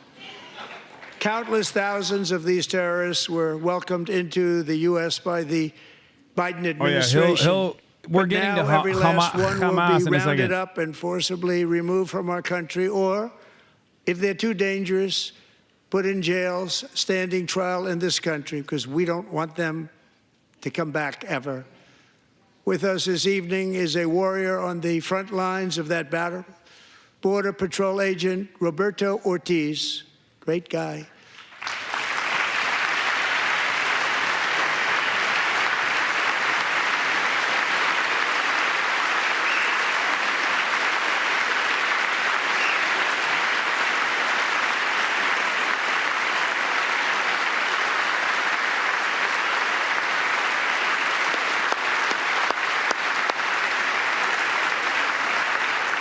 In January, Roberto and another agent were patrolling by the Rio Grande near an area known as Cartel Island. Doesn't sound too nice to me.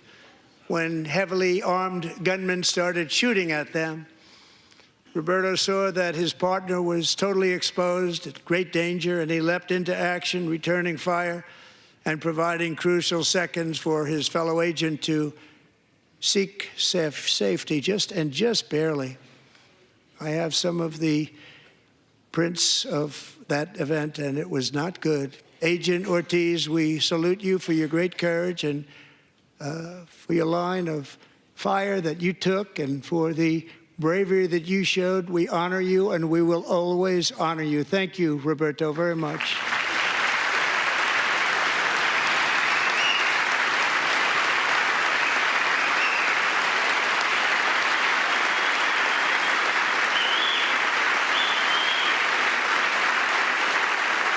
Thank you, Roberta. And I actually got to know him on my many calls to the border. He's a great gentleman.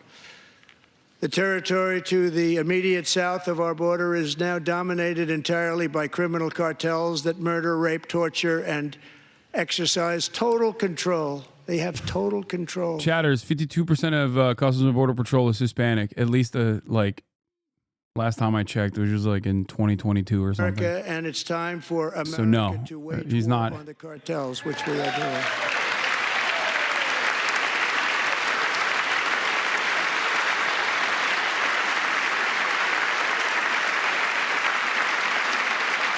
Five nights ago, Mexican authorities, because of our tariff policies being imposed on them, think of this, handed over to us 29 of the biggest cartel leaders in their country. That has never happened before. They want to make us happy. First time ever. That's literally not true. They always but we need Mexico and Canada They always send to do much more than they've done, and they have cartel to stop bosses. What the are you, what? fentanyl and drugs pouring into the USA. They're going to stop it.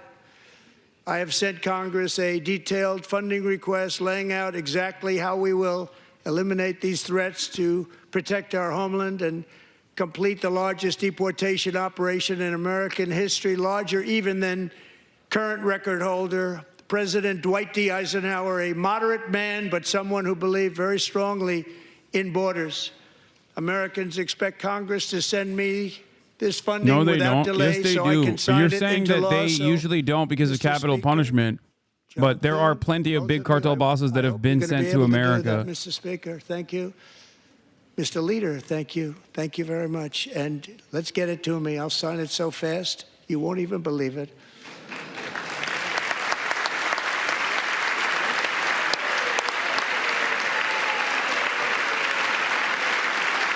No, they don't. What are you saying?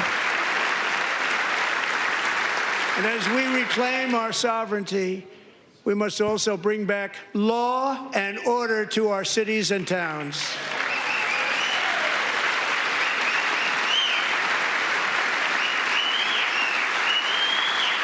In recent years, They don't usually our offer up 29 justice cartel system bosses has at a been time. turned No, the point upside is they down do. by radical left lunatics. Many jurisdictions virtually ceased enforcing the law against dangerous repeat offenders while weaponizing I'll law respond to you enforcement guys in a against little bit. political opponents like me. My administration has acted swiftly and decisively to restore fair, equal, and impartial justice under the constitutional rule of law, starting at the FBI and the DOJ. Pam, good luck. Cash, wherever you may be, good luck. Good luck. Pam Bondi, good luck. So important. Going to do a great job. Cash, thank you. Thank you, Cash.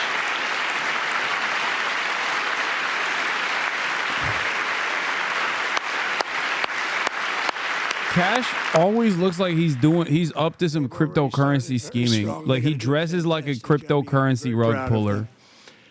We're also once again giving our police officers the support, protection, and respect they so dearly deserve. They have to get it. They have such a hard, dangerous job, but we're going to make it less dangerous.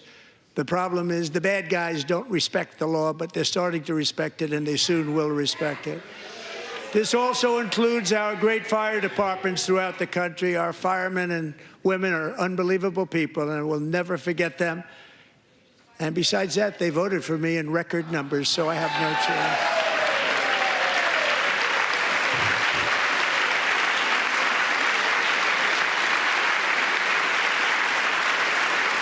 1 year ago this month, 31-year-old New York police officer Jonathan Diller, unbelievably wonderful person and a great officer, was gunned down at a traffic stop on Long Island. I went to his funeral.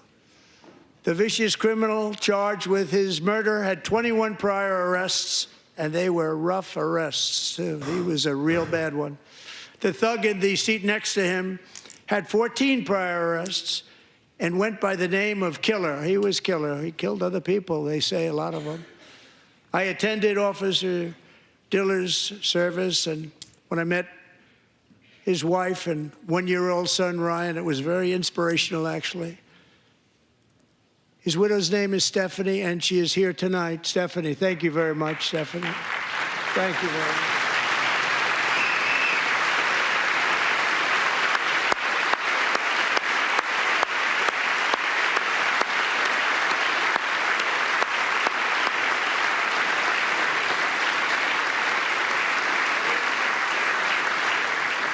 Stephanie, we're going to make sure that Ryan knows his dad was a true hero, New York's finest, and we're going to get these cold-blooded killers and repeat offenders off our streets, and we're going to do it fast. Got to stop it. They get out with 28 arrests. They push people into subway trains. They hit people over the head, back of the head with baseball bats. We got to get them out of here. I've already signed an executive order requiring a mandatory death penalty for anyone who murders a police officer. And tonight I'm asking Congress to pass that policy into permanent law.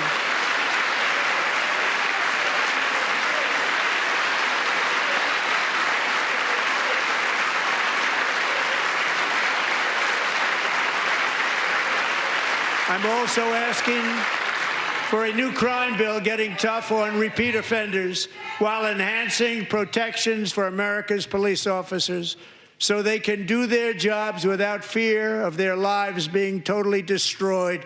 They don't want to be killed. We're not going to let them be killed. Joining us in the gallery tonight is a young man who truly loves our police. His name is DJ Daniel. He is 13 years old, and he has always dreamed of becoming a police officer.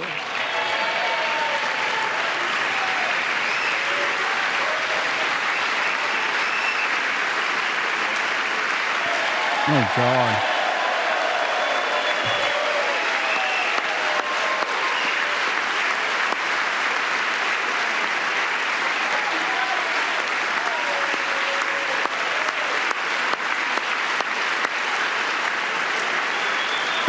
Jordan just said, be a YouTuber, bro.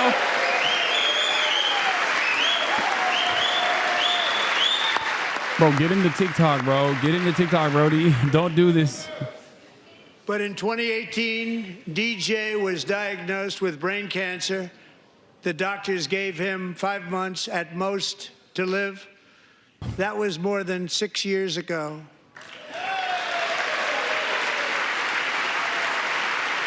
That hairline is insane in the Asmongold community. Bro, he got brain cancer. Calm down.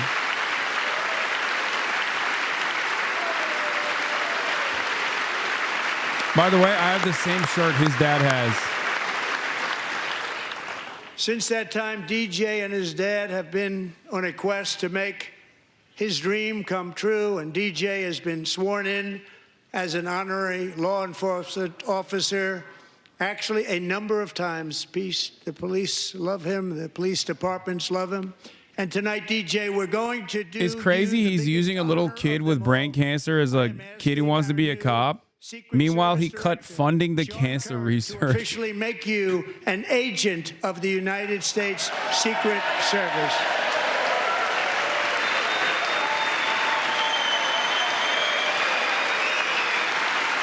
Bro's like, you're the last one. No one else is getting brain cancer treatment. We've cut the funding.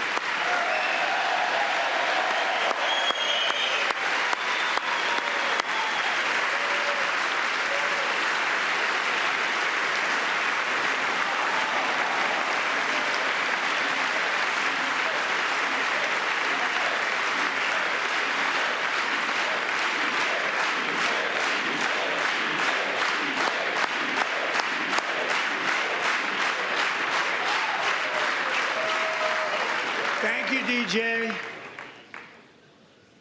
DJ's doctors believe his cancer likely came from a chemical he was exposed to when he was younger. From the vaccine. Since 1975, rates of child cancer have increased by more than 40%. Good thing we're deregulating. Reversing this trend is one of the top priorities for our new presidential commission to make America healthy again. Bro cut cancer research, and he cut the regulatory agency budgets so that more children can get cancer, and we can't find a cure for them. Hey, yo! He's actively pointing to him. He's like, every child is going to be like DJ. But unlike DJ, they will not get a cure because we cut it. With the name Kennedy, you would have thought everybody over here would have been cheering. How quickly they forget. Our goal is to get toxins out of our environment, poisons out of our food supply, and keep our children healthy and strong. As an example, not long ago, and you can't even believe these numbers, 1 in 10,000 children had autism, 1 in 10,000. And now it's 1 in 36. There's something wrong. 1 in 36. Think of that.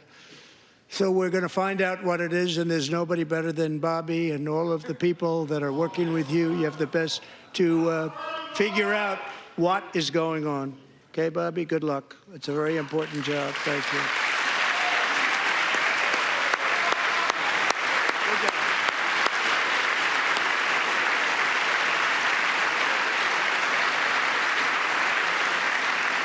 Thank you. My administration is also working to protect our children from toxic ideologies in our schools.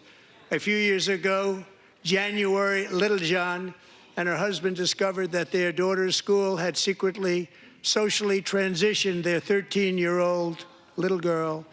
Teachers and administrators conspired to deceive January and her husband while encouraging her daughter to use a new name and pronouns. They, them pronoun, actually, all without telling January, who is here tonight and is now a courageous advocate against this form of child abuse. January, thank you. Thank you. Thank you very much. Classic.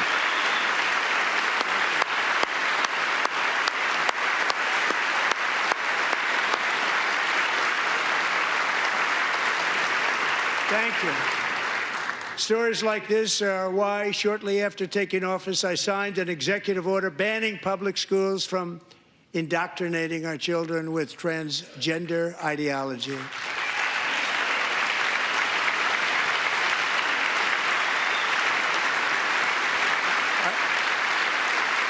I also signed an order to cut off all taxpayer funding to any institution that engages in the sexual mutilation of our youth.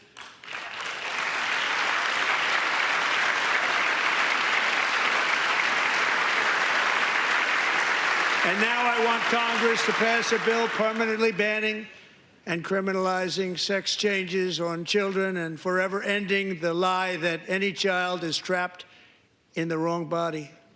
This is a big lie.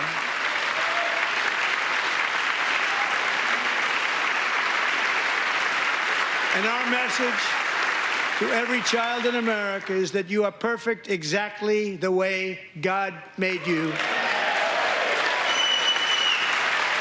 Unless God made you trans.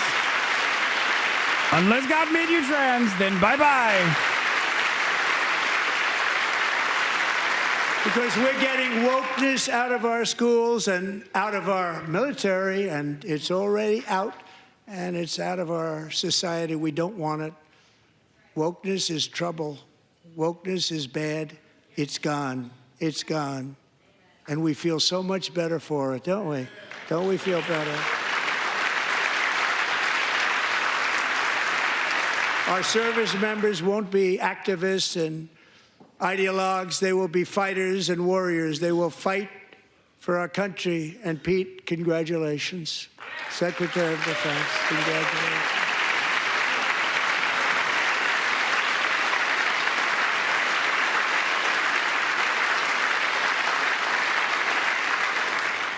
And he's not big into the woke movement, I can tell you. I know him well. I am pleased to report that in January, the U.S. Army had its single best recruiting month in 15 years, and that all armed services are having among the best recruiting results ever in the history of our services. What a difference.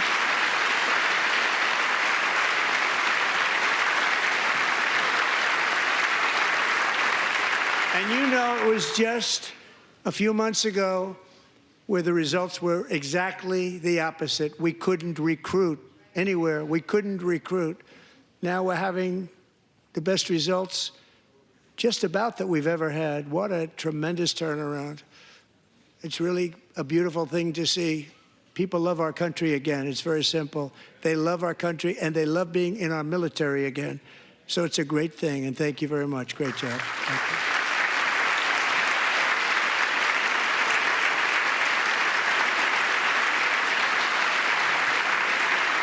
We're joined tonight by a young man, Jason Hartley, who knows the weight of that call of duty. Jason's father, grandfather, and great-grandfather all wore the uniform. Jason tragically lost his dad, who was also a Los Angeles County Sheriff's deputy when he was just a boy, and now he wants to carry on the family legacy of service. Jason is a senior in high school, a 6-letter varsity athlete, a really good athlete, they say, a brilliant student with a 4.46, that's good, GPA. And his greatest dream is to attend the U.S. Military Academy at West Point.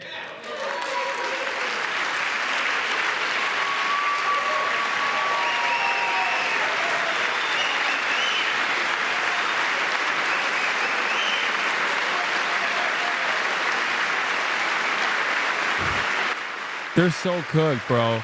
The American military is so cooked. They have to parade like individuals, basically, to be like, see, we got one. Jason, that's a very big deal. We got a new recruit. That's a hard one to get into, but also, cop phrenology is real. Cop phrenology is a real science. Accepted.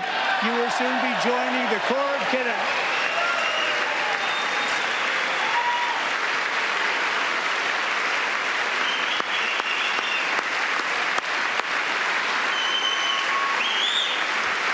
Someone in the chat said the only public service celebrated is violence, and that was a banger, chatter. Respect. You're right. Every other aspect of public service is gutted, and the only thing that they stand and salute is like military or cops. They're like, yeah, we love the cops, we love the military. No other. Every other public servant is like watching this being like, am I going to lose my fucking job? Jason, as Commander-in-Chief, my focus is on building the most powerful military of the future. As a first step, I'm asking Congress to fund a state-of-the-art Golden Dome missile defense shield to protect our homeland, all made in the USA.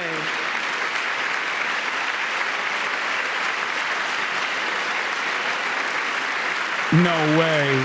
No fucking way. Ronald Reagan wanted to do it long ago, but the technology just wasn't there, not even close. But now we have the technology. It's incredible, actually.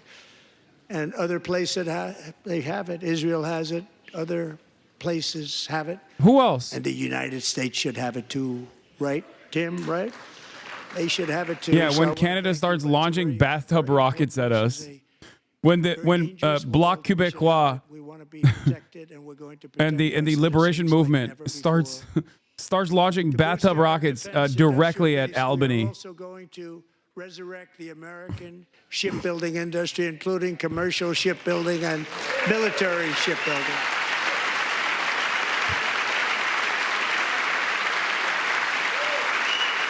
And for that purpose, I am announcing tonight that we will create a new Office of Shipbuilding in the White House. Does Trump not realize that America has defense systems? Home to America, where it belongs. We used to make so many ships.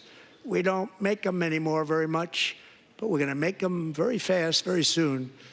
It will have a huge impact. To further enhance our national security, my administration will be reclaiming the Panama Canal, and we've already started doing it. Wait, what? He's going to rename the Panama Canal? Wait, what? Just today, a large American company announced they are buying reclaiming. ports around the Panama Canal and lots of other things having to do with the Panama Canal and a couple of other canals. The Panama Canal was built by Americans for Americans, not for others. But not others for could people use in it. Panama. But it was built at tremendous cost of American blood and treasure. 38,000 workers died building the Panama Canal.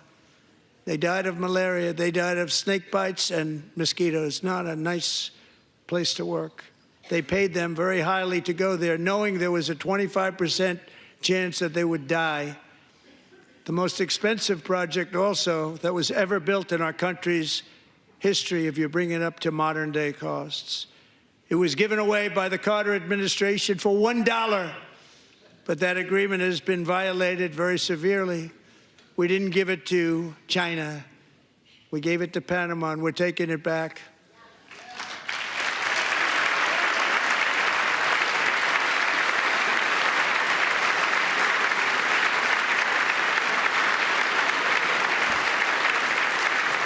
And we have Marco Rubio in charge. Good luck, Marco. Now, we know who to blame if anything goes wrong. Marco's been amazing, and he's going to do a great job. Think of it. He got 100 votes.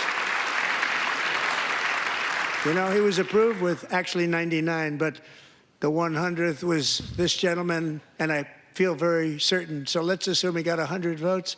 And I'm either very, very happy about that or I'm very concerned about it.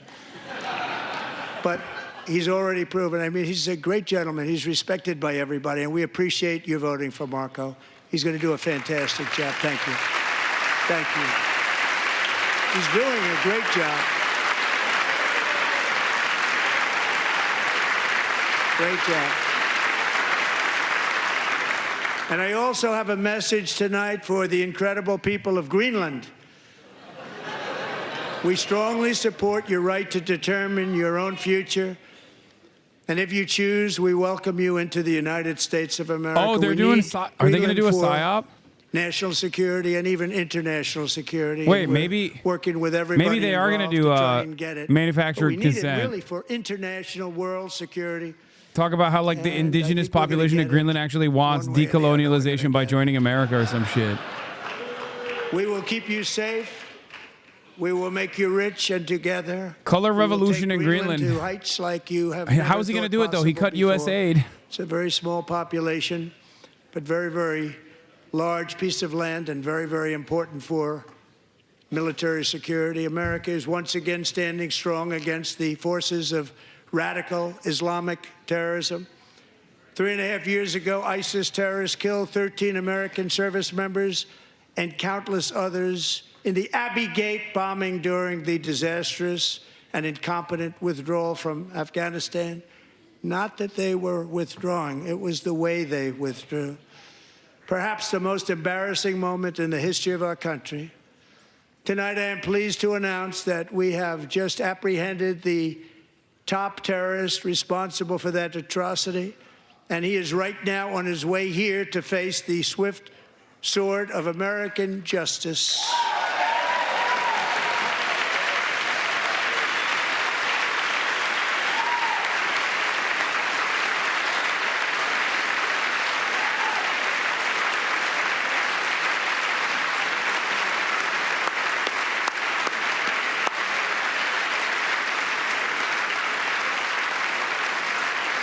And I want to thank especially the government of Pakistan for helping arrest this monster.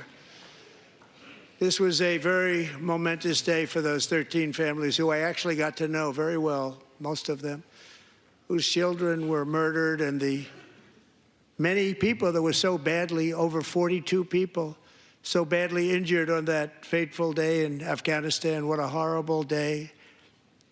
Such incompetence was shown. That when Putin saw what happened, I guess he said, wow, maybe this is my chance. That's how bad it was. Should have never happened. Grossly incompetent people. I spoke to many of the parents and loved ones, and they're all in our hearts tonight. Just spoke to him on the phone. We had a big call. Someone said rare Pakistan W and Asman Gold chat. Everybody was on the line, and W Pakistan. they did nothing but cry with happiness. They were very happy, as happy as you can be under those circumstances. Their child, brother, sister, son, daughter was killed for no reason whatsoever. In the Middle East, Dems we're are walking bringing out. back Started with Bernie, our then Van hostages Hollen, from now a lot Gaza. more. In my first term, we achieved one of the most groundbreaking peace agreements in generations, the Steve Gotkoff. Abraham Accords. Witkoff, my goat.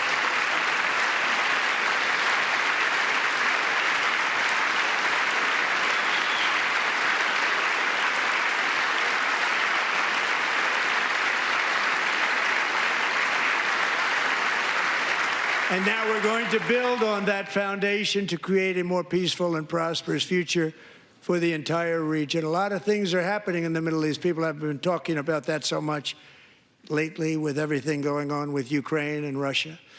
But a lot of things are happening in the Middle East. It's a rough neighborhood, a lot actually. of things.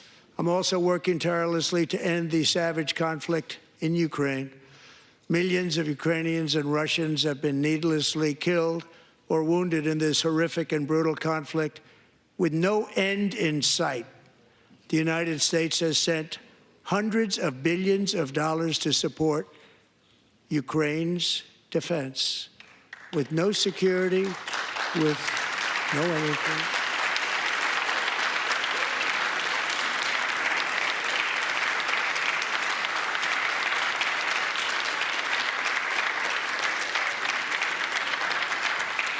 Do you want to keep it going for another 5 years?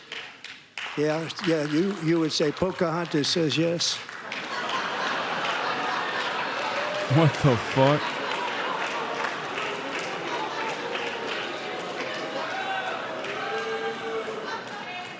$2,000 people are being killed every single week. More than that. They're Russian young people. They're Ukrainian young people. They're not Americans. But I want it to stop. Meanwhile, Europe has sadly spent more money buying Russian oil and gas than they have spent on defending Ukraine, by far. Think of that. They've spent more buying Russian oil and gas than they have defending. And we've spent perhaps $350 billion, like taking candy from a baby. That's what happened. And they've spent $100 billion. What a difference that is. And we have an ocean separating us, and they don't. But we're getting along very well with them, and lots of good things are happening. Biden has authorized more money in this fight than Europe has spent by billions and billions of dollars. It's hard to believe that they wouldn't have stopped it and said, at some point, come on, let's equalize. You got to be equal to us. But that didn't happen. Earlier today, I received an important letter from President Zelensky of Ukraine. The letter reads, Ukraine is ready to come to the negotiating table as soon as possible to bring lasting peace closer. Nobody wants peace more than the Ukrainians, he said. My team and I stand ready to work under President Trump's strong leadership to get a peace that lasts. We do really value how much America has done to help Ukraine maintain its sovereignty and independence. Regarding the agreement on minerals and security, Ukraine is ready to sign it at any time that is convenient for you.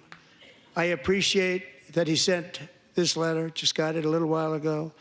Simultaneously, we've had serious discussions with Russia and have received strong signals that they are ready for peace. Wouldn't that be beautiful? Wouldn't that be beautiful?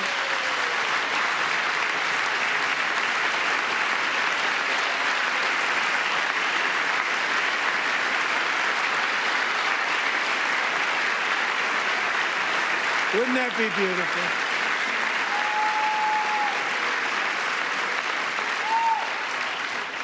It's time to stop this madness. It's time to halt the killing. It's time to end this senseless war. If you want to end wars, you have to talk to both sides.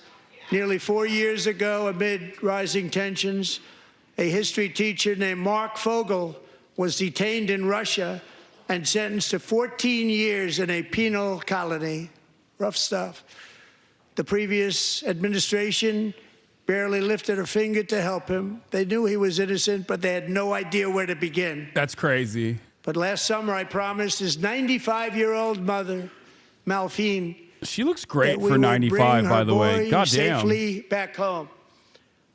After 22 days in office, I did just that, and they are here tonight. God damn.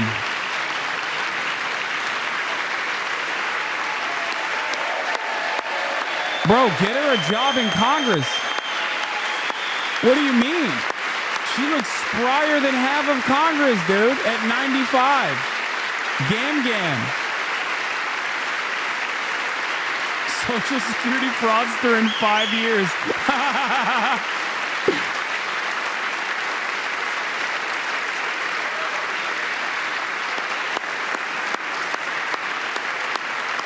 We're gonna cut our Social Security so good. To Mark and his great mom, we are delighted to have you safe and sound and with us.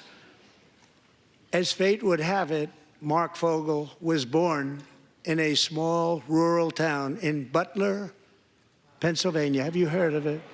Where his mother has lived for the past 78 years. I just happened to go there last July 13th for a rally. Uh-oh. That was not pleasant. And that is where I met his beautiful mom right before I walked onto that stage. And I told her I would not forget what she said about her son. And I never did I? Never forgot. Less than 10 minutes later, at that same rally, gunfire rang out, and a sick and deranged assassin unloaded 8 bullets from his sniper's perch into a crowd of many thousands of people. My life was saved by a fraction of an inch, but some were not so lucky. Corey Comparator was a firefighter, a veteran, a Christian, a husband, a devoted father, and above all, a protector. When the sound of gunshots pierced the air, it was a horrible sound. Corey knew instantly what it was and what to do. He threw himself on top of his wife and daughters and shielded them from the bullets with his own body. Corey was hit really hard. You know the story from there. He sacrificed his life to save theirs. He's so weird, dude. Two others, He very cannot. fine people, He were cannot also talk about this seriously shit hit. normal. But thankfully, with Corey the was help hit of two really great hard, like- country doctors. There's something He thought wrong they with were him. gone and they were saved. So those doctors had great talent. We're joined by Corey's wife, Helen, who was his high school sweetheart, and their 2 beloved daughters, Allison and Kaylee. Thank you.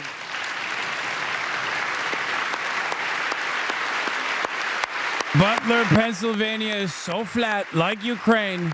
The only thing that can stop a bullet is a person's body. The beautiful domes of Butler will shine again when I call for a ceasefire in Butler, Pennsylvania, just like Ukraine. The weird guy. To Helen, Allison, and Kaylee, Corey is looking down on his 3 beautiful ladies right now, and he is cheering you on. He loves you. He is cheering you on. Corey was taken from us much too soon, but his destiny was to leave us all with a shining example of the selfless devotion of a true American patriot.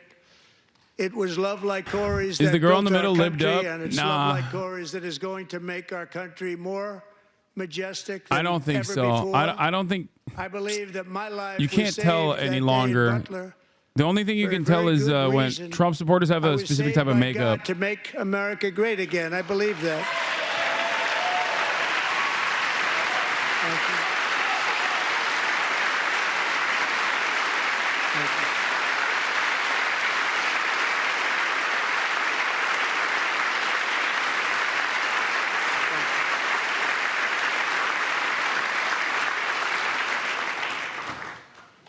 Thank you very much. From the patriots of Lexington and Concord to the heroes of Gettysburg and Normandy, from the warriors who crossed the Delaware to the trailblazers who climbed the Rockies, and from the legends who soared at Kitty Hawk to the astronauts who touched the moon, Americans have always been the people who defied all odds, transcended all dangers, made the most extraordinary sacrifices, and did whatever it took. I'm a commie and I find it rude to downplay this Corey guy's death. Wait, what? I didn't say. I wasn't downplaying his death. I'm making fun of Donald Trump. That same strength and the way he talks about it is still alive and thriving in the hearts of the American people. He's so fucking rude and disrespectful, even when he's supposed to be showing support. To censor us, silence us, break us, destroy us, Americans are today a proud, free, sovereign, and independent nation that will always be free, and we will fight for it till death. We will never let anything happen to our beloved country, because we are a country of doers, dreamers, fighters, and survivors. Our ancestors, I think he's wrapping it up. Surprisingly, no mention of Israel. Like, he barely mentioned Israel. And carved their fortunes from the rock and soil of a perilous and very dangerous frontier. I've never heard a commie say as a commie. Yeah, that person was not a commie, but I don't really give a shit. Boundless continent. They built the railroads, laid the highways, and graced the world with American marvels like the Empire State Building. No, I know when he's wrapping up. This is his like wrap up portion. And the towering Golden Gate Bridge. They lit the world with electricity, broke free of the force of gravity, fired up the engines of American industry, vanquished the communists, fascists, and Marxists all over the world, and gave us countless modern wonders sculptured out of iron, glass, and steel. We are the worst country, bro. We are such a bad country. Who won and built the modern age. These workers who poured their sweat into the skylines of our cities. These warriors who shed their blood on fields of battle and gave everything they had for our rights and for our freedom. Now it is our time to take up the righteous cause of American liberty. And it is our turn to take America's destiny into our own hands and begin the most thrilling days in the history of our country. This will be our greatest era. With God's help, over the next 4 years, we are going to lead this nation even higher, and we are going to forge the freest, most advanced, most dynamic, and most dominant civilization ever to exist on the face of this earth. We are going to create the highest quality of life, build the safest and wealthiest and healthiest and most vital communities anywhere in the world.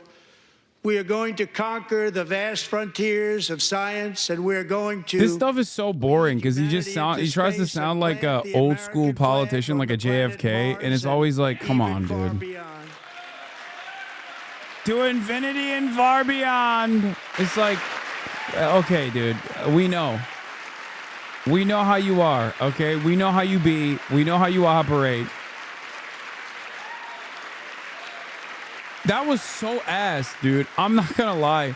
This was a... We are going to rediscover the unstoppable power of the American spirit. This is so... And we are going to boring. renew unlimited promise of the American dream. Every single day we will stand up and we will fight, fight, fight for the country our citizens believe in and for the country our people deserve.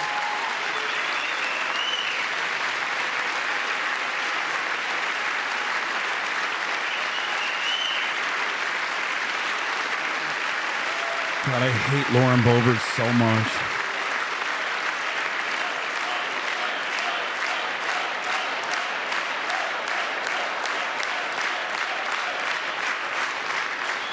My fellow Americans, get ready for an incredible future, because the golden age of America has only just begun. It will be like nothing that has ever been seen before. Bitch. Thank you, God bless you, and God bless America. I told you he was wrapping it up, dude. I know his speech patterns. Trump like concluding what we believe is the longest speech of this type.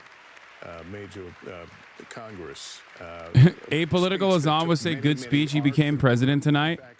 Well, I'll let Lester Holt do the talk in that regard. So some moments I think many would agree probably weren't helpful, including those protests we saw early by some Democratic members. Yeah. That's the unhelpful part. The Democrats protesting at the bequest of the speaker. And the president talking about his agenda, talked about the tariffs that, of course, have just gone into effect this week. Wrap it up. It's certainly doubled down on that strategy and said indicated there would be more to come. Talked about foreign policy, and it appeared that he is ready to move forward with Ukraine, but talked a lot about Ukraine and Russia and getting a peace deal, something that is very much at the top of mind. And then a lot of the cultural issues, a lot of time spent on some of the more controversial federal programs that he says his Department of Government Efficiency is cutting. So a wide-ranging and, as mentioned, the longest speech ever in the State of the Union or a joint address. So he now holds the top spot there. Just go to Kristen Welker for your thoughts. Savannah, I was struck by the fact that after that rocky start, when Congressman Al Green was removed for jeering at him, this really became a speech about cultural issues, a culture war speech, if you will. And he spent about 20 minutes on it. It took him 20 minutes to talk about the top issue for voters, which is, by the way, the economy. He also talked about immigration, the environment, government censorship, all of those things. A couple of headlines. You talked about tariffs. That's obviously a huge issue because there's a lot of concern among some Republicans that the tariffs that he's imposed against Mexico and Canada and China could drive up prices. He acknowledged, quote, there will be a little disturbance and it will require a little adjustment. That is significant. That's the furthest that he's ever leaned into that. On foreign policy, he announced that the top terrorist responsible for the Abbey Gate bombing is being flown to the U.S., is going to face justice. And notably on Ukraine, I thought that was one of the biggest headlines of the night after that explosive Oval Office meeting. The president seeming to indicate some progress has been made. President Zelensky sending him a note indicating he Bernie wants Sanders to make is going to respond on that in a little deal, bit which is seen to Trump's as address. the first step, and saying that he'd had some significant Look at how conversations beautiful Vermont with the looks. Russians as well. He said it would be beautiful to get a deal. So I think those are some of the significant headlines. But again, so notable that he He's began not this live speech yet. really focused on those culture war issues, and reminder that that's part of. Bro, let me tell you something, okay? This Trump speech was basically just a rally. And just like every other Trump rally, it was so perfectly chock full of idiotic nonsense that doesn't actually help anybody and simply harms some of the more vulnerable populations that exist within the boundaries of the United States of America. Is through the And concept of it the played big a lie, role and boy, of did we hear distraction. that tonight. Let's get to Bernard Say Sanders. something that is grossly false, say it over and over again, and have right-wing social media blast it out endless times until people actually believe it. And then, rather than address the real issues facing the American people, the struggles that the American people are facing, we find ourselves wasting endless amounts of time discussing Trump's absurdities. Let me just give you a very few examples. Trump claimed that the 2020 election was stolen from him and that he won by a landslide. Remember that? A lie. Trump claimed that the January 6th insurrection was a day of love. A lie. Trump has claimed that millions of undocumented people Bedtime, bro. and do vote in American elections. A lie. Let Trump this has man claimed that sleep, climate man. change Oh is a my God, hoax I feel bad. Originating in China. A lie. Trump has claimed that Ukraine started the horrific war with Russia. A lie. And tonight, just tonight, Trump claimed that millions of dead people between the ages of 100 and 360, I guess, were collecting Social Security checks. And that is an outrageous lie intended to lay the groundwork for cuts to Social Security and dismantling the most successful and popular government program in history. So let's be clear about that.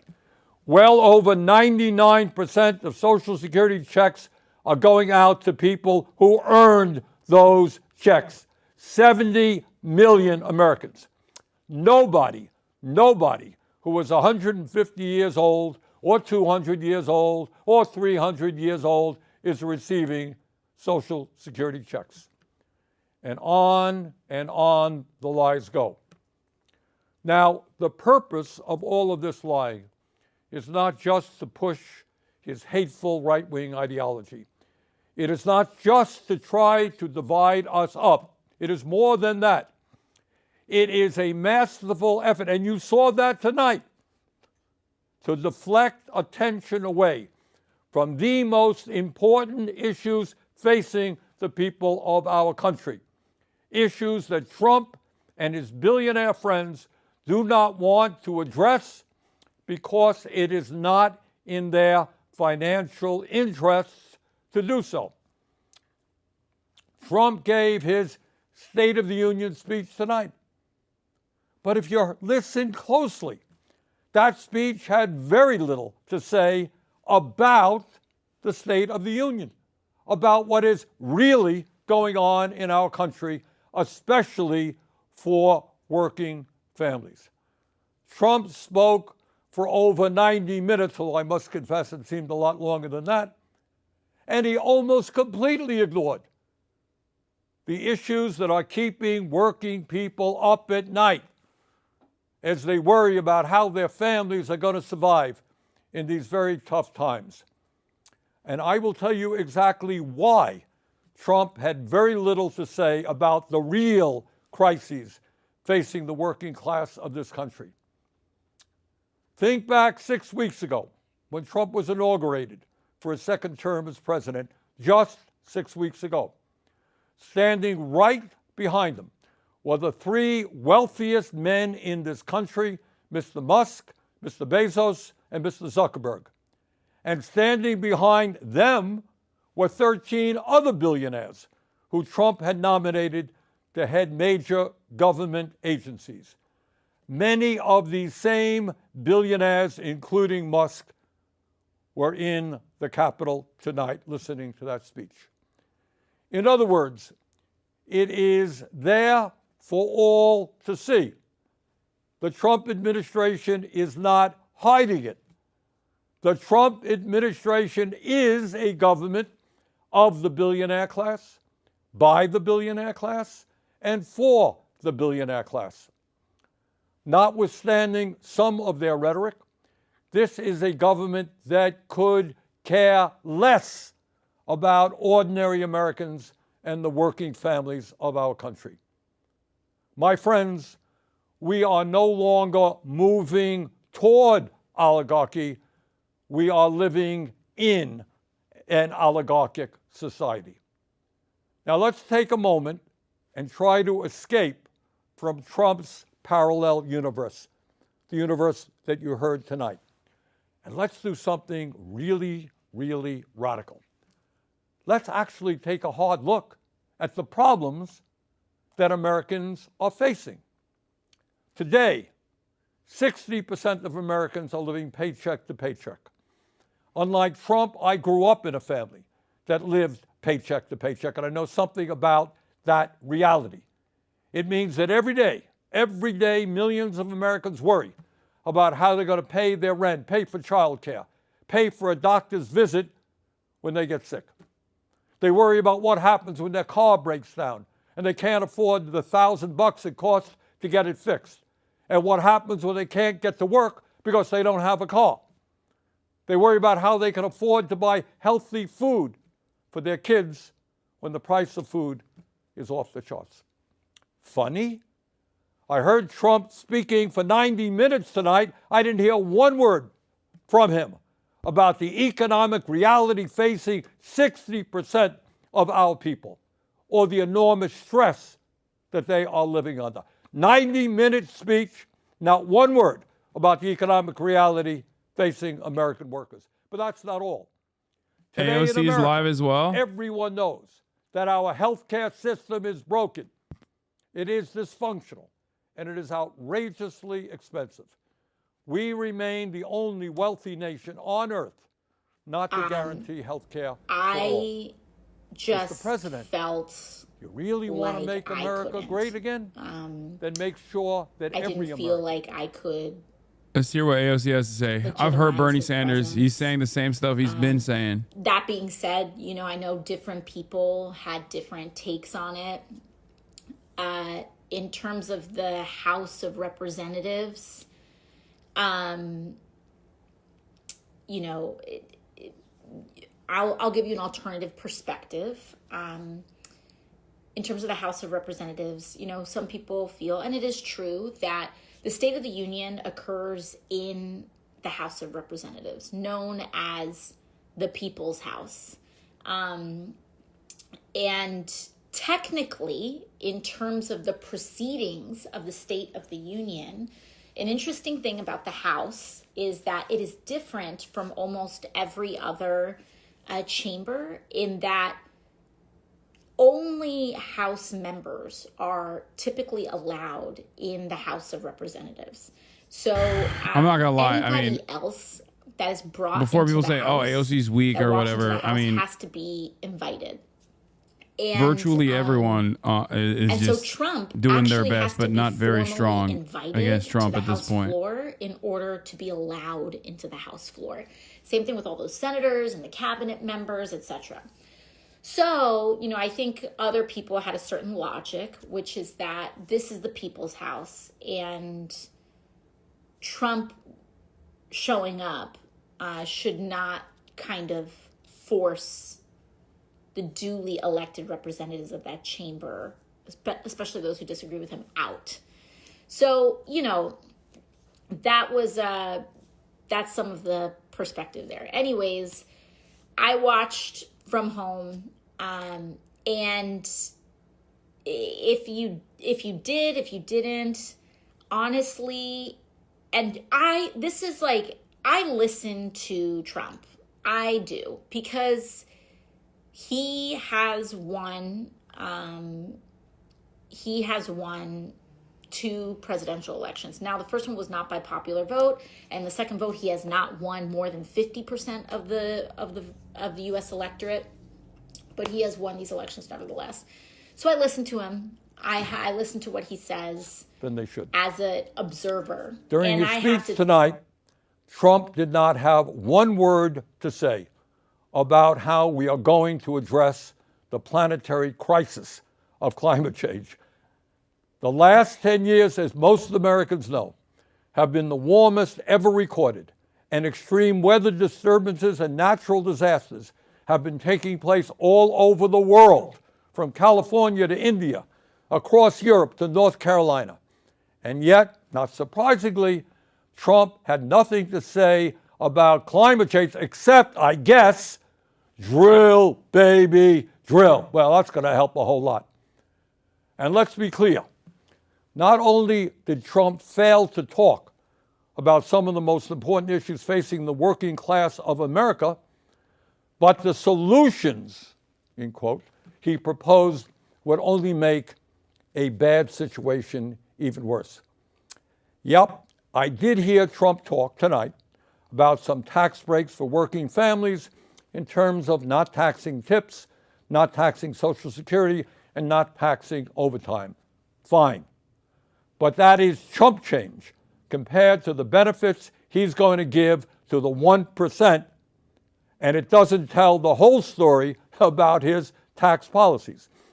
According to a recent study by the Institute on Taxation and Economic Policy, if all of Trump's so-called America We can't have the top people that are resisting Donald Trump and the Democratic Party be people like Bernie Sanders. No disrespect to Bernard, but he's so old. While the richest 5% in our country will see their taxes go down, way down. Tonight, in so many words, Trump urged Congress to pass his big, beautiful budget. Do you know what's really in it?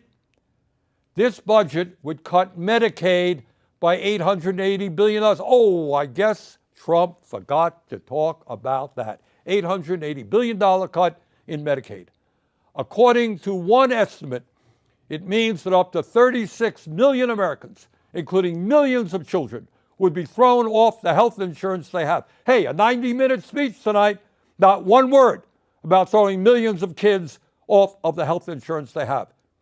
When you cut Medicaid drastically, it means that nursing homes that receive 2/3 of their funding from Medicaid will either have to shut down, lay off workers, or significantly scale back the services they provide. I do want to hear Elisa Slotkin's retort here. This is what the Democratic response is. No oversight, no protections Just against for a brief cyber moment. attack, no guardrails on what they do with your private data.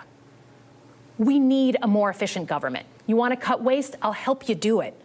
But change doesn't need to be chaotic or make us less I'm Brian, safe. kill me. The mindless Brian, kill firing of me. people who work to protect our nuclear weapons, keep our planes from crashing, and I conduct love the cutting research that government finds the waste. cure for I'm a cancer, Democrat. only to rehire them 2 days later. I'm a Democrat, No and I love CEO in cutting America government could do waste. that without being Please, I summarily love firing Okay, federal. so we've talked about economic security. I love How about firing federal workers. Just give me the job. Let's I'm start with Elisa the border. Slotkin. As someone who spent my whole career protecting our homeland, every country deserves to know who and what is coming across its border. Period. Democrats and Republicans should all be for that. Oh my God. But securing the border without actually fixing our broken immigration system is dealing with the symptom and not the disease. America is a nation of immigrants. We need a functional system keyed to the needs of our economy that allows vetted people to come and work here legally. So I look forward to the president's plan on that. Because here's the thing. Today's world is deeply interconnected. Migration, cyber threats, AI, environmental destruction, terrorism. One nation cannot face these issues alone. We need friends in all corners, and our safety depends on it.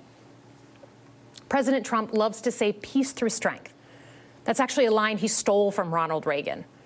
But let me tell you, after the spectacle that just took place in the Oval Office last week, Reagan must be rolling in his grave. I hope he We is. all want an end to the war He's in the devil. Why would a former CIA agent hype up Ronald Reagan? combine Fuck our Ronald military Reagan. and Ronald Reagan can economic might suck my dick. Moral clarity. Fuck you. And that scene in the Oval Office wasn't just a bad episode of reality TV. Oh no, Ronald Reagan is rolling his grave. I piss on his Full grave. approach to What the the world. fuck's wrong with this person? He believes in cozying up to dictators like Vladimir Putin and kicking our friends like the Canadians in the teeth. He sees American leadership as merely a liberals series probably of real love estate this shit, transactions. dude. As a Cold War kid, I'm thankful it was Reagan and not Trump in office in the 1980s. Trump would have lost us the Cold War. Donald Trump's actions suggest that in his heart, he doesn't believe we're an exceptional nation. He clearly doesn't think we should lead the world. Look, America is not perfect, but I stand with the majority of Americans who believe we are still exceptional, unparalleled. And I would rather have American leadership over Chinese or Russian leadership any day of the week.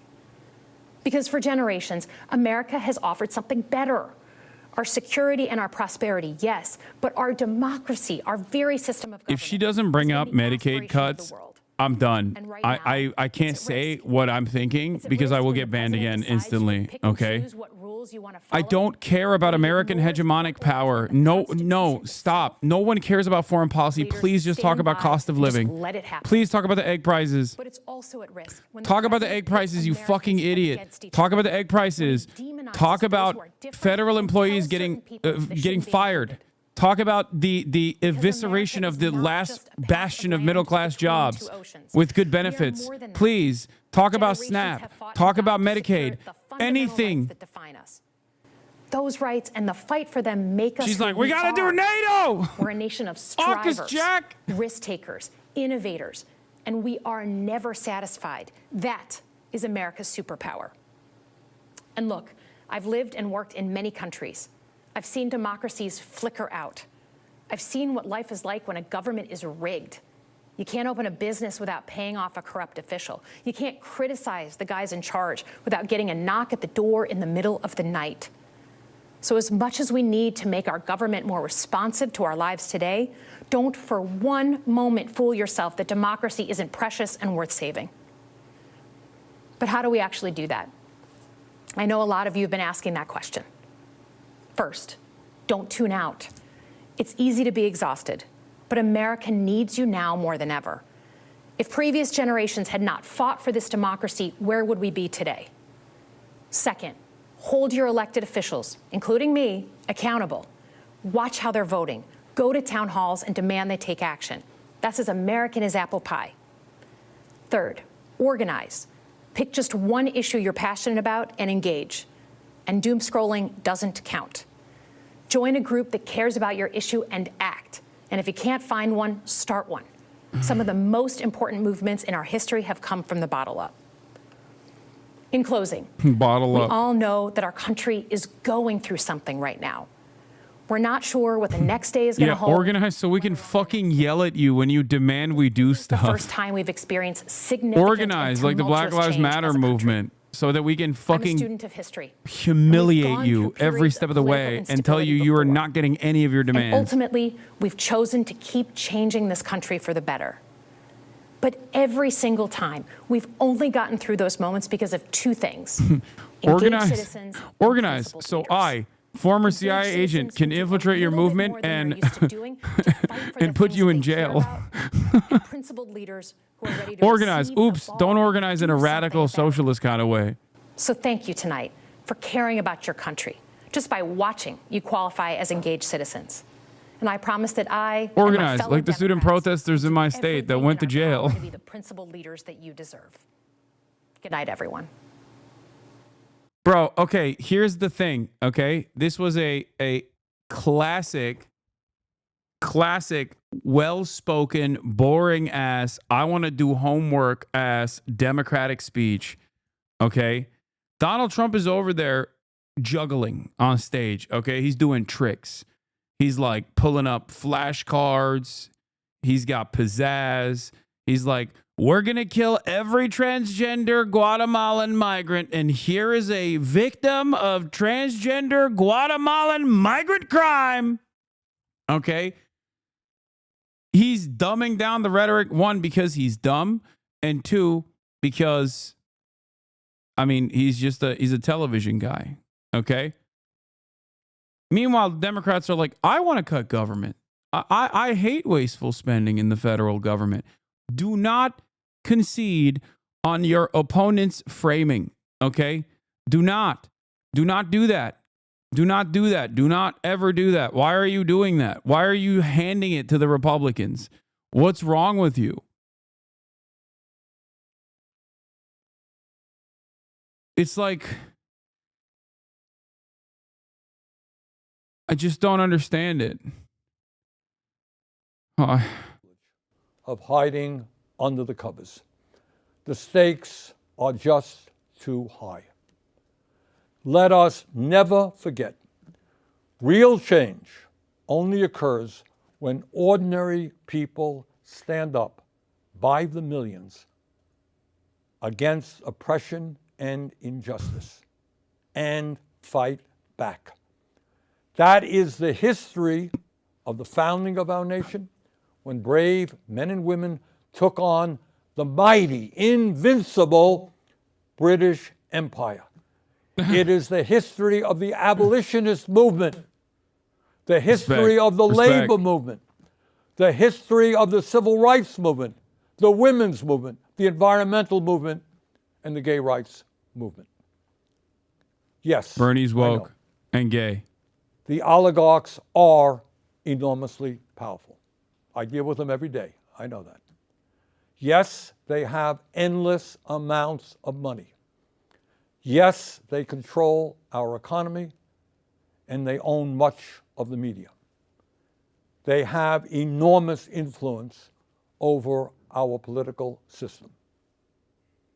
But from the bottom of my heart, I am convinced Bernie was there when the American Revolution happened. Put some respect on it. If we stand together and not let them divide us up by the color of our skin or where we were born or our religion or the language we speak or our sexual orientation. If we bring our people together around an agenda that works for the many and not just the few, there is nothing in the world that can stop us. We can win, We will win.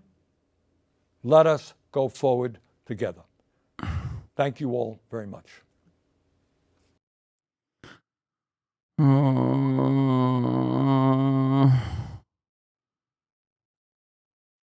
How is this? Like, I'm sorry. I love Bernie, but god damn, we got like the only coherent response is coming from an 800-year-old man. Like, lost and defeated by Donald Trump. It's Today, just- it looks to me like they're even more lost and even more defeated than when this speech started. Well, there was a clear juxtaposition. So I thought I hate this asshole. I hate that CNN just brings him on to just gloat about how sick the Republicans are over and over again. we saw the theatrics tonight in the chamber are not being well received. And as we saw recently at the DNC candidate forum, it didn't sound like that. It didn't sound like pocketbook issues. It didn't sound like saying, my neighbors might support Trump, but that doesn't mean you're a bad person.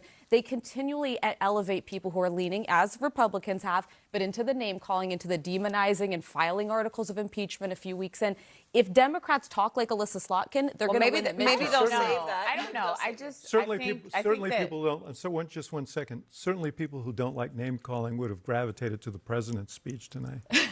Yeah, I don't guess like it I on just either think that they're They're talking about the optics. Donald Trump just gave a campaign speech in the joint address. It was not a unifying speech. And I don't really think that a lot of people want that version of what Alyssa Slotkin just gave. I think we're past that. Damn, they're ripping into Alyssa Slotkin. Okay.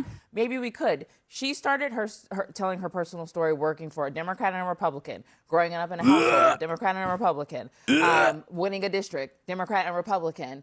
But that you wouldn't know that from Donald Trump's speech tonight. He's not talking Democrat and Republicans. I'm not going to say what the Democrats did tonight was, it didn't feel like a cohesive strategy, walking out, staying in, paddles, whatever. That was not how you land the plane. But I do think she laid out the issues that are important to people, and she told people what to do. I don't think this problem, honestly, in the Democratic Party is going to be solved in Washington, D.C. It's going to be solved in the middle of the country, in the South, where people are going to organize together and tell the party what they want and the direction they want to go. Let's bring in Doug Brinkley into our conversation, presidential historian. Doug, it is unprecedented. It's not just in the length of the speech that we just watched from the president. Now we, of course, just saw the Democratic rebuttal from Senator Slotkin. But it was also the disarray among the Democratic response. And how unprecedented was this moment that we just sat through? Anybody who sat through and watched the entire thing? I think President Trump did what he needed to do. But as Senator Slotkin just pointed out, the economic issues weren't really talked about. I mean, the big concern right now is Medicaid and Medicare, Social Security, what Trump's going to do. The fact that Wall Street is just diving right now, if he refuses to budge on these tariffs, the chance of the matter is you're going to start losing momentum. But Trump seemed relaxed. He had I think, a better night than the Democrats. They were like just, I guess, everybody left to their own. I mean, Senator Wyden made right to stay in Oregon and do town halls. However, Slotkin pulled a rabbit out of her hat. That was a very brilliant, relaxed response. And Andy Bashir and her should be the voices, I think, coming from the heartland of America. And I think Donald Trump left farmers from the speech a little bit out of it in a way that he needed to address them as a group in a more upbeat way instead of saying suffer some more pain, it'll be slow. Well, when it started out, so anybody watching at the beginning, there was that complete sort of that chaotic moment. And Al Green is stabbing his cane into the air, and then it appears to be over something with Medicaid. And I'm willing to bet every single normal human actually likes what Al Green did, and the Democrats are going to make it seem like he was really fucked up for doing so. A moment like that, we talk about the "you lie." Yeah, Al Green demonstrated courage. Yes, he waved his fucking cane around and was screaming about Medicaid, okay? That's what every Democrat should be doing. The fuck is wrong with these people? Every Democrat should be standing up and being like, you want to cut Medicaid over my fucking dead body? Okay? Yeah, he was awesome. He was dope. That's my expectation. Why the fuck is it an 800-year-old man from Houston that is leading the charge here and virtually alone? Not the I'm back and apolitical now. Okay, no longer am I apolitical, okay? Fuck civility. What do you mean?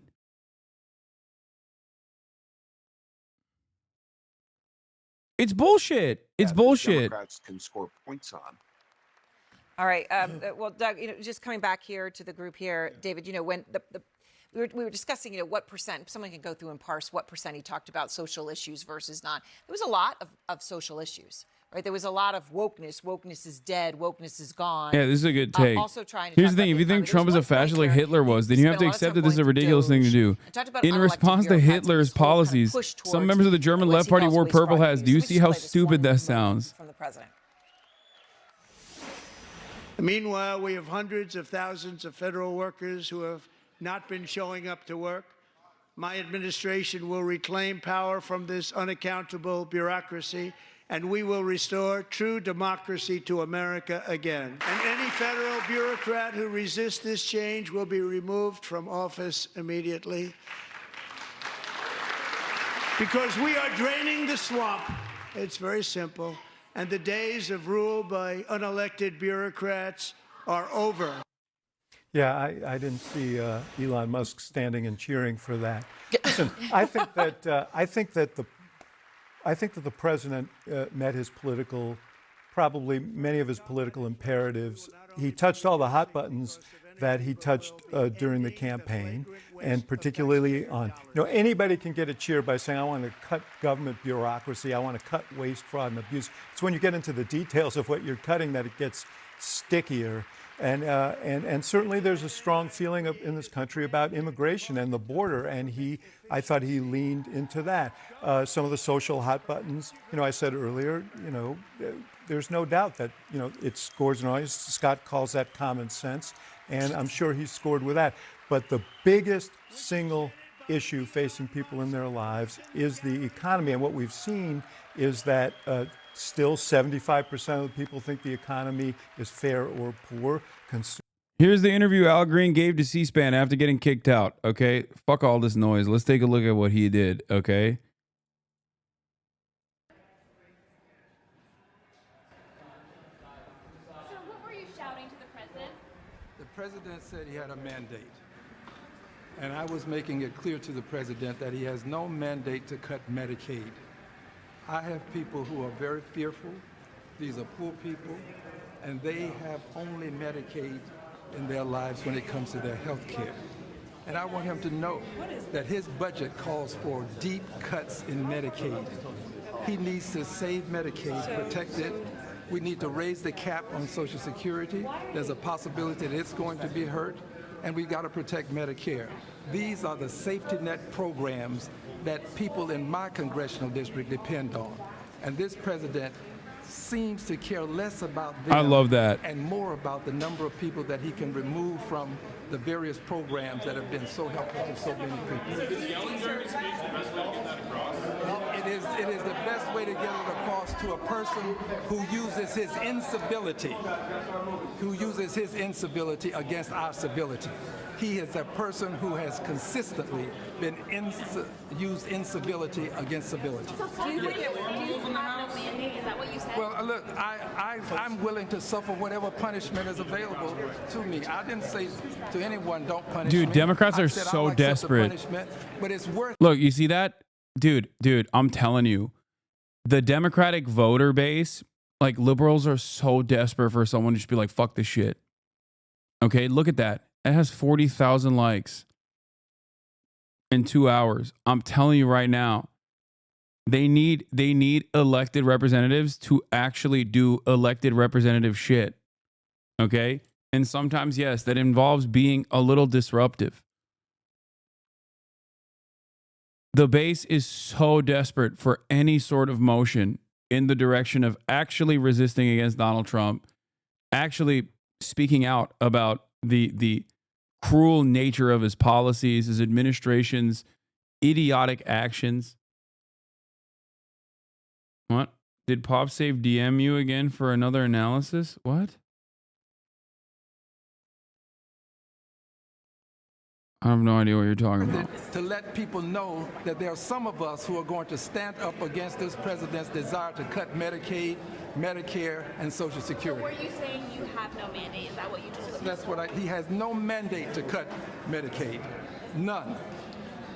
Is the only punishment that you were kicked out, sir? Is there something? I don't know. Whatever the punishment is, I'm not fighting the punishment. This is about the people who are being punished by virtue of losing their health care. This is the richest country in the world, and we have people who don't have good health care. We've got to do better. And now we're about to cut Medicaid, which is for poor people. Health care has become wealth care for many people, and we can't afford to let that happen. Is that the only thing that you're protesting? No, I have other things I'm protesting. And I'm also working on my articles of impeachment. This president is unfit. He should not hold the office. 34 felony convictions, 2 times impeached. Sir, tell me one more time what you were shouting in the chamber. That he has no mandate to cut Medicaid. That's what you were. That's my goat. That was great. That was great.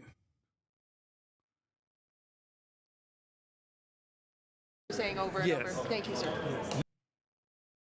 Yeah. He said you have no mandate to cut Medicaid. And he's right. He's absolutely right. No mandate. He's right. It's a disastrous policy.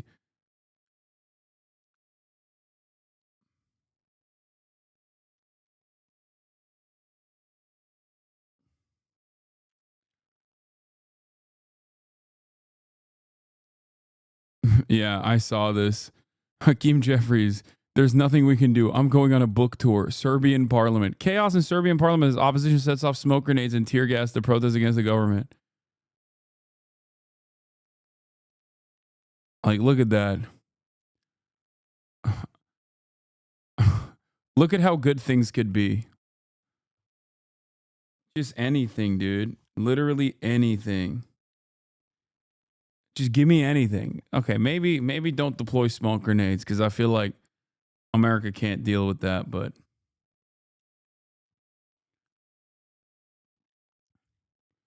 isn't the Greenland statement the craziest takeaway? I mean, he kind of like backed down from saying he's going to take Greenland. He just said if Greenland wants to join us, they can. Which weirdly enough is like, I guess, nicer than saying we are going to forcibly take Greenland. Greenland is now ours.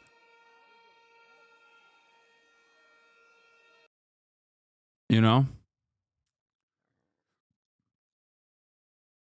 Also, this would probably kill half of the I'm not going to say it. I'm like legitimately worried. I'm self-censoring now. I can't use analogies. I can't use the term KILL ever again because God forbid Libs of TikTok in between calling for the execution of like doctors who administer HRT will take the time out to fucking complain about me, you know?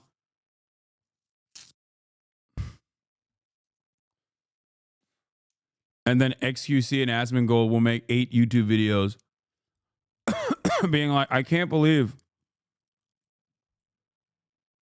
Hassan would use such radical language again. So glad we legalized comedy.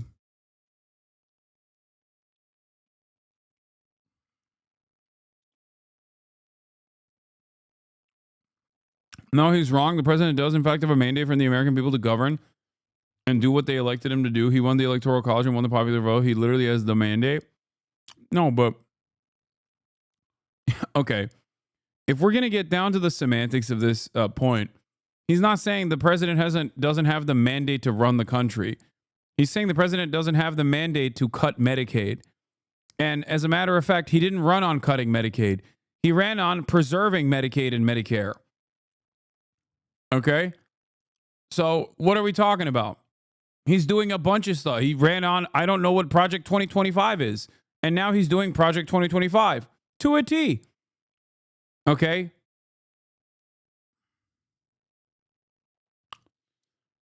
Yeah. The video almost hit 1 million views in 24 hours. Probably been banned. My I got canceled video. I need to do more We also have 3 branches of government. No, we don't. That's the other problem. Donald Trump is also eradicating all checks and balances.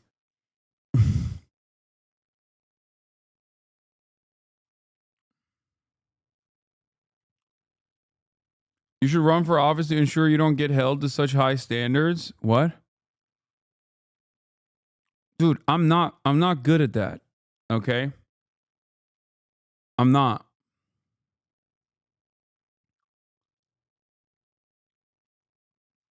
I'm not good at that. I'm good at this. And it seems like I'm also kind of good at this as well. Apparently. I didn't realize I was good at this, but people really like it.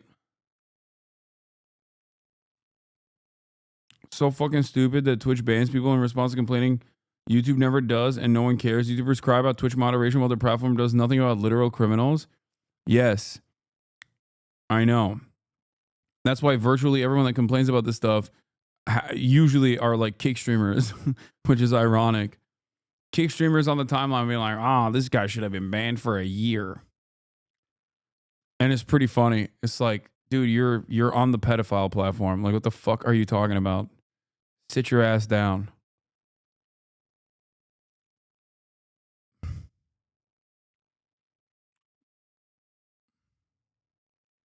I look, you want to see your face more instead of this head on the SM7B angle, but good vid.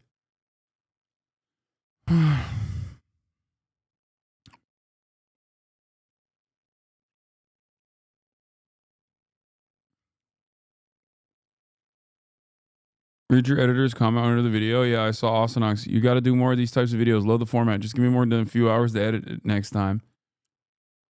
What's the problem, though?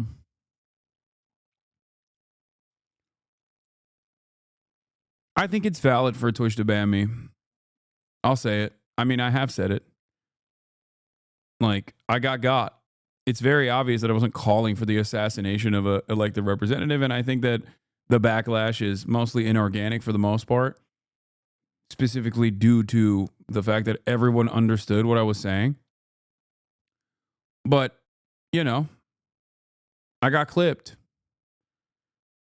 I got clipped in a way where I think if I had used better language, if I didn't say kill, if I said like punished, you know, everyone would understand it. Or rather, people would have a harder time massaging this narrative. Respond to XCC? Why? The fuck would I respond to him for? Like, on what, dude? On what? What are you saying? Respond to XQC. XQC has a lot of takes on the fake State of the Union, on the joint congressional address that just took place. Can you please respond to him? XQC has a lot of takes on the tariffs. Please, just respond.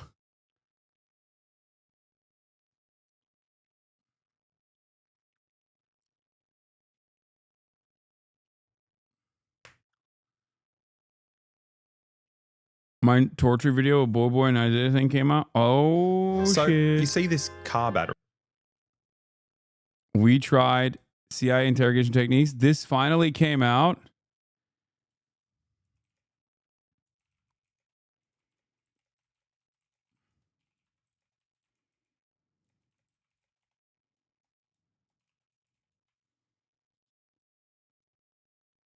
I see the known politics guy. Please respond to the known politics guy. I mean, wait, did they cut my part out because it was TOS too much? Oh, nope, they didn't. Oh, they did not cut my part out. Okay.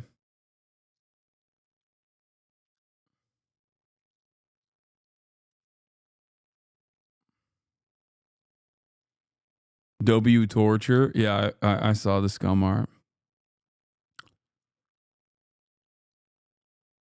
Juicer has takes on tort reform. Please respond. The real ban reason? What?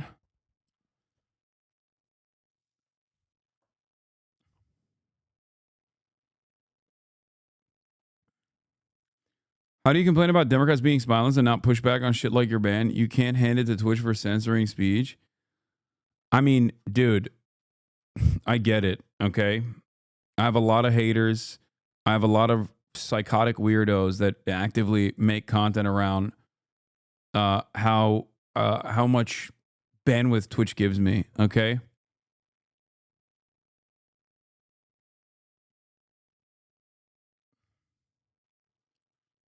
They Patreon baited the waterboarding. Oh my God.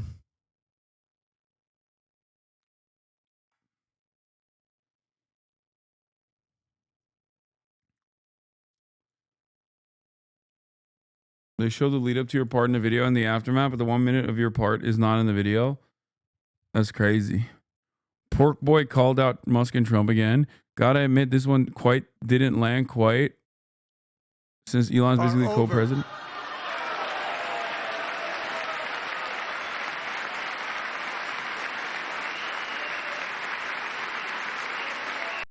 I think handing it to Twitch normalizes hate raids. It depends, dude. Obviously, it depends.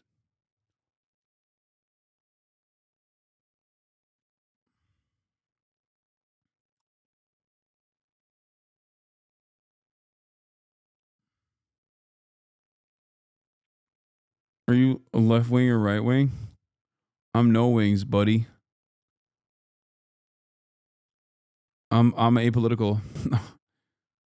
I'm the number one centrist, big dog.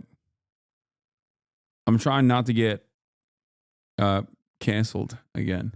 The funniest thing was, like, some people were saying, like, they didn't understand that I was joking when I said I got canceled. They took it seriously. They were like, but you love cancel culture. It's like, you're an idiot. Okay. Like, how do you look at this? What's up, How do you look at this intro and think that this is like me being serious? Yeah, people are very stupid. Talking about your bandwidth, how's your bandwidth or gaming today? Dog, it's 10 hours in and I'm very tired.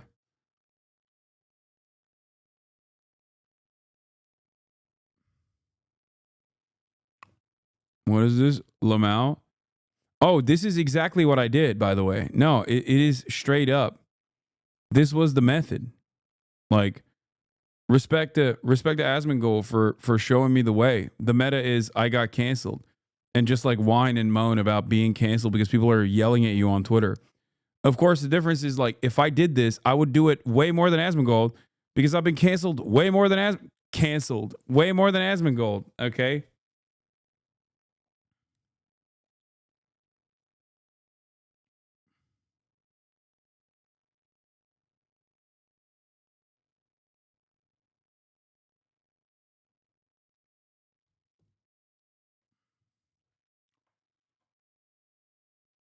I was waiting for you to cover the drama in the video like a TikTok reply.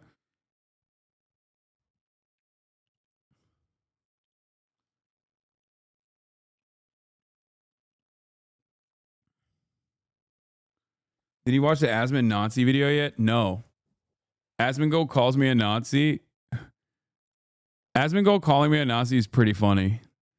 I don't know if, like, that was a deliberate attempt at humor or what, but I do like that. I personally, Hasan, or no, he crossed the line. Asmon is a Nazi. It's obvious that Twitch has.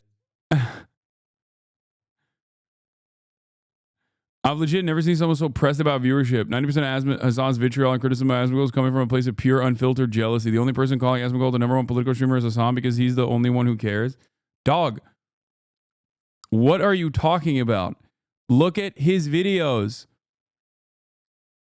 He only does. Trump announces massive investments, 28 minutes long. Zelensky's ready for Trump's mineral deal. 1 million views.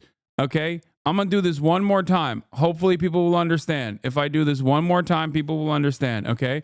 Let's go to Ben Shapiro's channel. Now that we looked at, also, only 12K watching. Lame. Felled off. Okay. Ben Shapiro, what does Zelensky think he's doing? 32,000 views. Trump's State of the Union pledge, 174,000 views. Like, Asmon is absolutely cumpstering and dumpstering Ben Shapiro. Ben Shapiro used to be the most prominent right-wing broadcaster. 7.2 million subscribers. Look at his view counts and then look at Asmongold's view counts covering the same exact shit. That's it. Asmongold is 50 times larger than Ben Shapiro as a right-wing commentator. Why do people get so mad at this? Like, why? I truly don't understand how you don't recognize what I'm saying here.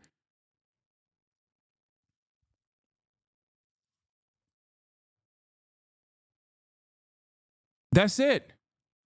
Ben Shapiro has fallen off. Asmongold has eaten his audience. It's just fact. Hasan, you have to make it clear to the idiots that you're saying this is the state of the right and not he's bigger than me. I don't think they care. I don't think they want to understand what I'm talking about. I'm saying Asmongold is not just the largest political content creator on Twitch.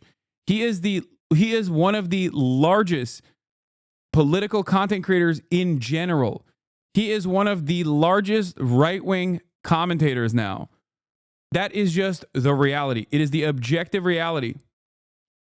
Which is why I find it very strange when people are just like coping about a dude who spent 9 hours a day watching the same shit I was watching. How the fuck do we not, like, what does it take for someone to be like, okay, maybe he is political? Like, what? Is it truly because right-wingers don't understand that Asmongold agrees with them or has right-wing opinions, so they're like, that's not political? Mr. Vice President. Like, it's not political. I don't understand. I don't understand. It's not political because I agree with them.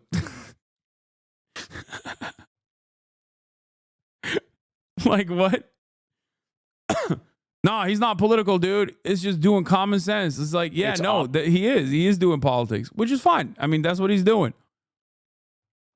He's so salty that Asmon dethroned him as a top political streamer. I'm not. I think it's a state of affairs. It shows the state of affairs are dire because unlike Asmongold, I do care about politics, okay? And as someone who does care about politics, as someone who has a well-defined worldview and is not just simply leaning on right-wing shit because it garners a lot of attention, I do care when a lot of people are like, oh, fuck yeah, finally, there's a right-wing content creator. I love that. Okay? Yeah, that makes me kind of salty. It has nothing to do with the fact that Asmongold is massive. If there was another socialist content creator who was larger than me, I would be excited at the prospect. Okay? When I first started my career, there were plenty of left-wing content creators who were much larger than me. All right? I don't think people understand that. I don't think people can comprehend that.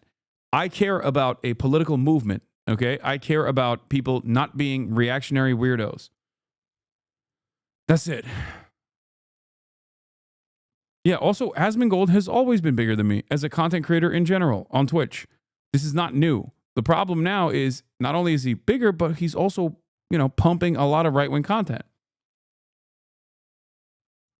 Part of why they deny it is because they want to have the shield of he's not a real political commentator, but he is. And that is the reality. You don't have to be a real political commentator to do political commentary. As a matter of fact, that's my point, especially for the right wing, you unironically get a benefit when you're mostly talking about video game titties. Okay? Because that's also politics for a lot of the right-wing losers. But that's it.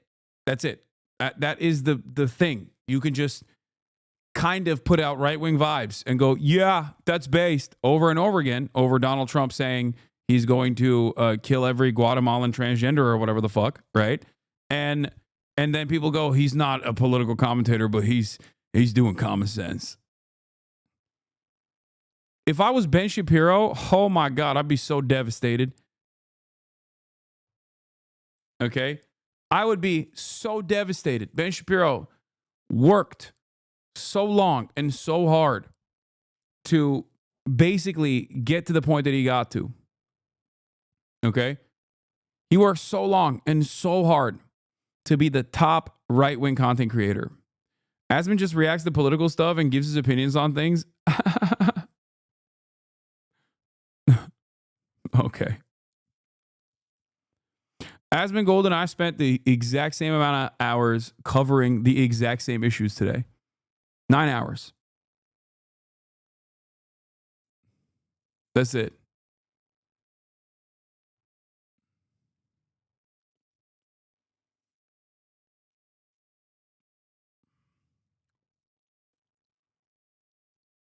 I am both Asman and HasanAbi fan, but watching Asman on politics is basically coming with an empty bowl and leaving with it empty. He has zero knowledge about history, geopolitics, or anything. He has nothing to add to the subject, just his personal, I think, opinions. Yeah, but it works. That's my point. That is an infinitely more successful way of doing political commentary than actually doing boring nerd shit. That's it.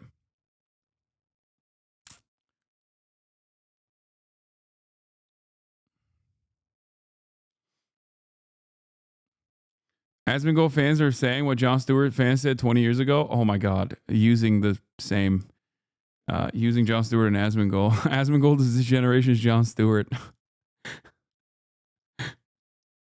Yeah. Also, Asmongold gets more viewers doing politics than he does playing video games. So, you know, him and I are in the same boat.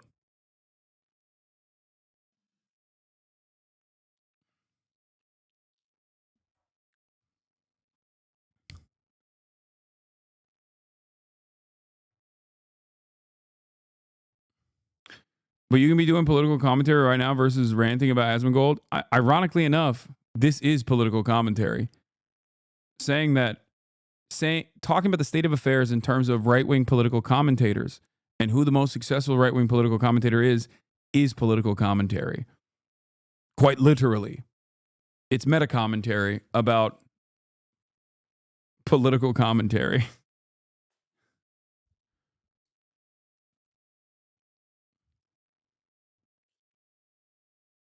But for me,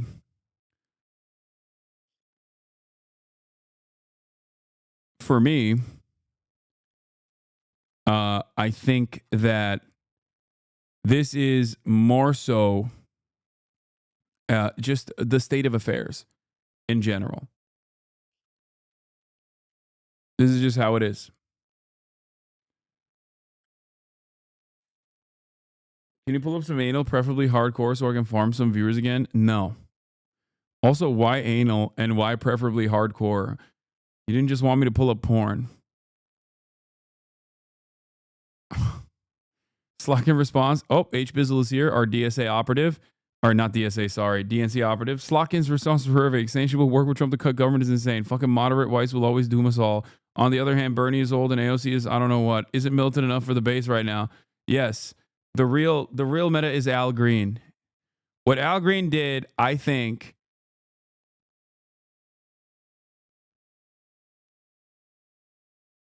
Asman really hates being labeled as a right-wing commentator because he loves presenting his ideas as the normative perspective, which is ironically a very effective political strategy. Yes, this is not my fucking first rodeo with right-wing content creators claiming that they're fucking centrist and it's simply common sense. Oh, lo and behold, that's what every right-wing commentator does. That's why I keep repeating over and over again to these fucking idiots who refuse to understand. Who do you think, what do you think Tim Pool is? That's how Tim Pool started. That's how Dave Rubin started. It is the fucking blueprint of right-wing political commentary. That's how Joe Rogan started. That's how it works. No right-wing content creator will start off by being like, I'm a right-wing. If they do, they're just not going to be that good. They're not going to be that successful. Right-wing content creators like Jordan Peterson, like Dave Rubin, are unironically more effective when they say that they're not right-wing, okay? Look at Jordan Peterson. The moment that they drop that and openly and actively say that they're right-wing content creators and right-wing commentators, they lose it. They lose the interest of a lot of people because, lo and behold, Americans, and just many people in general, are really fucking stupid, okay? They're dumb. They want to hear someone go, this is just common sense. That's part of the reason why a lot of people despise me as well, because I actively say, I'm biased, okay? I have a worldview. I have a well-established worldview.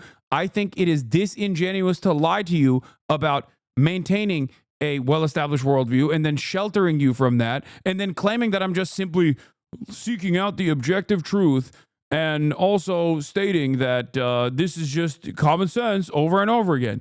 It's a very effective way to do propaganda. That's what they do. Okay? That's what a lot of right-wing content creators do. They do it very effectively.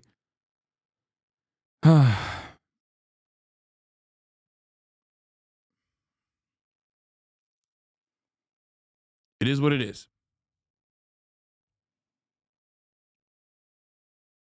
Yeah, my brother was never right wing, and he was sucked into the right wing pipeline by people like Jordan Peterson and Tim Pool. That's precisely what is happening.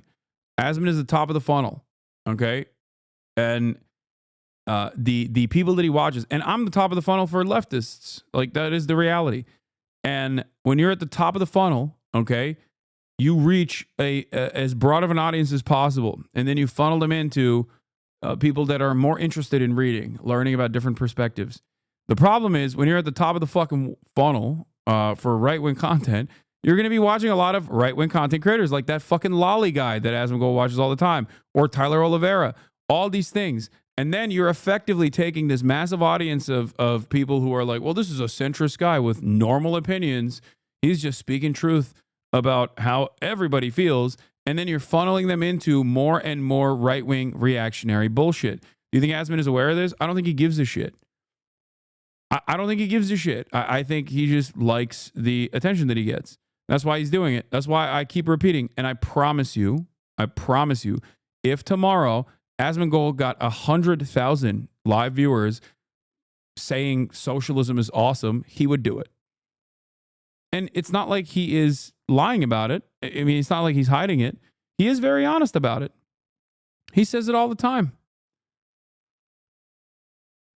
He says it all the time. You are not on the edge of a funnel. It's the rim of a toilet. Yeah, exactly. Well, that's a lot of people feel this way in the United States of America. That's why we will never get fucking healthcare, okay? Because of dummies like you. Do you understand?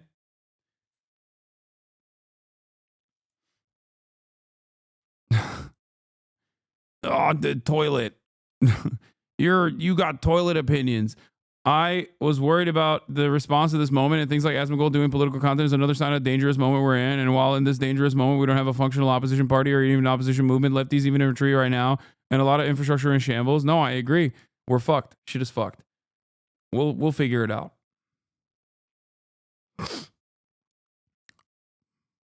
But no matter what, you know what you can't change? The fact that LeBron James tonight passed the 50,000 mark. My GOAT, LeBron James. So that is what matters. I'm going to bed. I'm so tired. All right. Another half day at 10 hours. Love you guys. I will see you tomorrow. Okay. Woo.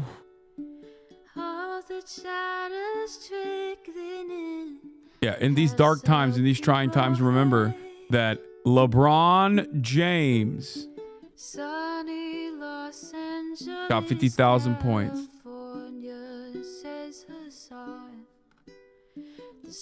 You and your community's political views are not the majorities, non-logical. Watching the copium is hilarious, though. We need commentators like you to keep pushing them over this way.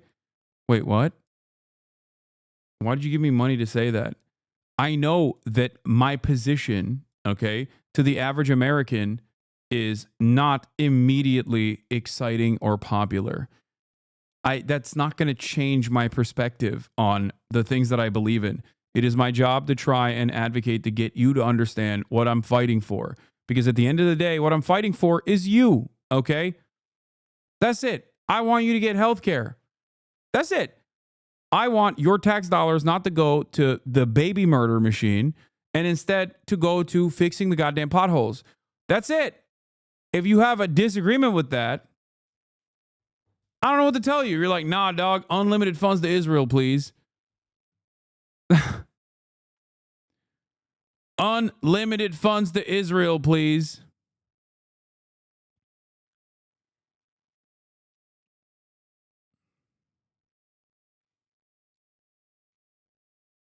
That was good bait. Yeah. This is why the YouTube video is better.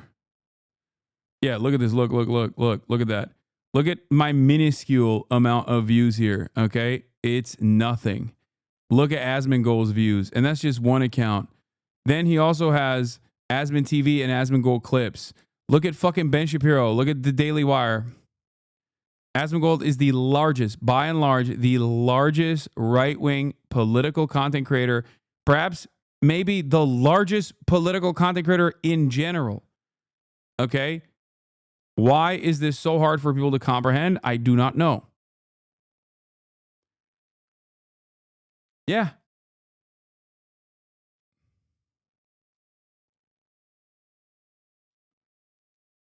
Now, he doesn't like that.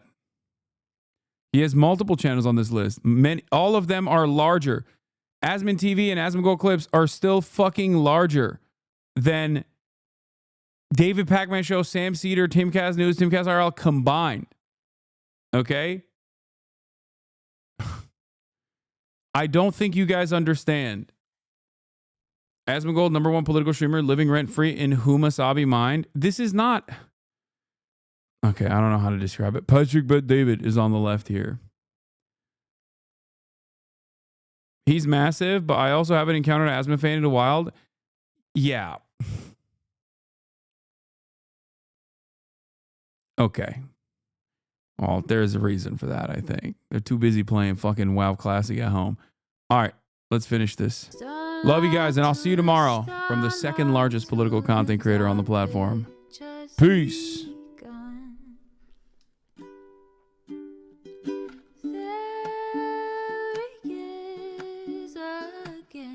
Hasan is streaming. Hasan is streaming.